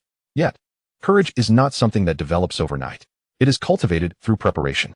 They prepared for 10 years before daring to begin. After 3 years of commencement, they completed the project. He turned back. This is what we ought to learn, not merely to emulate their courage, but to understand how they dared to be courageous. Chief Engineer Liu nodded. A decade ahead in battery technology presents a tangible gap. Can we catch up? Academician Sun pondered. Yes, but we must commence immediately. They prepared for 10 years. We too must prepare for a decade. After 10 years, we will begin. Following that, 3 more years will be required. In 13 years, we will also be able to deploy. He chuckled. When they began their preparations 13 years ago, they likely did not foresee today. When we commence our preparations, 13 years hence, others will also recognize our endeavors. Outside, the night had fully descended. Yet, the star remained visible. The hexagons were still being constructed. Preparations had begun 3 centuries ago, a prolonged endeavor before they began the deployment, which lasted 3 years. Now, humanity bears witness. Academician Sun gently uttered a profound statement. True courage is not a fleeting impulse. It is the result of extensive preparation that grants one the audacity to act. No one responded, but everyone understood. Hefei, Science Island. At 3 in the morning, a nondescript gray building was ablaze with light. There was no sign at the entrance. Yet all who entered and exited were aware that this was China's premier light-controlled atomic-level precision carving factory. The facility was modest in size, akin to a basketball court. Yet the production line within had undergone 3 years of refinement, with over 700 parameter adjustments, consuming an annual research budget equivalent to that of a medium-sized city. At this moment, the production line was operational. Laser beams flickered in the vacuum, each pulse shifting a few atoms on the material's surface. Precision, 0.1 nanometers. Speed, 1 million times per second. Chief Engineer Lao Zhou stood before the monitoring screen, his hands trembling slightly. Beside him were leaders from the National Development and Reform Commission and several academicians. Silence enveloped the room. A line of text flashed on the screen. The first batch of samples has been prepared. Lattice repair efficiency, 99. 97. Lao Zhou removed his glasses and wiped them. It is accomplished. On the same day, 3 other identical factories were completed worldwide. In Germany, Dresden, a factory achieving atomic-level lithography commenced operations discreetly, with the European Commission issuing a restrained press release titled, "A New Milestone in European High-End Manufacturing," accompanied by an image of the factory's exterior, devoid of any personnel. In Japan, Tsukuba, this factory was located in the suburbs, surrounded by farmland. The opening ceremony was attended by only 20 individuals. The president's voice trembled as he spoke, declaring, "We have waited 20 years. In the United States, Ohio, the factory is named the National Atomic Manufacturing Center." The Energy Secretary personally cut the ribbon. Yet no media were invited. After the ceremony, he was seen in his car, engrossed in his phone for an extended period. The screen displayed an image of the Dyson sphere from the Second Civilization. In Beijing, a press conference held by the State Council Information Office. The spokesperson had yet to speak, but the audience was already packed with reporters. 4 factories were completed simultaneously: China, Germany, Japan, and the United States. This is no mere coincidence. It is humanity's response to that reservoir. He paused. However, today we intend to discuss more than just the factories. The large screen illuminated, revealing a structural diagram, the atomic-level interface of batteries. The lattice arrangement was as orderly as a military parade. This represents the first batch of batteries produced using atomic-level carving technology. Its energy density is 5 times that of currently available lithium batteries. Its cycle life spans 10,000 cycles. Its safety is paramount. Do you know what the greatest issue with lithium batteries is? A hand was raised from the audience. Dendrites. Precisely. Dendrites. The spokesperson nodded. During the charge and discharge cycles of lithium batteries, uneven deposition of lithium ions can lead to the formation of branch-like metallic lithium, which can puncture the separator, causing short circuits, fires, and explosions. This is an inherent defect of lithium batteries. Now, we can employ atomic-level carving technology to repair the lattice and suppress dendrite formation. He displayed a comparative image. On the left, the lattice of a conventional battery after 500 cycles, chaotic, riddled with cracks and protrusions. On the right, the lattice after atomic-level repairs, remaining as smooth as a mirror even after 500 cycles. What does this signify? He scanned the audience. It signifies that we can produce sufficiently superior batteries to undertake a significant endeavor. An audience member began to grasp the implication. The Dyson sphere. The spokesperson did not respond, but smiled knowingly. After the meeting, reporters surrounded Academician Sun from the Chinese Academy of Sciences. Academician Sun, is this technology inspired by Civilization 1? Academician Sun nodded and then shook his head. Inspired? Certainly. That tank of water teaches us one thing. If a problem can be solved simply, there is no need for complexity. He paused. However, atomic-level sculpting is our own path. He took out a worn journal from his bag. The cover read Chinese Science, Materials Science, Issue 3 of 2025. This is a paper our team published 5 years ago. At that time, no one knew anything about aliens or the tank of water. He opened to a page and pointed to a formula. The theory of atomic-level interface reconstruction has long been established. Laboratory validation has already been completed. What remains is only the engineering. He raised the journal toward the camera. So when you write your reports, please make it clear. This is the work of Chinese scientists. The paper was written by Chinese individuals. The theory was proposed by Chinese minds. The technology was refined by Chinese hands. Civilization 1 inspired us, but this path was forged by ourselves. A young researcher beside him whispered, "Academician's son, isn't this a matter of intellectual property rights?" Academician's son shot him a glare. "What intellectual property rights? This is a fact. When they see us, they will understand we are also charting our own course." That evening in Hefei, at a small restaurant beside a gray building, Old Zhou and several colleagues were enjoying drinks. It was their first moment of relaxation in 3 years. Old Zhou, a young engineer, asked, "Do you think the battery from Civilization 2 was made in a similar manner?" Old Zhou pondered. "Not necessarily." "Why?" "Their Dyson sphere uses satellites to transport batteries back.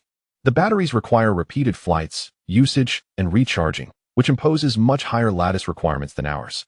He took a sip of his drink. "Our battery might catch up to their level from 10 years ago in 5 years, but what is their current battery like? We can only speculate. They might have alternative solutions, perhaps not relying on lattice repair, but something else." He set down his glass. "Yet we also possess our own innovations." He gazed out at the gray building. "That factory is ours. It's not copied." After a moment of silence, someone raised their glass. "Cheers." That night, the news surged to trending status. 4 atomic-level factories completed simultaneously. China's battery technology breakthrough. A comment in the section received 300,000 likes. Civilization 1 taught us how to think about problems. Civilization 2 taught us how to dare to act. But we finally have our own card. Not an alien card. Our own. In Hefei, Science Island, the same gray building now gathered more people than before. It was not the atomic-level factory, but another building next door, which had an inconspicuous sign, Fusion Engineering Research Center. The interior was now crowded with people, young and old, clad in lab coats and casual attire, standing, sitting, and squatting. Even the corridors were filled. No one minded the crowding, for this evening was significant. At 8:17 p.m., cheers erupted in the control room. A line of text appeared on the screen. Sustained time, 127 seconds. Next to it, a smaller line read, "Energy gain factor question 0. 12, 127 seconds and 0. May 12 not seem like a groundbreaking breakthrough compared to humanity's previous tokamak records, where international devices had already exceeded several hundred seconds. But this was not a tokamak. It was something entirely different. Chief designer Old Zhu stood at the control panel, staring at the numbers for a long time. Someone handed him a sheet of paper, and he looked down. It was diagnostic data. The critical line read, "Inner layer fuel temperature, 2 billion degrees. Outer layer fuel temperature, 80 million degrees. Intermediate layer temperature, 1 billion degrees. It was stratified. The inner and outer layer temperatures differed, with the thin intermediate layer being hotter than both sides, just like the reactor of Civilization 1. Old Zhu's hands trembled slightly as he recalled his reaction 15 years ago upon first encountering this concept in an old paper published in 1998, authored by someone who had since passed away. The paper stated that if fuels of different weights were allowed to stratify in a magnetic field, the interface could generate localized high temperatures. At the time, everyone dismissed it as nonsense, feasible in theory, impossible in engineering. Old Zhu believed it, for he had tried and indeed could not create it. Then Civilization 1 emerged, utilizing this very principle. During that time, Old Zhu struggled to sleep. He revisited the 1998 paper and cross-referenced it with all the failed data from his team over the past 15 years, page by page. By the 3rd month, he discovered that for the past 15 years, they had been trying to heat the entire core uniformly, while Civilization 1's approach was to heat only the necessary areas. The direction was wrong. Once the direction was corrected, 3 more years passed, with over 200 failures. Each time he failed, Old Zhu wrote in his notebook, "Try again." After more than 200 attempts, the notebook was filled. But tonight, it succeeded. Although it was only 127 seconds, and despite the Q value being just 0, 12, and far from commercialization, it was a success.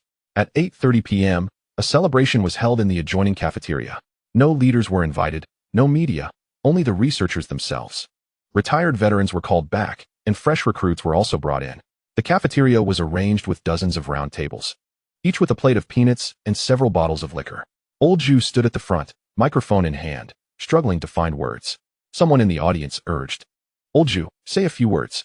Old Zhu opened his mouth, but no sound came out. Someone beside him offered a tissue, which he declined. Suddenly, he began to cry, not silently, but in a way that had been pinned up for so long that he could no longer hold it back. The room fell silent. No one laughed at him, for many were also in tears. In a corner, an elderly man with completely white hair leaned over the table, his shoulders shaking. That was old Zhu's mentor, over 80 years old, specially brought from the nursing home. He had dedicated his life to fusion, from tokamaks to stellarators, and from stellarators to inertial confinement. He had done it all, but achieved nothing. Tonight, he finally witnessed it. Although it was only 127 seconds, the direction was correct. A young man beside him offered a tissue, but the old man did not take it. He lifted his head, his eyes red. I thought I wouldn't see this before I die. The young man was at a loss for words. The old man wiped his face and smiled again. I've seen it. That's enough. On the other side, several middle-aged men embraced each other and wept. 15 years. 15 years. Over 200 failures. It finally moved. From 0 to 0. 1. 0. 1 is still progress. Someone raised a glass. Come, let us toast to 0. 1. To 0. 1. To civilization 1. If it weren't for them, we would still be groping in the dark. And to ourselves. We did not copy. We forged our own path following their ideas. To humanity. To fusion. That night, 17 people were drunk in the cafeteria. Old Zhu remained sober, sitting in a corner with a glass of liquor untouched in front of him. His mentor sat beside him. The old man asked, what is the next step? Old Zhu thought for a moment. From 0. 1 to 0. 2. How long will it take? I don't know. Maybe 3 years. Maybe 5. Maybe 10. The old man nodded. Then let us proceed. Old Zhu smiled. Aren't you in a hurry? The old man glared at him. Hurry for what? How many more years do I have left? But you still have your life ahead of you. You and your successors will continue on.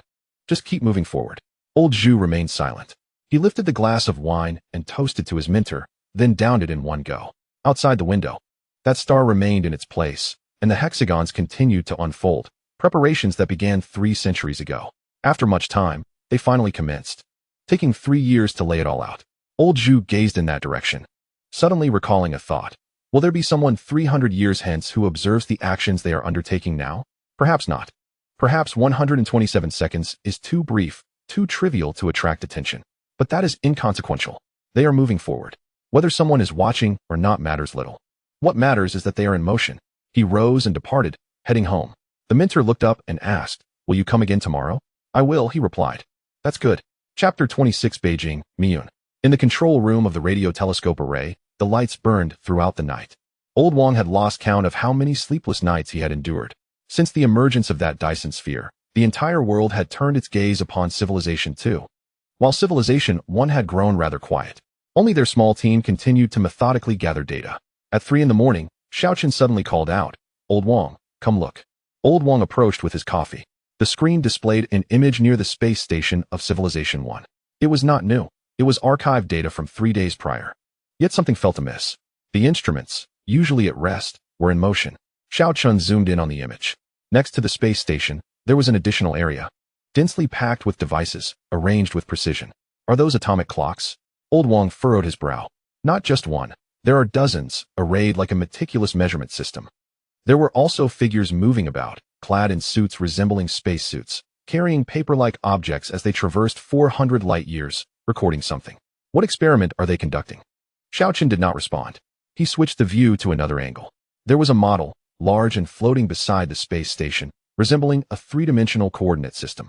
3 axes, mutually perpendicular, a standard 3-dimensional space. Yet each axis bore markings not of red, green, and blue, but of some field theory notation commonly used in physics. Several small spheres were placed in the center, representing particles. Old Wang was taken aback. Is this the standard model? Xiaoqin shook his head. No. The standard model is not depicted this way. He magnified the image again. The labels on the axes were faintly discernible. One axis bore the term he recognized, fermion. Another axis was labeled boson. And the third axis, marked with a color distinct from the previous 2. Are they studying relativity? Xiaoqin mused aloud. No. Relativity can be validated on Earth. There is no need to travel there. Old Wang remained silent, fixated on the 3-dimensional model. 3 axes, fermions, bosons, and the third axis. What could it be? Time. No, time is one-dimensional. It cannot serve as an axis. Suddenly, a thought struck him, an absurd notion. Notify the theoretical group immediately. 3 hours later. In Beijing, at the Institute of Theoretical Physics of the Chinese Academy of Sciences, the conference room was packed. At 6 in the morning, no one had slept. The large screen displayed a screenshot of the model from Civilization 1, accompanied by a line of preliminary analysis. Three-dimensional coordinate system. X-axis labeled, fermionic state space. Y-axis labeled, bosonic gauge field. Z-axis labeled. Following the question mark was a line of small text, suspected new dimension of time. A hand raised from the audience. How could time possibly be multidimensional? The speaker, Old Joe, 67 years old and a theoretical physicist for 40 years, did not answer the question but instead pulled up another image. Look at this. The arrangement of their atomic clocks. Dozens of atomic clocks, not placed haphazardly, but positioned in a complex array, each location meticulously calculated. This is not for testing relativity. It is to measure the structure of time. He paused. They seek to determine whether time possesses an internal structure at different scales. Silence enveloped the room. Someone whispered, "That's impossible. Time is one-dimensional." Old Joe fixed his gaze on him. "That is what we believe." He switched the display. Next to the model were small spheres, each marked. "These are particles." They placed these particles at different positions within the coordinate system. And then what? Then we performed a simulation. He pulled up another set of images, results that the theoretical group had generated overnight. Based on the axes of that model, they inserted known particles to observe the outcomes. The first image depicted all particles of the standard model projected onto this three-dimensional coordinate system, each landing at different positions. Some along the x-axis, others along the y-axis, some along the z-axis, and others in between. The second image illustrated the symmetry relationships among these particles. Old Joe pointed to a line on the diagram. "Observe this. Here is the electron. Here is the neutrino. In the standard model, they appear unrelated." He switched to another perspective. Yet within this coordinate system, they are essentially the same entity, merely differing in their projections along the z-axis. Someone stood up. "Are you suggesting that the z-axis represents some internal dimension?" Old Joe nodded. "It could be the internal structure of time. The time we perceive is one-dimensional, but its essence may be three-dimensional, just as a rope appears as a line. Yet when magnified, reveals a cross-section. What about the properties of particles?" Old Joe pulled up another set of data. "We calculated, placing fermions along the x-axis, bosons along the y-axis, and the time dimension along the z-axis. We examined the geometry." He paused. Parity violation naturally emerged. A collective gasp echoed through the conference room. Parity violation, awarded the Nobel Prize in 1957, proven by Li Zhengdao and Yang Zhining. In the standard model, this is a mechanism that must be introduced separately rather than derived. In chirality, Old Joe continued. He displayed an image contrasting left-handed and right-handed fermions within the standard model, appearing as two distinct entities. To the right, the same point represented in this coordinate system, merely differing along the z-axis. Left-handed and right-handed are mirrors within this three-dimensional time coordinate system. What about the electron spin of 1/2? Old Joe fell silent for 3 seconds.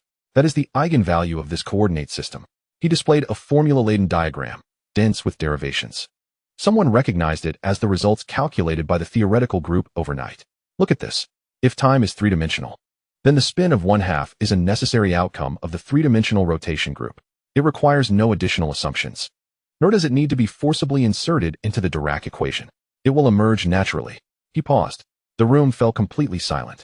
After a long while, someone in the corner whispered, "So they used one model to derive everything that needed to be assumed in the standard model?" Old Joe did not respond. Yet he nodded in acknowledgement. The internet had erupted. The screenshot of the three-dimensional model had been disseminated by an unknown source. Jihu, Weibo, Twitter, discussions flourished. Fermion axis, boson axis, time axis. What is this? How can time serve as an axis? It was said that time was regarded as three-dimensional, with the properties of particles being projections. Projections? So different particles are merely the same entity projected across different time dimensions? And what of parity violation? That is the chirality of the coordinate system. Change your perspective. And it flips. I'm astounded. We spent decades developing the standard model. They illustrated it using a three-dimensional coordinate system. And it seems 100 times more elegant. Simplicity that provokes existential doubt. Another post emerged from a doctoral student in theoretical physics. At 5 in the morning, I was awakened by a call from my mentor. He said, "You must see this." After reading it, I fell into silence for half an hour. The inexplicable numbers and the forced parameters within the standard model transformed into geometry in this new model, pure geometry. One axis for fermions, another for bosons, and a third for time.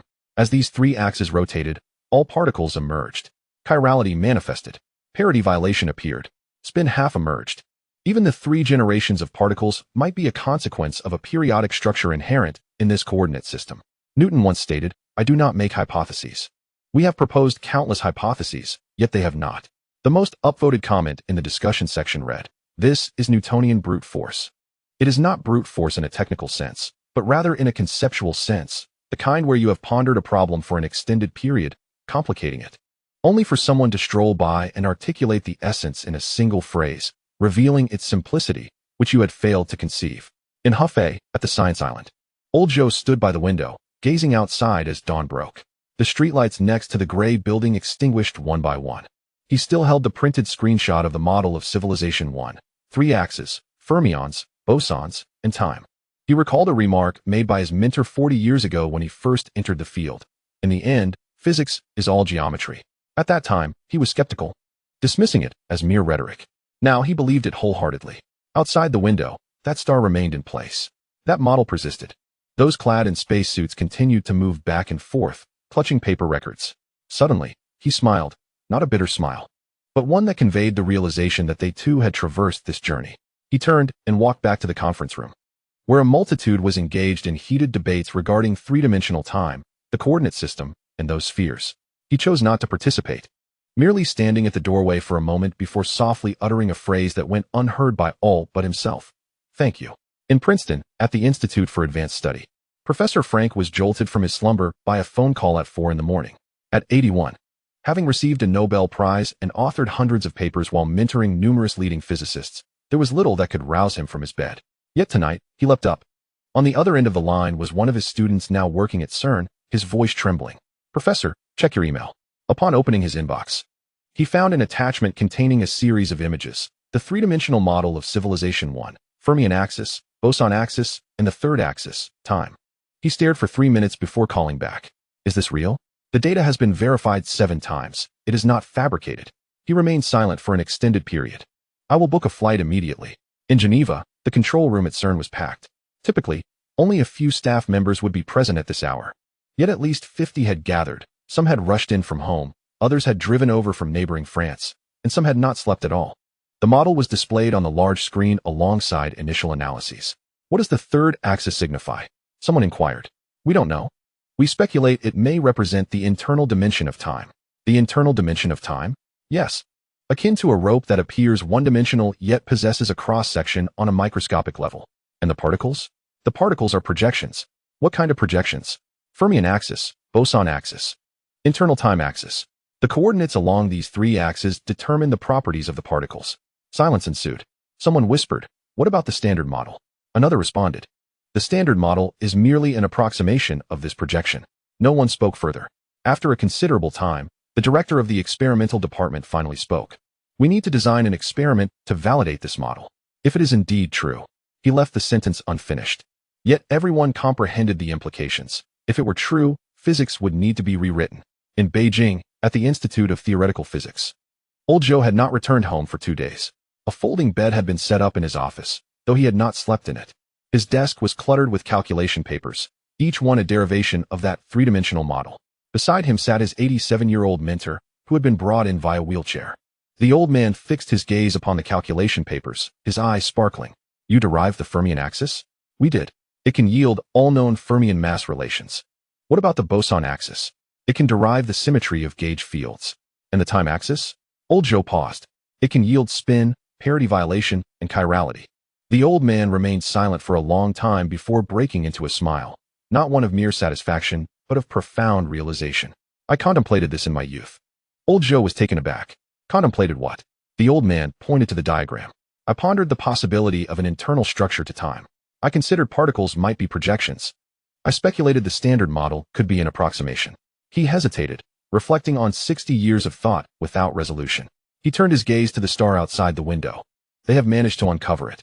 In Moscow, at the Lebedev Physical Institute, an elderly professor stood before a blackboard, his hands trembling too much to write. His students supported him. "Professor, please sit and rest." The old professor shook his head. "I cannot sit." He pointed to the equations on the board. "These I have calculated for 40 years. These formulas pertain to parity violation." In his youth, he made significant contributions to this field. I have always believed that parity violation was an accident, an intrinsic design of the universe, without reason. He gestured to the three-dimensional model on the screen. Now I understand. It is not an accident. It is geometry. His hands trembled more violently. I calculated for 40 years and discerned the phenomenon. They, using a coordinate system, have illustrated the essence. The student was at a loss for words. Suddenly, the old professor chuckled. Well then, at least we know the direction. He turned to his student. You young ones, begin your calculations now. In 40 years, you too shall perceive the essence. In Chicago, at Fermilab, an emergency meeting convened, conducted simultaneously online and in person. Individuals from around the globe appeared on the screen: Princeton, CERN, Beijing, Tokyo, London, each a luminary in the field. We must design an experiment to validate this model. How do we validate it? The internal dimension of time must manifest at certain energy scales.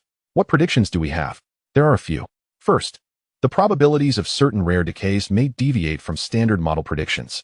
Second, new resonance states may emerge in high-energy collisions. Third, the speaker paused. Third, certain conservation laws may be violated. Which conservation laws? CPT. If time is three-dimensional, CPT may not be absolutely conserved. The room fell silent. CPT, charge, parity. Time reversal symmetry, one of the cornerstones of modern physics. If it is violated, the entire structure may tremble. What kind of experiment do we need? The higher the energy, the better. The greater the precision, the better. Is the LHC sufficient? It may not be. We might require the next generation of colliders. How long will that take? 10 years, 20 years, perhaps longer. Silence ensued. Then someone raised their hand. Then let us begin immediately.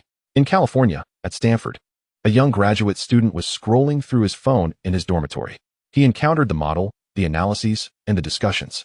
After much contemplation, he sent a message to his mentor. Professor, I wish to change my research direction. The mentor quickly replied, change to what? To validate that model. The mentor remained silent for several minutes. Then he replied, are you aware that it might take a decade to yield results? Indeed. Perhaps 2 decades. I understand. It could take a lifetime. I am aware. The mentor fell silent once more. Then he sent a message. Let us commence from this moment. Geneva. CERN. Dawn broke. The personnel in the control room had yet to disperse. Some were on calls. Others were sifting through data, while a few were scribbling calculations on the blackboard. The head of the experimental department stood by the window, gazing outside. The sun had just risen. Suddenly, he remembered something. That model had been placed there by Civilization 1. 400 light years away, for centuries ago. They had comprehended it 4 centuries prior. With the technology of their time, they had suspended a model there, awaiting humanity's discovery. He turned around. The next operation of the LHC would, from this moment forth, direct all available energy towards searching for signals from this model. A hand was raised. What about other experiments? Postpone them. What of international collaboration? I shall negotiate. He paused. Once we have seen it, we cannot pretend we have not. Beijing. Institute of Theoretical Physics, Chinese Academy of Sciences. Old Zhou finally lay down. The folding bed was hard, but he paid it no mind. He stared at the ceiling, his mind still whirring with formulas, coordinate systems, and particles. Suddenly, a phrase came to him, one his mentor had uttered in his youth. In the end, you will find that the universe is simpler than you imagine. He had not believed it then. Now he did. Outside the window, that star remained. Those clad in spacesuits might still be seen, shuttling back and forth with paper records. 400 light years away. For centuries ago, they had long been there. He closed his eyes, a slight curve gracing his lips. Not quite a smile, but the feeling of finally glimpsing a glimmer of light. Chapter 27. The outburst papers flooded forth like a deluge, not a mere stream, but a torrent. On the first day, 47 preprints appeared on AR-14. The following day, 123. On the third day, 300. The server nearly crashed. The administrators urgently issued a notice. Authors, please stagger your submissions. Do not submit all at once. Yet, no one heeded the call. The theoretical physicists of the world had gone wild. Compatibility analysis of the three-dimensional time model with the standard model, origins of parity violation within the framework of fermionic and bosonic time axes. Phenomenological constraints on the internal structure of time, the three-generation Fermion problem viewed through three-dimensional time, a conjecture, energy scale predictions of CPT violation. Each title grew longer and more incomprehensible than the last. Yet, the true spectacle lay not in the papers themselves, but in the ensuing tumult. On Jihu, someone launched a column titled A Guide to Spectating Celestial Battles. The first update, Professor Frank from Princeton published a paper supporting the three-dimensional time model. Half an hour later, Professor Smith from Chicago released a rebuttal point by point. Another half-hour passed, and Frank's student countered Smith's rebuttal. Now, Smith's postdoc was crafting a counter-rebuttal. In the comments, this is more entertaining than the Spring Festival Gala. Is academic squabbling this thrilling?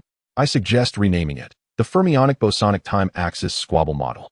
The second day's update, the situation escalated. Someone from CERN published experimental data, claiming to have found a suspected signal from the three-dimensional time model. Immediately, another paper was released, asserting that the signal was mere background noise. The first author responded, claiming the opposition misunderstood the data. The opposition retorted, stating they misunderstood each other's data. In the comments, I need a translator. This is beyond my comprehension, but it's so exhilarating to watch. On the third day, the biggest headline featured a confrontation between two prominent figures. Professor Johnson from MIT published a lengthy article titled Three-Dimensional Time, a Dangerous False Proposition. 3 hours later, Professor Frank from Princeton released a response titled On Professor Johnson's Misunderstanding. Now, the two had mutually followed each other on Twitter. In the comments, what does mutually following mean? It means they VE blocked each other. Haha, squabbling to the point of blocking. Now that's something. Twitter was even more vibrant. Various luminaries took to the stage themselves. Foregoing student ghostwriters. From Princeton, three-dimensional time is the most elegant framework I have encountered. Those clinging to the standard model should awaken. Smith Chicago, elegance does not equate to correctness. Your model cannot even predict the energy scale. How can you discuss correctness? From Princeton, I addressed the energy scale issue in section 53 of my paper. Did you read it? Smith Chicago, I did. Your section 53 is all assumptions without experimental support. From Princeton, experiments will come. The next operation of the LHC will reveal all. Smith Chicago, let us see when that happens. The spectators remarked, Professor Frank is so gentle in his rebuttals, while Professor Smith is a cold-faced assassin. Is this the caliber of squabbling at top-tier institutions? I've learned much. One highly upvoted comment read, though I cannot grasp their arguments, I find great joy in watching. Meanwhile, the Europeans were embroiled in their own disputes.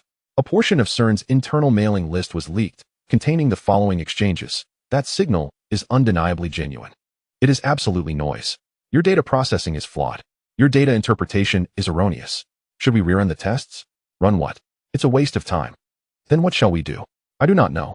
The spectators commented, is this a scientific debate or a childish quarrel?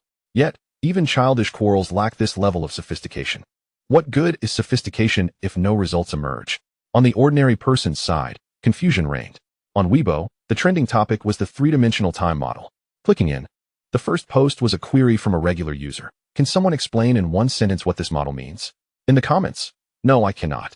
I wish to know too. I've been watching for 3 days and still don't understand. I only know they are quarreling. About what? I do not know. But it is very.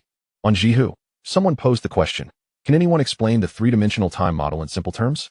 The answer section echoed with lamentations. I attempted to explain it in 3,000 words, only to realize I did not understand it myself. I grasp it, yet cannot articulate it to you. At this level of theory, there are no simple explanations, only rigorous study. Even that proves challenging. So what to do? Just watch them argue. Until a video appeared. Billy. Up Master Old Lee from the Physics Institute, with 8 million followers, specializing in hardcore popular science. The video title read, if this model is correct, it is on par with relativity. Views soared to over 20 million within 3 hours. The bullet comments began flooding the screen. Old Lee sat before the camera. His demeanor considerably more serious than usual. You have all heard of the three-dimensional time model. Today, I will not delve into technical details. I will discuss one thing, why it is significant. He displayed an image. On the left was Einstein, and on the right was the three-dimensional coordinate system. When relativity emerged, what did it change? It transformed our understanding of space-time. Before relativity, time and space were separate entities. As you traversed space, time flowed independently. After relativity, time and space became one, space-time. When you move, time also shifts. He paused. What would this model change if it were correct? He presented a new image, the three-dimensional coordinate system, Fermion axis, boson axis, time axis. It would revolutionize our fundamental understanding. Currently, we possess the standard model. You may have heard of it. It delineates all known particles and forces. However, the standard model harbors a flaw. It is a patchwork. It presents a table filled with a plethora of numbers, the mass of the electron, the mass of the neutrino, the coupling constants of strong and weak interactions, and so forth. These figures elude explanation by the standard model. They are derived from experimental measurements, and then awkwardly incorporated. Why these specific numbers? The answer remains elusive. Why is the electron endowed with that particular mass? Unknown. Why are there 3 generations of particles? No one knows. He paused. If this model holds true, it might provide answers to these questions. He gestured towards the 3-dimensional coordinate system.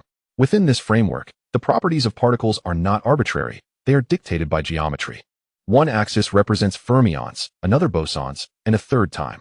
The positions along these 3 axes determine the identity of a particle, its mass, and its interactions. Much like a point in 3-dimensional space, its coordinates define its location. He displayed a comparison chart. On the left, the standard model, a series of equations. A multitude of numbers, a plethora of conjectures. On the right, the 3-dimensional model, 3 axes, some geometric relationships. Which do you perceive as more fundamental? The comments section exploded. Wow, geometry. It is indeed geometry. In the end, physics boils down to geometry. Professor Lee continued. If this model is correct, it stands on par with relativity. For relativity transformed our understanding of spacetime. It could similarly alter our comprehension of particles. Relativity unified time and space. It may also unify particles and forces. Relativity informs us that gravity is a curvature of spacetime. It may reveal that all particles are geometric projections. He paused for effect. This constitutes a paradigm-level revolution, akin to the transition from Newtonian mechanics to relativity or from classical physics to quantum mechanics. The comments erupted. A paradigm revolution? On par with relativity? Are we witnessing history? I'm blown away. Professor Lee concluded. Of course, it remains uncertain whether this theory is correct. Experiments have yet to validate it. The debate continues. Yet, if it is indeed accurate, he smiled, our generation may be experiencing one of the greatest revolutions in the history of physics. Much like the generation a century ago that witnessed relativity and quantum mechanics. We are history. The video concluded. Views skyrocketed to over 50 million in 3 days. A top comment read, as a liberal arts student, I was brought to tears. It garnered 3 million likes. Below, someone replied, I, too, am a liberal arts student. Yet I understand that we may be witnessing history unfold, much like how people a century from now will reflect on us.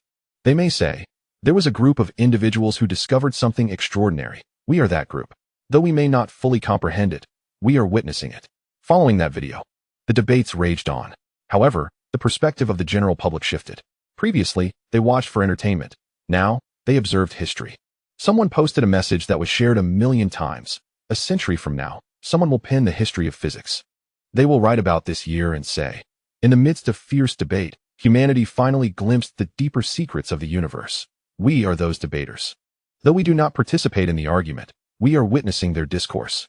This too is a part of history. The most liked comment read, our task is to live to see the outcome and then tell the next generation. I witnessed it with my own eyes. Even if I did not understand it. I saw it unfold. That is enough. Princeton, 3 a.m. Professor Frank had not slept. He had been awake for 48 consecutive hours. Scattered across his desk were over 30 papers, his own, others, supporters, and detractors. Each bore an abundance of annotations. Yet, it was not these that kept him awake. It was a thought, a newly emerged, absurd, terrifying, yet beautiful thought. He picked up a pen and inscribed a line on paper. If time is multidimensional, then the relativistic effects should also hold in the time coordinate. He stared at that line for an extended duration. Then he picked up the phone. Smith, it's me. There was silence on the other end for 2 seconds. It was early morning in Chicago as well. Are you insane? Perhaps. But hear me out first. He recounted his recent idea. Time dilation, length contraction, mass energy equivalence. If time is indeed 3-dimensional, then these effects should not be confined to spatial dimensions. Within the temporal dimension, there should be analogous phenomena. The silence on the other end stretched on for what felt like an eternity. Finally, Smith said, I am on my way. The flight from Chicago to Princeton would take over 2 hours. By the time Smith arrived, dawn had broken. In Frank's office, the blackboard was filled with equations. Smith stood before the board, contemplating for 10 minutes. Then he remarked, you are extending relativity into the inner workings of time. Frank nodded. If space has 3 dimensions, and if time possesses 3 dimensions as well, then spacetime consists of 6 dimensions. What should relativity in 6-dimensional spacetime entail? It should encompass 6-dimensional Lorentz transformations, 6-dimensional spacetime intervals, and 6-dimensional mass-energy relationships. And then, consequently, all particles' movements within the temporal dimension would also yield effects analogous to time dilation. Smith fell silent once more. He picked up chalk and continued to write on the blackboard. He penned 3 lines, and then paused. Can this explain the 3 generations of fermions? Frank nodded. The three generations of fermions may represent projections from three distinct dimensions within time, much like an object in three-dimensional space projecting different two-dimensional shapes from various angles. Smith fixated on the three lines of equations. What about mass? Mass could represent the kinetic energy of motion within time. The faster the movement within time, the greater the mass? Indeed. Smith fell silent again. He set down the chalk. This is breathtaking, he declared, and utterly absurd. 2 hours later, a paper appeared on AR-14. Authors, Frank, Smith. Title, Six-Dimensional Space-Time and Internal Time Relativity, a Preliminary Exploration. The abstract consisted of a single line. If time is three-dimensional, then relativity applies similarly in the time dimension. This paper attempts to construct this framework and explore its potential implications for particle physics. Within half an hour, the comments section erupted. Frank and Smith co-authored. Weren't they just arguing yesterday? What a divine collaboration. Love-hate relationship confirmed. The paper itself was challenging for many to comprehend, yet all understood that the issue had escalated. Geneva. CERN. In the control room. A group of individuals huddled around a screen, examining the paper. Six-dimensional space-time, the Lorentz transformation within time. Does this imply that time dilation is not solely a consequence of speed? Within the temporal dimension, movement could also induce time dilation?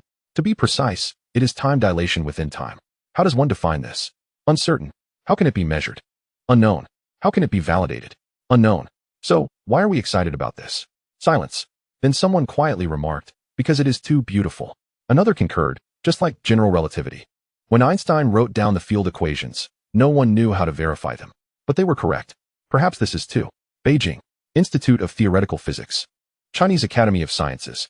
Old Zhou had scrutinized the paper 3 times. Beside him, his advisor sat in a wheelchair, also reading. Xiaozhou, did you comprehend it? Old Zhou shook his head. I understood a bit, but most eludes me. The old man chuckled. Then you are correct. What does that mean? Universal gravitation. Everyone knows it. An apple falls. You jump and return to the ground. It is universally understood. He paused. But who can write the equations of the gravitational field? Old Zhou fell silent. That is precisely the point, the old man stated. This concept appears similar to universal gravitation. Everyone seems to grasp it. Yet when it comes to calculations, no one truly can. He gestured towards the screen. They are currently drafting the field equations. Only after they are complete can we perform calculations. Once those calculations are made, verification can follow. Only then will the truth emerge. Old Zhou nodded. How long will that take? The old man pondered. I do not know. It may take 10 years. Perhaps 50, or even 100. But the direction is correct.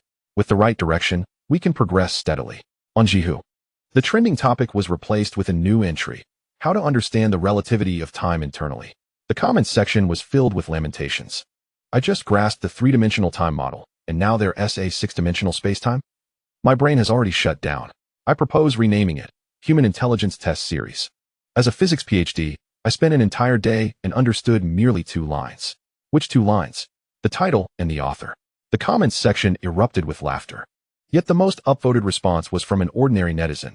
I do not understand, but I comprehend the comments section. No one understands. That suffices. For when relativity first emerged, no one understood it either. Now, it has become common knowledge. A century from now, this too may become commonplace. And we are witnessing the birth of common knowledge.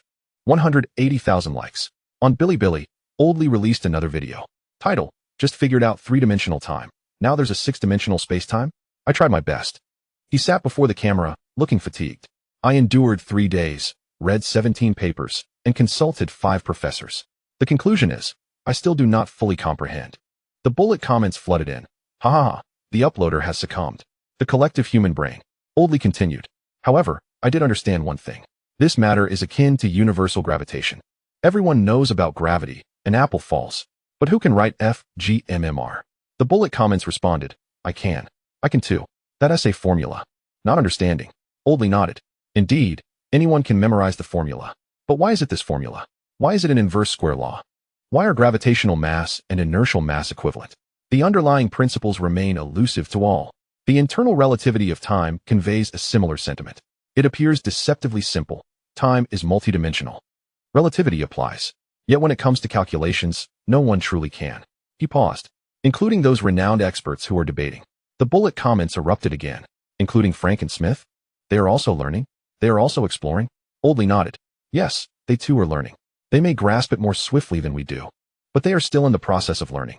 This concept is so novel that no one fully comprehends it. He chuckled. So, there is no need for you to feel anxious. The experts do not understand either. We learn together. The video concluded. Views surpassed 30 million in just 4 days. A top comment read, the most comforting statement. The experts do not understand. 500,000 likes. Below, someone replied, but they are learning. We are learning too. Learning together is quite good. The Twitter feud continued, yet the tone shifted. Fran Princeton, we still need more calculations. Smith Chicago, agreed. The momentum tensor in six-dimensional spacetime has yet to be derived. Fran Princeton, who will handle the metric? Smith Chicago, I will. You manage the material field. Fran Princeton, okay. Spectators. Why aren't they arguing anymore? They started collaborating. What a celestial development. After their conflicts, they've begun to unite. The essence of humanity is truly delightful. Meanwhile, others continued to quarrel. MIT Johnson, the Lorentz group in six-dimensional spacetime cannot possibly be so, 3. That would lead to issues with causality. Xirang Bernard, causality issues can be circumvented, provided the internal time dimension is quasi-empty. MIT Johnson, a quasi-empty time dimension? What are you saying? Xirang Bernard, you will understand once you calculate it yourself. MIT Johnson, I've calculated it. It doesn't work. Xirang Bernard, then you calculated it incorrectly. Spectators, here we go again. This time it's causality. Watching scientists argue is quite entertaining. They quarrel among themselves while we observe. Even if we don't comprehend, we continue to watch. In London, in an ordinary household, a father and son sat in the living room, watching news about six-dimensional spacetime on television. The son, aged 15, performed averagely in physics. Dad, do you understand this? The father shook his head. No, I do not. Then why are you watching? The father contemplated. Because you will study it in the future. The son was taken aback. Are you saying that by the time I attend school, this may become textbook material? The father nodded. Perhaps. It may or may not. Regardless, you are witnessing its inception. He gazed at his son. A century ago, others sat in living rooms watching news about relativity. They did not understand either. Yet their children later learned about it in textbooks. The son fell silent for a moment. So, will I have to learn this as well? The father smiled. I do not know, but you can start observing it now. The son nodded and turned his gaze back to the television. On the screen were the two professors still engaged in their argument.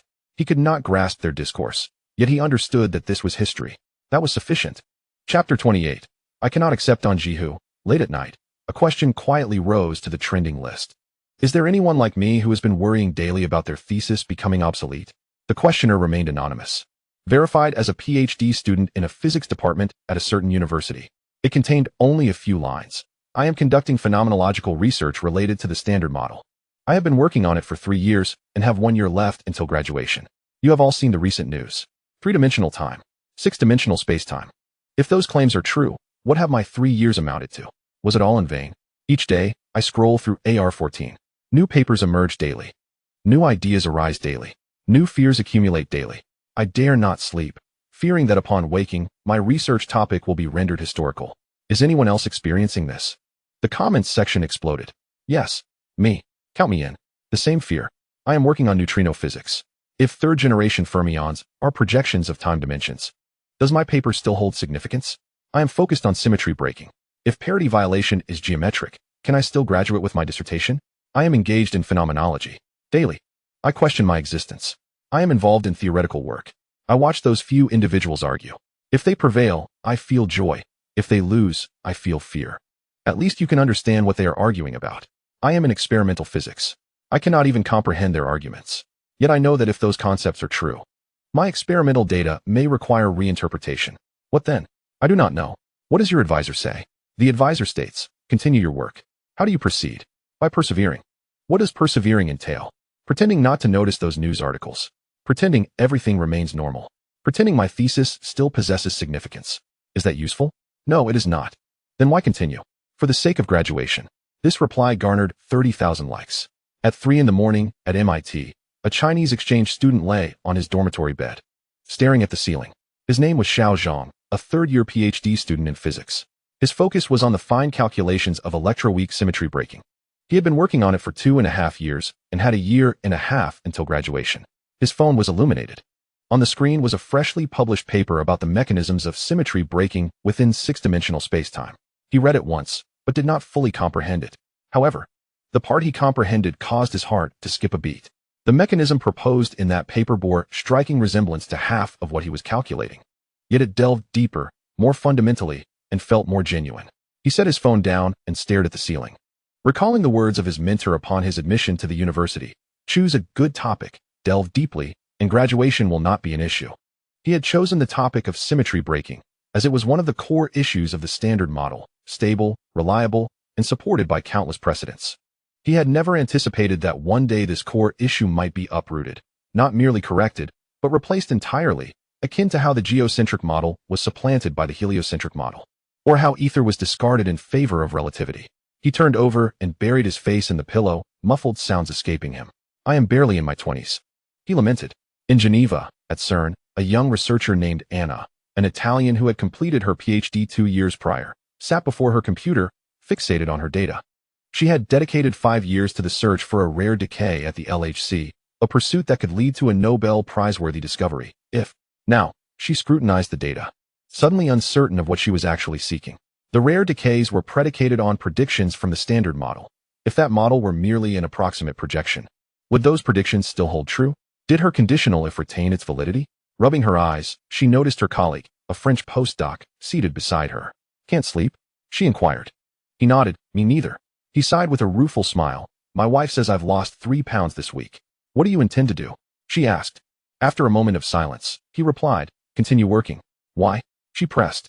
Because if I don't, I won't even be able to graduate. Rising, he walked to the window, gazing out at the illuminated nightscape of Geneva. Our generation may be the most unfortunate, he stated. Anna looked at him questioningly. Why? Because we stand on the brink of transformation.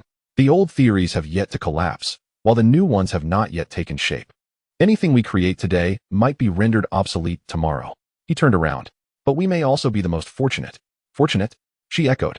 Because we are present at this moment. He gestured towards the window.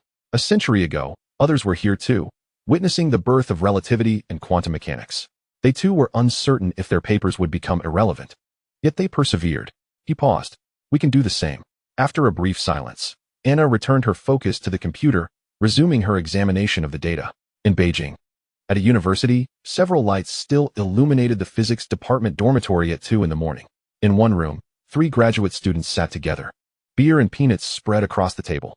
Xiao Zhao spoke first. I was reprimanded by my advisor today. Why? I asked a question about that 3-dimensional time model. What question? I asked, if that model is correct, does my project still hold significance? What did your advisor say? He glanced at me and said, you ask me? Who should I ask? The other 2 fell silent.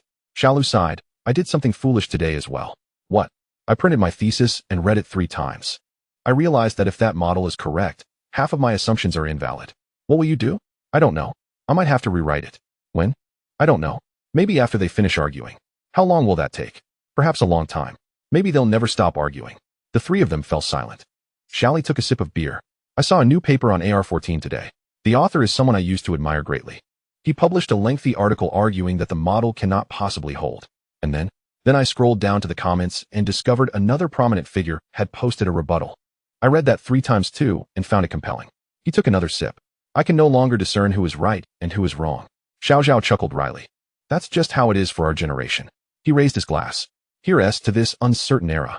The 3 clinked their glasses together. On Jihu. A lamenting post had accumulated over 1,000 replies. Someone quoted a passage purportedly spoken by an elderly professor at a group meeting. You fear your papers becoming irrelevant. I understand, for I too feared it in my youth. During my doctoral studies, it was the first revolution of string theory. Every day, new ideas emerged, and old ones were overturned. 2/3 of my senior colleagues did not graduate. Yet looking back now, where did those who did not graduate end up? They went to Wall Street, to Silicon Valley, to consulting firms. They are doing better than we are now. So why fear? If your paper becomes obsolete, your intellect does not. If you can learn the old, you can learn the new. What you need is not a paper, but the ability to learn. This response garnered 100,000 likes. In the comments, the old professor is insightful. These are the words of someone who has been through it. So the focus is not the paper, but the intellect. The problem is, what if my intellect is insufficient? Then slowly become sufficient. It will eventually be enough. On Bilibili, a video also gained traction, titled For Those Young People Afraid of Their Papers Becoming Irrelevant. The uploader, a young female teacher and physics PhD who had just started her academic career, sat before the camera with a gentle expression. I know you are afraid. I am afraid too. My project is an extension of the standard model. If that model is true, my project must be started anew. But I have come to realize something. We fear because we view our papers as the destination. But they are not the destination. They are merely a footprint along the journey. If that footprint is washed away, we simply make another. She smiled. Moreover, think about it. Those great minds currently in debate. They are afraid too. The barrage of comments erupted. The great minds are afraid? Frank is afraid? Smith is afraid? The uploader nodded. They are afraid. For they too do not know what is right or wrong. Yet they continue to argue, to calculate, to publish papers, because they understand that fear is futile. The only way forward is to keep moving. She paused. Let us move forward together. The comments flooded in. Together we walk. Even in fear, we must walk. Even if we can't walk, we must still try. For if we do not move, we will remain forever stagnant. Move. That video found its way to the Jihu post. Someone replied, I cried after watching.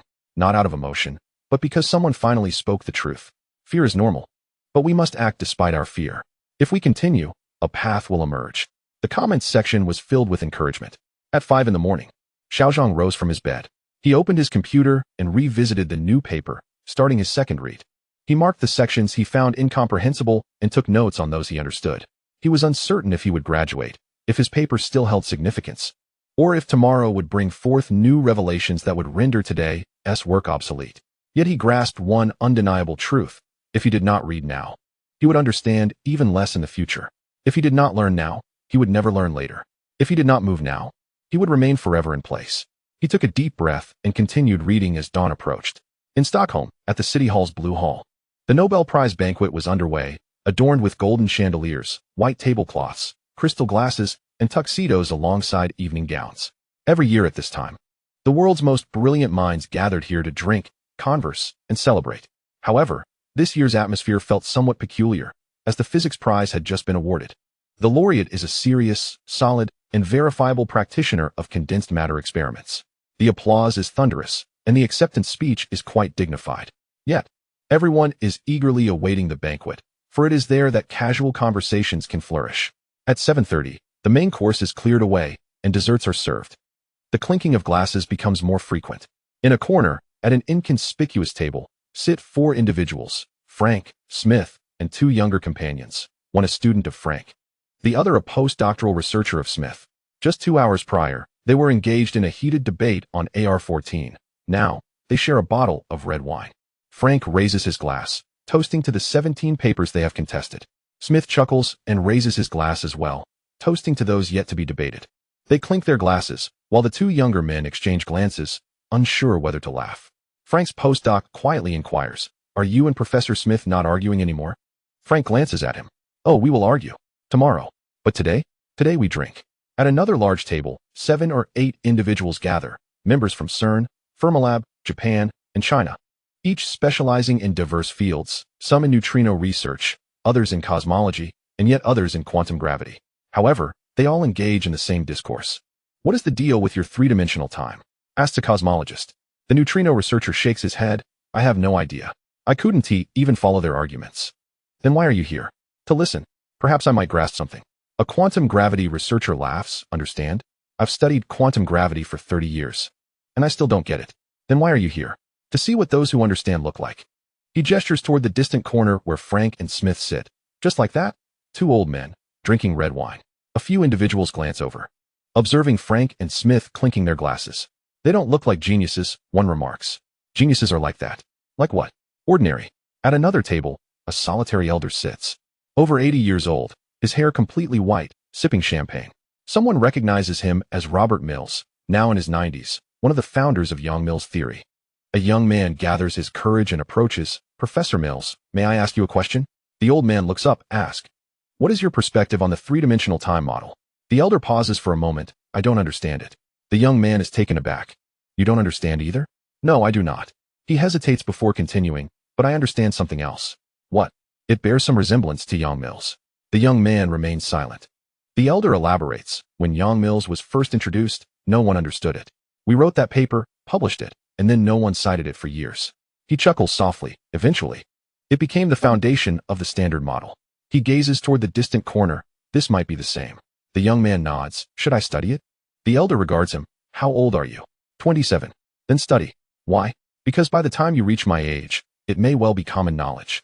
The young man falls silent for a moment before raising his glass. Thank you. The elder reciprocates. You're welcome.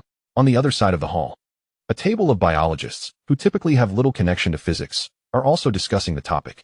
What relevance does this have to your biology? Asks a chemist nearby. The biologists shrug. None.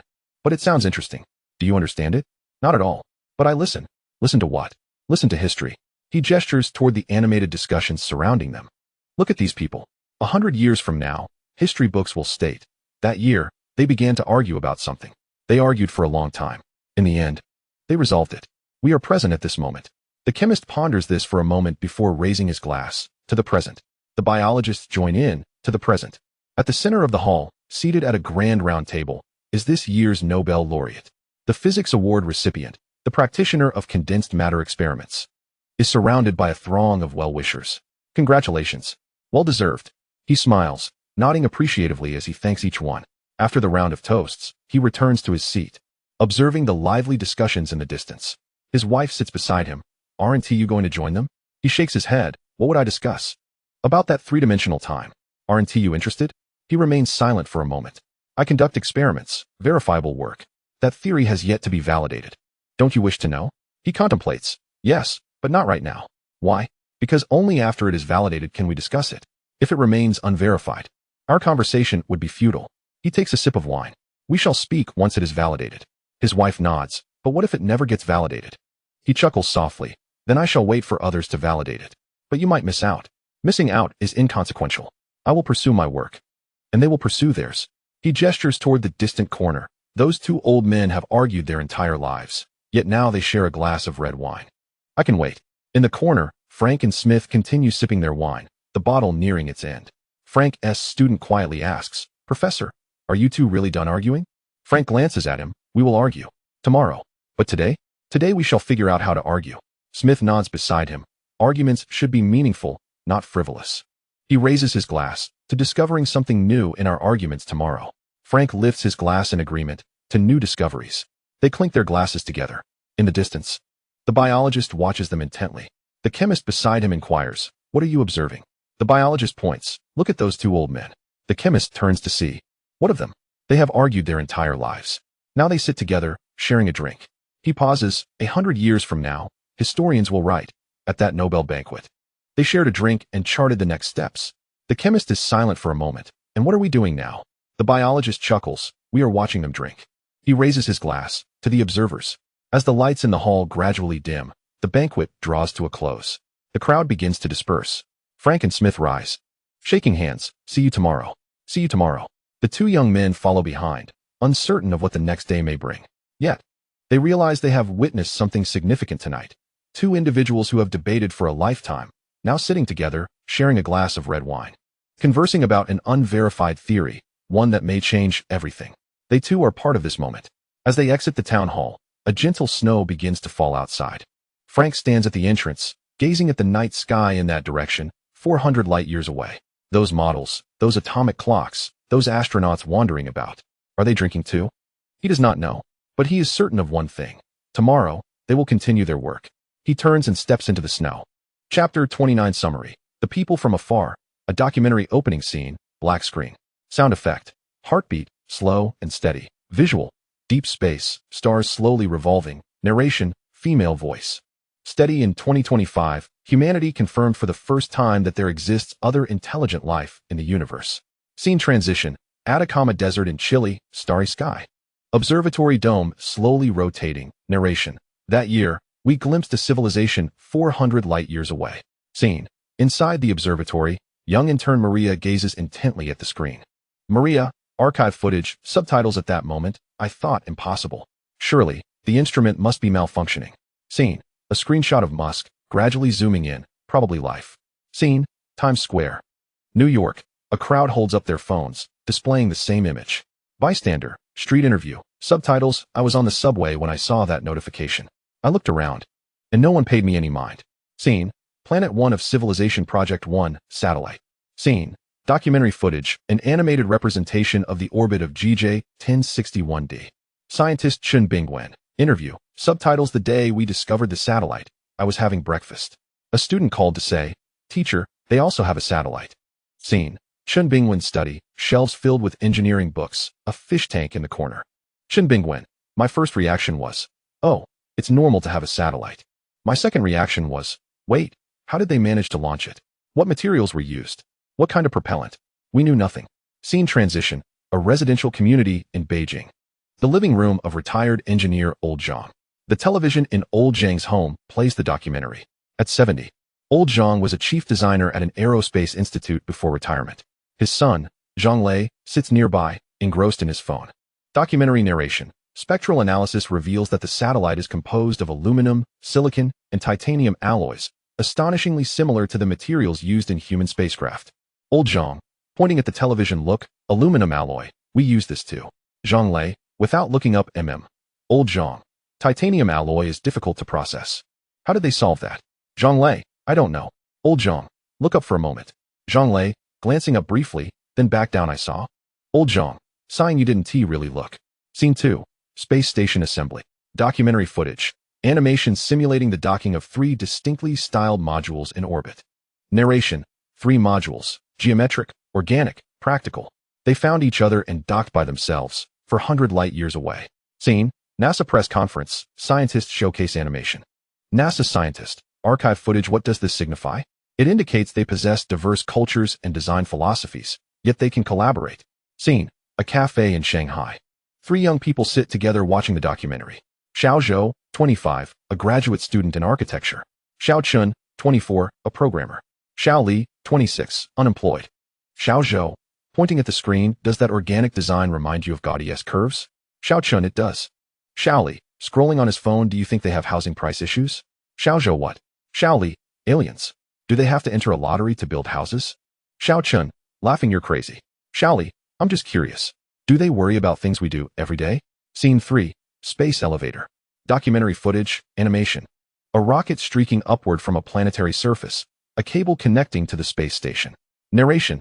Carbon nanotube cables. Gradually rising at 0.3 kilometers per hour.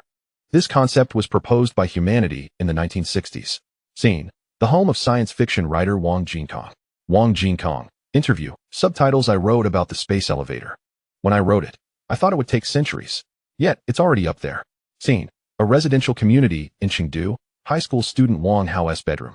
17-year-old Wang Hao is doing homework, his mother sitting nearby. The television plays the documentary.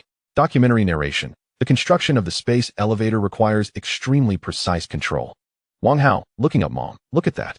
Mother, looking at her phone, I see. I'm studying. Wang Hao, that's the space elevator. Mother, oh, finish your homework first. Wang Hao, if I finish my homework, it'll be gone. I'm telling you, that's aliens. Mother, looking up, aliens also have to wait for you to finish your homework. Keep working. Scene 4. Atomic Scale Factory. Documentary footage, animation. A hexagonal hollow sphere with lasers flashing inside. Narration. Atomic scale manufacturing.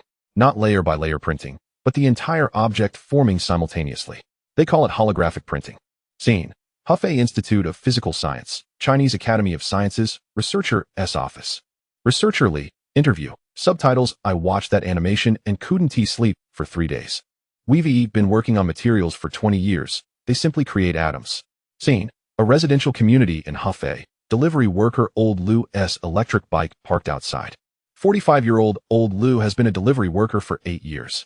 Today he finished early and lies in bed watching the documentary. Documentary narration. This manufacturing technology will revolutionize materials science. Old Lu, to himself, if they can make atoms, does that mean they can build houses faster? Phone rings, new order. Old Lu, looking at his phone, fine, the house isn't built yet, but I still have to deliver food.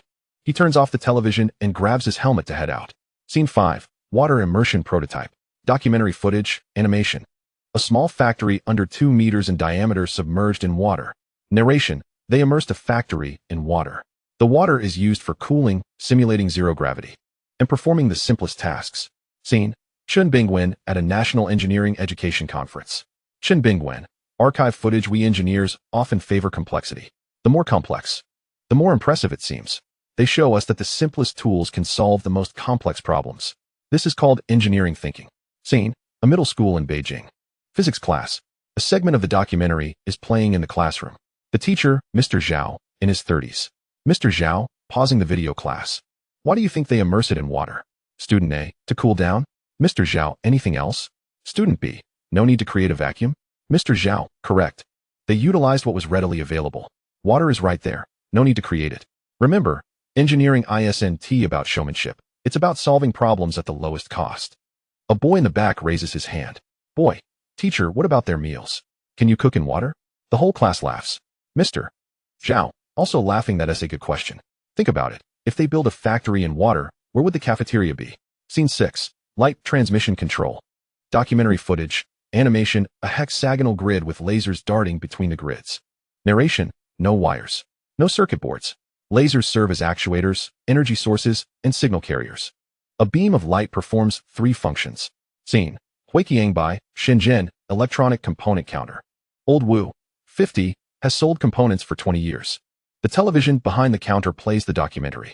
Old Wu, to a customer, look at them. No wires needed. Customer, selecting a resistor, aha. Old Wu, we have shelves full of wires, and they accomplish everything with a beam of light. Customer, glancing up, but what if it breaks? Old Wu pauses. Old Wu, I don't know that either. Customer, it's impressive without wires, but it's easier to fix with them. Old Wu, thoughtfully, that makes sense. Scene 7. Cold fusion. Documentary footage. Animation, a fusion reactor flickering on and off. Narration, their fusion reactor illuminated for 2 hours, then extinguished. 3 months later, it reignited. At a lower temperature, energy output remained constant, and radiation was reduced by 82%. Scene. Interview with scientists from the ITER, International Thermonuclear Experimental Reactor, project. French scientist. Interview. Subtitles. We've dedicated our lives to hot fusion. They told us that cold fusion is feasible, utilizing centrifugal separation, solvent control, and magnetic confinement. They believe hot fusion is the more challenging route. Scene. A bar in Shanghai, several young people drinking. Xiao Zhang, 26, a programmer. Xiao Wang, 27, a financial analyst. Xiao Lu, 25, a graduate student. The bar television plays the documentary. Xiao Zhang, pointing at the screen, cold fusion is impressive. Xiao Wang, checking his phone. Xiao Zhang, if we solve the energy problem, electricity will be free in the future. Xiao Wang, looking up free electricity? What will cost money then? Xiao Zhang, huh? Xiao Wang, think about it. If energy is free, what will be scarce? Xiao Lu, computational power? Xiao Wang, perhaps water, perhaps land, perhaps air. In any case, something will always come at a cost. Xiao Zhang, you really know how to kill the mood. Documentary footage. Animation, 3-dimensional coordinate system, 3 axes labeled, fermions, bosons. Time. Narration. They used a 3-dimensional coordinate system to explain the violation of parity, elucidate chirality, and clarify the half-integer spin of electrons. They deduced that relativistic effects can also be applied in a 6-dimensional spacetime framework. Scene. Princeton Institute for Advanced Study, Professor Frank S. Office, Professor Frank, interview.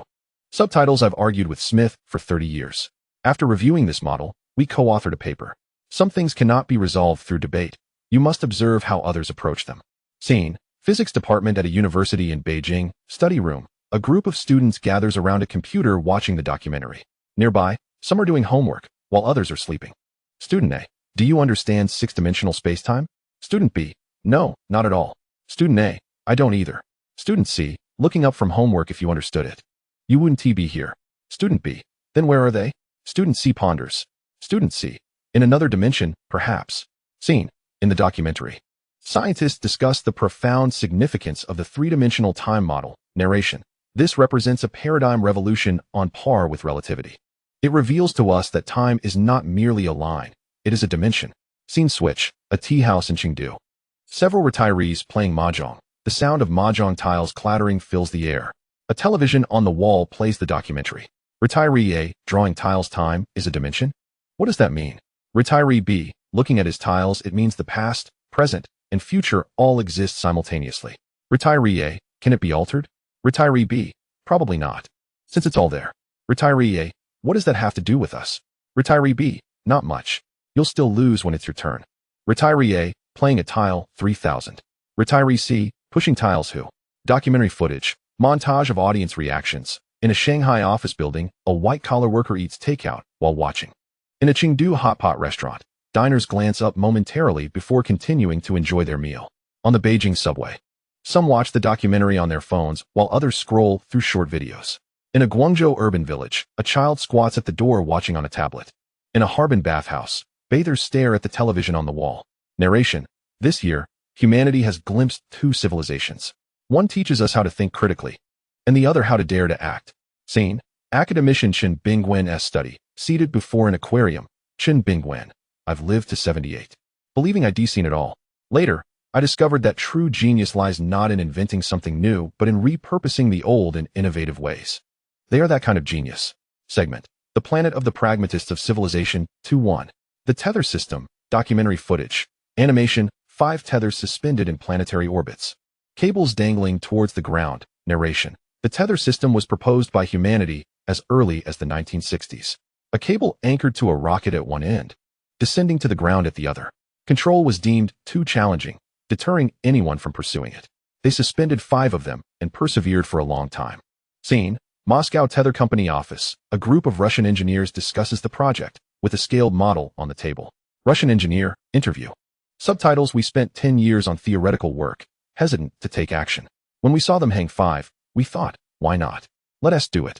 Scene. A delivery station in a Beijing residential area. Delivery worker Lao Li, aged 40, sorts packages as a small television plays the documentary nearby. Narration. The tether system can transport goods directly from the ground to orbit, reducing costs by 90%. Lao Li, to a colleague, look, aliens deliver too. Colleague. Laughing, they use cables. We use tricycles. Lao Li, tricycles aren't easy either. Look at this pile. He gestures to the mountain of parcels. Lao Li, when can we send our pile up using cables? Colleague. You send it first. Who will receive it? Lao Li ponders. Lao Li, aliens. 2. Interstellar Transportation Network. Documentary footage. Animation. Small light points appear around surrounding planets. Connected by tethers. Narration. They established bases on surrounding planets, interconnected by tethers. It was not conquest, but a means of commuting. Scene. NASA engineer interview. NASA engineer. Subtitles. We calculated it as theoretically feasible, but we were afraid to start. They finished their calculations and began. Scene. A technology company in Shenzhen, conference room. A meeting is underway with a projector displaying documentary clips. The boss, surnamed Xirang, aged 40, addresses his employees. Xirang, to staff, look at how they do it. They don't wait until they're ready. They prepare while they act. Our project has been in PPT for 3 years, while they VE laid down a solar array. Employee A, boss, they did that 300 years ago. Xirang, so what if it was 300 years ago? They had the courage to act, and 300 years later, we still hesitate? Employee B whispers to Employee A, here we go again. 3. Artificially synthesized water, documentary footage. Animation, lunar soil, synthesizing water. Farmland under a transparent dome. Narration, they synthesized water from lunar soil, a technology achievable in human laboratories. They stored the water under a dome and cultivated crops. Scene, Chinese Astronaut Training Center. Astronauts in a simulation cabin. Astronaut. Interview. Subtitles. Were training on water conservation techniques. Over there, they're farming. You know. Watching that scene made me long for home. Scene. A family dinner in a residential area of Xi'an. A family of 4 sits around the table eating. The television plays the documentary. Father, pointing at the screen, look, aliens farm too. Mother, what do they grow? Father, I don't know, it's different from ours. Son, a primary school student, do they eat rice? Daughter, a middle school student, they probably eat something else. Son, how do they celebrate the new year? Father, this mother, let us eat. Don't worry about how they celebrate. Let us focus on our new year. 4. Dyson Cloud, documentary footage, animation. Countless rockets launching from various planets, deploying hexagonal membranes around a star. Narration, they spent 3 years laying a membrane covering 1,000th of the area around the star. These membranes collect energy, which is then returned to the planets via batteries. 3 years, the same 3 years as 300 years ago. Scene, Beijing Observatory. Lao Zhou's office. Lao Zhou, interview. Subtitles. We calculated that deploying this would require millions of rocket launches. We spent 10 years calculating, concluding that while it was theoretically feasible, it was practically impossible. They did it. Scene, Internet company in Hangzhou, late night work. A group of programmers snack at their desks. The company's big screen shows the documentary. Programmer A, they finished the solar array in 3 years. That's impressive. Programmer B, our project has also been 3 years. What have we accomplished? Programmer C, just a PPT. Programmer D, they completed it 300 years ago, while we're still writing PPT 300 years later. Programmer A, enough talk, let us play. Documentary narration continues. Their battery technology is at least a decade ahead of humanity. They employed the simplest solar panels to undertake the most audacious endeavors. Programmer B, glancing up while gaming a decade. Can we catch up? Programmer C, let us focus on launching today before we worry about that. 5. Comparison. Two civilizations, documentary footage, split screen, the left side showing Civilization 1's space station, and the right side showing Civilization 2's tether system. Narration. One civilization delves deeper, studying time and the essence of matter. As one ventures far, basking in sunlight, weaving connections, and cultivating the land, they coexist beneath the same celestial canopy, traversing disparate paths. Scene. In the home of academician Chen Bingwen. He sits on the sofa while his spouse knits beside him. Chen Bingwen. In my youth, I believed that science must delve deep. Observing them, I realized that venturing afar is also a form of science. Spouse. They walk their own paths. You should walk yours. Chen Bingwen. You speak the truth. Yet, do you know what delights me the most? It is that they, too, partake in meals, cultivate the earth, and ponder their existence. Regardless of how far one travels. Sustenance is essential. No matter where one is, the land must be tended. Spouse. So what do you wish to eat now? Chen Bingwen chuckles. Chen Bingwen. Anything will suffice. Epilogue. Documentary footage. Across the globe, life persists. Beijing's morning rush hour subway. Individuals engrossed in their phones. Shanghai's market. Vendors haggling. New York streets. Vendors selling hot dogs. Tokyo convenience stores. Students purchasing breakfast. Cape Town beach. Children playing football. Narration. This year, we glimpsed the distant. They taught us how to contemplate challenges and instilled in us the courage to act. Yet, life continues. One must work when it is time to work, and eat when it is time to eat. Scene. Chen Bingwen's aquarium, a fish swims by. Chen Bingwen. Voiceover. Sometimes I wonder if they observe us as we observe the fish in the aquarium, finding it curious and intriguing, yet continuing with their own affairs. Scene. The starry sky, slowly rotating. Narration. The essence of the starry sky lies in the perpetual existence of the unseen, advancing in realms beyond our perception. The scene dims. Subtitles gradually appear, dedicated to all who have looked up, and to all who have lowered their heads in haste. End credits. Music begins, softly. End of the film.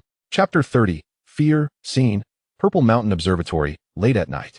A group of young researchers stares intently at screens in the data processing center. Old Joe enters, carrying a cup of tea. Old Joe, why haven't you all gone home yet? Xiao Lu. Teacher Joe, you must see this. An X-ray source located 47 million light-years away appears to be a supernova. Old Joe, leaning closer. Which star? Xiao Lu. I hadn't noticed before. But today's data shows it is astonishingly bright. We compared it to the star catalog, and it should be a red supergiant. Old Joe, a red supergiant? Is it nearing the end of its life? Xiao Lu. That's the issue. Its spectrum indicates that this star is still young, with at least a few million years left. It cannot explode now. Old Joe furrows his brow, sets down the teacup, and pulls up a chair. Old Joe, retrieve the detailed data. The light curve, the energy spectrum, all of it. Xiaozhang operates another computer. Xiaozhang. Teacher Zhou, the light curve is peculiar. It rises rapidly, the peak duration is brief, and the decay is swift. It does not align with typical supernova patterns. Old Zhou. Could it be the afterglow of a gamma-ray burst? Xiao Lu. The position is incorrect. Gamma-ray bursts usually originate from more distant galaxies. And look at the energy spectrum of this source. The hard X-ray proportion is remarkably high, along with high-energy gamma rays. Old Zhou remains silent for a moment, fixated on the screen. Old Zhou, pull up the optical band data. Are there any residual images? Xiaozhang. Yes, Hubble happened to capture that region on the same day. We requested expedited processing, and the images have just arrived. A blurry photo appears on the screen. The position that should have contained a star is now merely a cloud of dispersed dust. Old Zhou. Dust. Xiao Lu. Yes, the star completely disintegrated. Not even the core remains. Typical supernova explosions leave behind neutron stars or black holes, but this one has left nothing. Old Zhou. Have you checked the historical data for that star? Xiaozhang. Yes, over the past century, its luminosity has remained stable, without any anomalies. Until that day when it suddenly exploded. Old Zhou leans back in his chair, tapping his fingers on the table. Old Zhou. The star had not reached the end of its life, nor were there any signs of internal instability, yet it exploded suddenly, leaving no trace. There is only one possibility. Xiao Lu and Xiaozhang exchange glances. Xiao Lu, an external factor? Old Zhou, an external factor. Something struck it from the outside with enough energy to completely shatter it. Xiaozhang. What could possess such immense energy? A star, after all, is many times larger than the sun. Old Zhou. Calculate how much kinetic energy would be required to achieve this effect. Xiao Lu begins typing on the keyboard. A few minutes later, he pauses. Xiao Lu, assuming an object directly collides, it would need to travel at over 999 times the speed of light. With a mass at least that of a small asteroid. Old Zhou, an asteroid moving at near light speed, colliding directly with a star. Is that even possible? Xiao Zhang, even if it were possible, where would it come from? Why would it be headed towards that star? The room falls silent. The sound of the air conditioning becomes particularly pronounced. Old Zhou, is there any other possibility? Xiao Lu, the only alternative would be some form of energy weapon. But the energy levels required are beyond our comprehension. Old Zhou stands up, walks to the window, gazing at the night sky. Old Zhou, 47 million light years away. How long ago was that? Xiao Zhang, 47 million years ago. At that time, Earth was still in the Eocene, and mammals were just beginning to emerge. Old Zhou, what transpired back then, we are only now witnessing. Xiao Lu, Teacher Zhou, could it be that? He does not finish, but everyone knows what he is implying. Old Zhou turns around. What? Xiao Lu war. These two words echo in the room. Old Zhou remains silent for a long time. Old Zhou, you all should go home and rest. Tomorrow, compile the data and send it to Europe and America for their review. Xiao Lu and Xiao Zhang gather their belongings and slowly exit the room. After the door closes, Old Zhou stands alone at the window, motionless. Scene switches, Li Bai's room. He sits at his computer, various data streams displayed on the screen. He stretches. Li Bai, to himself 47 million years ago. A star was struck by a high-speed object, utterly destroyed. Humanity has just observed it today. Fascinating. He opens the system interface, displaying energy reserves and fate values. Li Bai, this period has been exceedingly dull. Watching them research cold fusion and Dyson spheres every day has become tiresome. Time for something grand. He swipes his finger. Adjusting parameters. Li Bai, set the speed to 999 times the speed of light, with mass equivalent to Ceres. Target, that unfortunate red supergiant. Adjust the timeline to 47 million years ago, so they can witness it now. He presses the confirmation button. System prompt, energy consumption 8 million points. Li Bai, worth the expenditure. Let me see their reactions. He opens another window, displaying real-time human network information streams. News sites, social media, and astronomy forums are abuzz with discussions about this new discovery. Li Bai, smirking, let the show begin. Scene, a cafe in Beijing, where several astronomy enthusiasts gather, watching a live stream on their phones. A. Did you see the press conference from Purple Mountain? It's not a supernova. It's a collision. B. Collision? What could strike a star? C. I don't know. They're still analyzing. A. Someone online mentioned it could be a weapon. B. A weapon? Striking a star? Who on earth would be so idle? C. I don't know. Certainly not me. A. If it were a weapon, how terrifying must the side that fired it be? The three fall silent. Scene, a residential complex in Shanghai. A family of three shares dinner while the news plays on the television. News anchor. Breaking news. Scientists are still analyzing the cause of this anomalous explosion. Some theories suggest it may have been caused by a high-speed celestial impact, but the specific mechanism remains unclear. Father, a high-speed object striking a star? How fast would that have to be? Mother, just eat. Don't worry about it. Son, elementary school student. Dad, is it aliens fighting? Father, don't be silly. It's probably just a natural phenomenon. Son, but the television said it wasn't a supernova. Father, it could be another natural phenomenon. Son, what other natural phenomena? Father, those are phenomena that have yet to be thoroughly studied. Scene, Purple Mountain Observatory, the next morning. Old Zhou's office is crowded with people, and several foreign scientists are on video call. Frank, video, subtitles. We have reanalyzed the data, and the conclusion is unanimous.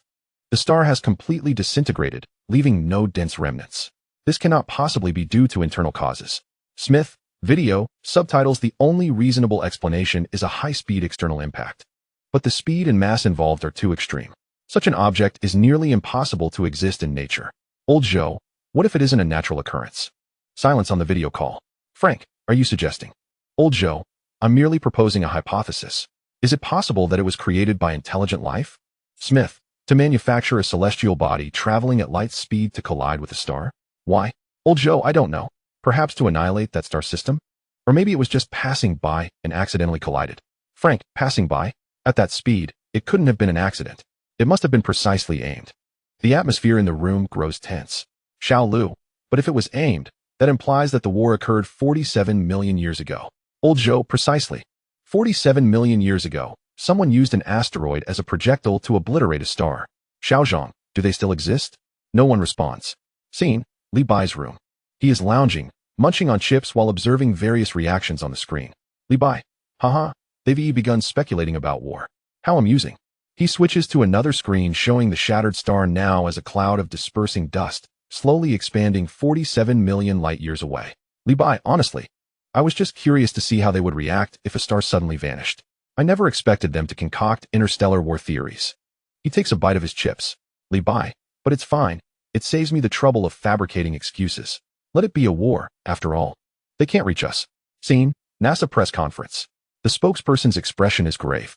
Spokesperson, we are collaborating with global peers to understand this phenomenon.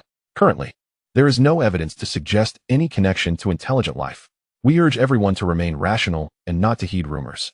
Reporter, but if it was indeed an impact, what is the source of the impacting object? Spokesperson, we are developing models. Possible sources include rogue planets, clumps of dark matter, or other unknown astrophysical processes. Reporter, some scientists have suggested it could be artificial. Spokesperson, there is presently no evidence to support that claim. Thank you. Scene, a residential area in Chengdu. In the living room of retired engineer Old Li. Old Li is having tea with several old friends. Old Li, did you see the news? A star has been struck. Old Wang. Yes, they say it might be aliens fighting. Old Li, fighting? It happened 47 million years ago, and we are only now seeing it. Old Zhang, so what? It can't reach us. Old Li, how do you know it can't reach us? What if once they finish there, the next target is here? Old Zhang, here? At 47 million light years. Light takes 47 million years to travel. Even if they began fighting now, we wouldn't see it for another 47 million years. Old Wang, by then, we would be long gone. Old Li, what about our descendants? Old Zhang, descendants? They can worry about that. We should focus on living today. Scene, Purple Mountain Observatory, late at night. Old Zhou sits alone in his office, gazing at the dust cloud image on the screen. Old Zhou, to himself, what exactly are you? The dust cloud on the screen slowly rotates, silent and still. Old Zhou's phone buzzes. It's a message from his wife. Are you not coming back? The food is getting cold. Old Zhou replies with a single word, coming. He turns off the screen, grabs his coat, and exits the office. The corridor is empty, save for the sound of his footsteps. At the door, he glances back at the southern sky, the place where a star once existed, now devoid of anything visible. Old Zhou pushes the door open and steps into the night. Scene, Li Bai's room. He yawns. Li Bai, that's enough. Watching them guess is getting a bit dull. Time to sleep. He shuts down his computer and lies on his bed. Li Bai, what should I create next? Disassemble a Dyson sphere? Or let two civilizations clash? As he ponders, he gradually drifts off to sleep. Outside, the city's lights remain bright. No one knows that 47 million light years away, a cloud of dust is silently dispersing across the cosmos. Nor does anyone realize that all of this is merely the result of a bored individual pressing a button. Scene, Beijing, in a high-level conference room. The curtains are tightly drawn, and a dozen people sit along a long table. A screen on the wall displays a summary of the Purple Mountain report. The atmosphere is tense. A minister. Has the information been suppressed? Secretary. All keywords on domestic platforms have been blocked, and we have coordinated with foreign entities. Mainstream media has not followed up. However, discussions within the academic community continue. A minister. The academic community can discuss, but conclusions must not leak. The unified external stance remains that it is an anomalous astrophysical phenomenon, still under investigation. Another, the issue is, if there are indeed remnants within that dust. A minister, 47 million light years.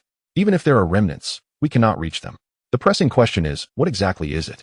At the end of the long table, a previously silent individual speaks up. Someone, could it be them? Everyone turns to look at him. Someone, the first three civilizations, one at 400 light years, one at 300 light years, and one at 1,000,000 light years. Now this one is at 47 million light years, increasingly distant, yet with greater destructive potential. Perhaps this is their true nature. A silence falls over the long table. A minister, clearing his throat. This is merely speculation. Our current task is to stabilize the domestic situation and prevent panic. Countries have reached a consensus that this matter is not suitable for public disclosure. Scene, Atacama Desert in Chile, at an observatory. Maria, now the head of the observation department, is fixated on the screen, her coffee cup suspended in midair. Maria, shouting to the internal line, Jose, reanalyze the data on Proxima Centauri. Jose rushes over. What is the matter? Maria, look at this. The atmospheric composition, methane, oxygen, Carbon dioxide. Compare the data from 3 months ago to now. Jose leans in to examine it. Jose, it changed by 0.003%. Maria, exactly. In 3 months. A change of 3 thousandths. Do you know what this implies? Jose, it means it's faster than natural processes. Maria, far faster.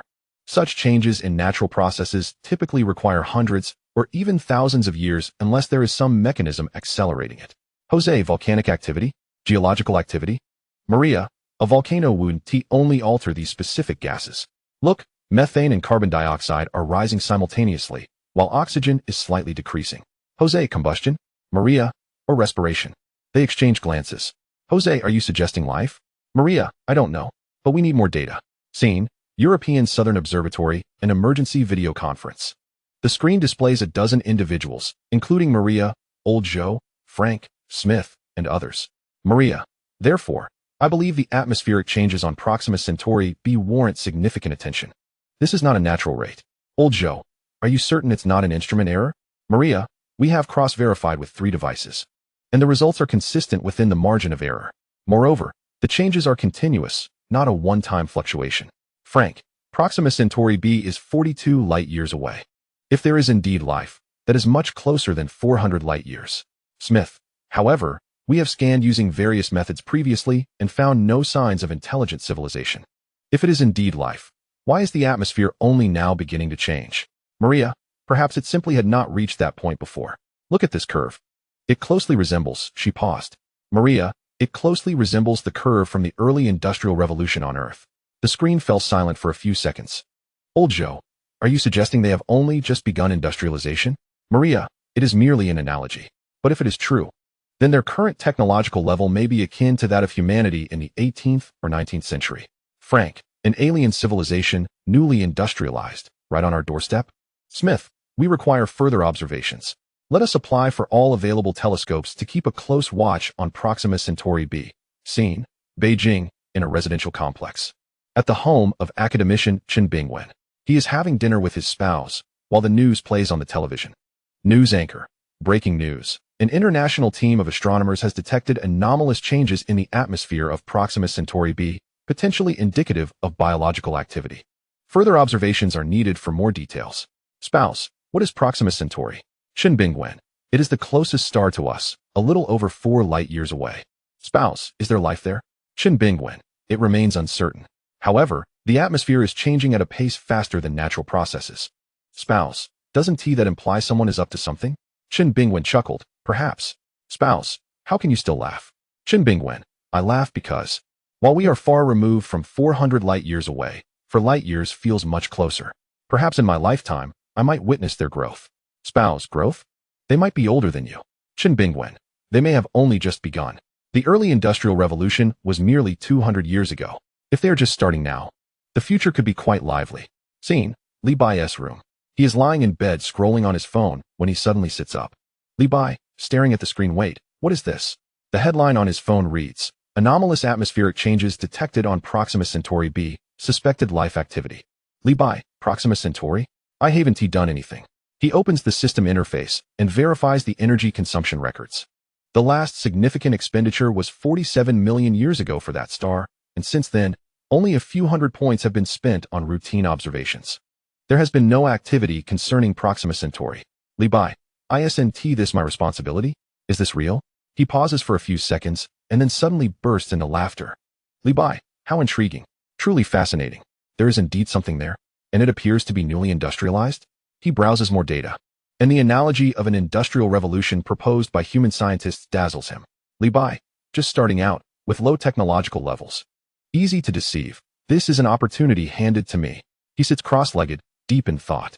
Li Bai, previously, I had to create phenomena myself, expending energy. Now, there exists a genuine civilization there. All I need to do is play the role of their benefactor? He thinks for a moment, and then shakes his head. Li Bai, no, I cannot reveal myself. That would be too perilous. If humanity discovers it is I operating behind the scenes, it would be over. He continues to ponder. Li Bai, however, I can utilize existing creations. For instance, the technologies from Civilization 1. I could pretend to be a neighbor from Proxima Centauri assisting them, or perhaps directly impersonate a Proxima Centaurian, sending out some signals. The more he contemplates, the more excited he becomes. Li Bai, moreover, This would conserve energy. The growth of humanity's destiny value is currently too slow, constrained by population limits. If I could encourage interactions between humanity and Proxima Centauri, wouldn't that cause the destiny value to surge? But he quickly calms down. Li Bai, patience is key. First, I must observe. Let us ascertain the situation over there. What if that civilization creates a significant stir on its own? My interference could hinder rather than help. He lies back down, staring at the ceiling. Li Bai, I must remain concealed. Safety is paramount. Currently, humanity believes there are 4 civilizations, 3 distant and 1 close. They would never suspect a 5th me. He grins widely. Li Bai, the grand performance is just beginning. Scene, global network, various reactions. Twitter trending, Proxima Centauri B, alien neighbors, their industrial revolution. Elon Musk tweets, 42 light years. Our backyard. Time to accelerate. Mark Zuckerberg posts, a civilization just entering industrialization. What does that mean? It suggests they may be experiencing everything we faced 200 years ago. We can assist them, or we can observe them. But first, we need more data. Comment section, assist them? Let us help ourselves first. 200 years ago, we were still burning coal, and now they are starting to? Is everyone in the universe the same? Perhaps they are burning something else, like methane. Scene, a middle school in Beijing, during recess. Several students gather around, peering at their phones. Student A, look, there might be aliens on Proxima Centauri, just entering industrialization. Student B, industrialization? Do they have steam engines? Student C, perhaps they have trains. Student A, trains? How large is their planet? Do they even have tracks? Student B, I don't know. It must be more lively than here. Student D, leaning in, do you think they have schools? Student C, surely. Otherwise, how could they industrialize? Student D, but do they have a lot of homework? The group falls silent. Student A, it should be less than ours, right? Scene, Purple Mountain Observatory, Old Zhou's office. Xiao Lu and Xiao Zhang rush in, brimming with excitement. Xiao Lu, Teacher Zhou, new data from Proxima Centauri. The changes are ongoing and the rate is stable. Old Zhou, looking at the screen of Xiao Zhang. Why aren't you happy? Old Zhou, I am pleased. But I am pondering another question. Xiao Lu, what question? Old Zhou, is there a connection between that occurrence 47 million light years away and this one, merely 42 light years distant? Xiao Zhang is taken aback. Xiao Zhang, they should be unrelated, right? The distance is too vast. Old Zhou, the time difference is also significant. One event happened 47 million years ago, while the other is occurring presently. But what if they share a common cause? Xiao Lu, are you suggesting that something traveled from afar, first obliterating a star, and then stopping at Proxima Centauri? Old Zhou, no? I mean, perhaps there are many such civilizations in the universe. Some have already mastered star destruction, while others are just beginning to learn to burn coal. We are merely witnessing them simultaneously. Xiao Zhang, and what about us? At what stage are we? Old Zhou does not respond. Scene, Li Bai's room. He opens the system. Observing the number of humanity's destiny value, approximately 0.00001234, the decimal fluctuating slowly. Li Bai, with a population growth of several hundred million each day, the destiny value barely shifts. It is too slow. He switches to the data window for Proxima Centauri, where a real-time atmospheric composition change curve is displayed. Li Bai, if only I could facilitate interaction between humanity and that place, the destiny value would surely soar. But how to initiate interaction? Should I pretend to send signals from there? Or act as an intermediary? He reflects for a moment. Li Bai, it cannot be overly complex. The simpler, the safer. It would be best to utilize existing elements. For example, replaying the three-dimensional time model from Civilization 1, but this time in the name of Proxima Centauri? Claiming they are also researching it? He shakes his head. Li Bai, no, that would be too contrived. They are newly industrialized. How could they possibly produce something like that? He thinks again. Li Bai, perhaps I could send some simple signals? Like a sequence of prime numbers? Or the Pythagorean theorem? But that feels too cliched. Humanity would surely suspect it. He yawns. Li Bai, forget it. Let us observe for now. Let us see if they emit any signals on their own. If they do, it will save me the trouble. He shuts off the computer and lies down. Li Bai, there is no rush. Humanity is currently in a fervor. Let them bask in it for a while. Scene, CERN cafeteria, several physicists discuss over lunch. Anna, so if Proxima Centauri is indeed industrializing, what energy sources are they utilizing? Pierre, it is highly likely that they rely on fossil fuels, such as methane and coal. Anna, will they also face climate change? Pierre, perhaps. However, their star is a red dwarf, and their environment is completely different from ours. They may have other troubles. Anna, do you think they will discover us? Pierre, they have only just begun their industrialization and likely have not yet constructed telescopes. Anna, if they do build them and see Earth, what might they think? Pierre, they might perceive that life exists on this blue planet and ponder what those beings are doing. Anna, what are we doing right now? Pierre contemplated for a moment. Pierre, we are dining and discussing them. Scene, the White House Situation Room. Several individuals are fixated on a screen displaying the latest data from Proxima Centauri. Advisor, Mr. President, this matter can no longer be contained. Global media is abuzz with reports. President, then let it be. It is not what they think it is. Advisor, but will the public connect the two events? President, no. The public's memory is not that sharp. They have long forgotten the incident 47 million light-years away. This new development, at 42 light-years, is the real news. Advisor, what must we do? President, nothing. Observe. Wait for scientists to provide more information. We will act if necessary. Scene, a dimly lit room. Li Bai awakens momentarily, glancing at his phone filled with news about Proxima Centauri. He smiles and turns over to continue sleeping. Li Bai, half awake, perhaps we shall devise a grand scheme to deceive two civilizations tomorrow. Outside, the city lights dance upon the ceiling. In the distance, a particularly bright star shines, pointing towards Proxima Centauri. Yet, unbeknownst to anyone, beside that star, events are unfolding. No one knows that in a room within this city, a person snores, dreaming of how to deceive all of humanity. Chapter 31, Civilization Scene, Atacama Desert in Chile, an observatory. Maria and old Joe stand in the control room, gazing at the large screen. The sky outside is filled with stars. Maria, it has been 4 months. The atmospheric composition continues to change, but the rate has stabilized. Old Joe, indeed, it appears they have entered a period of equilibrium. They may have completed their initial industrial layout. Maria, do you think they can see us? Old Joe, theoretically, if their observational capabilities match ours from the late 19th century, they should be able to see Earth. However, seeing and recognizing are two distinct matters. Maria, what do you mean? Old Joe, for centuries ago, we observed Mars and believed we saw canals. Observing something is one thing. Understanding it is another. Scene switch. Proxima Centauri b, a highland at night. A young man clad in a coarse coat stands next to a massive telescope. His name is Elon, one of the earliest astronomers on this planet. Elon, adjusting the focus of the telescope. Alva, come take a look at this. The third planet has bright spots on its surface. Alva leans in, squinting. Alva, bright spots? Sunlight reflected during the day? Elon, it is not daytime. It is currently nighttime. Look, there are bright spots on the dark side, dispersed in clusters. Alva pauses for a few seconds. Alva, are you suggesting artificial light sources? Elon, I am uncertain. However, natural phenomena only emit light in the form of volcanoes and lightning. These bright spots are too concentrated, and observe, the brightness in this area is fluctuating, as if someone is turning lights on and off. Alva, turning on and off? How many lights would need to be present for us to see them from here? Elon, many. An overwhelming number. More than all the lights combined on our entire continent. They fall silent. Alva, Elon, do you realize what this implies? Elon, it means there are beings over there, and they possess more lights than we do. Alva, not just more, far too many. We have yet to bring electric lights to every town, yet that area shines as if an entire city is aglow. Elon, suddenly excited, this is Elon's grand discovery. Goodness. Alva, what? Elon, Elon, have discovered intelligent life on the fourth planet. My name will be etched into history. Alva, calm down, let us confirm it first. Elon, how do we confirm? Wait for them to send us a signal? Alva, perhaps they have already sent it. It just hasn't arrived yet.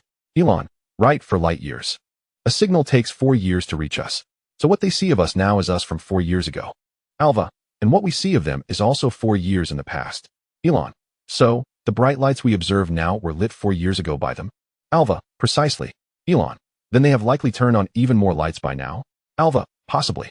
Elon leans back into the telescope, intently focused on the distant planet. Elon, Alva, what do you think they look like? Alva, I have no idea. Elon, do they have feathers? Alva, how would I know? Elon, I hope they have feathers. It's rather cold without them. Scene, Proxima Centauri b, a city street. Morning. A newsboy waves freshly printed newspapers. Newsboy, extra, extra. Elon discovers intelligent life on the fourth planet. The fourth planet shines at night. Passerby A, buying a newspaper. The fourth planet? The blue one? Passerby B, leaning in to take a look. Shining? How is it shining? Passerby A, they say it's lights. Many, many lights. Passerby B, lights? Are they more advanced than us? Passerby A, I don't know, but they have more lights than we do. Passerby B, then they must be more advanced. It's still dark here at night. Scene, Proxima Centauri b, an auditorium at a certain academy, filled with people. Elon stands on stage, with a massive projection screen behind him displaying a blurred image of Earth. Elon thus. The conclusion is that the surface of the fourth planet has large-scale artificial light sources. What does this imply? It signifies that the intelligent beings there have mastered electricity and are widely applying it for illumination. Moreover, please observe the distribution density of these bright spots. He points to an area on the image. Elon, the brightness of this continent surpasses that of any of our cities. If that is indeed a city, its population scale is at least 10 times greater than our largest city. The audience murmurs. A scholar, Mr. Elon, is it possible this is a natural phenomenon? Perhaps large-scale volcanic activity? Elon, that is impossible. Volcanic activity does not emit a steady glow and does not concentrate at nighttime. We have observed for 3 months. And the patterns of these bright spots are exceedingly clear. They illuminate at night and extinguish before dawn. This is characteristic of artificial lighting. Another scholar. So their technological level is higher than ours? Elon, in terms of the prevalence of lighting, yes. However, from another perspective, if they can see us, why have they not contacted us yet? The audience falls silent. Elon, there is only one explanation. They are also observing us, or their signals have not yet arrived. A young scholar, what should we do now? Elon, we must send a signal. Inform them that we see them. Scene, Earth, Purple Gold Mountain Observatory. Old Zhou and Xiao Lu are staring at the screen, their expressions complex. Xiao Lu, Professor Zhou, look at this. Old Zhou, I see it. Proxima Centauri b, nighttime. There are bright spots. Xiao Lu, are they artificial light sources? Old Zhou, if so, it indicates they have electricity and are utilizing it to a degree that is visible from 4 light years away. Xiao Lu, but we previously speculated they were only just industrializing. This does not add up. How could they have so many lights so early in their industrialization? Old Zhou, perhaps we have misjudged. Maybe they industrialized earlier than we imagined.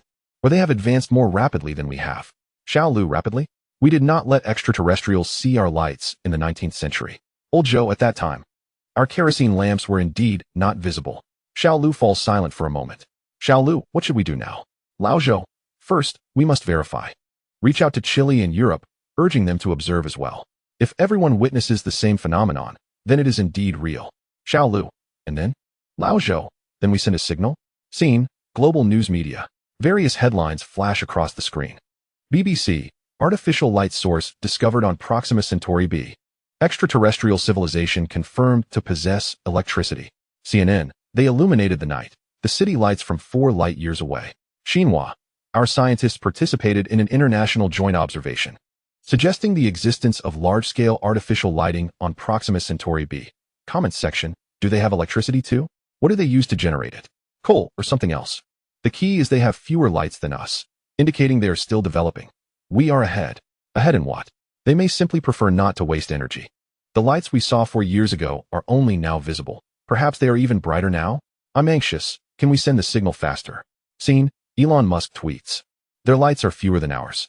However, what we observed 4 years ago reflects their state 4 years ago. They may have advanced since then. So, let us not be prideful. Let us continue our efforts. Scene, a cafe in Beijing. Several young people sip coffee while gazing at their phones. Person A, look. Even aliens have lights. Person B, yes, but fewer than us.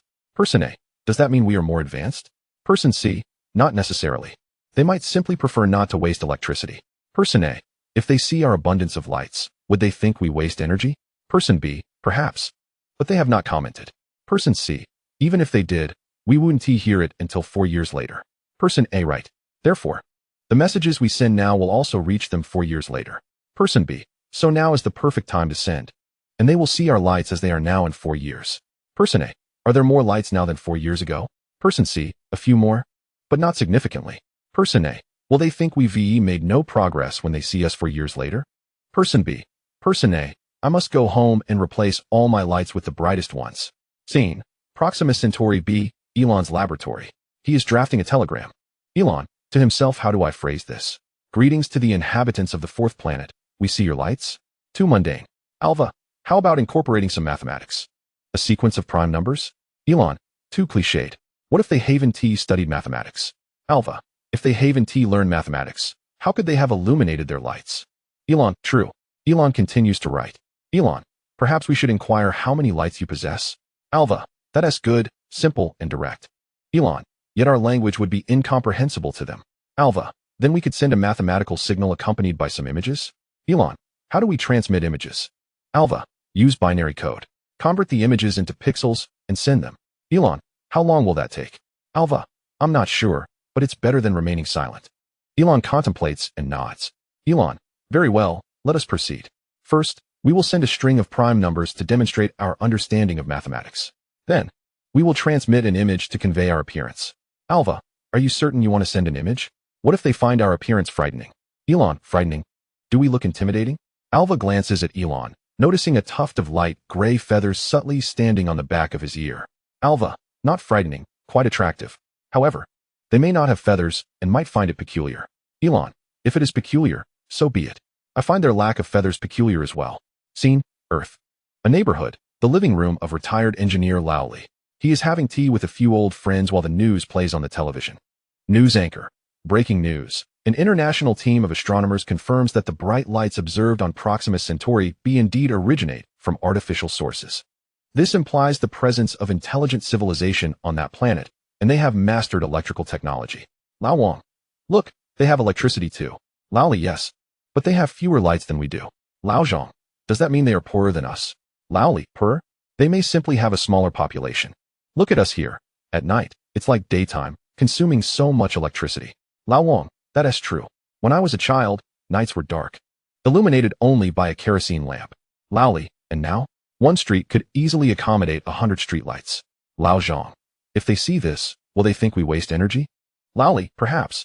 But if it is wasteful, what do they care? Scene, Li Bai's room. He sits before his computer, observing the dual news feeds with a complex expression. Li Bai. Two civilizations witnessing each other's lights? This is not my doing. He checks the system records, confirming no energy consumption. Li Bai. Is it truly natural? How coincidental. He switches windows, one displaying Earth's news, the other showing observation data from Proxima Centauri, translated by the system. Li Bai. One side claims their lights are fewer than ours, while the other asserts they have more. Both believe the other is behind? Fascinating. He contemplates. Li Bai. Now both sides are preparing to send signals. In 4 years, they will receive them. And then, will communication begin? He scratches his head. Li Bai, what about me? What is my role? Do I remain idle? Or should I take advantage of this opportunity? He hesitates for a moment.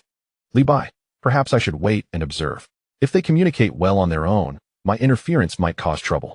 Besides, it conserves energy. How splendid. He leans back. Li Bai, speaking of which, that fellow named Elon seems quite interesting. He reacts with excitement upon discovering something new, much like myself. He smiles. Li Bai, very well. You may converse among yourselves. I shall enjoy the show. Scene, Earth, night. The city is ablaze with lights. Viewed from space, countless light points densely populate the landscape. In the direction of Proxima Centauri B, a faint star hangs in the sky, nearly invisible to the naked eye.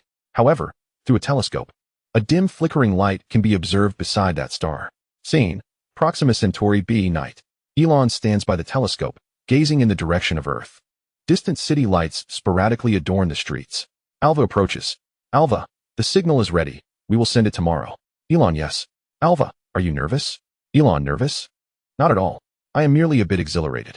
Alva, exhilarated about what? Elon, for years ago, they illuminated so many lights. For years hence, they should have illuminated even more, right? Once our signal arrives, they will see us as we were 4 years ago. Then they might think, oh, there are others over there. They may not have as many lights, but they are also striving. Alva, and then? Elon, then they might respond. In another 4 years, we would receive their reply. Alva, 8 years. A total of 8 years for a round trip. Elon, yes. 8 years is not too long. I can wait. He lifts his gaze to the blue star. Elon, Alva, what do you think they are doing right now? Alva, perhaps sending a signal? Or maybe they are asleep. Their time differs from ours. Elon, if they are asleep, will they miss our signal? Alva, the signal will continue to be transmitted. They will eventually receive it. Elon, that is reassuring. He yawns. Elon, I shall return to sleep. There is a press conference tomorrow. Alva, good night. Elon turns to leave, walks a few steps, then glances back at the star. Elon, good night. Earth of 4 years ago. Scene, Earth, dawn. At the Purple Gold Mountain Observatory. Laozhou sleeps with his head on the desk. Xiao Lu quietly enters, draping a coat over him. On the screen, the data from Proxima Centauri B continues to flicker. Those faint lights resembling distant eyes. In a room adorned with simplicity, Li Bai reclines upon his bed, engrossed in his mobile device. a smile gracing his lips. Li Bai, in 4 years, they shall receive greetings from one another, and in another 4 years, they will respond. This exchange will span 8 years. By the time they engage in earnest conversation, I will have lived an additional 8 years. He powers down his phone and closes his eyes. Li Bai, how splendid it is to exert no effort and allow them to entertain themselves. This destiny is inevitably mine. Outside, dawn approaches. The neighboring star gradually fades into the morning light. Chapter 32. Unrestricted communication amidst a wintry expanse on planet Proxima b. A group struggles through the snowstorm, led by Elon, who is wrapped in a thick fur coat, the feathers behind his ears tousled by the wind. Elon, shouting how much further? Guide, pointing ahead just beyond that ridge. The fabled gate of the gods lies there. Alva, following behind Elon. Are you certain this is the right time? The weather, what if we get stranded? Elon, precisely because of the weather, now is the time to go, as there are no competitors.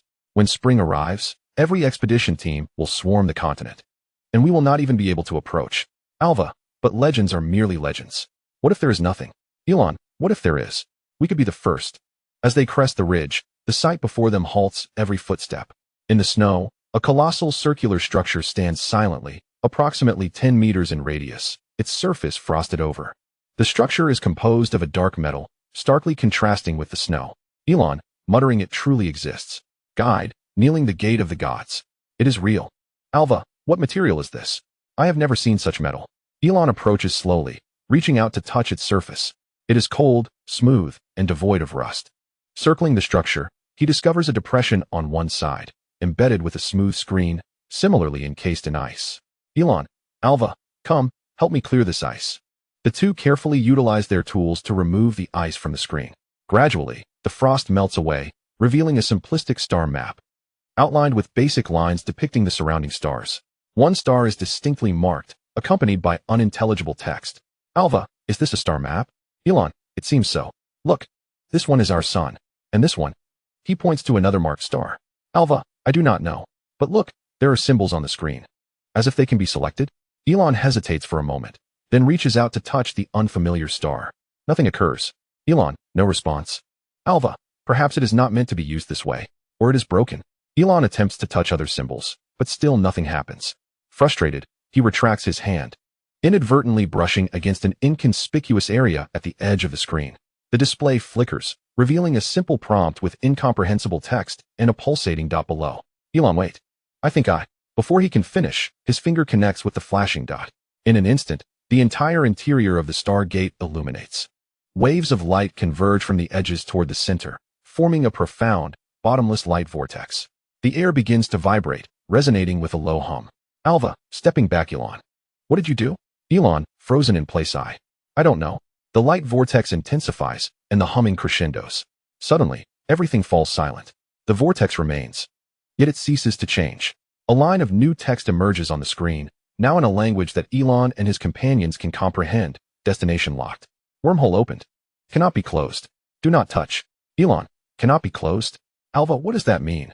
Elon, pointing at the screen, it says do not touch. But I have already touched it. The two exchange bewildered glances. The members of their expedition stand aghast, staring at the suddenly manifested glowing portal. Guide, trembling, where does this lead? Elon fixates on the star he had touched, suddenly realizing something. Elon, that star points toward the fourth planet. Alva, the one with lights? Elon, indeed. Alva, so we. Elon takes a deep breath. Elon, we shall go and see. Alva, are you mad? We have no idea what awaits us there. Elon, precisely why we must go. This is the gate of the gods. It will not harm us. Besides, have you not always yearned to know what they look like?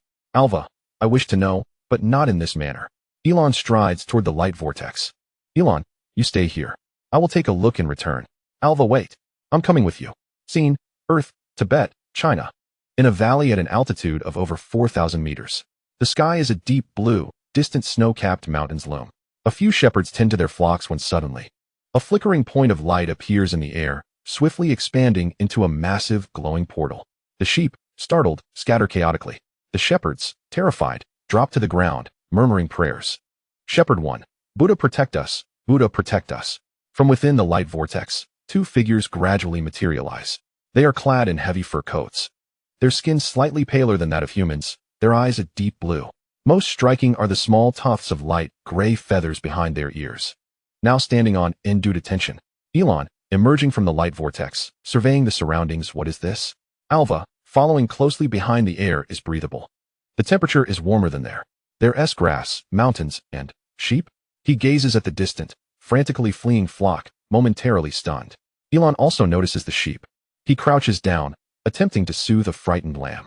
The lamb trembles, but does not flee. Elon, they have wool, but it is not like feathers. It is soft. Alva, Elon, look over there. In the distance, a roaring sound fills the sky. A small dot grows larger and larger. It is a helicopter, camouflaged and with its rotors spinning at high speed. Elon looks up, his body freezing in shock. His mouth agape, his eyes wide. The feathers behind his ears stand erect. The helicopter hovers above them, the powerful wind causing their garments to flutter. Alva, what? What is this? Elon, I do not know. It flies in the sky, without wings. From the helicopter, the door swings open, and a rope descends. Several uniformed individuals swiftly rappel down, landing a distance away, eyeing the two unexpected visitors with wariness. Officer, in Tibetan, who are you? Elon and Alva do not comprehend, merely staring blankly at him. The officer switches to Mandarin. Who are you? Where do you come from? They still do not understand. The officer furrows his brow, speaking into a radio. Soon, more helicopters arrive, surrounding the area. Elon finally regains his senses, tugging at Alva's sleeve. Elon, Alva, they have no feathers. Alva, I noticed as well. And that flying thing is astonishing. Elon, what do we do now? Alva, I do not know. But your idea of just taking a look seems impossible now. Elon turns back. The light vortex remains, standing silently. Elon, the portal is still here. We can return. Alva, are you sure? You just said it cannot be closed. But it did not say we cannot travel back and forth, right? Elon, shall we try? The two share a glance, slowly moving towards the light vortex. The uniformed individuals become tense, some raising their weapons. Officer, do not move. Elon and Alva do not understand the command, but they recognize the raised black object. Though they are unsure of its nature, instinct tells them it is not benign. They quicken their pace and dash into the light vortex. A flash of light emerged, and the two individuals vanished. The officer stood there, momentarily stunned. Officer, where have they gone? Scene. On the other side of the light portal, Proxima B. Elon and Alva stumbled out, collapsing into the snow. The waiting expedition members rushed forward. Guide, you're back. How was it over there? Elon, gasping. There were sheep and flying creatures without wings. There were also people who resembled us, but without feathers. Alva, and they don't seem very friendly. A small black creature pointed at us, and I sensed danger. Elon, but that flying thing was astonishing. How did they achieve that? Alva, I don't know, but one thing I am certain of. Elon, what is it? Alva, their technology is far more advanced than ours. Elon remained silent for a moment. Elon, but we have a portal. We can go back. Alva, and then what? Get pointed at by that black creature?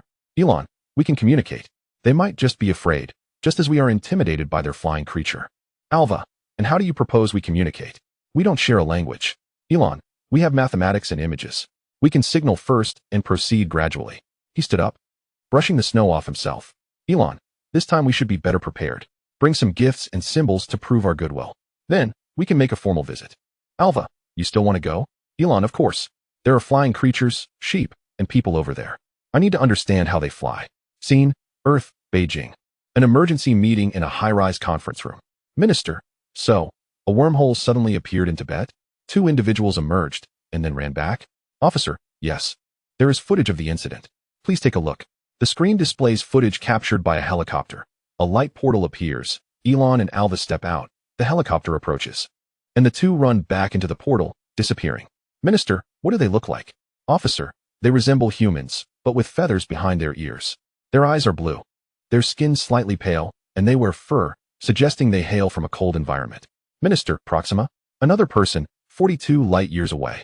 If it's a wormhole, theoretically it's possible. Minister, how did they arrive? Officer, through that light portal. We sent a team closer. They can enter.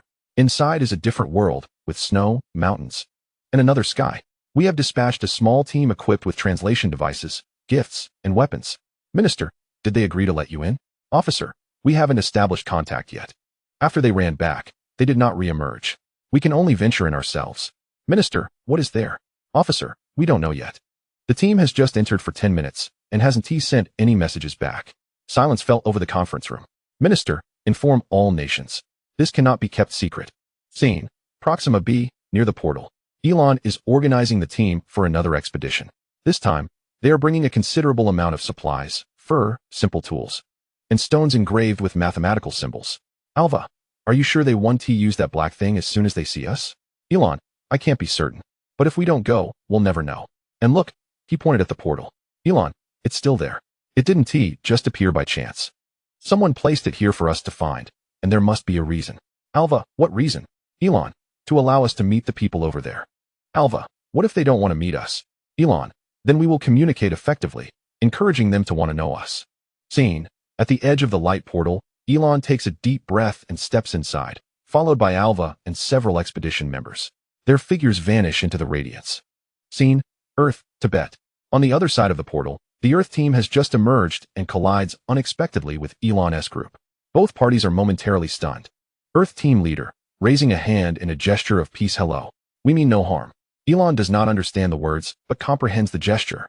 He raises his hand, points to himself, then to the Earth team leader, and finally gestures to the sky, drawing a circle. Earth team leader, frowning. What is he trying to convey? Team member, perhaps he means we come from the sky? Where you come from the sky? Earth team leader, I'm not sure. But at least he isn't running away. Elon pulls out a stone slab, inscribed with simple mathematical symbols. 1 1 2 3 5 8 13, the Fibonacci sequence. The Earth team leader's eyes light up. Earth team leader, this is mathematics. They understand math. He takes the slab and begins drawing a circle in the snow beside him, placing a dot within it. Elon observes the circle, contemplates, and then draws a larger circle, placing numerous dots inside. Earth team leader, is this the sun and the stars? Or, Elon points to the sky, then indicates the dots within the circle, and finally points to himself. Earth team leader, he means they come from the stars? Team member B, Captain, should we call a language expert? Earth team leader, already done. They are on their way. Scene. In the sky, another helicopter roars into view. Elon looks up, mesmerized once again. This time, he does not run. He merely gazes upward, mouth agape, his ear feathers standing on end. Alva, whispering Elon, you look foolish. Elon, murmuring I know. But this thing is incredible. I must learn how it flies. Scene. In a bright room, Levi sits before a computer, watching the live footage from both sides, laughing heartily. Levi, this is too amusing. Look at Elon's expression upon seeing the helicopter. Ha ha ha. He wipes away tears of laughter. Levi, and that portal screen, I deliberately made it impossible to close, fearing they might overthink. What if they believe the portal can lead to other places? Who knows what chaos could ensue? Now it can only lead to Earth, which is quite satisfactory. They want to communicate. They must communicate. He switches the footage, observing the urgent dispatch of translation experts and scientists on the Earth side. Levi, but to be fair, that helicopter is indeed astonishing. In the late 19th century, seeing such a thing would be akin to witnessing a miracle. He ponders further. Levi, however, if their theory of relativity developed earlier than humanity's, perhaps in a few years they will comprehend it. By then, they might be even more astonished to realize we had this technology long ago. He leans back, crossing his legs. Levi, now that both sides are formally meeting, what will happen next? Elon wishes to learn how to fly, while Earthlings seek to understand the nature of the portal. Each side stands to gain a perfect arrangement. He glances at the system's fate value, which is slowly increasing. Levi, it's rising faster than before. It seems I must orchestrate something significant. He stretches lazily. Levi, all right, let us continue watching. I'm curious to see when Elon will learn to fly in a helicopter. Scene. Tibet, near the portal. Elon finally gathers his courage and approaches the helicopter. He cautiously reaches out, touching the landing gear. It is metallic and cold. He then looks up at the rotor blades, which have now ceased spinning. Elon, Alva, how do you think this thing flies? Alva, I'm not sure. But if we can learn, we could have such machines in our world as well. Elon, exactly. We could traverse the entire continent without walking. He glances back at the portal, then at the helicopter before him. Elon, this portal is meant to teach us new things. Alva, or perhaps it is meant for both sides to learn new things together. Elon nods. Elon, then let us learn together. In the distance, the Earth team leader is conversing with the newly arrived linguistic expert, who holds a substantial notebook and various devices. Expert, preliminary assessment indicates that their linguistic structure diverges entirely from ours, yet mathematics remains a universal language. We can commence with mathematics and gradually build a lexicon. Earth team leader, how long will it take? Expert, with daily communication, we could achieve basic interaction in 6 months, delve into deeper exchanges within a year, and engage in mutual scientific learning over 3 years. Earth team leader, 3 years. Very well, we shall establish our camp here. He glanced towards Elon, who coincidentally looked back at him. Their eyes met, and Elon raised his hand in a wave. The Earth Team leader reciprocated the gesture. Earth Team leader, consider this our first handshake. Expert, I suppose it counts, even if we did not clasp hands. Scene, Proxima B, on the other side of the portal. More expedition members are gathering, bringing tents, food, and rudimentary observation equipment. Some are attempting to investigate the portal itself, but they are at a loss. Scholar, this material is unlike anything we have ever encountered. Its structure is entirely beyond our comprehension. It is not something we could create. Another, then who constructed it? Scholar, I do not know. But regardless of who built it, placing the portal here for us to discover must have a purpose. Another, what purpose? Scholar, perhaps it is simply to encourage us to venture forth and explore the outside world. He gazed towards the light hole, its halo remaining stable. Scholar, just as Elon suggested, we should take a look. Scene, Earth, nighttime. At the Tibetan camp, a bonfire blazes. Elon and Alva sit by the fire, facing the Earth Team leader and the language expert.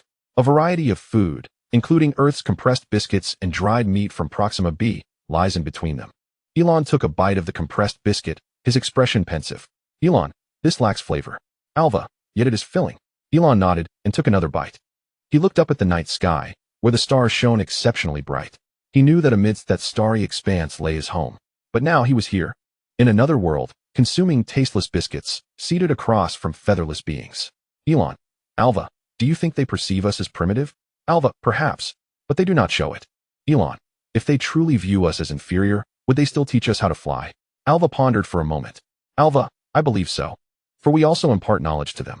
Elon, what knowledge do we share? Alva, we teach them how we have survived thus far without their means of flight. Elon paused, then laughed. Elon, indeed, that too is knowledge. Scene, Li Bai's room. He yawns and shuts off his computer.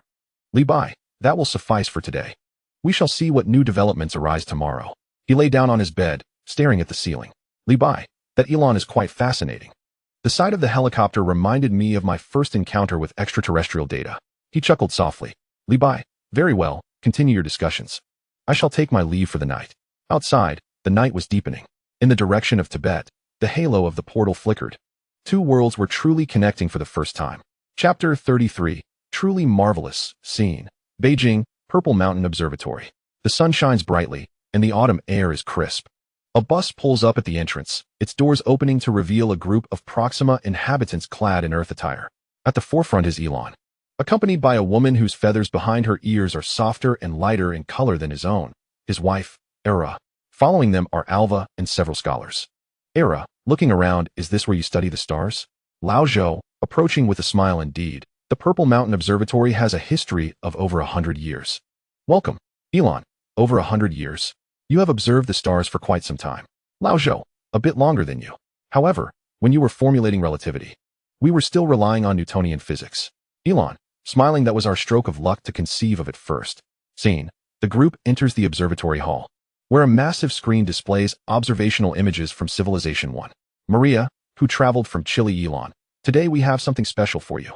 Here are 3 other civilizations we previously discovered. Era, 3 others? Besides us. Maria, correct. One is 400 light-years away, another 300 light-years away, and one is 1,000,000 light-years distant. You are the 4th. Alva, 4? All in our vicinity? Lao Zhou, no, they are all quite far. The closest is you. At 42 light-years. Elon, how did you detect them? Maria, through telescopes. Light takes time to reach us, so what we see is always in the past. Scene, the screen shifts to reveal a colossal hexagonal hollow sphere, with lasers flickering inside. Beside it, a small factory is submerged in water. Maria, this is the first civilization. We refer to it as Civilization 1. Observe this. She points to the factory in the water. Maria, this is a prototype created through atomic-level manufacturing. They submerge it in water to dissipate heat, simulating weightlessness, employing the simplest methods to achieve the most complex tasks. Era leans closer to the screen, her eyes wide. Era, submerged in water? Would that not cause a short circuit? Maria, they do not use electricity. They utilize lasers. Light propagates in water, perfectly harnessing light pressure. Elon, murmuring light pressure? We have only just theoretically calculated that light possesses pressure. We have yet to verify it. They are already employing it for manufacturing? Alva, what can this factory produce? Maria, anything. Atomic level assembly, direct formation. We have yet to fully master it ourselves. Scene, the screen shifts again, displaying the imagery of a space elevator, with rocket trails ascending from the planet's surface, carbon nanotube cables connecting to a space station, which rises slowly. Elon, suddenly standing. What is this? Laozhou, a space elevator. A cable connects the ground to orbit, transporting goods via an elevator. We conceived this over 100 years ago, but could not realize it. Alva, they accomplished it? Maria, yes, they did so 400 years ago. We are still researching materials. Era, gazing at the screen. How long is that cable? Laozhou, approximately 36,000 kilometers. Era, 36,000? Our largest bridge is only a few kilometers. Elon, slowly sitting down. How did they achieve this? Maria, carbon nanotubes. A material of extraordinary strength. They first built a satellite, then deployed the cable, gradually pulling it upwards. Alva, gradually pulling it? How long did that take? Maria, I do not know. But as you can see, the space station continues to ascend at a rate of 3 kilometers per hour. They may have been pulling for years. Elon fell silent for a moment. Elon, we have yet to produce even a decent balloon, while they are already pulling cables in the sky. Scene. The screen shifts to reveal a three-dimensional coordinate system, with 3 axes labeled fermions, bosons, and time. Maria, this is their most remarkable achievement, a three-dimensional time model. They treat time as a dimension, alongside fermions and bosons, elucidating parity violation, electron spin, and chirality. They then derive the relativistic effects using 6-dimensional spacetime in the time coordinate. The conference room fell silent for several seconds. Elon, frowning. Time is a dimension? Like space? Laozhou, correct. The past, present, and future all exist there. We merely traverse along the time axis. Era, can one return? Laozhou, theoretically, no, but we do not yet fully comprehend it. Alva, staring at the screen. What is this coordinate axis? What is the fermion axis? Maria, fermions are particles that constitute matter, such as electrons and protons. Bosons are particles that transmit forces, such as photons. By correlating these 2 types of particles with time, they discovered that all physical laws can be unified within a 3-dimensional coordinate system. Elon remarked that while we still debate whether light and matter are the same, they have already illustrated it. Scene. An elderly scholar from Proxima Centauri raises his hand. His name is Silas, his hair is gray, and the feathers behind his ears are completely white. Silas, may I pose a question? Old Joe, certainly. Silas, you claim this was created by a civilization 400 light years away. Are they still present?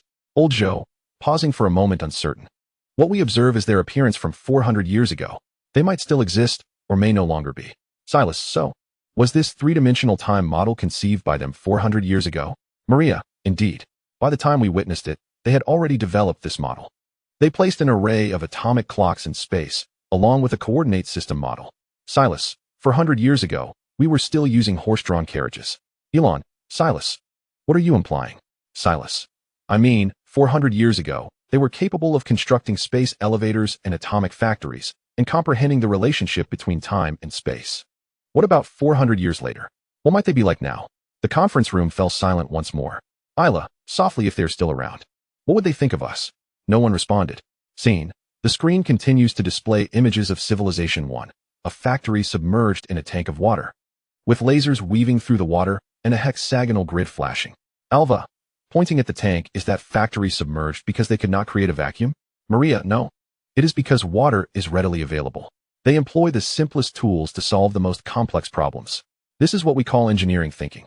Elon, engineering thinking. Alva, when we create things, we always contemplate how to make them more precise and intricate. Conversely, they consider how to utilize the simplest materials. Elon, so how would we approach constructing that space elevator? Alva, we would first think about the strength of the materials required, the budget needed, and the time it would take. Then we would hesitate to proceed. Elon, they contemplated and acted. Isla, thus, they are superior to us. Silas, not superior. They are daring. We dare to dream, but hesitate to act. They dare to dream and act. Scene. Old Joe rises and moves to the window, gazing at the sky outside. Old Joe, you know, when we first encountered these phenomena, our reactions mirrored yours: astonishment, excitement, and then fear. Elon, fear of what? Old Joe, fear of our own insignificance. We believed we were remarkable, capable of launching satellites and reaching the moon, only to discover that someone accomplished what we dared not attempt 400 years ago. Elon, and now? Are we still afraid? Old Joe, now? We have grown accustomed to it. Fear is futile. It is better to learn. They teach us how to approach problems, and we follow their lead. They instruct us on how to dare to act, and we endeavor to do so. Elon, How much have you learned? Old Joe, a little. We have just constructed our first atomic factory. Cold fusion has only ignited for over 100 seconds. And the Skyhook model is still in development. But at least we have begun. Scene. Isla approaches the screen, staring intently at the factory in the tank. She reaches out her hand as if to touch it. Isla, I have a question. Maria, what is it? Isla, when they built this, was anyone watching? Maria, what do you mean? Isla, I mean, when they were constructing it, did anyone stand by and say it was impossible? Maria paused for a moment. Maria, there must have been. With every new creation, there are those who declare it impossible. Isla, how did they respond? Maria, they continued building. Isla nodded. Isla, then we must return and begin building as well. Scene. Elon rises, walks to Isla's side, and takes her hand. Elon, Isla, what are you pondering? Isla, I am reflecting on our own situation. We have just begun utilizing electricity and constructing telescopes, whereas they, 400 years ago, had already built space elevators. Elon, we are 400 years behind them. Isla, not behind, but different. They tread their own path, and we tread ours. We possess our own attributes. Elon, what attributes? Isla, we have feathers. They do not. We have relativity. They may not. We are merely beginning, yet we harbor infinite potential. Elon gazed at her and smiled. Elon, when did you become so eloquent? Isla, since I beheld that tank. I believe that if they can accomplish the most complex tasks with the simplest means, then we too can utilize our simplest resources to achieve our most cherished aspirations. Scene. Silas approaches old Joe and whispers. Silas, Mr. Joe, have you ever contemplated what would happen if one day they arrived? Old Joe, who? Civilization 1. Silas, yes. If they are still present and more advanced than 400 years ago, will they come? Old Joe, I do not know. But even if they do, it will be 400 years from now. We cannot predict if we will still be here. Silas, what about your descendants? Old Joe, the future is for the future to worry about. What we can do is learn as much as possible and leave behind as much as we can. Silas fell silent for a moment. Silas, your mindset is better than ours. Old Joe, it is not a better mindset. It is necessity. Overthinking renders life unlivable. Scene. The screen shifts again, revealing the three-dimensional time model's coordinate system. This time, a small note appears alongside it, annotated by humanity, six-dimensional space-time, unverified. Alva, staring at the note, unverified? You have not verified it yet? Maria, correct. The theory is beautifully constructed, but the experiment is far too challenging. We need to develop instruments capable of measuring six-dimensional space-time, which may take decades. Alva, then we are of little assistance. Maria, not necessarily. You possess relativity. Perhaps you can help us theorize. Alva, smirking, our theoretical knowledge, when compared to this, resembles a child's arithmetic. Elon, child's arithmetic is still arithmetic. We shall proceed step by step. Scene. The sky outside grows darker. The observatory's dome begins to rotate. Old Joe checks the time. Old Joe, night is approaching. We have observations tonight. Would you like to see our telescope? Elon, your telescope? How far can it see? Old Joe, it can observe over 100 billion light years. But tonight, we plan to gaze at your home. Elon, our home. Old Joe, yes. Proxima Centauri b, where you reside. Elon paused momentarily. Elon, what does our home look like from here? Old Joe, a tiny dot. But you can see the lights you turned on, the light from 4 years ago, which has just arrived. Isla, what were we doing 4 years ago? Elon pondered for a moment. Elon, 4 years ago, I was searching for that door in the north. While you waited for me at home. Isla, yes. I stood on the rooftop every day, gazing north, waiting for your return. Elon, that light was the lamp you lit during my absence. Isla, softly, that light has traveled for 4 years and has only now arrived here. Scene. The group enters the observation room. The enormous telescope points toward the night sky. Elon leans into the eyepiece, squinting to see. Elon, I see it, a tiny point. There are several even smaller ones nearby. Old Joe, that is your galaxy. That tiny point is your planet. Elon, it is glowing. Maria, indeed. That is the light you turned on, light from 4 years ago. Elon gazed at that tiny point, lost in thought for a long time. Isla approached him and gently took his hand. Isla, Elon, what are you contemplating? Elon, I am reflecting on how 4 years ago, you were at home, waiting for me. Lighting the lamp. The light has traveled for 4 years, and now I can see it. In 4 years, they will also be able to see us from this place. Ella, indeed. Elon, if we light a lamp now, they will see it in 4 years. If we illuminate many lamps here, they will know we have arrived. Old Joe, do you wish to light a lamp? Elon, yes, but not now. Let us observe first. Scene. Everyone takes turns peering through the telescope at the distant speck.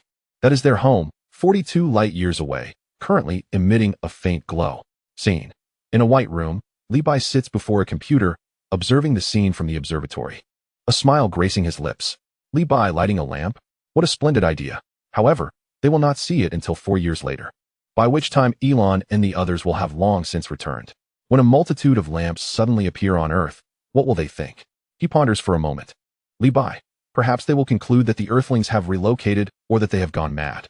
He chuckles softly. Li, regardless, let them entertain themselves. The door is there. They can light their lamps whenever they wish. He leans back, gazing at the fate value displayed on the screen.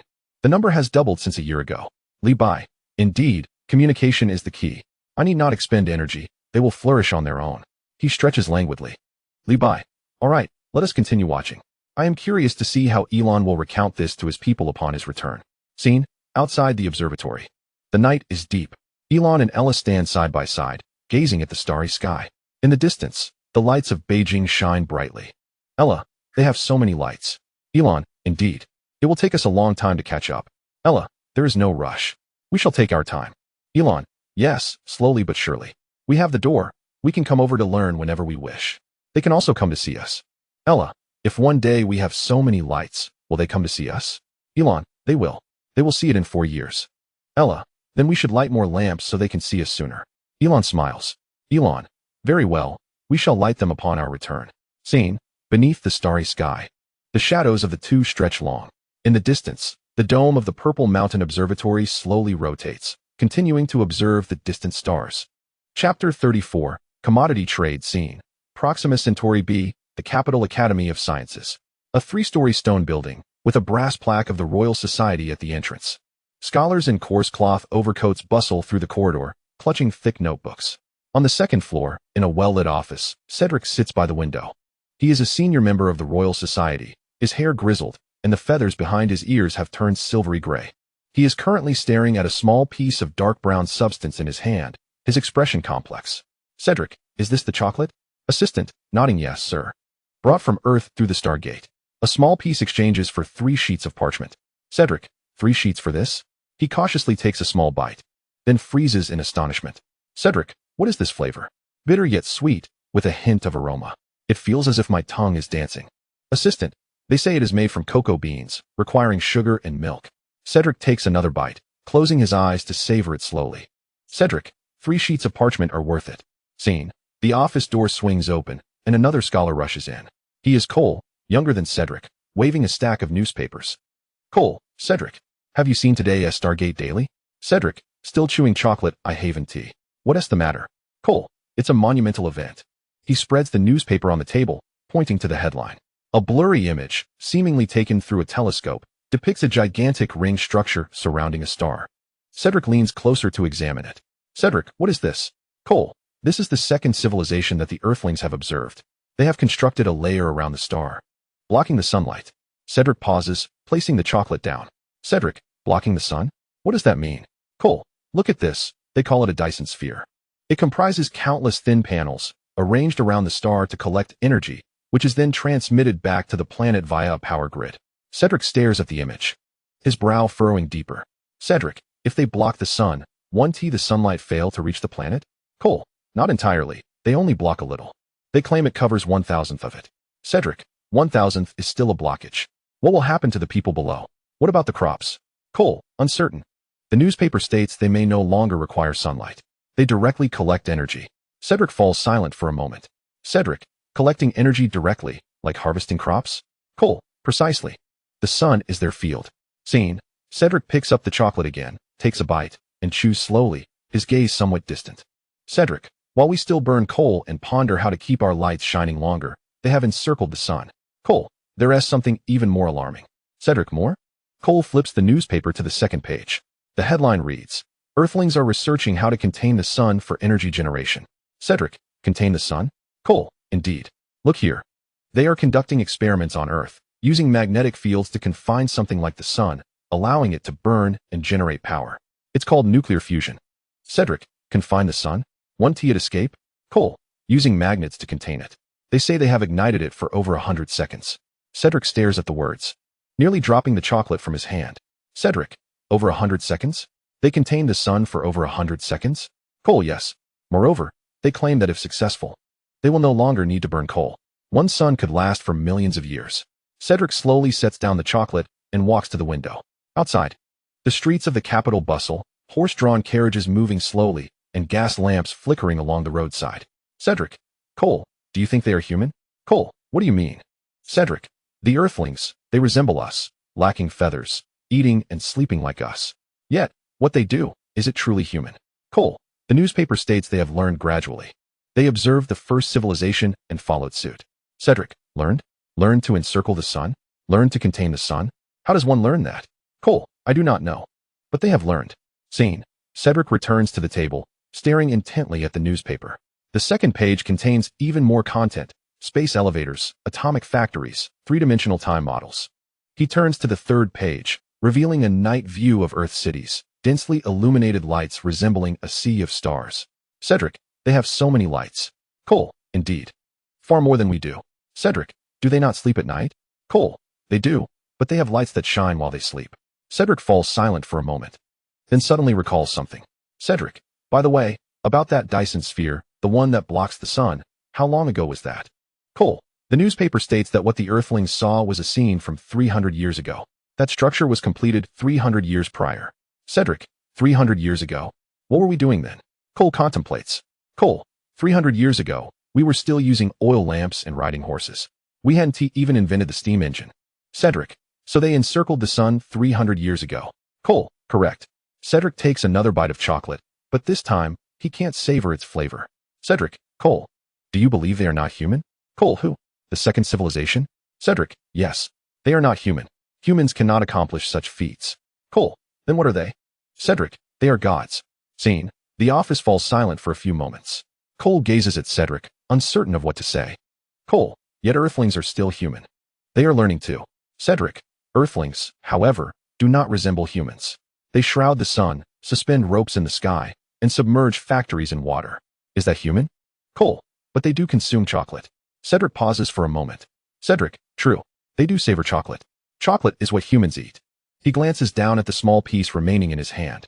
Cedric, is this something they have in abundance? Cole, I've heard it is quite inexpensive there. One can acquire a large bar for just $1. Cedric, $1?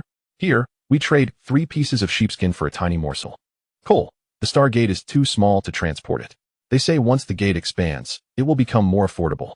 Cedric, if the gate expands, can they also transport the machine that shrouds the sun? Cole, I'm uncertain. That machine is far too vast. Even a larger gate cannot accommodate it. Cedric nods. Cedric, then we shall have to go see it ourselves. Cole, you wish to go? Cedric, indeed. I yearn to witness the machine that obscures the sun, the object that encircles it, and the factories submerged in water. Cole, but you are quite advanced in age. The altitude on the other side of the Stargate may be taxing on your health. Cedric, I will manage.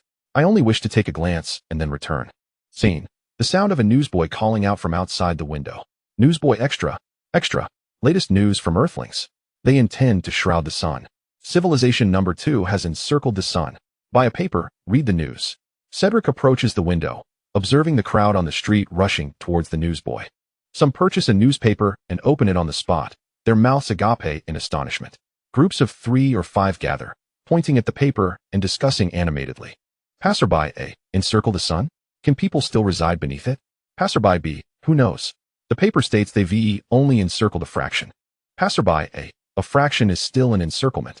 Is the sun theirs? Passerby C. Perhaps the sun is indeed their home. Passerby A. Their home? ISNT it hot. Passerby C. They may not fear the heat. Scene. At the street corner, an elderly woman pulls the newsboy aside to inquire. Elderly woman. Child. Is everything written here true? Newsboy. Absolutely. It's been relayed from the Stargate. Elderly woman. Can the sun truly be encircled? Newsboy. It was encircled 300 years ago. The elderly woman is taken aback, nearly dropping her basket of groceries. Elderly woman. 300 years ago? My grandfather's grandfather was alive then, and it was already encircled? Newsboy. Indeed. Elderly woman. How come we were unaware? Newsboy. Because it's too far. Light takes 300 years to travel. Elderly woman. If light has just arrived after 300 years, doesn't that mean people are also close behind? Newsboy. People? They haven't arrived yet, but they possess a gate, allowing direct passage. Elderly woman. A gate? What sort of gate? Newsboy. The same gate we have. The Stargate. The elderly woman glances back towards the direction of the city's outskirts. Elderly woman, can that gate lead there? Newsboy, yes. Elon and the others have already gone. Elderly woman, what did they see? Newsboy, they saw countless lights and things that fly without wings. Elderly woman, things that fly without wings? Are they birds? Newsboy, not birds. They are made of iron. The elderly woman falls silent, slowly lifting her basket and making her way home. Elderly woman, to herself, iron-made objects soaring, and the sun being encircled. What on earth is this about? Scene, back in Cedric's office. He has finished his chocolate and is meticulously folding the golden wrapper adorned with indecipherable script. Cole, what do you intend to do with that? Cedric, to commemorate. This is the most delectable thing I have ever tasted, and also the most precious. Cole, 3 pieces of sheepskin, indeed costly. Cedric, not costly. Rather, it is invaluable. This delicacy traversed from another world, spanning 42 light years and taking months to arrive here. Cole, it didn't traverse 42 light years. It came through the Stargate. Cedric, the Stargate is a path. It has traveled. He carefully slips the wrapper into a book. Cedric, when my grandson asks me one day, grandfather, have you seen aliens? I will respond, indeed, I have, and I have even tasted their chocolate. Cole chuckles. Cole, then I must keep something as well. Next time, let them bring something different. Cedric, such as? Cole, I'm unsure. I've heard of something called cola, said to taste like a potion, but is quite sweet. Cedric, a potion? Sweet. I must try it as well. Scene, as night descends, the gas lamps of the capital flicker to life one by one. The streets grow quieter, though some linger beneath the lamplight, reading the newspaper. Some hold the paper up to the light, squinting as they read line by line. Others, while reading, gaze up at the stars above. A young man stands beneath a lamplight, gazing skyward. An elderly man passing by pauses to inquire. Elderly man, young man. What do you see? Young man, I am observing that star, Earth. Elderly man, which one? The young man points to the sky. That one, the dim one, accompanied by 3 small dots. The elderly man squints at it for a long while. Elderly man, I cannot see it. Young man, you need a telescope. The academy has one, but entry is restricted. Elderly man, and what if you see it? Young man, if I see it, I will know they are there. They are the ones shrouding the sun and suspending ropes in the sky. Elderly man, what does that mean for us? Young man, they are also human, much like us. If they can accomplish such feats, perhaps we can as well. The elderly man falls silent for a moment. Elderly man, do you wish to do so? Young man, I do. Elderly man, then do it. Do not merely observe. The young man nods, continuing to gaze at that star. Scene, outside the academy. Cedric and Cole emerge. Cedric wraps his coat tighter around himself. The evening breeze is rather brisk. Cole, are you truly going? Cedric, indeed. I will apply tomorrow. Cole, what if they deny your request? Cedric, then I shall go on my own. The gate is there, and no ticket is required. Cole, the altitude is high. How will your body cope? Cedric, I am fit enough. Besides, I will merely take a look and return. Cole, what do you wish to see? Cedric, I wish to see the machine that shrouds the sun, the factory submerged in water, the 3-dimensional time model, and how many lights they have at night. Cole, how long do you intend to stay? Cedric, I do not know, perhaps a few days, perhaps several months. The gate remains open. I can return at any moment. Cole ponders for a moment. Cole, then I shall accompany you. Cedric gazes at him. Cedric, you wish to join me? Cole, yes. I too wish to see. To behold it would be worthwhile for a lifetime. Cedric smiles. Cedric, very well, let us go together. Scene, the two walk side by side in the night. In the distance, a faint light emanates from the direction of the Stargate, the camp that is manned 24 hours a day. Though the light is dim, it stands out prominently in the darkness. Cedric, Cole, tell me, if one day we were to construct a machine that could shroud the sun, what would happen? Cole, then we would no longer need to burn coal. Cedric, and then? Cole, then we could illuminate more, allowing them to see us as well. Cedric, they can see us now. It's just that the light is sparse. Cole, then let us increase it, light it up as they do, in patches. Cedric halts, glancing back at the capital S lights. Scattered and sparse, they resemble grains of rice strewn upon the ground. Cedric, how many years would that take? Cole, I do not know, but they will teach us. Cedric, on what basis would they teach us? Cole, they too wish to comprehend how we have managed to survive without these things until now. Cedric paused for a moment, then chuckled. Cedric, indeed, that is also knowledge. Scene, a room filled with light. He sits at a computer, chewing on a piece of chocolate. Levi, they have begun to indulge in chocolate as well. This delicacy costs merely a few coins on Earth, Yet over there it is worth 3 pieces of sheepskin. The price difference is sufficient for me to establish a trading company. He glanced at the system's destiny value, the numbers still rising. Li Bai, however, never mind. I shan't interfere. Let them play on their own. After all, I did not cultivate the chocolate myself. He switched to the surveillance of Proxima Centauri. Just in time to see Cedric and Cole strolling through the night. Li Bai, these 2 old fellows are quite spirited. At such an advanced age, they still wish to visit Earth. He took a bite of chocolate. Li Bai, well, if they wish to see, let them. The door is open, and there is no admission fee.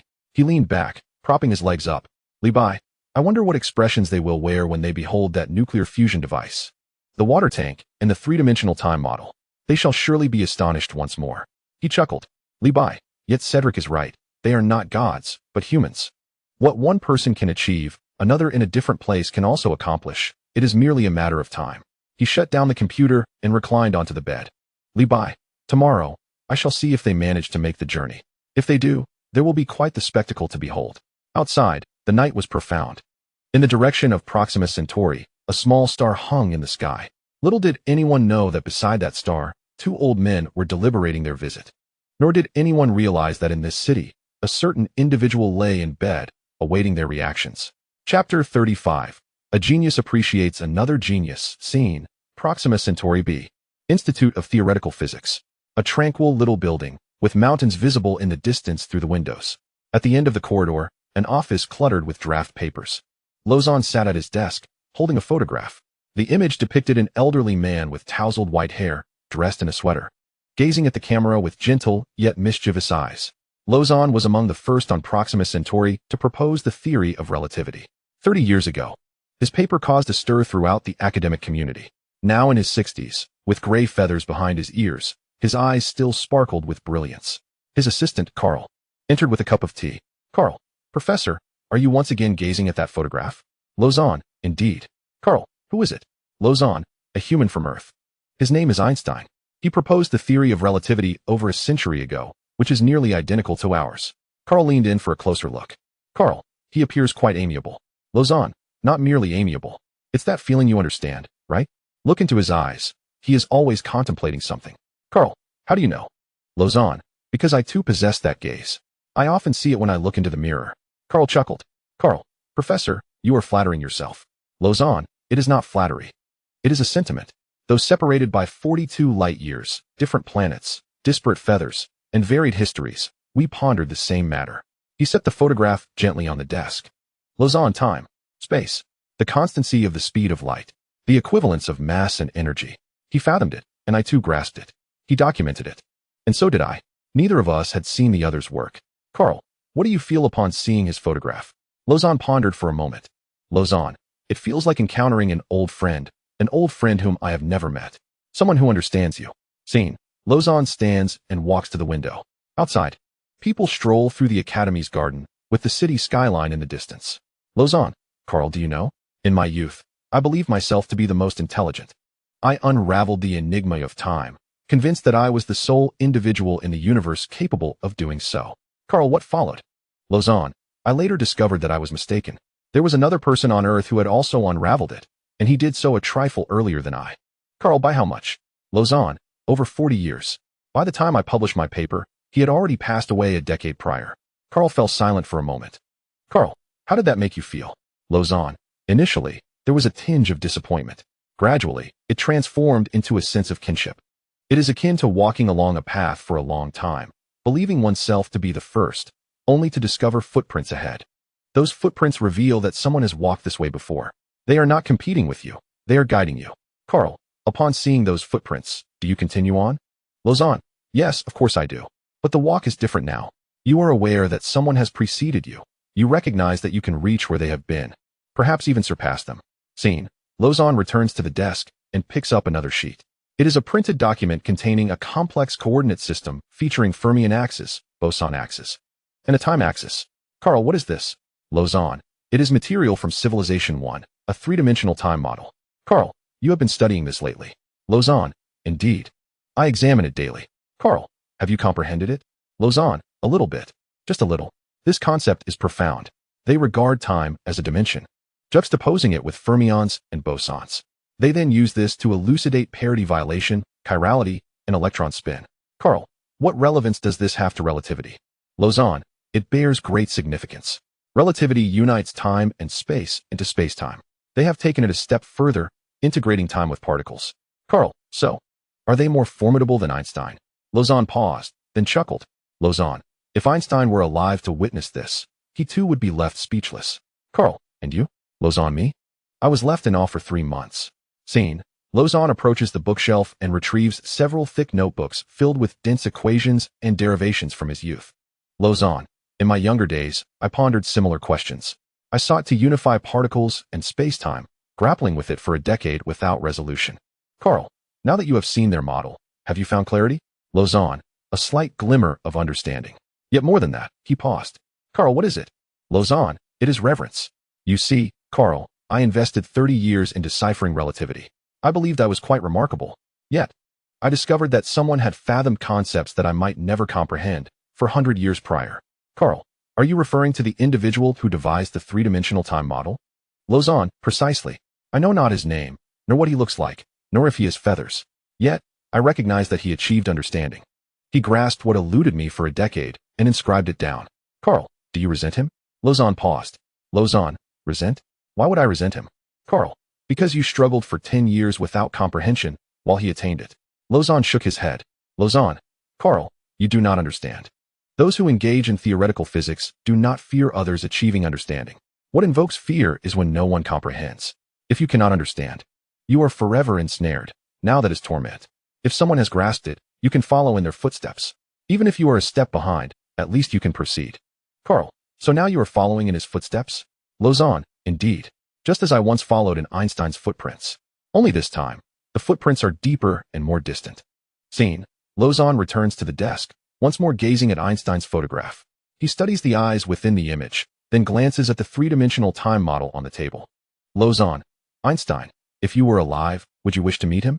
Carl, who? Lausanne, the one who devised the three-dimensional time model. I know not his name, but I believe that he and Einstein would have much to discuss. Carl, they are separated by 400 light years and 400 years of time. How could they communicate? Lausanne, through mathematics. Mathematics requires no translation. They could comprehend everything written down. Carl, and what about you? Would you like to converse with them? Lausanne, yes, certainly. However, my mathematical knowledge is insufficient. I still have much to learn. Scene. Lausanne rises, walking to the window, gazing at the darkening sky. A few stars have begun to twinkle. Lausanne, Carl, do you know that I often watched the stars when I was a child? Back then, I wondered if there were others among the stars, people like me who enjoyed pondering questions. Carl, and now you know, there are. Lausanne, indeed there are. Not just one.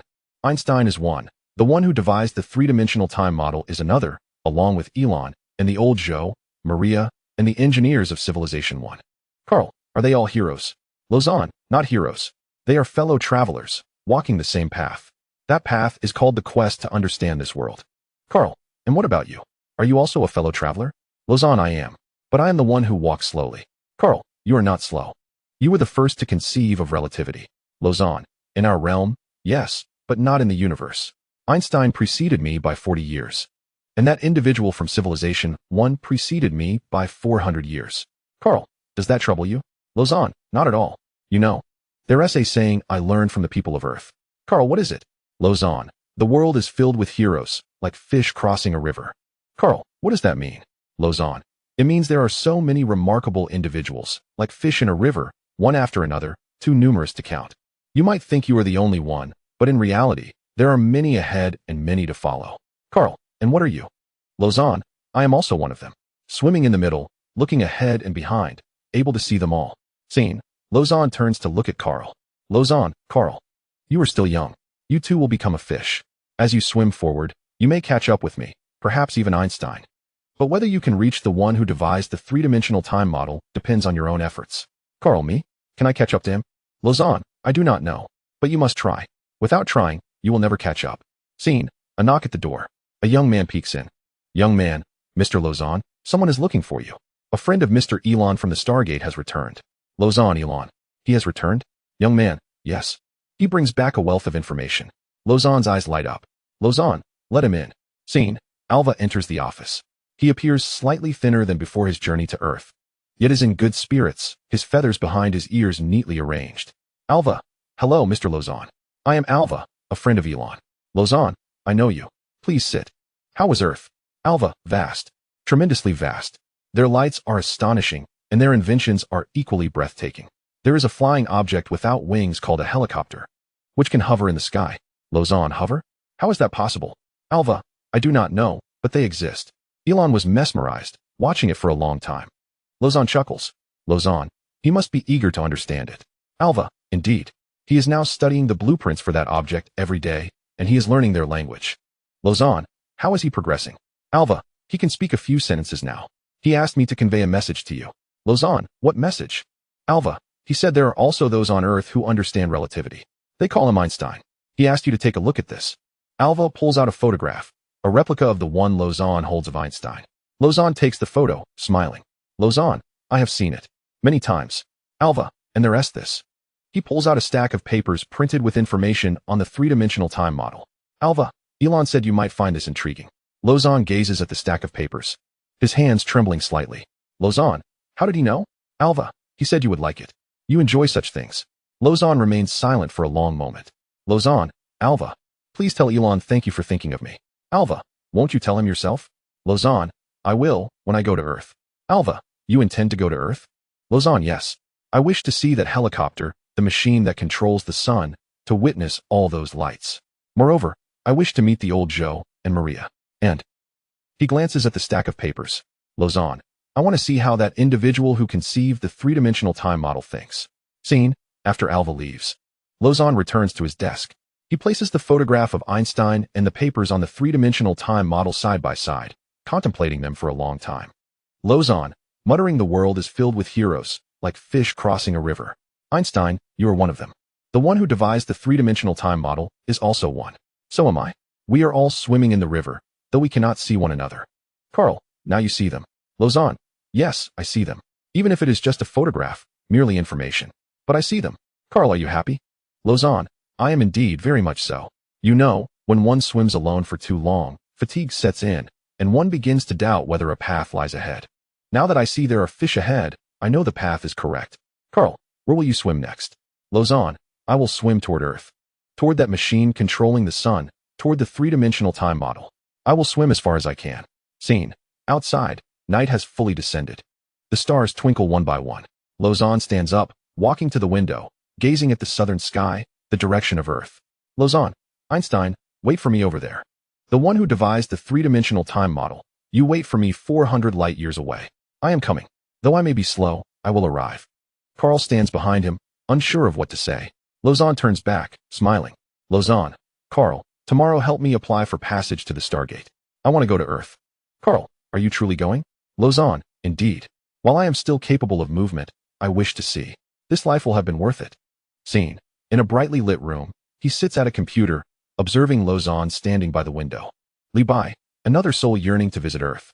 This old fellow is quite interesting. The expression he wore upon seeing Einstein's photograph was akin to that of seeing a long-lost relative. He takes a bite of chocolate. Li Bai, but he speaks the truth. The world is indeed filled with heroes. Einstein is one. The one who devised the three-dimensional time model is another. And he himself is also among them. Not to mention Elon, old Joe, and Maria. They are all included. He ponders. Li Bai, and what about me? What am I? The one who feeds the fish? Or the one who tosses fish food into the river? He chuckles softly. Li Bai, regardless, it is pleasing to see so many fish. They swim their way. I observe mine. He leans back, crossing his legs. Li Bai, I wonder what expression Lozon will wear when he sees that nuclear fusion device on Earth. He will surely be awestruck once more. He shuts off the computer. Li Bai, that's enough for today. I will continue tomorrow. Outside, the night deepens. In the direction of Proxima Centauri, that tiny star still shines. No one knows that on that star, an old man is packing his bags, preparing to come and take a look. Nor does anyone know that in this city, someone lies in bed, waiting to see his reaction. Scene, Beijing, the Institute of High Energy Physics, Chinese Academy of Sciences. A spacious conference room is filled with people, and a massive screen displays complex graphs and data. At the conference table, top physicists, astronomers, and engineers from around the world wear serious expressions. Old Joe sits in the front row, beside Maria, opposite Professor Frank and Professor Smith. Moderator, clearing his throat, ladies and gentlemen, after 17 months of collaborative research, The preliminary report on the Stargate project has finally been completed. Today, we present to you the core conclusions. The conference room falls silent. The host, firstly, the essence of the Stargate has been fundamentally confirmed. It is a stable wormhole connecting 2 points, one in Tibet, Earth, and the other on the northern continent of Proxima b. The mechanism sustaining the wormhole. He pauses. The host is negative energy. Whispers ripple through the audience. Frank, negative energy? Like the Casimir effect? The host, precisely. Though the magnitude is entirely different. The negative energy produced by the conventional Casimir effect is negligible, whereas the density of negative energy required to maintain this wormhole is equivalent to converting the entire mass of Jupiter into energy and taking the negative value. Smith, that's impossible. How do we detect this? The host, gravitational lensing. The curvature of space-time around the wormhole exhibits a slight deviation from our calculated normal values, which can only be explained by negative energy.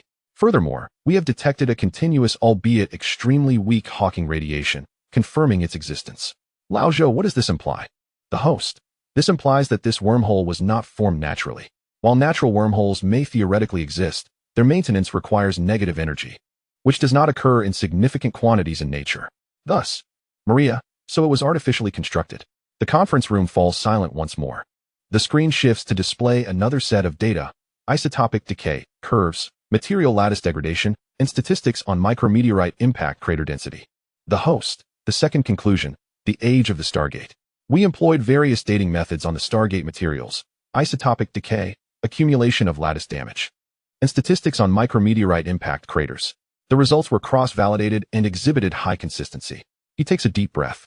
The host. The construction of the Stargate dates back approximately 10,000 years, with an error margin of no more than 2,000 years. A low murmur erupts from the audience.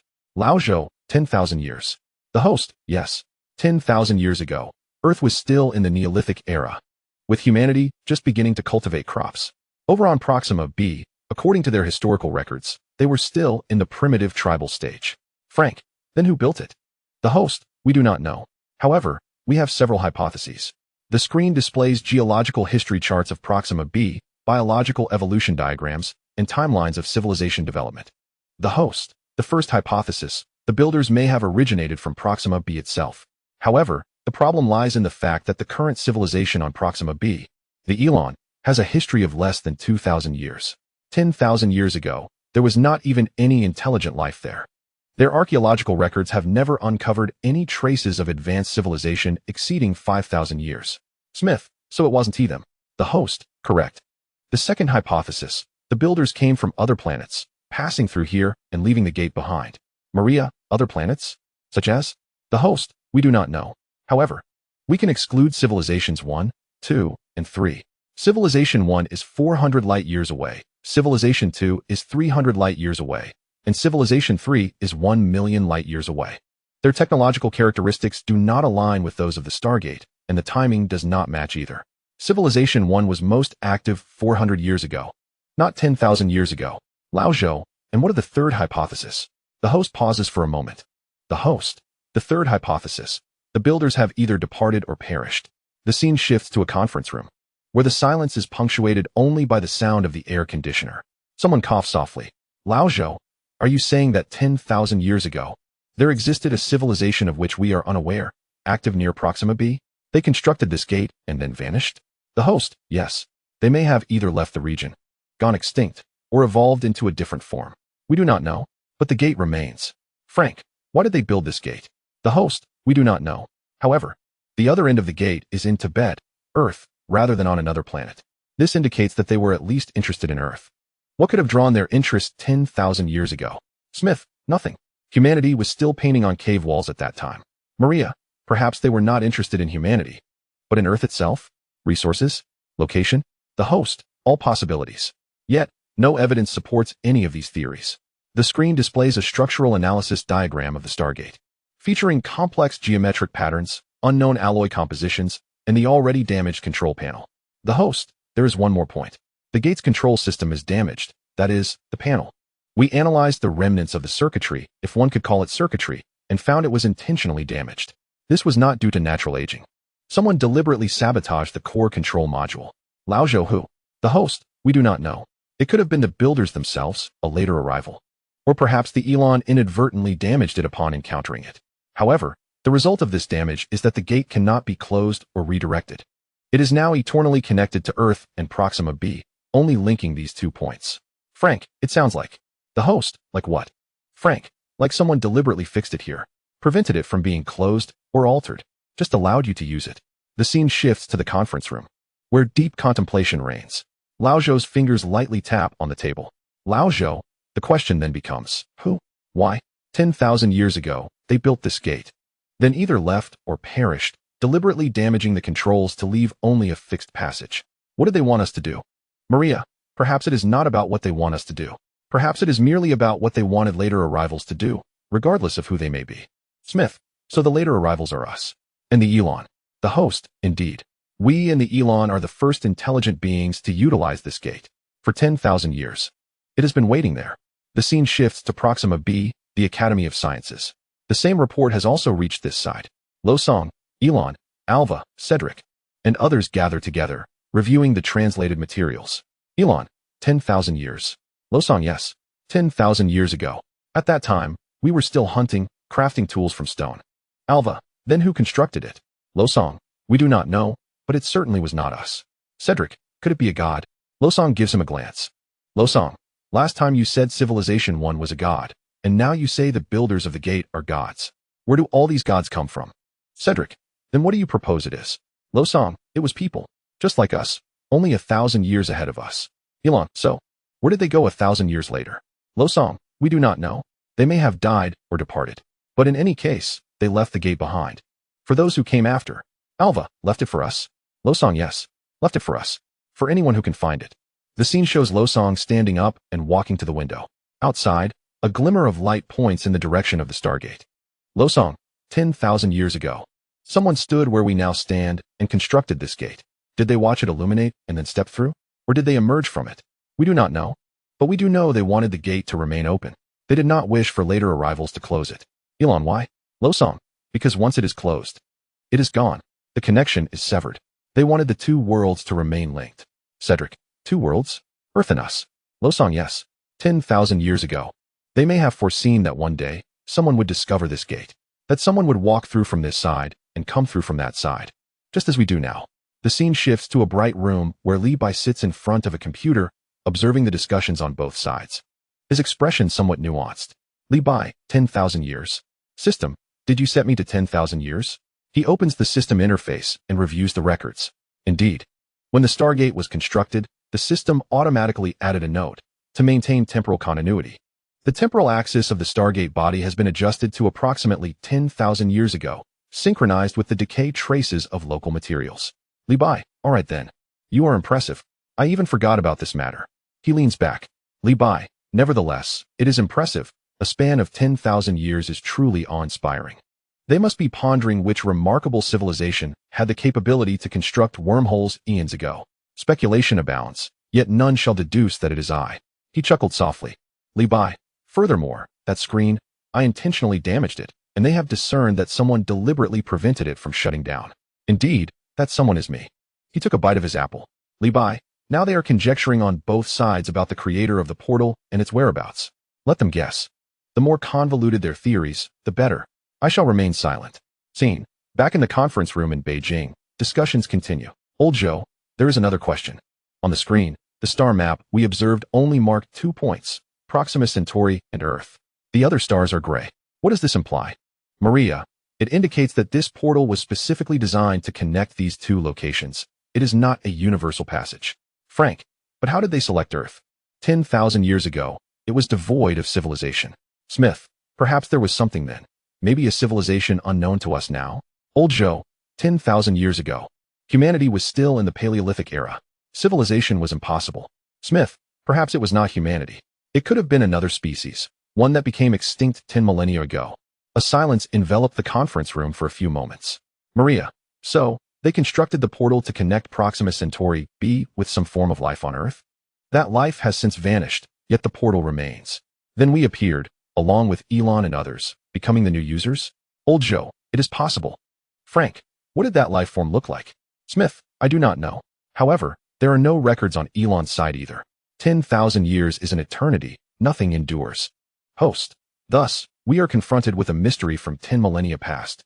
We do not know who created the portal, where they went, or their intentions. What we do know is that the portal is there, open, and operational. Moreover, it cannot be closed. Old Joe, what shall we do now? Host. Utilize it. Continue to use it. Since the portal is open, the two worlds are connected. We and Elon have become its new masters. As for those from 10,000 years ago, he shrugged. Host. They may have anticipated this day long ago. Perhaps they built the portal in expectation of our arrival. Scene. Proxima Centauri B, Lozang's office. He picks up a photograph of Einstein, then a document on the three-dimensional time model, finally placing the portal report aside. Lozang, 10,000 years. Einstein, you have been dead for a century. The author of the three-dimensional time model lived 400 years ago. The creators of the portal existed 10 millennia ago. We are all pondering different questions across disparate times and places. Elon, you are waxing philosophical again. Lozang, indeed. I wonder. In a millennium, will there be individuals reflecting upon our creations, pondering who we were? Elon, perhaps. If there are still people 1,000 years from now. Lozang, what will those future individuals think upon seeing what we have written today? Elon contemplated. Elon, they may think, oh, those people were quite primitive. They could not even construct a portal and relied on the remnants left by others. Lozang smiled. Lozang, precisely. They will. Just as we regard the portal builders from 10 millennia ago with admiration. Each generation views the previous one in this manner. Scene. Outside the window, the stars remain unchanged. The halo in the direction of the portal remains stable. Two worlds are interconnected through this relic from 10 millennia past.